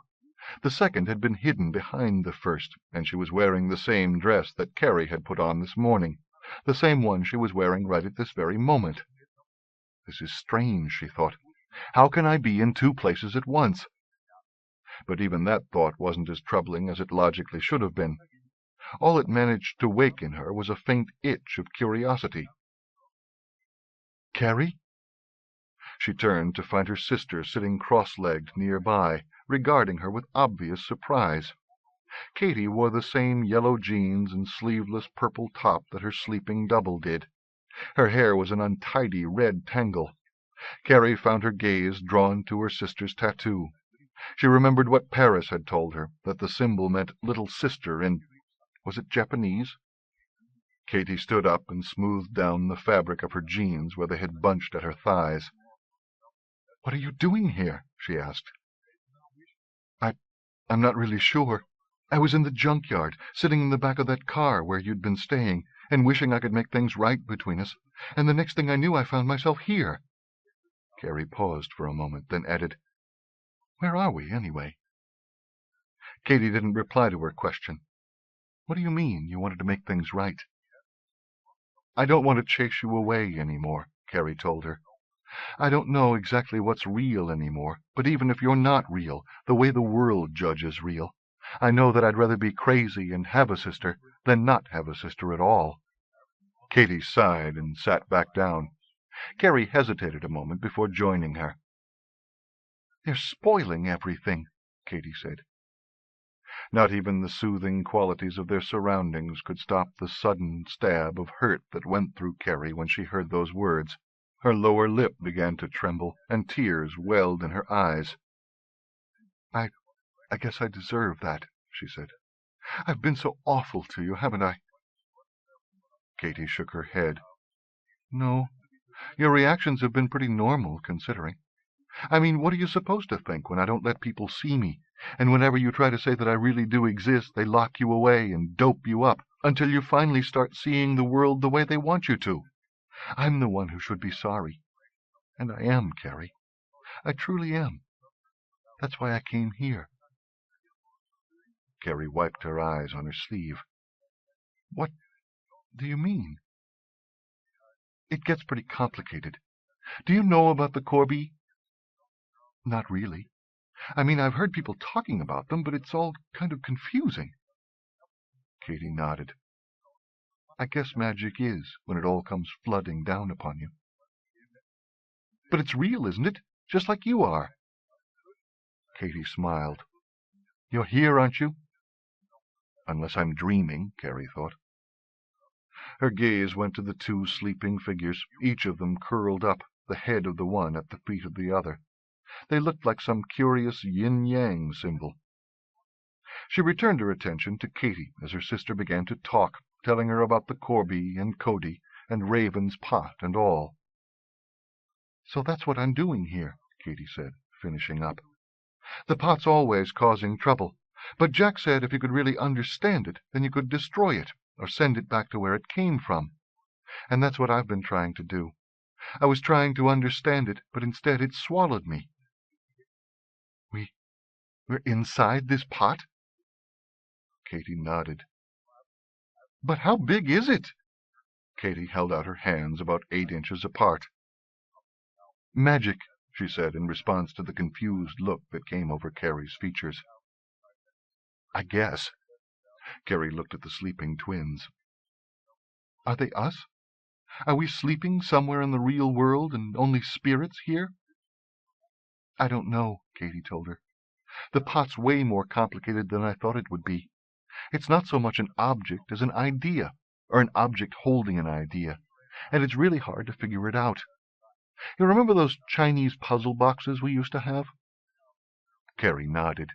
She'd had a set of them that Katie had loved to play with, putting a precious something in the smallest, a pebble, a braid of grass, a piece of jewelry stolen from their mother, and closing it up in box after box, each one larger than the next. "That's sort of what the pot's like," Katie explained. "Every time I think I've figured it out, I find a new, smaller box that I have to puzzle out." "But I don't understand why you're doing it," Carrie said. "See," Katie went on, "I thought I could fix both my problems, get out of your life and get rid of the pot." Carrie shook her head. "I still don't get it." "I've figured it out from all of Jack's stories. It costs big time to get the pot to do exactly what you want. The only reason no one's ever gotten rid of it or sent it back is that no one wants to pay the price." Understanding began to dawn on Carrie. "You were going to sacrifice yourself?" she asked. Katie shrugged. "I don't think anybody knows if it's actually dying that happens.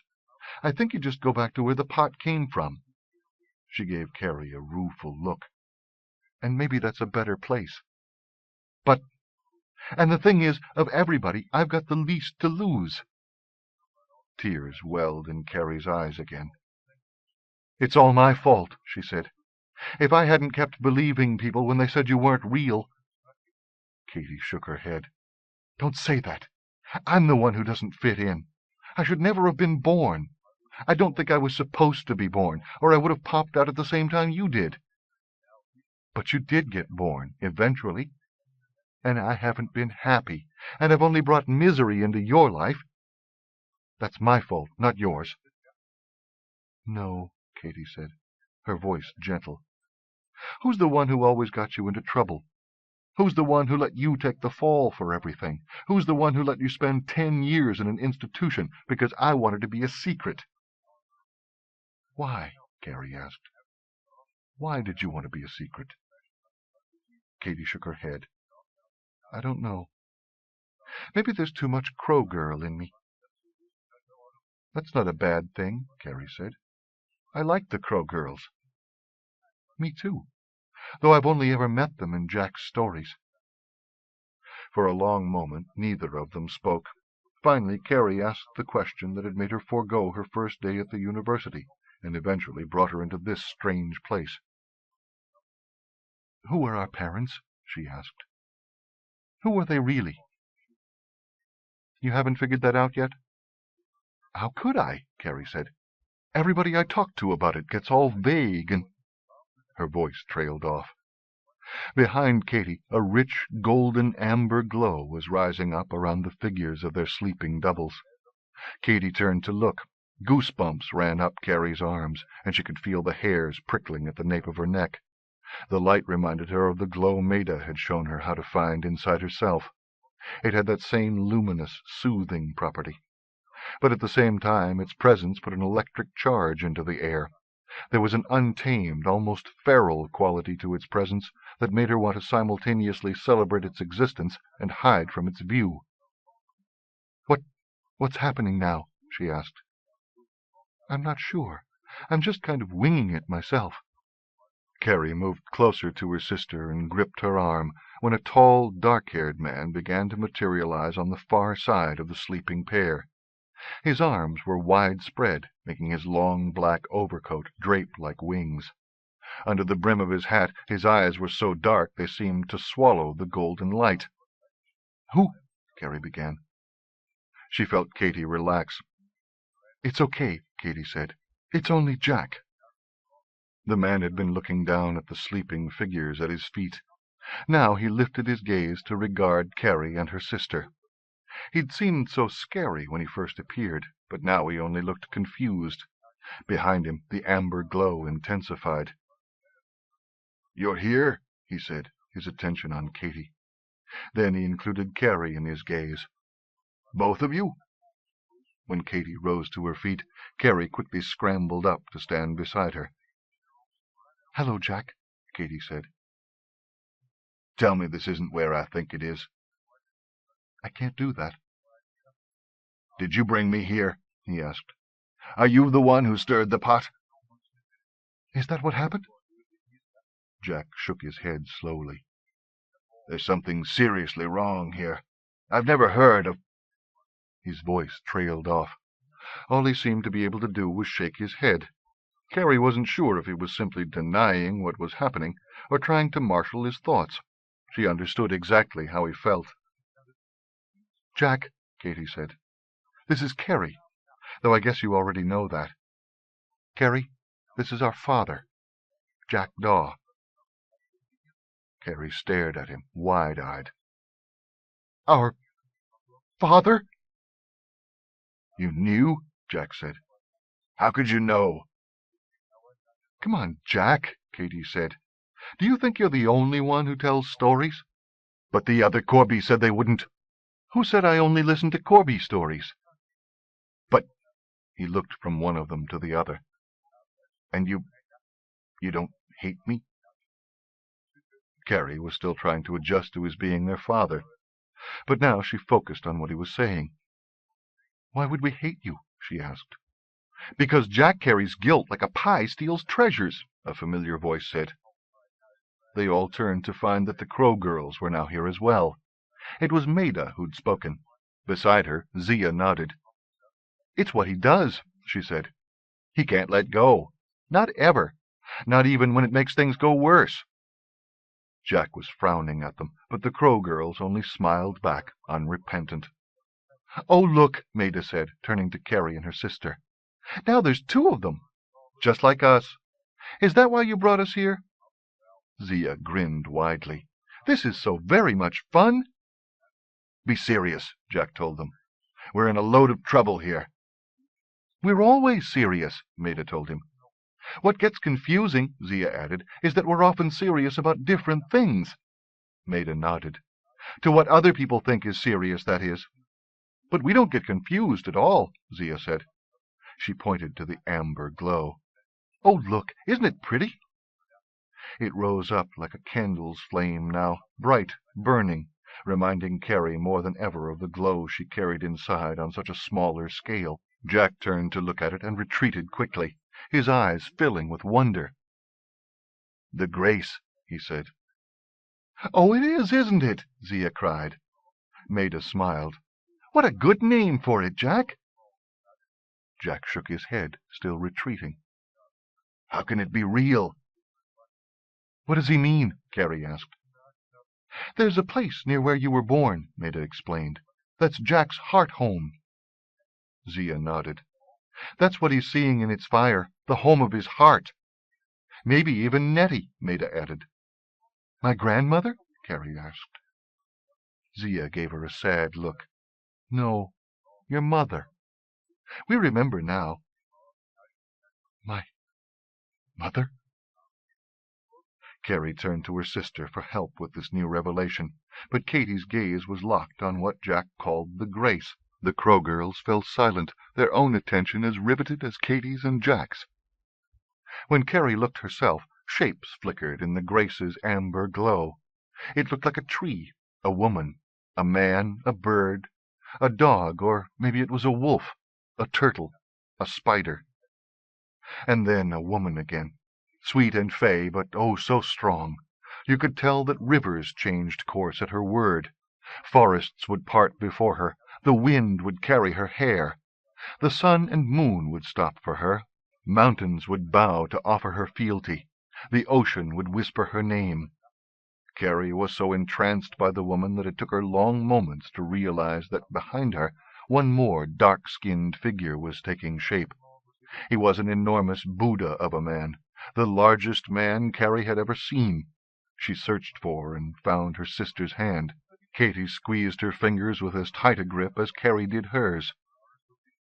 "Raven," she heard one of the Crow girls say, and knew from what Katie had told her earlier that this was her mysterious landlord. He knelt with his immense weight resting on his legs, his eyes closed, his hands clasped loosely on his lap. His features were placid, almost expressionless. Carrie would have taken him for a statue, except when the Grace stepped toward him and touched his brow with a glowing hand, his eyelids flickered, then opened to reveal eyes so dark that the deepest night, the blackest raven wing, paled in comparison. He looked upon them with deep curiosity before letting his gaze settle on the Grace. "Is it time?" he asked. His voice was so low-pitched and resonant, Carrie could feel it vibrating deep in her chest. The Grace made no reply. None of them spoke. Raven looked slowly at each one of them, then spoke again. "Has this world finally reached its end?" 12. They were maybe a half-dozen blocks from the waterfront when Hank noticed that they no longer needed the oil lamp Brandon was carrying. Out past the reach of its light, an amber-gold glow was creeping over the pavement and spreading across the sides of the buildings. The glow wasn't exactly bright, but it continued to swell inside. At this rate, Hank thought it would soon feel like dusk in the countryside, or that they were walking out under a full moon. Lifting his head, he looked for the source of the light. It wasn't hard to find. The tall towers of the harbor Ritz were pulsing amber gold. As he watched, the light swelled into the shape of an enormous hardwood tree, an oak or an elm, with broad spreading branches and a seriously huge canopy. You could still see the hotel through the tree, but as the light continued to stretch upward, the 30-story building began to look like a child's toy in comparison. Jesus, he said. Would you look at that? But his companion's attention was already fixed on the scene. Lily's reaction seemed to be a lot like his own, relief that there was finally some real light to combat the oppressive dark, mixed with a good dose of awe as to the shape it was taking. Hank would have thought that the others, since they were supposed to be these magical beings themselves, would be taking this latest piece of strangeness pretty much in stride. Instead, they looked like they'd just found out that Elvis was not only alive, but a couple of 100 feet tall and wearing a halo. They'd all stopped walking and were just staring up at that tree of light. Brandon blew out the oil lamp and set it down on the pavement at his feet. When he stood up again, he went right back to being as mesmerized as the rest of them. "It's so beautiful," Lily murmured. Hank nodded. He turned to Margaret, who was standing closest to him, Brandon's shotgun held loosely in her hands. She's going to drop that, he thought, and took the shotgun from her. She made no protest, didn't even seem to be aware that he'd taken it. "What do you see?" he asked. It had to be more than he could. For a long moment she didn't answer, and he thought she hadn't heard him. "A forever tree," she said, just before he could repeat the question. "Made of the light of the long ago." "The long ago?" She nodded, not taking her gaze from it. "That was the light that was waiting for us when Raven first called the world up out of the medicine lands." Hank glanced at Lily, but all she could do was shake her head. It was making no more sense to her. "And is it a good or bad thing?" he asked. "Us seeing it like this, I mean." "It's not good or bad," Margaret said. "It just is." The others nodded in agreement, but nobody added anything to explain the puzzle. The Corbys seemed to be good at that. Hank gave the source of the light another considering look. Okay, it was a forever tree, whatever that meant. "What do we do now?" Lily asked. "I don't know about anyone else," Hank replied, "but I'm going on." Lily nodded, but nobody else responded. Hank looked down at Bocephus, sitting on his haunches, also staring up at the source of the light. It even had the dog spellbound, he thought, but then Bocephus shook his head and made a rumbling, querulous sound deep in his chest. Hank followed his gaze to see what had distracted him. "Heads up," Hank said. Only Lily looked away from the big, glowing tree to see what Hank and the dog had already noted. They were no longer alone. In some ways nothing had changed. The buildings were all still dark. Cars, buses, cabs, delivery vans, nothing was moving. The drivers and passengers remained immobile in their vehicles. Pedestrians were still frozen in the positions they'd been in when the world went strange. But now dozens of people had joined them on the street, all of them looking up at the glowing tree that lit the skyline and was banishing the dark that had swallowed the world earlier. Slowly they started walking toward the waterfront. Hank waited a beat, then took Lily's hand, and they started walking again as well. Bocephus immediately fell into step beside them. When they'd gone a half-dozen steps, Hank looked back to see that the Corby and Ray were following.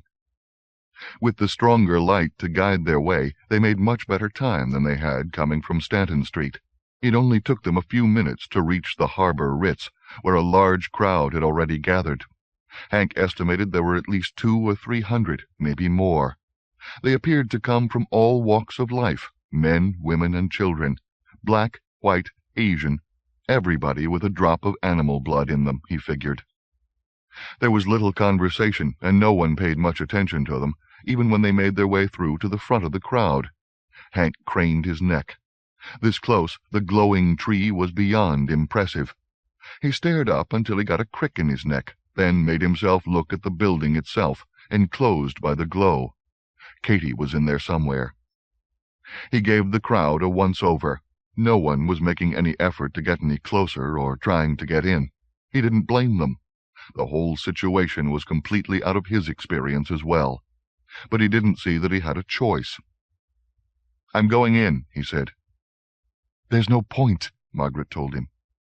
He glanced at her in surprise. This was the first comment she'd offered freely since the tree appeared. "Katie's in there," he said. She nodded. But there's nothing we can do about it now. It's out of our hands. But, trust me, Hank, all we can do is wait." Hank shook his head. "You don't understand," Brandon said. "But we've been here before, when the world began. That light is the place the music comes from. You can't mess with it. You can't talk to it. So what's going inside it going to do?" "What do you mean it's where the music comes from?" Hank asked. "It's where everything comes from," Brandon said. "Music, art." Chloe nodded. "Intellect, dreams." "Hope," Ray put in. "Compassion." "Heart," Margaret added. "So tell me this," Hank asked. "What kind of heart would I have if I just left Katie in there on her own without trying to get her out?" "The light won't harm, huh?" Chloe said. Hank turned to her. "You know that for a fact?" Chloe hesitated for a long moment. "No," she said finally. "So I'm going in."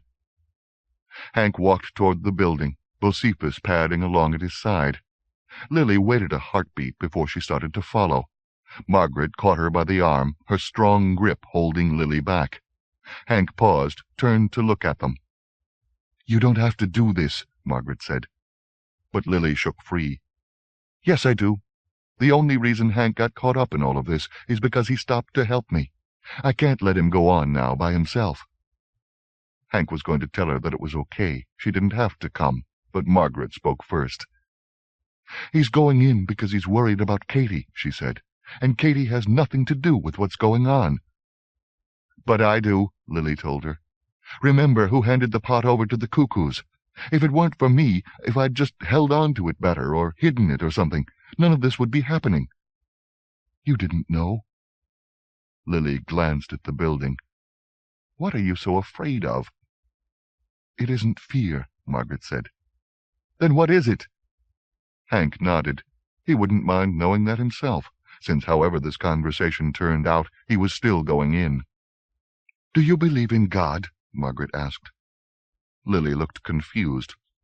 I'm not sure. I guess so.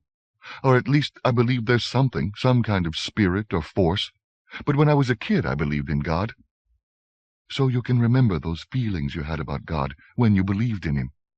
"Sure." Margaret pointed to the light. "Going in there for us would be like the child you were meeting God." "Oh." Hank looked at the building, then back at Lily. When he held out his hand, she walked over to him and took it. With the dog at their side, they went up to the revolving doors of the hotel, pushed on them, then stepped through. Into the light. 13. "Oh, my goodness," one of the aunts said. Rory looked up from the steps where he and Annie were sitting. He still didn't know which was Eloisa and which was Mercedes, but one of them was pointing south, toward the lake. He stood up to get a better look. "It's some kind of light," he said. As he watched, the distant glow took the shape of an enormous tree that almost seemed to fill the entire skyline above the roofs of the neighboring buildings. "Not just any light," Annie said, coming to stand beside him. "That's the light from the first day, what Raven brought across from the medicine lands to make the long ago." "It looks like a tree." "That's the way it looked back then, too." Rory gave her a considering look, then walked slowly over to the idling cab. Reaching in, he turned off the engine and the headlights. The sudden silence was eerie. The dark came washing in on them, but it was only their eyes adjusting to the change of light. After a few moments, he realized that he could see as well as he normally could in the twilight. "We have to go," one of the aunts said. The other nodded. "But Rory won't be able to keep up," Annie said. "And," she continued, "he can't take the car because the streets are probably even more blocked up downtown than they are here." The aunt who'd first spoken shrugged. "But that's where the others are." "Let him take his pedal bicycle," said the other one. Annie nodded. "Good idea." Rory went up the steps to the back door and brought his mountain bike out of the shed where he stored it. When he had it down on the lawn, he looked at the three women. The aunts leaped into the air, arms outspread. Instead of coming back down on the ground the way he would have if he'd tried to do that, they shrank, were transformed, kept rising, and two small crows, no, he corrected himself numbly, their rooks, were circling above his head, under the boughs of the elm. "Oh, Jesus," he said, staring up at them. He turned slowly to Annie. "You didn't really believe me, did you?" she said. "Well, that is, I just thought it was, some kind of metaphor." Annie laid the palm of her hand against his cheek. "Don't freak out on me now." He cleared his throat. "I won't." "Good." She smiled and stepped back, making a motion toward his bike. "So let's go." Rory slowly straddled his bike. He looked south to that giant tree of light that rose up from somewhere near the waterfront, then back at Annie. But she wasn't there any more. A blue jay had joined the two rooks in the air above him. Seeing they had his attention, the rooks flew out of the yard southward. The jay dropped down to land on the handlebars of his bike. Annie?" he managed. The bird scolded him until he set the bike in motion and started down the lane. The rooks were no longer in sight. "I'm going insane," Rory decided. He really didn't see another logical explanation. 14. "What does he mean about the world coming to an end?" Carrie asked. Katie gave her sister a sympathetic look. Carrie looked scared, and Katie couldn't blame her. By all accounts, Raven wasn't exactly the easiest of the Corby to warm to, and while he might look like a Buddha, he added a grimness to the image that the statues of the real Gautama Buddha never portrayed. When you put that up alongside his stern pronouncements, uttered in that deep bass rumble of his voice, it was hard not to be nervous around him, though he didn't seem to faze the Crow girls at all. "Oh, don't pay attention to Raven," Maida said. Zia nodded. "He just loves to sound dramatic. The more dramatic, the better. As if the world would end on his say-so." Maida shook her head. "As if." Raven shot them a dark look, obviously intended to silence them, but all it did was make them giggle. "It would not be my decision," he said. He nodded toward the Grace. "But hers." That quieted the Crow girls. The reactions of the Corby surprised Katie. They all seemed to be, if not nervous about the Grace the way Carrie was, nevertheless very much in awe. But what surprised her more was that none of them seemed to know why the Grace had gathered them to this place. "That's not why she's here," she told them. Dark Corby gazes settled on her. "The cuckoos broke her vessel," Katie explained, "and because of that a door's opened, and it's drawing her back." She gave them an apologetic look. "One of us has to accompany her, to close that door after her, or the whole world's going to get sucked out through it." "How can you know that?" Raven asked. The resonance of his voice made it feel as though her ribs were vibrating against each other. She felt Carrie's fingers tighten on her own. Raven made her nervous, too, but she was too stubborn to let it show. Her way of dealing with it was to be more aggressive. "How can you not?" she shot back. Raven frowned. "The light has no voice. She doesn't speak." "Not in words exactly," Katie said, "but that doesn't mean she isn't communicating." It was hard to explain. When she quieted the inner chatter of her own thoughts and let the warm amber-gold glow swell inside her, she simply knew what the Grace wished to express. "I have never heard of such a thing," Raven said. "So that makes it a lie?" Katie asked. "I did not." Katie made a movement with her free hand toward the figure of the woman in the light. "Tell her about it," she said, "not me. I didn't come here to argue with you." For a long moment no one spoke. "The door," Jack asked finally. "What does it open into?" "To—" Katie had to think a moment. "What you call the medicine lands."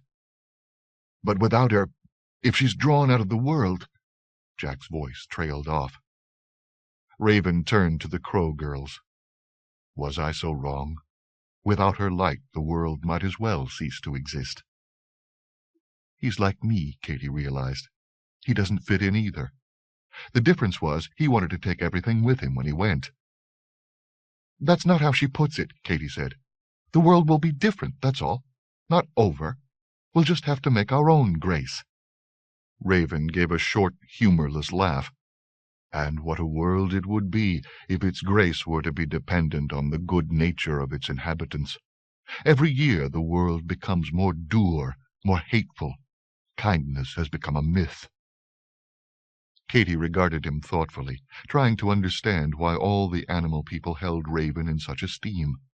He was certainly large enough, with a big voice, but there didn't seem to be a whole lot of compassion in him. Maybe he'd been asleep for too long. Maybe he'd forgotten what it was like to live, to care about other people. It doesn't have to be like that, she said. The Crow girls nodded in agreement. We're happy, Maida said. We're ever so very, very kind. It's true, Zia added. We bring grace wherever we go, or at least we try to.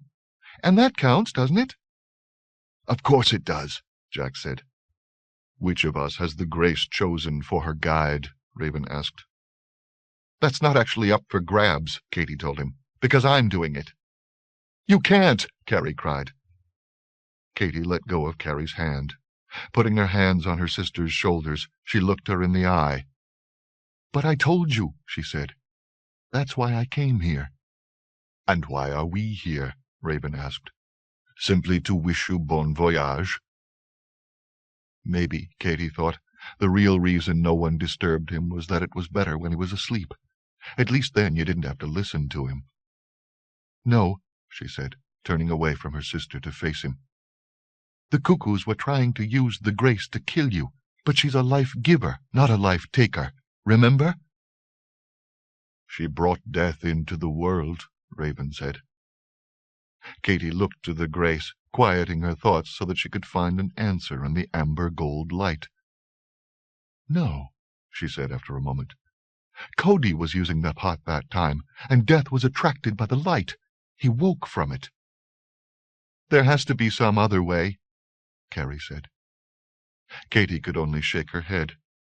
Maybe I'm not the only one who wants to go, but I'm the only one who should go. The world loses too much if one of you goes, but it's not going to miss me. It's not like I've been pulling my weight. Don't say that, Katy, Carrie said. It's not true. Listen to your sister, Jack told Katy. You can have a lot worse sins hanging on your soul, and unlike myself, you're not guilty of any of them. 15. Once they were inside the hotel, Hank and Lily walked across the wide marble floor of the lobby, Bocephus padding at their side. The light was brighter in here than it had been outside, but the hotel's patrons, bellboys, desk clerks, and all were as immobile as were the rest of the people in the city who didn't carry a trace of the blood. How are we going to find out what room she's in? Lily asked. Well, normally I'd bribe the desk clerk, Hank said, but considering she can't stop me. He went around behind the counter, laid down the shotgun he'd taken from Margaret, and flipped through registration cards until he came across the name Couteau. There were 2 cards, one for Dominique, the other for her sons. They'd taken connecting suites. Here we go, he said. They're all the way up on the top floor. Do you want to trust the elevator? Well, my car worked, didn't it? Lily replied. The bank of elevators was on the far side of the lobby. The only sound was the sound of their shoes and the dogs' toenails clicking on the marble as they wound their way in between the frozen people to reach it. Hank pressed the up button, and they waited for a moment for an elevator to arrive. When it did, there were people in it. Oh, this is too creepy, Lily said, looking at their blank faces. Hank nodded. I know, but it's this or 30 flights of stairs. Bocephus made the decision for them. The dog padded into the elevator, then sat on its haunches, regarding them with a patient gaze. Okay, Bo, Hank said. They joined the dog inside. Hank pressed the button for the 30th floor, and the elevator doors closed with a hiss. Lily couldn't suppress a shiver. They immediately noticed a change in the light when they arrived at Dominique's floor. Where before it had been a rich amber gold, now it held a red tint that grew darker the farther they progressed down the hall to the Couteau's suites. A low growl woke in Bocephus's chest. Lily wished she could be as brave as Hank and the dog, but it wasn't the same for them. They'd never seen the cold light in Dominique's eyes, while they were told that they were only alive at her sufferance. Dominique had been very clear to Lily about what would happen if she tried to interfere. Any minute she expected one of the Couteaus or the other cuckoos to step out into the hall, gun in hand. This time there were no crow girls around to magically kiss them back to life. This time they'd die for real. But she couldn't back out now. The need to at least make an effort to retrieve Raven's pot had become an obsession akin to the solemn promises the knights had made in old medieval romances she and Donna used to read when they were supposed to be studying for their classes. It lay on her like a geese, a compulsion, leading her on to her doom, no doubt, but there seemed to be only one path lying in front of her, and she had to take it. She could choose to ignore the compulsion, but she wasn't sure she'd be able to live with who she would be if she did. Ahead of her, Hank had stopped in front of the door to the suite registered in Dominique's name. Pooling around the carpet in front of the door, the amber gold of the light was almost entirely swallowed by a flood of dark red. Blood, Lily thought. This is the light of blood.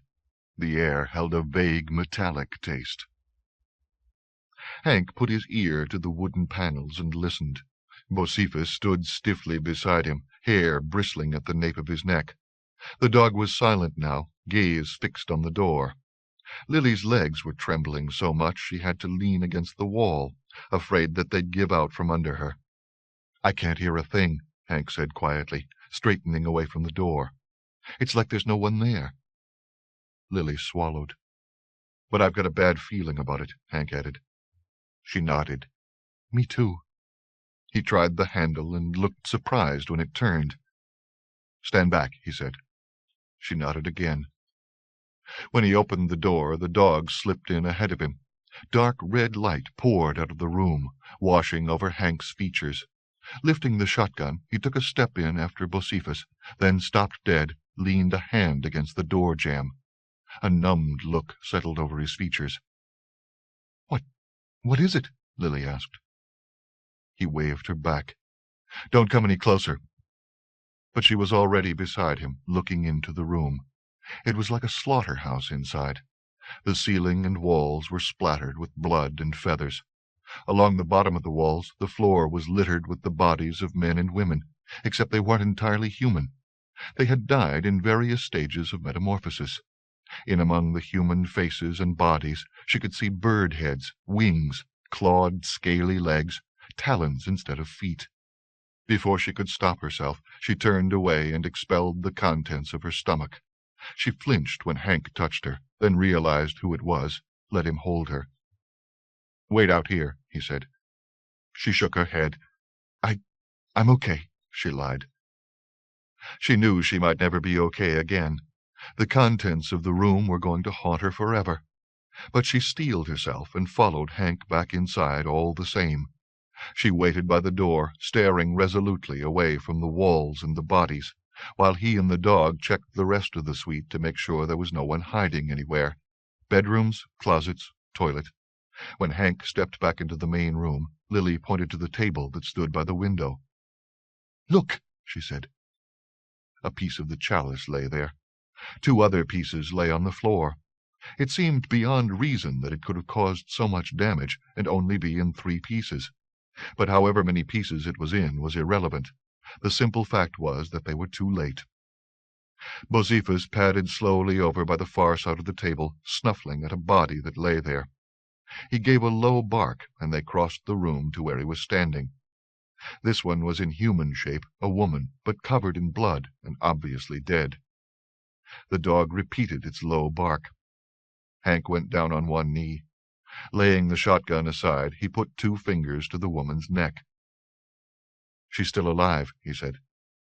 It was hard to tell because of the blood and the way the Couteaus all looked so much the same, but Lily thought she recognized the woman. I think that might be Dominique." "Well, she got what she deserved," Hank said, standing up again. What are you doing?" Hank looked at Lily in surprise. "What do you mean?" "We can't just leave her there." "Lily, this woman's the cause behind all of this damage. She broke the pot, and Christ knows what she did with Katie. You think I'm going to spend any time nursing her back to fighting strength so that she can come after us again?" When he put it like that, it did sound stupid, but it was still wrong. "If we let her die," she said, "that makes us no better than them." "If we let her die, we have a better chance to live to a ripe old age." Lily shook her head. She went into the bedroom off the main suite and returned with a pillow and sheets. Kneeling down beside the woman, she put the pillow under her head and began to tear up the sheets. "Could you get me some warm water?" she said. "This is not a good game plan," Hank told her. The dog made a grumbling noise in its chest, as though agreeing with him.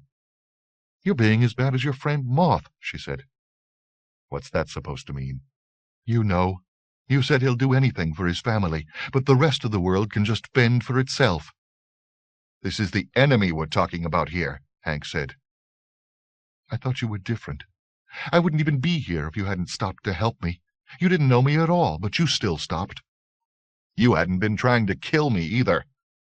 "Could you just get the water?" Lily said. "Then you don't have to stay. I know you want to look for Katie." He hesitated a moment longer before taking the ice bucket and going into the washroom.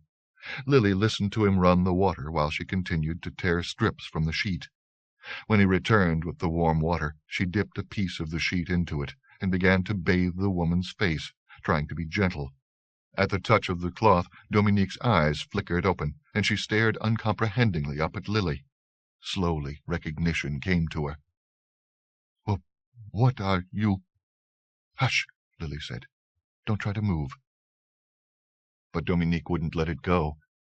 Are you mad?" "Don't try to talk, either. Save your strength, because you're going to need it."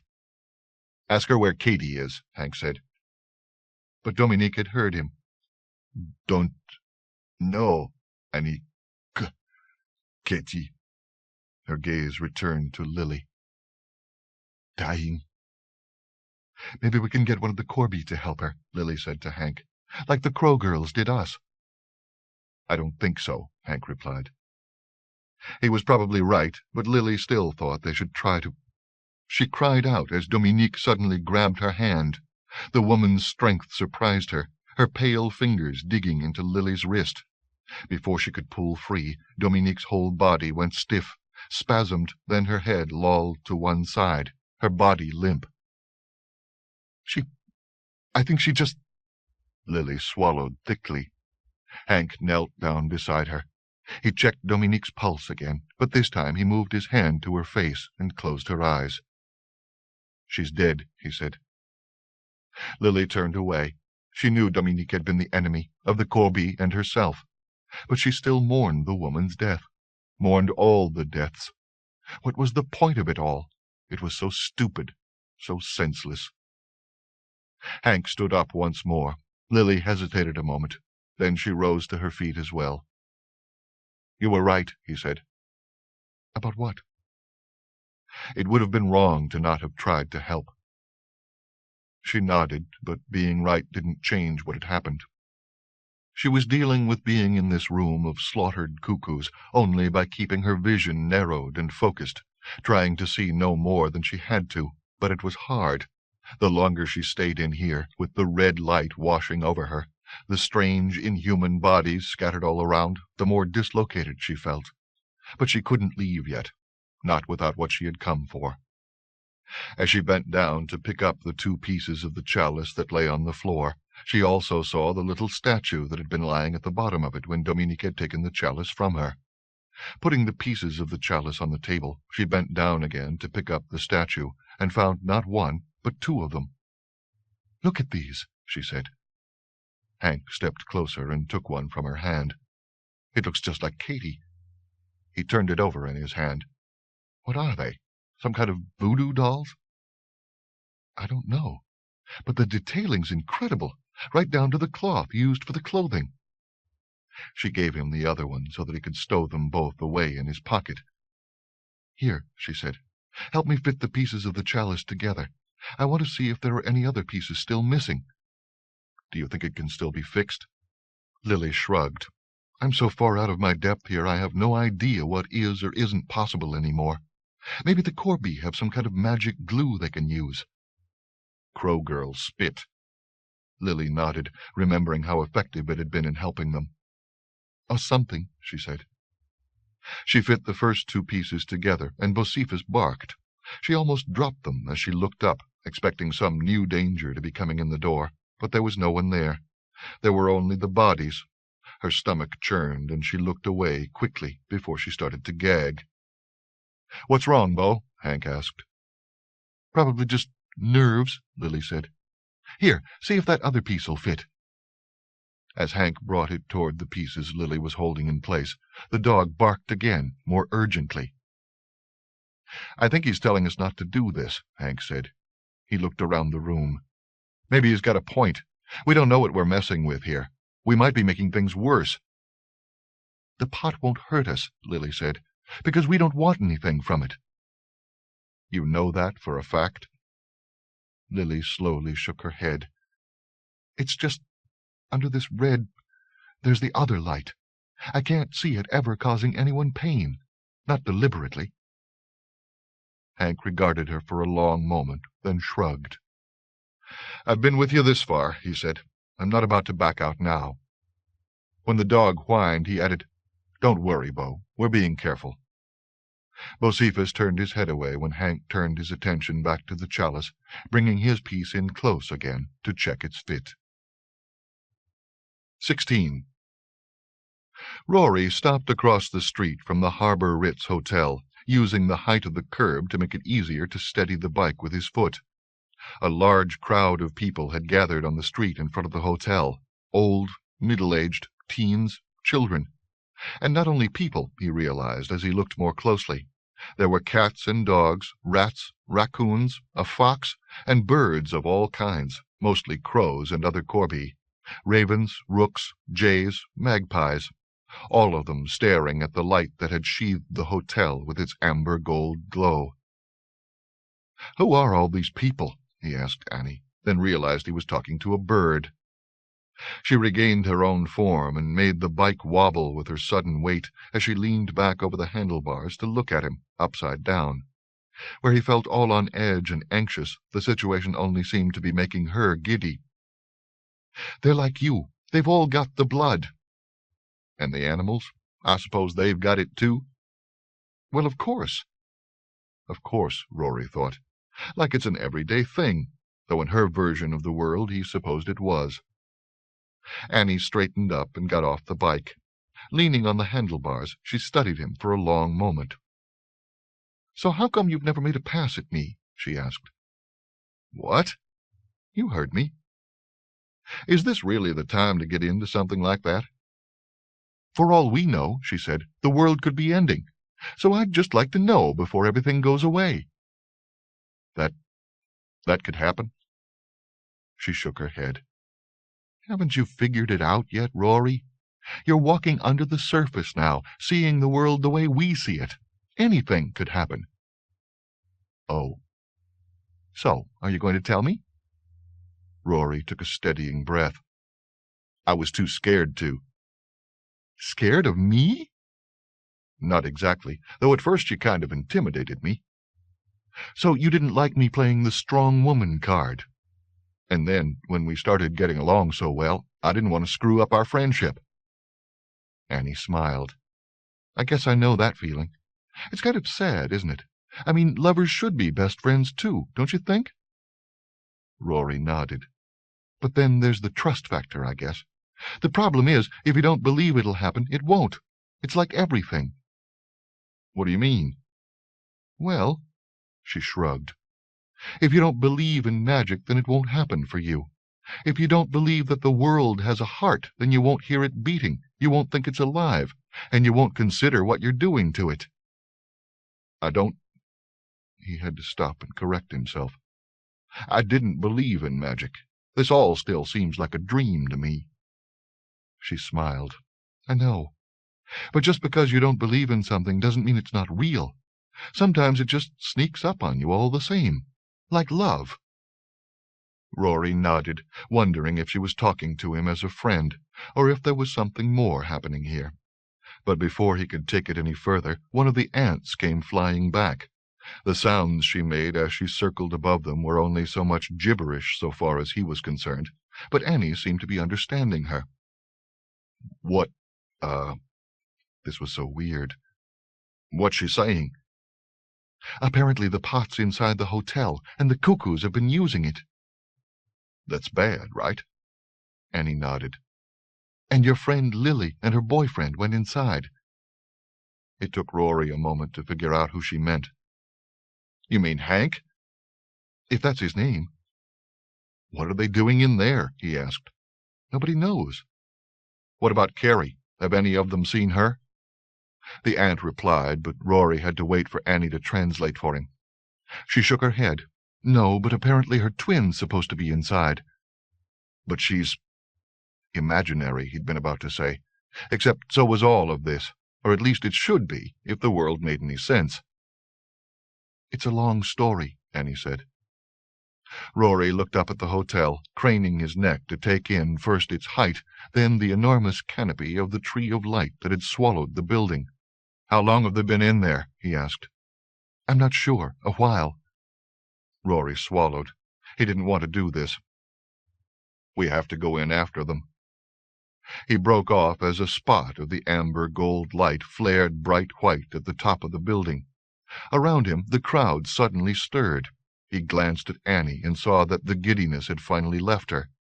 She gazed up with a solemness he'd never seen in her features before. Awe, he realized. She's awestruck. Oh, and like he wasn't? But somehow it wasn't the same. "Annie?" he tried. There was no response, not even when he touched her arm. He looked for the ant who'd been flying above them, but she was perched on a lamp-post now, as entranced as Annie. They see something we don't, Rory thought. The crowd was still shuffling restlessly in place. Flocks of birds suddenly rose into the air. They weren't Corby, he realized, but birds with the blood, a vast cloud of blackbirds. Like him, they were nervous, anxious. Nearby, a dog began to whimper, then another. A child cried. He saw a woman that he didn't think was the little girl's mother go down on one knee beside her to offer comfort.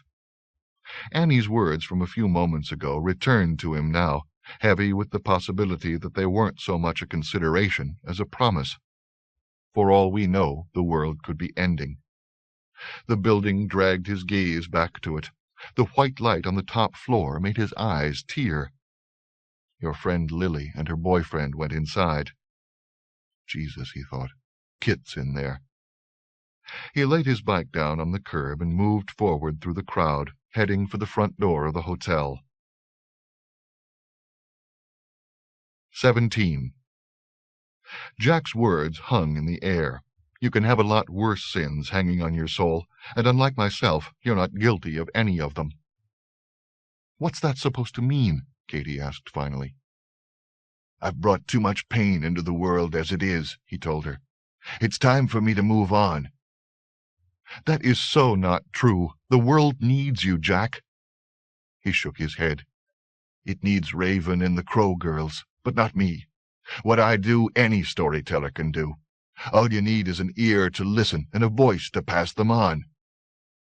They spoke as if only the two of them were here in this place, gazes locked on each other, not at all aware of Carrie, the other Corby, or even the Grace. "Look," Jack went on, "if the world's going to need us to make our own Grace from here on out, I'm just going to bring everybody down. I've got too many sins hanging on my soul. If you know I'm your father, then you've got to know that. What happened to our mother should never have happened, period. No one deserves that kind of a fate. No one." Katie nodded. She couldn't think of a more awful thing. "But it wasn't your fault," she said. "You didn't do anything." "That's just it," Jack replied. "I didn't do anything. If I had, none of that would have happened. But— And then after. That's nothing I'm proud of either." "They deserve to die," Katie said. But so many, for the sins of a few. Maida spoke up then. All cuckoos are guilty of something. Maybe, Jack agreed, but that doesn't make me judge, jury, and executioner. The grace is my responsibility, Raven said. I will do what needs to be done. I don't think so, Katie told him. The other Corby regarded her in surprise. Maybe the Crow girls could get away with teasing him, but it was obvious that normally no one would think to contradict Raven. Katie didn't care. This had to be said. He had to hear it. You claim to be responsible, she went on. But how can you even say that when you've been asleep, or whatever it is you've been, for the past 50 years or more? You don't even know what the world is like anymore. Maybe things are getting worse, but there are still people trying to do good. There's still hope. Maybe if you were pulling your weight, things wouldn't have got to where they are now. But they have. That still doesn't give you the right to decide whether the world goes on or ends. You forget.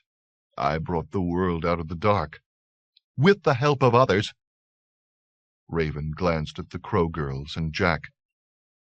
With the help of others, he agreed. But I have carried the burden of the pot since the first day. And done such a good job of it, too. He frowned, dark eyes flashing, and gestured toward the light. You see for yourself, he said. She has always had a mind of her own. Katie sighed. That's not what this is about. It's not about trying to control what can't and shouldn't be controlled in the first place. The pot only holds her, keeps her in this world. All you were supposed to do was guard it. You came here to destroy it. Or send it back, Katie said.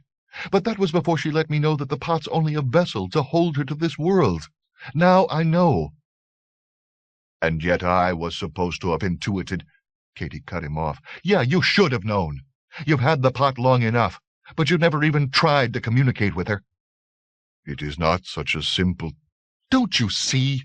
You've tried to hang on to that pot for all these years, tried to keep it under your tight control, and then when you finally realized you couldn't, you just gave up on it. No one else would accept the burden. That's not true, Katie said. You chose to be responsible for it.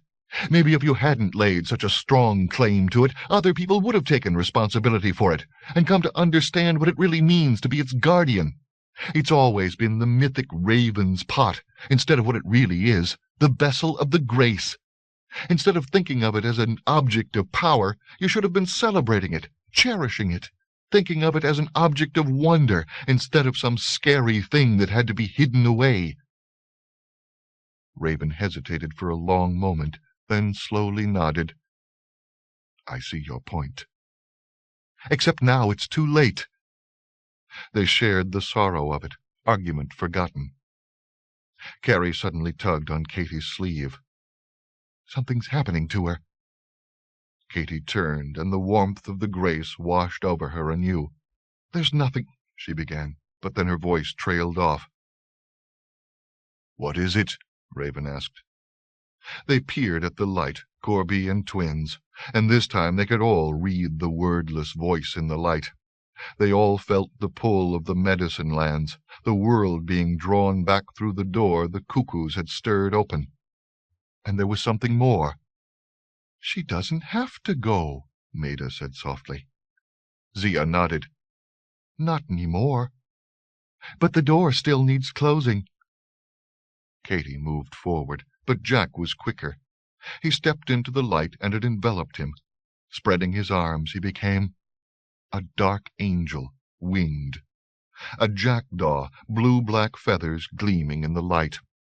A shadow in the heart of the grace that shrank to the size of a pinprick. The light blinked. For one moment an awful dark swallowed them. Then the light was back, but diminishing, leaking away, returning to the state it had been in before the cuckoos had called her up with their hate. They could see in her dwindling light that the door was closed. The world was safe. But Jack was gone. Forever gone. Turning to her sister, Katie burrowed her face in Carrie's shoulder and wept. 18. As Hank brought his piece of the chalice toward the two Lily was holding together, he felt a sudden pull, and the piece in his hands jumped toward the others, fusing with them. He had long enough to see that the chalice was whole once more, with not even a seam showing, long enough to lift his head and exchange a surprised look with Lily. Then a flare of brilliant white light blazed up from the chalice, blinding him. "Oh, shit," he heard himself say. His voice seemed to come from far away, as though he were talking from across the room, or from another room, or from somewhere else entirely, where he didn't even exist any more. A deep vertigo grabbed him and held him hard. He could no longer sense the floor under his feet, the walls around him. Outside of his body, the only things he could sense were the smooth, warm crystal of the chalice and the blinding white light that came out of it. All other physical sensation was gone. He tried to pull back from the chalice, but couldn't. Tried to close his eyes against the light, but couldn't do that either. Then he saw something deep in the glare. A black spot. A hole. The sound of the wind that had accompanied the first fall of the darkness returned. Until that moment he hadn't really thought about its having gone away. He knew now where the sound came from. That hole. It was the sound of the world being drawn down into the hole. Drawn where he didn't know. The hole was somewhere inside the chalice. That was all he knew. No, that wasn't true. He also knew the hole was hungry. Not the way he thought of hunger, but a more primal appetite, what the vast canopy of space must feel when it tried to swallow the light of the stars. It was the oldest hunger there was, a desire that could never be appeased, because no matter how much light the darkness swallowed, it always wanted more. This was their fault, he thought, his and Lily's, messing with things they had no hope of understanding. They should have let well enough be, gotten out of that room and left the pieces of the chalice lying there, just like they'd found them. Except the door had existed all along, hadn't it? He'd heard the light being sucked into it since the darkness first fell back in the junkyard, sucking at the world's light, drawing it into itself so that the light spun like water going down a drain. And it was still going down, taking him with it, taking him and Lily and maybe the whole world along with them, He saw a tall, dark figure walking toward the hole. The man had his back to him, but Hank recognized him by the wide brim of his black hat, by the flapping tails of his black duster and his rolling walk. Jack. The pull of the hole exerted an incredible force, but it didn't seem to bother Jack at all. He just kept walking toward it at a steady pace, like he was strolling from his school bus to the junkyard, getting ready to tell another night's worth of stories. Seeing Jack was weird enough, but now he could see the hole better, too. See it right up close, as though he were walking at Jack's shoulder, and it wasn't so dark anymore. Wasn't dark at all. It didn't seem so much like a hole as a door, and through it Hank could see the side of a meadowed hill, with trees ranging up the sides of it and along its crest. There was a big old stone there in the middle of the tall grass and wildflowers, little flecks of mica glinting in the sun that poured down on stone, meadow, hill, trees. He saw Jack pause, hesitate. He wasn't expecting that either, Hank thought. Whatever Jack had thought he was walking into, it wasn't that field. A shadow crossed over the rock, and all of a sudden Hank believed in God again, because if that wasn't an angel, then what was? He'd had it wrong, thinking the bird girls had been angels. This was the real thing. There was no halo, and she wasn't even wearing white. But she had wings, big angel wings that rose up from behind her back that were the same russet color as her tangled hair. And she had a look in those sky-blue eyes of hers that told Hank she knew the way to heaven, because those eyes had looked upon it. She smiled at Jack, and Hank found himself wishing somebody would smile like that at him, like she'd been waiting all her life for him to get to this place. Jack started walking again. There was something familiar about that angel, Hank thought. Jack had taken the angel's hand and was stepping through the door before he knew what it was. The face of that angel. She looked just like Katie. Not Katie now, but the way Katie had looked when she got older. He wanted to ask how that could be, He wanted to call after Jack, to say goodbye if nothing else, but the hole, door, whatever it was, closed behind them, closed like the lens of a camera, just shrank down into itself until there was only a dot left. Then blink, it was gone. And he was standing back in Dominique Couteau's hotel suite, hands still on the chalice, but looking over the top of it at Lily, instead of into some strange other world. The wind was gone again, too, and this time he was aware of its going, but there was a rumbling sound coming up from deep underground. He looked down to see Bocephus crouched with his belly against the floor, scared for all his size. There was something in the dog's eyes that Hank had never seen in an animal before, like he had looked onto the same piece of heaven Hank had, and like Hank, he remembered and thought maybe he was never going to feel completely satisfied with anything in this world again. "Did you see?" Lily began, but couldn't go on. Hank could tell that she was having as much trouble working this out as he and the dog were. They'd all been touched by something that was so much bigger than they were, they just couldn't seem to hold on to it, never mind figure it out. But now wasn't the time to worry about it anyway. "Let's get out of here," he said, "before something else happens." He picked up the chalice, took her by the hand, and headed for the door.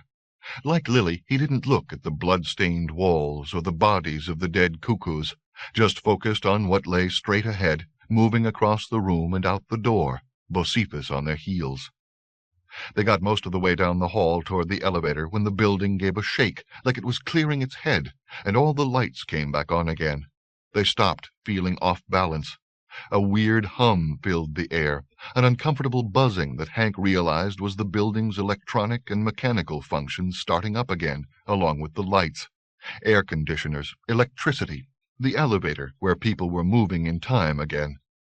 The elevator's doors closed before they could reach it, but not before Hank caught the shocked looks on the faces of the people in it.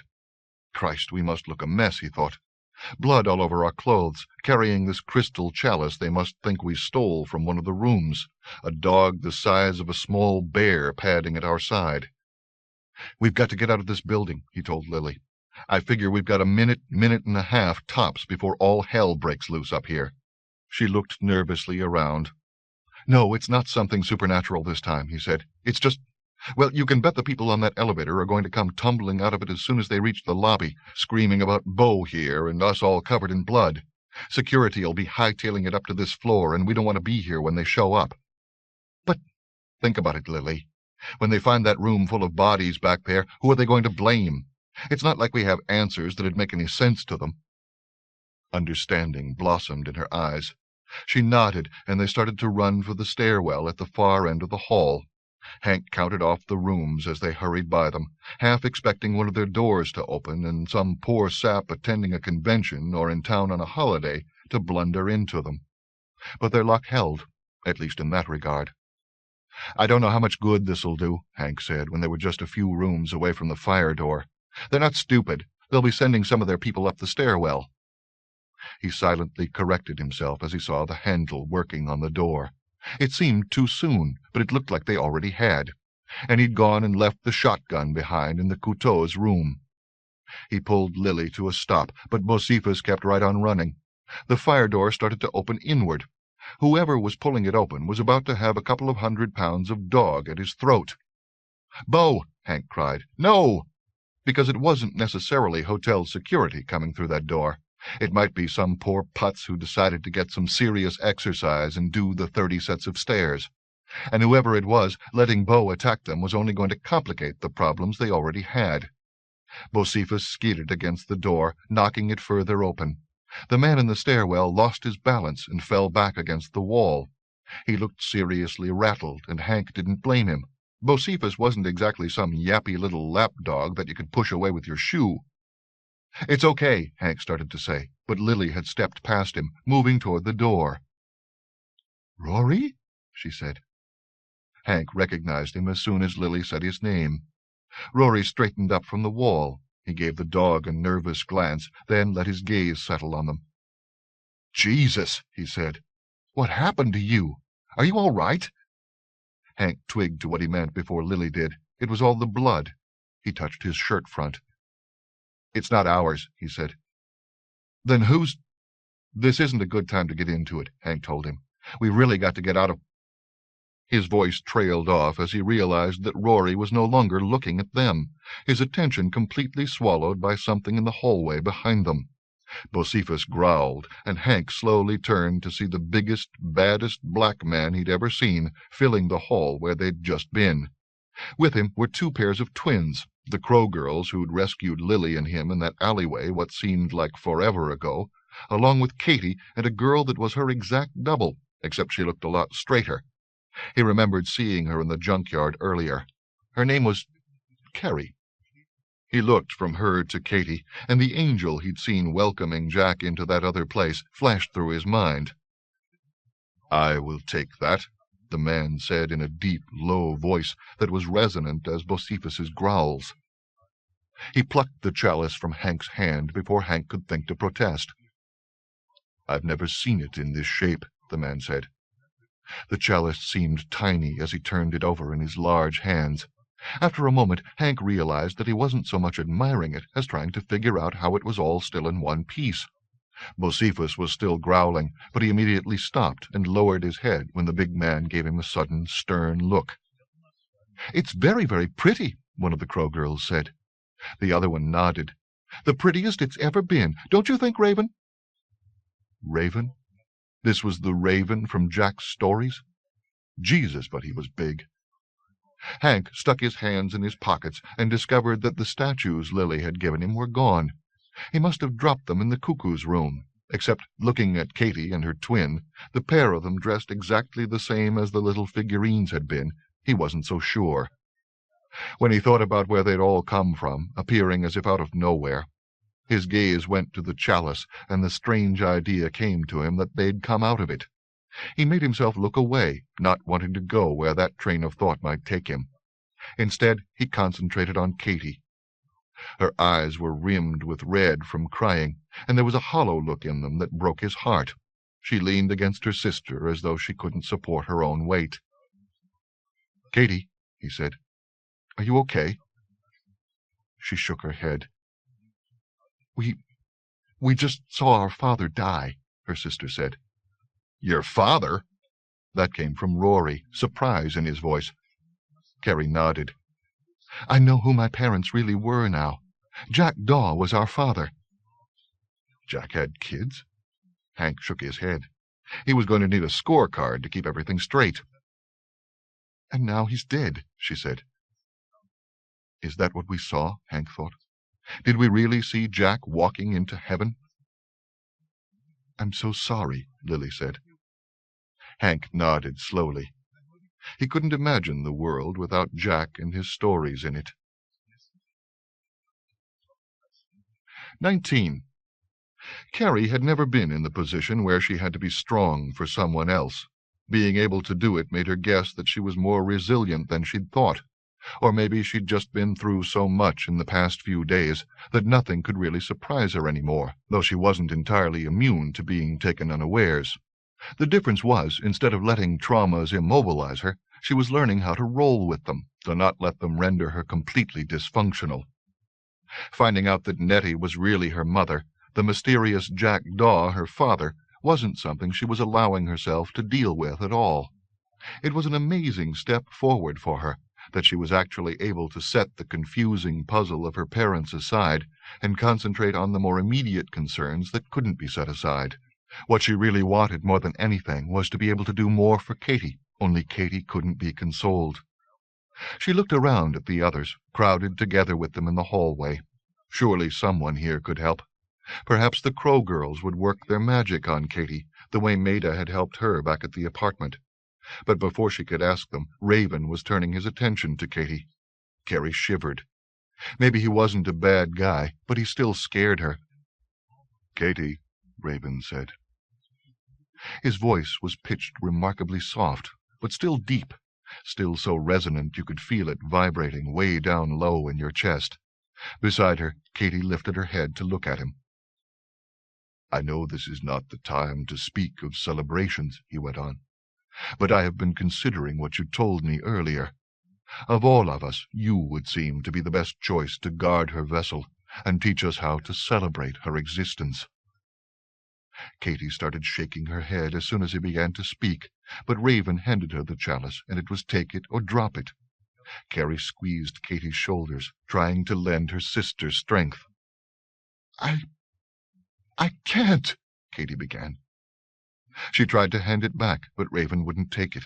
Such a small thing in his hands, Carrie thought, so big in her sister's. Then Katy looked down at the crystal she was holding, and a strange thing happened. It grew smaller, changed. The crystal darkened, became opaque, turned into a metal like tarnished silver. The goblet shape shrank in on itself. For a moment it was a formless lump in the palm of her hand. Then she was holding a small, crudely rendered bird figure.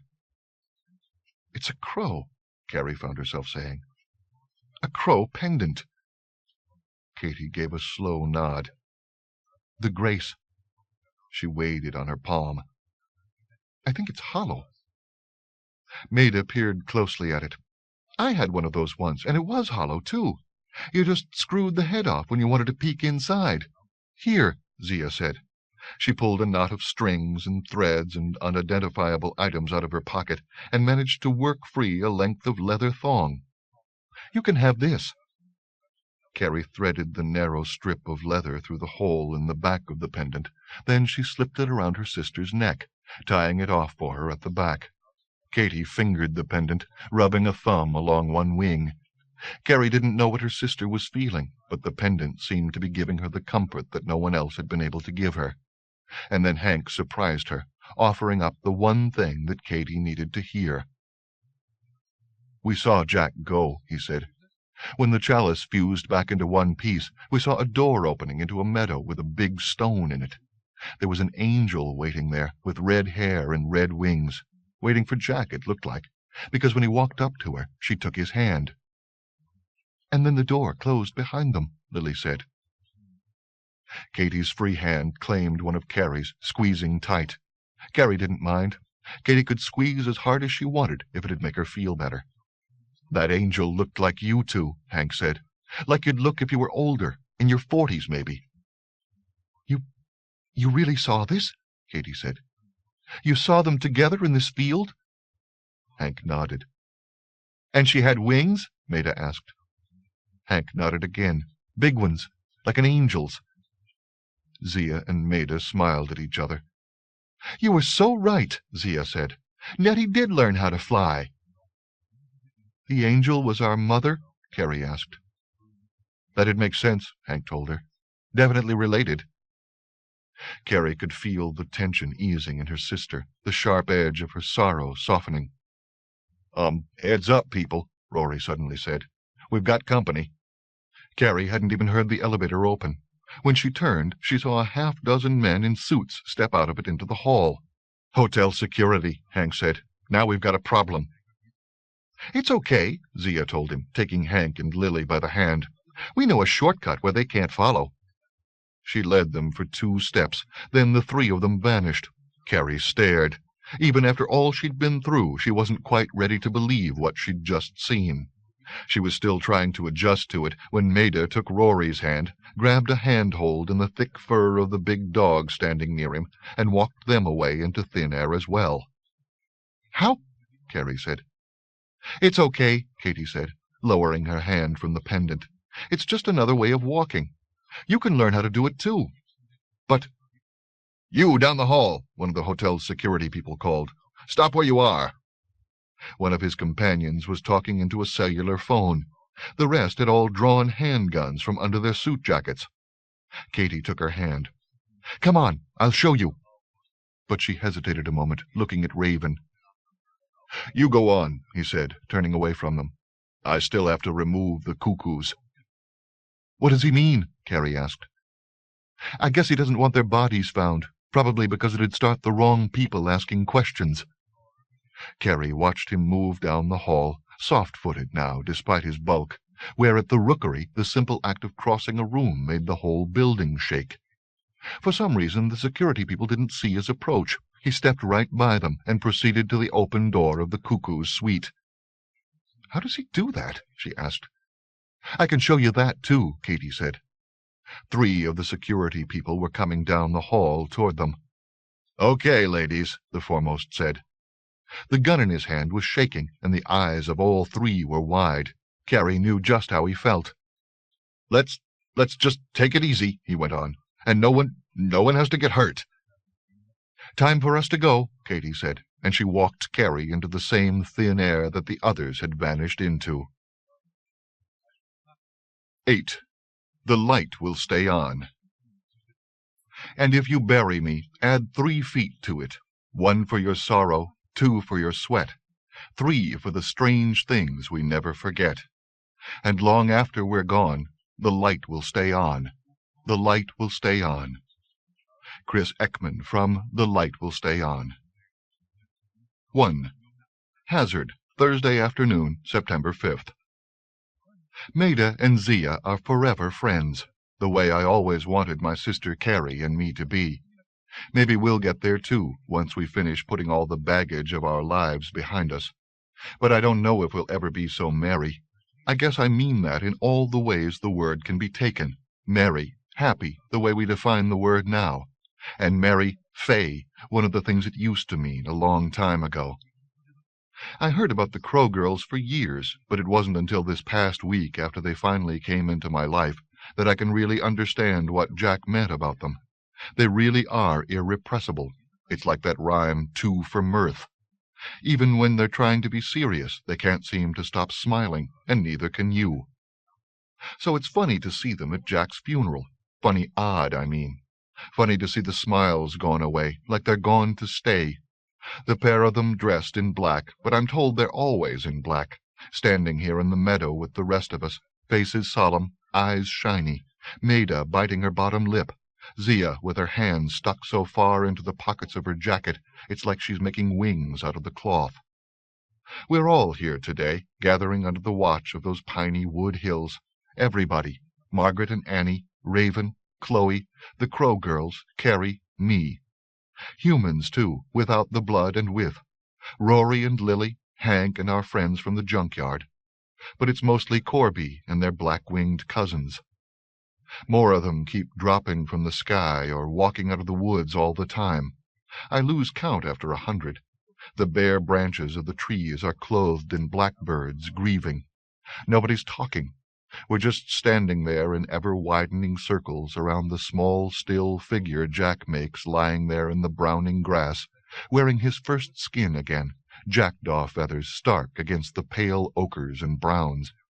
Jolene found him here, lying like this, and sent down word to us with one of the wild Crow boys. They're here, too, along with a lot of the other wild folk. Bear, Alberta, Crazy Crow, and the rest. Even Ray. I'm standing by the old stone where my parents first met, on the grass above my mother's grave. There's a gray sky overhead that makes it feel like all the color got bled out of the day, went away with Jack, or maybe it's just in mourning like the rest of us. And still there's more of them coming, Corby and cousins. After a while you can't see the grass for the blackbirds. All the autumn colors are swallowed by blackbirds, the heavy fruit of their bodies filling every branch, and the air lies still under the pressure of our heavy hearts. "How'd he die?" somebody finally asks. "Why'd he have to die?" Zia says, before anyone else can answer. It gets real quiet then. If you listen hard, you can hear the shuffle of someone's feet, the slow flap of wings as another latecomer arrives. But mostly the quiet holds, a deep silence that swells from the small body lying in the grass at our feet, and washes out across this field of grace. Finally, I clear my throat. "Before he died," I say, "before he knew it was coming so soon, Jack once asked me to tell you a story if I was still here and he'd gone on." Sad smiles flicker here, there. Nobody groans. There's no teasing Jack now. He's gone. The fingers of my right hand rise up to close around the silver crow pendant that hangs from my neck. It's becoming a familiar gesture. I go on. "He said he thought 1 or 2 of you might show up today, and he didn't want you going away empty-handed." "It's not the one about the porcupine again, is it?"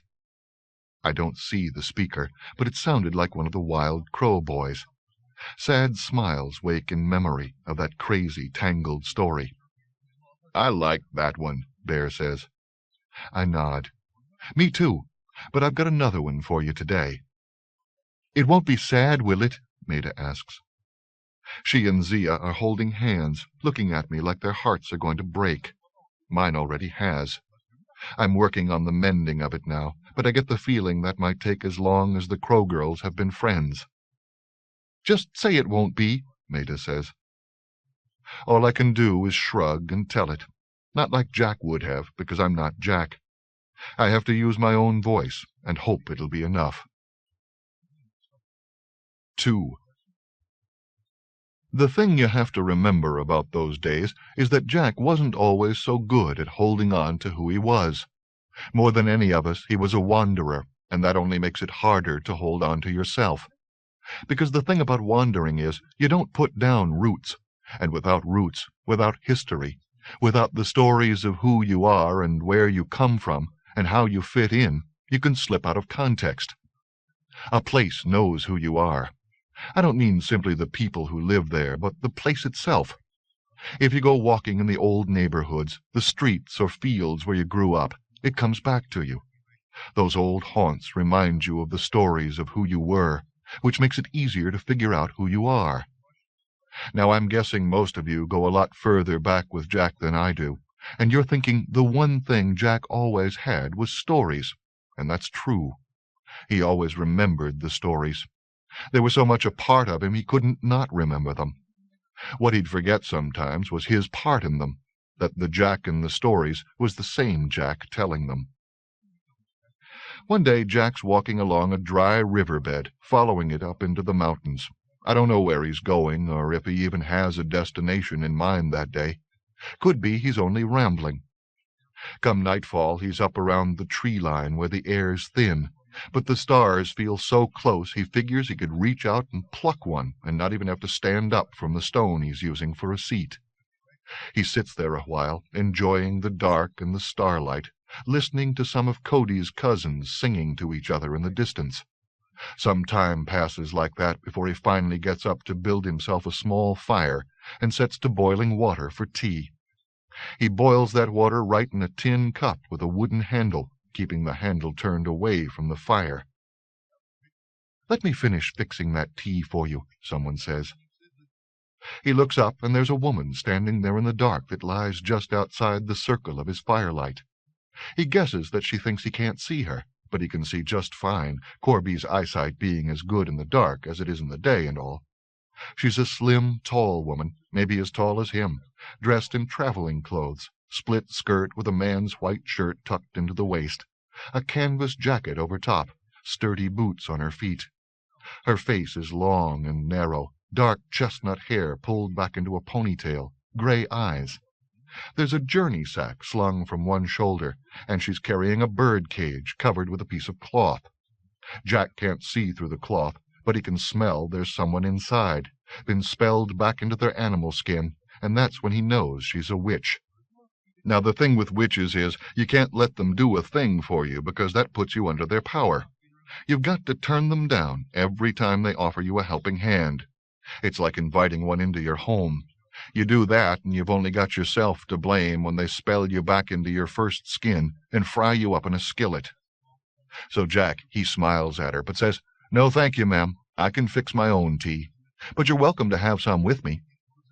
"I'm not really all that thirsty," she tells him. He drops a handful of dried chamomile into the water, because it's well and hot now, and sets it aside to steep. Glances at the witch, still standing in the dark, frowning to herself, and he starts to making some flatbread. Well, the witch comes into the light then, that frown wiped right off her face. "I hate to see a man trying to make bread," she says, putting down her sack in the bird cage. "Let me do that for you." "Well, now," Jack says, "I'm partial to making my own bread, but you're welcome to have some with me." He sees her gritting her teeth. Only thing witches hate more than not getting their own way is kindness. "I'm not really all that hungry either," she says. And it goes on like that for a while, the witch offering to clean up after his meal, and he tells her he likes cleaning up, and does she maybe have anything dirty that he can wash while he's doing his own? When he pulls out his pipe, she offers him a light, but he tells her there's no need, he's got a fire right here, and did she want some tobacco? When he pulls out a needle and thread and starts to mending a hole in his jacket, she offers to do it for him, but he tells her he likes to sew, and did she have anything that needed mending? I never knew people were so friendly in these parts, Jack says after a while of this. Tell you the truth, I never knew there even were people in these parts. I'm just passing through. Story of my life, he tells her. I'm always just passing through myself. They sit there for a while, him sewing and smoking his pipe, her looking at him from across the fire, stroking the cloth on her bird cage. So, you got a name? She asks him then. He nods. But he's no fool. Telling her his name would be the same as letting her give him a helping hand. Well, what is it? She says when he doesn't offer it up to her. What's yours? I'll riddle you for it. Jack smiles. Well, now, I never had much of a head for working out riddles. Only ever could remember one, you know. What's the strongest of all things? That being love, because iron is strong, but the blacksmith is stronger, and love can subdue the blacksmith. Never much cared for that one, she says. Jack shrugs. You play the bones at all? She asks then. You fixing to pull out a fiddle? He says right back. She just looks at him, waiting him out. Jack smiles to himself. He's starting to enjoy this now. I'm talking gaming bones, she says finally. Dice or dominoes? He asks. Either one, makes no difference. Winner take all. Jack shakes his head, like he honestly regrets having to say this. I don't gamble either, he tells her. She nods. You figure you can wait me out, don't you? She says, straightforward about it now. Well, let me tell you something, boy. I was walking these mountains before you were even a gleam in your mother's eye. I know a thing or two about waiting. I'm as patient as that rock you're sitting on, as untiring as time passing. Sooner or later you're going to fall asleep, and I'm going to be there, tuck you in maybe, make up your knapsack into a pillow, ease the boots off your tired feet. And you know what happens then? You that hungry? He asks. All I am is gristle and bone. Doesn't seem worth the wait. She gives him a feral grin. I'm always hungry, boy. Now Jack doesn't remember he's at Corby that day, that he could sit there wide awake till the world comes to an end and still not be tired, were he to put his mind to it. And she doesn't know what he is either, or she wouldn't have stopped by his fire in the first place. She thinks she's got herself some little wild jackdaw traveling man, instead of a full-blooded Corby. So she's ready to wait him out, probably watched him walking up that dry riverbed all day, climbing higher and higher up into the mountains, and figures he's got to be tired from all that exercise. He's got to nod off sooner or later. Well, maybe Jack doesn't remember who he is, but he's still about as stubborn as they come, and he's thinking about whoever she's got under the blanket in that bird cage of hers. Knows that whoever she's got caged, he's that person's only chance. So he starts into telling her stories, not the kind he'd be telling us, but long, pointless stories, the ones that go on for so long by the time you get to the end you can't remember where it was he started, only you don't want to ask in case it starts him telling the whole thing all over again. And some time goes by. I'm not talking hours, I'm talking days. It's like when Margaret and Cody got to playing billiards, or Zia got into that face-pulling contest with one of Sleepy Joe's kids. By the time dawn finally came around at the end of that first night, the witch knew she was in trouble, but it was too late to back out now. Not without forfeiting her prize. Like a cuckoo, she was too swollen with pride to allow herself to do that. Truth is, she had cuckoo blood somewhere back in her family tree. It's what made her a witch in the first place, gave her the finding gift and all. So by morning she was worrying, but that was like nothing as the days went by.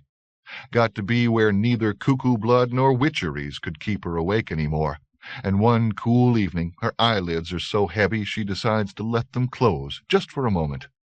Jack's in the middle of some confusing story about porridge, partridges, and an otter with a wooden leg, and she figures he won't notice. She's right, too. Or she would have been, if closing her eyes just for that moment didn't trick her body into thinking it could finally have some rest.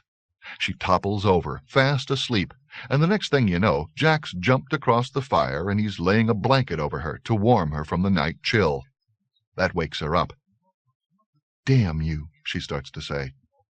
But it's too late. He's already done the favor for her, turned her witcheries back on her, and quick as you can say hickety-split, he's got himself a little cuckoo bird wrapped up in that blanket. She'd have maybe fought a little harder against the folds of prickly wool, but the tiredness that was her undoing didn't go away with her becoming a bird.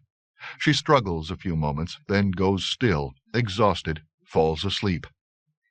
Jack builds up the fire and takes the cloth from the bird cage to find that she hasn't got a bird caught in there, but a toad girl, actually, an old spirit who'd never heard about avoiding the kindness of witches. Didn't pay attention to the learning stories when they were told to her, I guess, or maybe she was just never in the company of anyone who knew them, which is probably more likely. Well, he takes her out of the bird cage and puts the cuckoo witch in, lays the cloth over the cage again. Then he sits by the fire with that little toad in the palm of his hand, considering her, not like the witch did, weighing what she might be worth to him, but taking into account what she's worth to herself. He thinks he's trying to discover her name, but that's only because he doesn't remember that once on a time, back on that first day, he knew everybody. What he's really doing is trying to remember her name. When it finally comes to him, he says it aloud. Charlotte. And that lets her shake off her toad skin. He sets her down on the ground, and the next thing you know, he's got himself a brown-skinned toad girl sitting there with her broad face smiling at him. "'Cept my friends call me Toddy," she says. "I guess I knew that," Jack tells her. "But naming you Toddy might have brought you back as a hot drink." "That's a toddy." Jack shrugs, which makes her giggle and him smile. But that toad girl's good humor doesn't last long. After a moment she turns to look into the fire and sighs. "What's the matter?" Jack asks. "Guess I'm pretty much a dumb old toad," she tells him. "What makes you say that?" "Letting myself get taken in the way I did." Jack shakes his head. Smartest person in the world can still be tricked, especially when she doesn't know the rules. You don't want to start on belittling yourself, Totty. You've got a good heart, and that's more important than just about anything. "Doesn't stop a witch from catching you and fixing to fry you up in her skillet." "Maybe not. But the evil people do. That's their responsibility. The burden they have to carry. Sure, when we see 'em starting on causing some hurt, we've got to try and stop 'em. But mostly what the rest of us should be concerning ourselves with is doing right by others. Every time you do a good turn, you shine the light a little farther into the dark. And the thing is, even when we're gone, that light's going to keep shining on, pushing the shadows back." "You really think so?" Totty asks. Jack gives her a solemn nod. "There's a lot of things in this world I've got to guess at, but that's one thing I know for sure." 3. Long after everybody else is gone, Carrie and I are sitting in the grass by that old stone in Jack's field of grace. I'm feeling a little strange being here. This is where Jack buried that little bundle of bones and hair that the doctors took out of Carrie all those years ago. There's no marker with my name on it, though. There's no marker for our mother's grave, either. The only one Jack has for now is a small plot of turned earth, but soon enough the grass and wildflowers will grow up and cover it over, which is how they would have wanted it, I tell Carrie, when she asks why there's no gravestones. "I didn't get that story Jack wanted you to tell," Carrie says after a while. "I mean, I understand about treating people right, the way you'd want them to treat you, but there seemed to be more to it that went right by me." I lean back on that stone so that I can look up into the sky. I've never been to this place before, but I understand now why it meant so much to our parents. It's one of those places where the grace can shine, untouched by meanness or spite. If they come into this field, it's only because we brought them, which is pretty much how it works everywhere, when you think about it. The difference is this piece of grace hasn't been spoiled yet. I think the other part of what he was saying, I tell her, is that everything has an existence separate from ourselves. People, animals, trees, art, everything. So when you're interacting with something, it doesn't matter what it is. You shouldn't be concentrating on how clearly you see yourself in it. The trick is to recognize the worth of a thing for its own sake, instead of recognizing its worth to you. Geez, I didn't get that at all. I give her a small smile. My hand lifts, clasps the crow pendant hanging at my neck. Or maybe that's just what I see in it, I say. 4. Newford, Sunday, September 8th. Sender, L. Carson 2 at cybercare.com. Date, Sunday, 8 September 1996, 19:32:16, minus 0500. From Lily Carson, L. Carson 2 at cybercare.com. Organization, not very. To D. Gavin at tama.com. Subject, how I spent the day after Labor Day. Hey, Donna, thanks for getting back to me so quickly. I mean, I only got up the nerve to finally send my letter off to you a couple of hours ago. How crazy all of this sounds. Yes, I do know, and that makes me appreciate how supportive you've been all the more. To tell you the truth, if you came to me with a similar story, I don't know if I'd be as supportive. I'd want to be, no question, and I'd try, but I don't know if I could. But that's one of the main problems when you're dealing with something like Corby. Katie says that people have a natural gift of denial, some sort of a genetic thing that lets us retain our safe view of a normal world no matter what. We can forget the most momentous, bizarre experiences like they never happened, because if we couldn't, we wouldn't be able to operate efficiently in the world that most of us have agreed is real. We'd always be looking under the surface, around the corner, paying more attention to our peripheral vision than what's right in front of us. So we forget it instead. I remember that happening after Hank and I first met the Crow girls in that alley. The whole experience kept sliding away from me, partly, I guess, because it was so upsetting to remember Philippe Couteau's attack on us, but also because things happened that night that shouldn't be able to happen. It's like all those people who were drawn to the Harbor Ritz when the Grace's light enveloped it. Katie says none of them remember it. They might dream about it sometimes, or catch the way light falls in a certain way, and have one of those niggling feelings of déjà vu, but they won't consciously remember. I don't know if that's true or not, because I don't know anybody who was there. But I know it's true for Rory, and he saw a lot more than any of those people ever did. It's impossible to talk to him about what happened. He just gives you this blank look, or smiles, like he knows you're putting him on. It drives me crazy, because this is something I can't not talk about. I have to keep it alive and fresh, because it's important to me. I don't want to lose the knowledge that the world really is a bigger, stranger place than we ever thought it was, or that there really is a thing called a spirit inside us. That's why I wrote it all down in the first place. I have to tell you that I really had to think long and hard before sending you a copy. I didn't want you flying back here to have me committed or something. Smile emoticon. But I'll tell you now, the next time you do come back, Thanksgiving, Christmas, I've got some stuff to show you. I don't know if you've got animal blood or not, but for some things it doesn't matter. Margaret's been teaching me how to find those shortcuts I was telling you about, and those little pockets of the world that got trapped in a fold and can't be seen unless you know how to look. Those are things I can share with you. Oh, geez, listen to me. I sound like I was born again, or have started selling Amway or something. Look, just tell me to shut up if I'm getting on your nerves. And how are things working out with Hank? Well, it hasn't even been a week since we first slept together, you know, but so far it's good. Forever? I don't know. He's an odd contradiction. On the one hand, there's this whole street-smart tough guy that he is. I mean, you wouldn't want to mess with him at all. And he obviously had a really hard time growing up as a kid. Seriously bad home life, on the streets when he was really young, in trouble with the law, in prison. He's been through stuff that I don't think we could ever understand. I mean, it makes having been tormented in high school like we were sound like a cakewalk. But he came out of it with such a big heart and a positive attitude, and he's really bright. Actually, his whole family at that junkyard is really sweet and smart once you get to know them. You keep wanting to tell them to do more with their lives, but then you realize that they see things differently, and you have to remember to respect the choices they've made. I don't know as much about them as I do Hank, but just from stuff I've overheard, I know that they've all had really hard lives. So if this is how they want to deal with that past pain, who am I to tell them different? Truth is, I kind of admire the way they live outside regular society.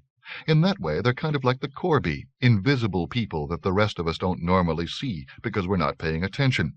Getting to know them the little I have has sure given me a different perspective on street people, I'll tell you that much. I mean, not to romanticize them or anything, because some of them just are losers or broken people that can never be fixed, but they're still people.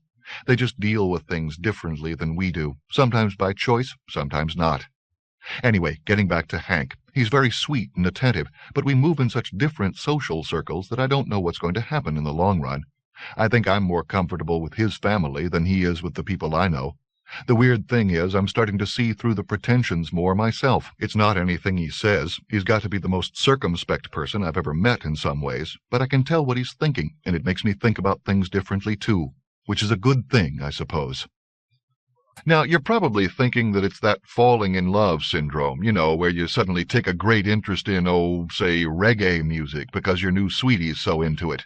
But I don't think that's entirely it.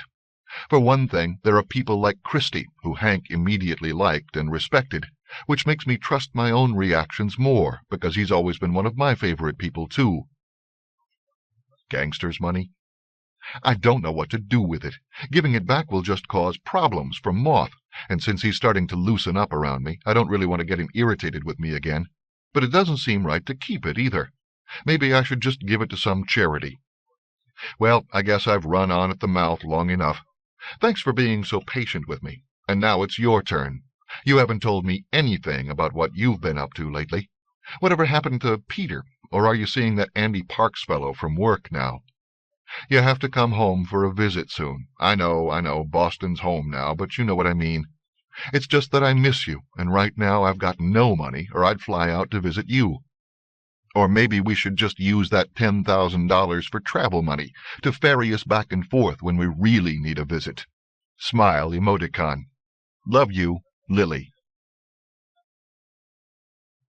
5. It was early evening, and Hank was watching the sunset from one of the lawn chairs in front of Moth's trailer. He had a tape in Moth's boom box of some classic tunes from the mid-30s, Lester Young playing with a quintet that included Count Basie on piano and Carl Smith on trumpet. On the ground beside the tape player was a thermos of tea, in his hand a half-full mug. There were dogs sprawled all around his chair, but Bocephus wasn't among them. Hank couldn't see the sun any more from where he sat, but the sky behind the deserted tenement buildings of the Tombs was still smeared with pinks and mauves. Bo was out there somewhere, haunting the streets that ran between the empty lots and buildings. He liked this recording a lot. The basic Kansas City grittiness of the playing, particularly Young's staccato style on his sax. The understanding expressed between Young's horn and the piano.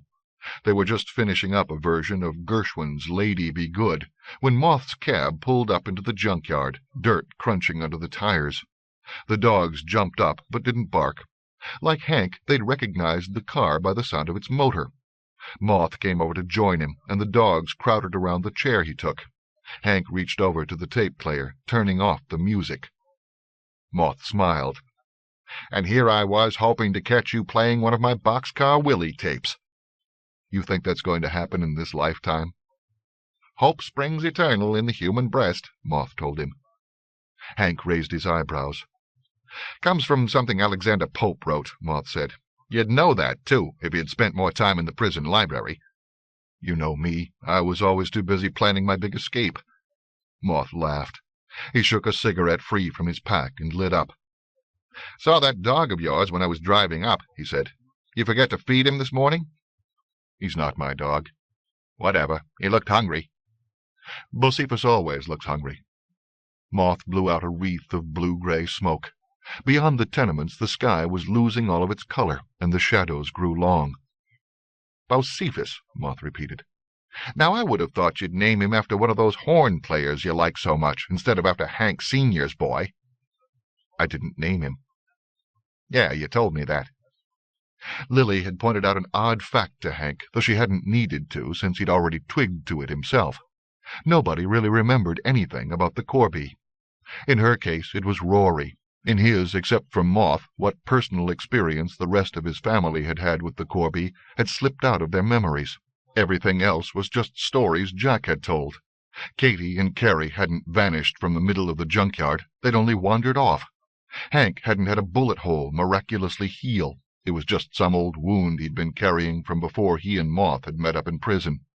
Jack wasn't a magic man, and he certainly wasn't dead. He'd hit the road like he'd do from time to time, and he'd be back. The Cuckoos were only a bunch of mob-connected punks from New Orleans. Dangerous, sure, but not magical either.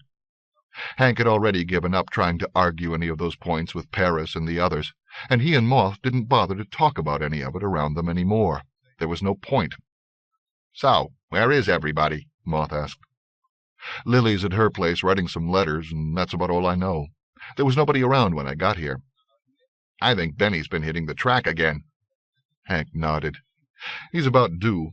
What's it been this time? 2 months without laying a bet?" 2.5. Moth took a last drag and butted his cigarette out under his heel. His gaze traveled over to where the dark bulk of Jack's school bus was slowly being swallowed by the encroaching night. "I miss Jack," he said after a moment. "Without him and his stories, it's going to make the winter seem long." Hank sighed, remembering that last look of Jack he'd seen when the chalice came back together in his and Lily's hands.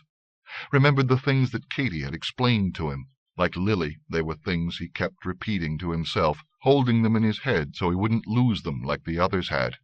Trouble was, that remembering also made him know that Jack wasn't coming back.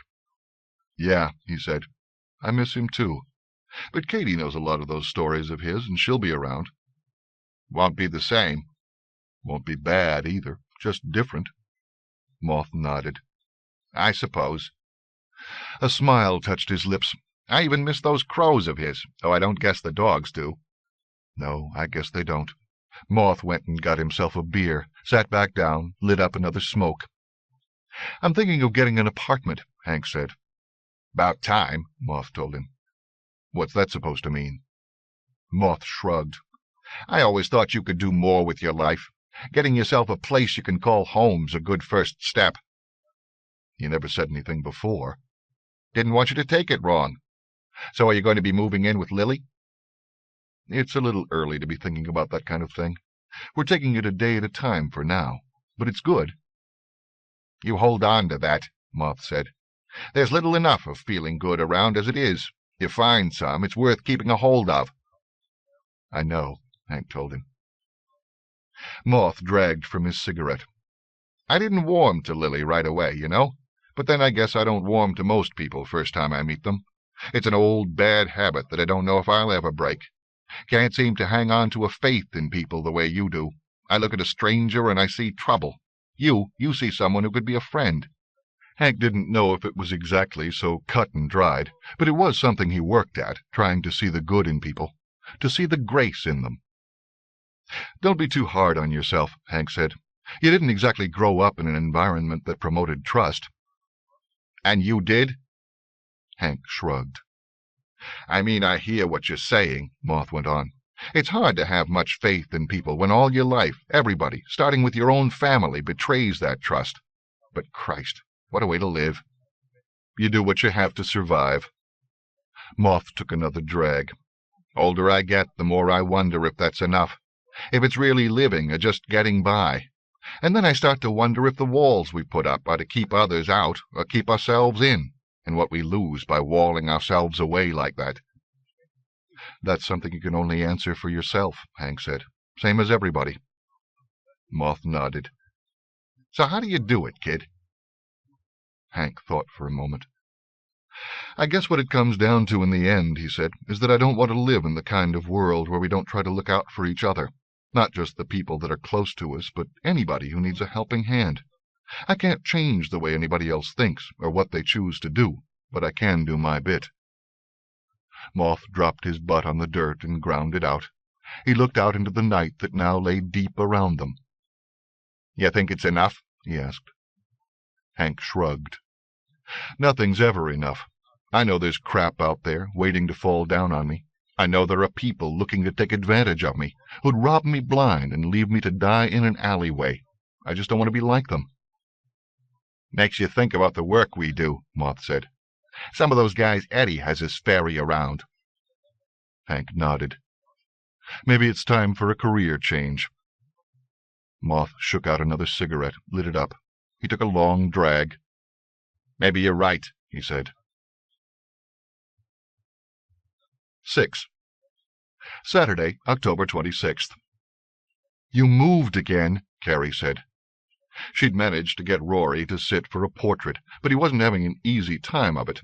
They were in her apartment, Rory on a kitchen chair by the window, where the strong sunlight accentuated the shadows on his face. She on the other mismatched chair, drawing-board balanced upright on her lap, a stub of charcoal in her hand. "Sorry," he said. "It's not as easy as I thought it'd be." "Why do you think professional models get paid for what they do?" "I can't honestly say it's something I ever thought about." "Do you want to stop?" she asked. He shook his head, then shot her a guilty look. "Whoops. Sorry again." "It's okay. Lift your head a bit. Now move it to the right. No, your right, not mine. There. Perfect." The worst thing about this was that he was going to be so disappointed with what she was drawing, because it was, in a word, awful. But that was why she was using him for practice. The odd things she'd discovered about her art courses at Butler were that life-drawing and portraiture seemed to have fallen completely out of favor. The profs were far more interested in having the students express themselves, which basically boiled down to slapping paint and whatever else was at hand onto a canvas, and then being able to talk about it in such a way that sounded like you knew what you were doing, making a statement. All Carrie wanted to do was learn how to draw properly, to be able to get down on paper what she saw in front of her. She figured there'd be time enough to express herself once she got the basics down. As soon as she could afford it, she was planning to take some actual drawing courses at the Newford School of Art to augment the art history that made up the bulk of her studies at the university. The history courses fascinated her, but they weren't enough. She wanted hands-on experience as well. It was Katie who'd suggested she use people around her to practice on for now. "Like who?" Carrie had said. "Well, for starters, you could ask Rory. Maybe it'll get his mind off Annie." That was easier said than done. The only thing Rory seemed to recall, out of all the strange things he'd experienced, was a conversation he'd had with Annie during the blackout, when she'd asked him why he'd never made a pass at her. He didn't even remember the things Carrie had told him about her time in the institution, or Katie.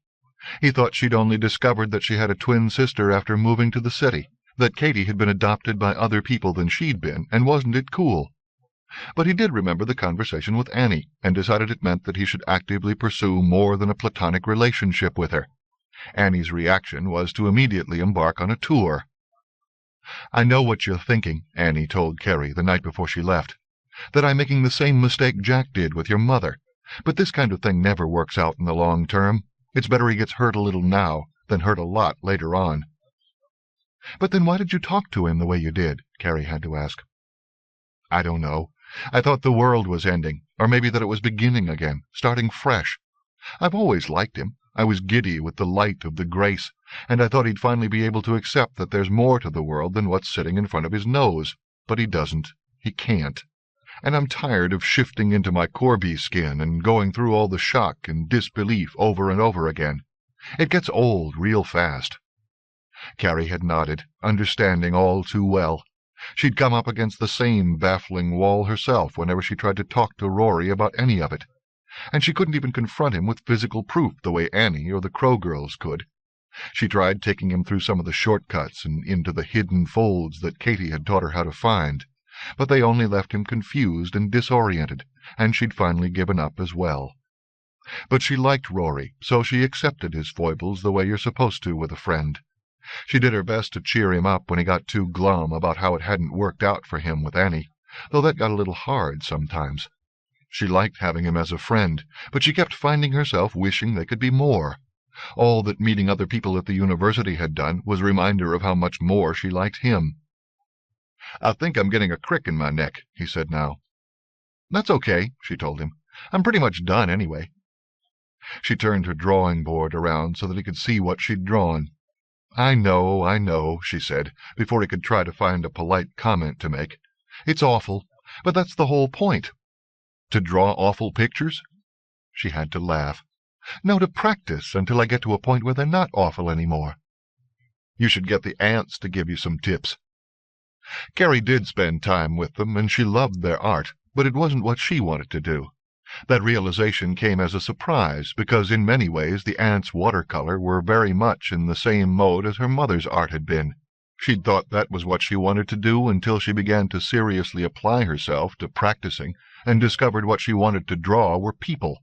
Wildlife, landscapes, plant studies. They were all interesting, and she liked looking at them, but they didn't call out to her the way the human face and figure did. "I would," she told him, "but their work's not really my style."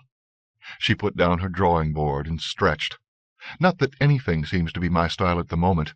But that's okay. I'm enjoying the process. Do you want some tea?" "Sure." He followed her into the kitchen, sitting on the counter while she got the water boiling, took the canister of tea bags down from the cupboard, set out their cups. "You're really different now," he said. She gave him a questioning look. "I mean, in a good way. You were so shy when you first moved in a couple of months ago." "Oh, God, don't remind me. I can still remember how shocked I was when I realized the apartment was unfurnished." Rory smiled. "But you're way more confident now. I told you, you just had to give it some time. Everybody feels overwhelmed when they first move to the big city." "I know," Carrie said, though that wasn't really it at all. Who she was today had started with that morning when Maida had shown her how to look inside and use the echo of the grace that everyone carried in them to stabilize herself. But there was no point in explaining that to him. "And having you and Annie helped a lot," she added. "I would have been lost without you guys." She regretted bringing Annie up as soon as the name came out of her mouth. But Rory seemed to be dealing better with it these days.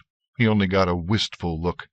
Maybe there was hope for them yet, she thought, but she wouldn't push it. "The house sure is quiet this last little while, isn't it?" was all he said. Carrie nodded. Annie was away on tour. Chloe and Lucius had gone to Europe for an indefinite period of time. The only people in the house proper were Rory and herself. And of course the Crow girls, who still came and went pretty much as they pleased, though Carrie had been waging a mostly unsuccessful campaign to have them respect her privacy, and at least knock instead of wandering into her apartment whenever the fancy took them. As though thinking of the pair had been a summons, there was a knock on the door, and the Crow girls were there, standing in the hallway, grinning, little cloth sacks held up in front of them. "Trick or treat!" they cried. Carrie smiled. "You're a bit early, aren't you? Halloween's not until next week." "We're practicing," Zia told her. "I see. And where are your costumes?" Maida laughed. "We're wearing them, silly. We're pretending to be Crow girls." "But you are Crow girls." Zia gave Maida a poke with her elbow. "See, I told you we should have better costumes." Maida ignored the poke. "What are you going as?" she asked Carrie. "I'm a little old to go trick-or-treating." Zia shook her head very emphatically. "Oh, no. We asked Margaret, and she told us that no one asks your age when you come to their door." "I just can't believe we never knew about this before," Maida said. "Who'd have thought that you can go around all dressed up, and people will just give you sweets when you knock on their door?" "But only on the one night," Carrie told her, "which isn't until Thursday." "So we can't practice?" Zia wanted to know. "Well, you could practice the dressing-up part." They both looked a little glum. "Does this mean we're not getting a treat?" Maida asked finally. Carrie laughed. "Of course not. Come on in and we'll see what we can find." "Ah, the sisters incorrigible," Rory said, when the Crow girls trooped into the kitchen ahead of Carrie. "We're not sisters," Maida said. Zia nodded. "Carrie and Katie are sisters. We're just friends." "Of course," Rory said, giving Carrie a wink. Carrie could only wonder what it would take to make him wake up and really see the world as it was, instead of how he supposed it should be. The only thing she had to give the girls was a hazelnut chocolate bar that was in her fridge. She broke it in two and handed the halves to them, but they both immediately raised their bags instead of taking them from her hand. Smiling, she dropped the chocolate into the bags. "Can we see the tattoo again?" Zia asked. Maida nodded. "Oh, yes, please." She grinned. "Do you see how very, very polite we are getting to be?" "I'm very impressed," Carrie told her. "What tattoo?" Rory asked. The tattoo had been Katie's idea. Carrie had been a reluctant participant in the scheme until they got to the tattoo parlor, and Hank's friend Paris had shown her the design she'd drawn up from Katie's instructions. A fox's head with a black feather behind it. Carrie had immediately fallen in love with it and had it done that afternoon. The Crow girls crowded close as Carrie lifted up the sleeve of her T-shirt to let them see the tattoo on her shoulder. For some reason, they never got tired of looking at it. "I'm getting 1,000 of those," Zia announced. "All different." "I'm getting 2,000, Maida said. Zia shook her head. "You don't have room for that many." "Yes, I do. They'll be very, very tiny. So tiny you'll need a telescope to see them properly." "You mean a periscope."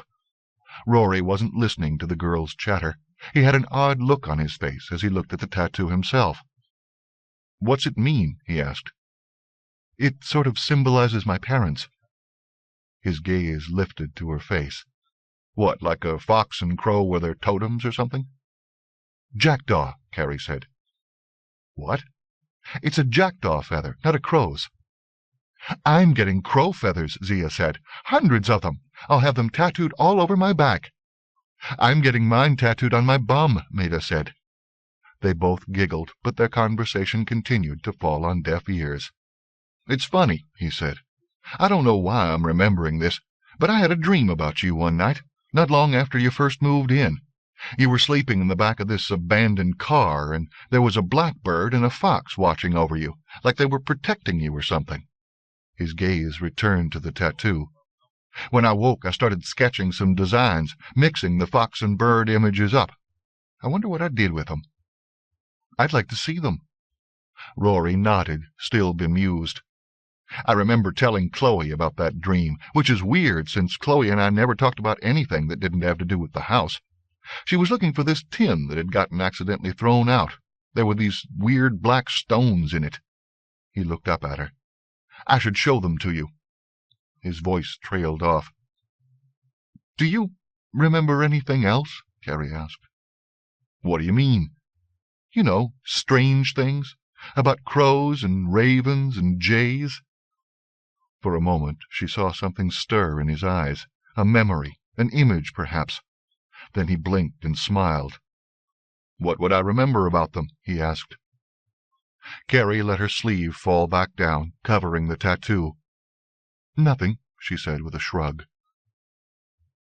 That night Katy came by to find her sitting in her window seat, looking out at the dark, leafless shape of the Crow girl's elm. Carrie lifted a lazy hand as her sister crossed the room and came to sit at the other end of the window seat.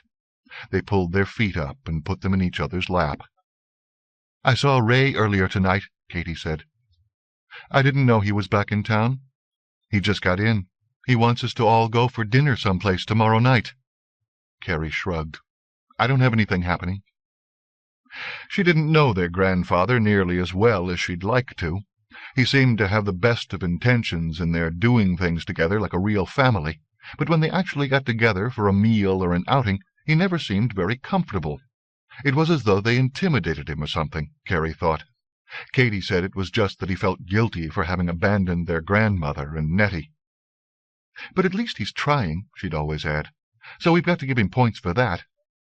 Carrie did, which was why she always agreed to getting together with him, even though it got so awkward sometimes. "Look at these," she said, picking up the jar of black stones that Rory had brought up earlier. "Rory gave them to me." Katy took the jar and held it up to get a closer look at the stones. "Where'd he get them?" "I think they were in the pot, before it ended up with Lily." Katy touched the crow pendant hanging from her neck. She took one of the smooth pebbles out and rolled it on her palm. "I think they're pieces of the long ago," she said, "like in Jack's stories." "What do you think they're for?" Carrie asked. "Well," Katy drawled, "I'm guessing they're like the Corby answer for all things strange and mysterious." "They're not for anything," Carrie said, having heard it often enough in the past couple of months. "They just are." "You've been taking notes. I've got a lot of catching up to do." "You and me both," Katy said. She wiggled her toes in Carrie's lap. "You know what I'd just love?" Smiling, Carrie began to massage her sister's feet. "What makes people not believe?" she asked. "Not believe in what?" "Corby, magic, the grace, all of it." Katy shrugged. "Maybe the same thing that makes them not believe in love, because it scares them, or they don't want to be laughed at for believing it can be real." "What brought that up?" I was just thinking about Rory and Annie. He doesn't believe in magic, but he believes in love, and she's just the opposite. It's so sad." "You should just tell him that you like him. That'd make him forget all about Annie. I mean, it's not like they were ever really an item or anything." "That wasn't what I was talking about." "I know," Katie said, "but I still think you should do it. I'm going to let him work through this business with Annie first." Carrie stopped massaging her sister's feet. They both pulled their legs up and looked at each other over the tops of their knees. "It makes you think about our parents, though," Carrie said after a moment. "How could our mom not have believed in magic? Where did she think all those people came from, that they just lived in cottages in the forest somewhere?" "How could Jack not believe in love?" Katie asked in reply. Carrie sighed. "Is it going to be like that for us?" "Only if we let it," Katie said. Katie fell silent then, and Carrie saw her eyes were filling with tears. Swinging her feet to the floor, Carrie scooted in close. She moved Katie's legs out of the way and put her arms around her sister. "I just miss him so much," Katie said, with a tremble in her voice. Carrie didn't have to ask who. At least she got to know him enough to miss him, she thought. I didn't even get that. But she didn't speak the words aloud. They'd only make Katie feel worse. Instead, she took Katie's hand and curled her sister's fingers around the crow pendant that dangled between them. Then she held her close, letting Katie cry. She took her own comfort from having a sister she could still get to know. At least it wasn't too late for that. 7. Bighorn Mountains, Wyoming. Cody sat by a small fire in the high Lonesome, way past the tree line, so far up in the mountains that there was only the sky left to climb. It was a quiet night, so he heard the footsteps from a long way off. Smelling the air, he knew he was meant to hear them, because the person approaching his fire could be as silent as the nightfall when she wanted. He looked up, but didn't speak as Margaret came into the firelight. She waited a moment, then lowered herself down onto a stone across the fire from him. "How are you doing, Cody?" she asked. He shrugged. "You're a long way from home, darling. Come to have yourself a laugh at how I screwed up again?" She shook her head. "When are you going to understand that nobody's got a problem with you? You're the one with the chip on his shoulder, and the only person who keeps stepping up to knock it off is your own self." "You reckon?" "I think that pretty much sums it up." "Except you're forgetting something," Cody said. "You're forgetting all the people who get hurt in the process." Margaret made no comment. "Like that little granddaughter of Ray's," Cody went on. "What was I thinking?" "What were you thinking?" Margaret asked. "Damned if I know." He looked out over the lower ranges of mountains, then slowly returned his gaze to her face. "No, I know what I was thinking. I was thinking, if the world's going back to how it was in the first days, then it didn't matter if one little girl with some of our blood in her gave up her life to make it happen. I told myself I wasn't really sacrificing her. She was never going to have existed in the first place anyway, not if things had worked out the way I was thinking they would." "That's hard," Margaret told him. Cody gave a slow nod. "I can't even say that realizing how I was using her even changed my mind. That didn't come until I finally figured out what Dominique was really after.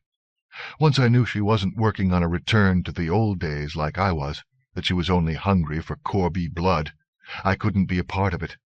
We've had our differences, but even this old dog knows that the world doesn't turn without the firstborn in it." They fell silent for a while, looked at each other through the thin trail of smoke that rose from the fire, listened to the crackle of the wood as it burned. "Raven says you're not to blame," Margaret said finally.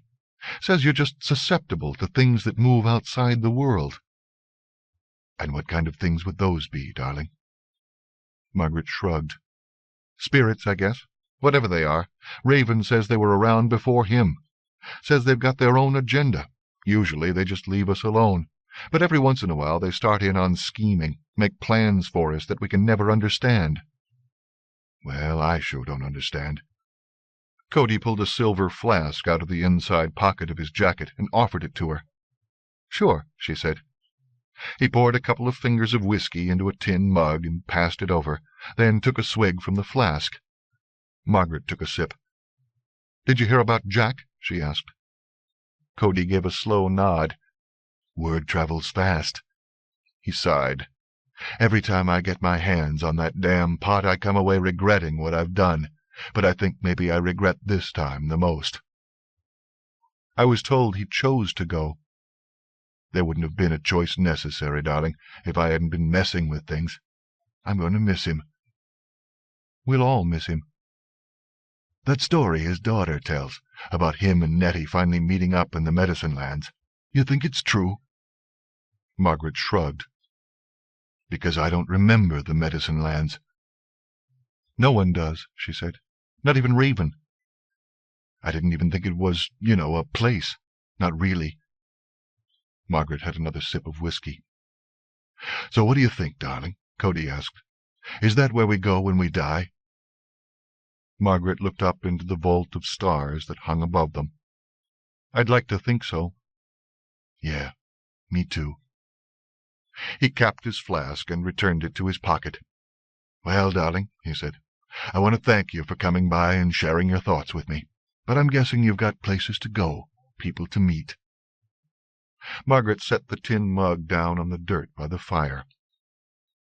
"You just don't get it, do you?" she said. "You always want people to think the worst of you." "What were you expecting from me?" "Nothing, I guess. I thought maybe we could travel a while together, get to know each other, see if we couldn't leave some of these bad feelings in the past where they belong, and make a few better ones." Cody cocked his head. "Raven sent you to keep an eye on me, did he?" Margaret regarded him for a long moment. Then she stood up. "I see I'm wasting my time," she said. As she started to walk away, Cody jumped up from where he was sitting. She stepped out of the firelight before he was able to catch her arm. She shook his grip off, but what startled Cody was that she seemed genuinely sad. "You really mean this, don't you?" he said. "You really just came along to say how-do and be friendly." "It doesn't really matter any more, does it?" Cody gave her a long, penetrating look. "Damn right it matters. I'm just not that good at having people treat me kindly." Margaret didn't move. "What I'm trying to say, darling, is I'd be honored if you'd sit with me a spell. Maybe walk down the road with me a ways. I could sure use the company. Hell, who knows? Maybe a Corby and a Canid can be friends." "There was never any reason that they couldn't." Cody shrugged. "The only thing I ask is, if I start to get a yearning after that pot of Ravens again, you just give me a slap across the back of my head and knock some sense into me." That got him a smile. "You don't have to worry about Raven's pot," she said. "Way things worked out, it's not something to be used any more. It's something to celebrate." "So that part of the story's true, too?" Margaret shook her head as if to say, didn't he get it yet? "That's what Raven figures it was all about, Cody," she said. "Keeping the grace in this world.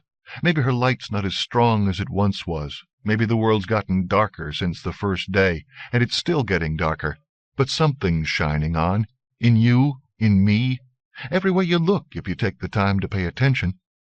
So we've got two choices. We can let the darkness win, or we can celebrate the grace and shine her light stronger." Somewhere in the lonesome dark that Cody thought of as his heart, he felt an ember stir. Maybe it was only a glimmer of hope. Maybe it was the novel idea that loneliness didn't have to be his lot. Or maybe it was a flicker of the Grace's light that could be fanned into a brighter flame. "You reckon?" he said. Margaret gave him a light punch on the shoulder. "Yeah, I reckon. So what do you say, Cody?" He stepped back and gave her that coyote grin of his. "I feel like dancing, darling," he said. "Dancing?" He held out his arms to her. "Like you said, celebrating the light." She looked at him for the space of a few drawn-out heartbeats and shook her head before she let him waltz her back into the firelight. And long after the coals of Cody's fire had burned down to ash, they were dancing still. End of Some Place to Be Flying by Charles de Lint. Read by Richard Hauenstein in the studios of the American Printing House for the Blind, Louisville, Kentucky, for the Library of Congress, December 1999. A Tor book published by Tom Doherty Associates Incorporated, 175 Fifth Avenue, New York, New York 10010. http://www.tor.com. Further reproduction or distribution in other than a specialized format is prohibited. End of book.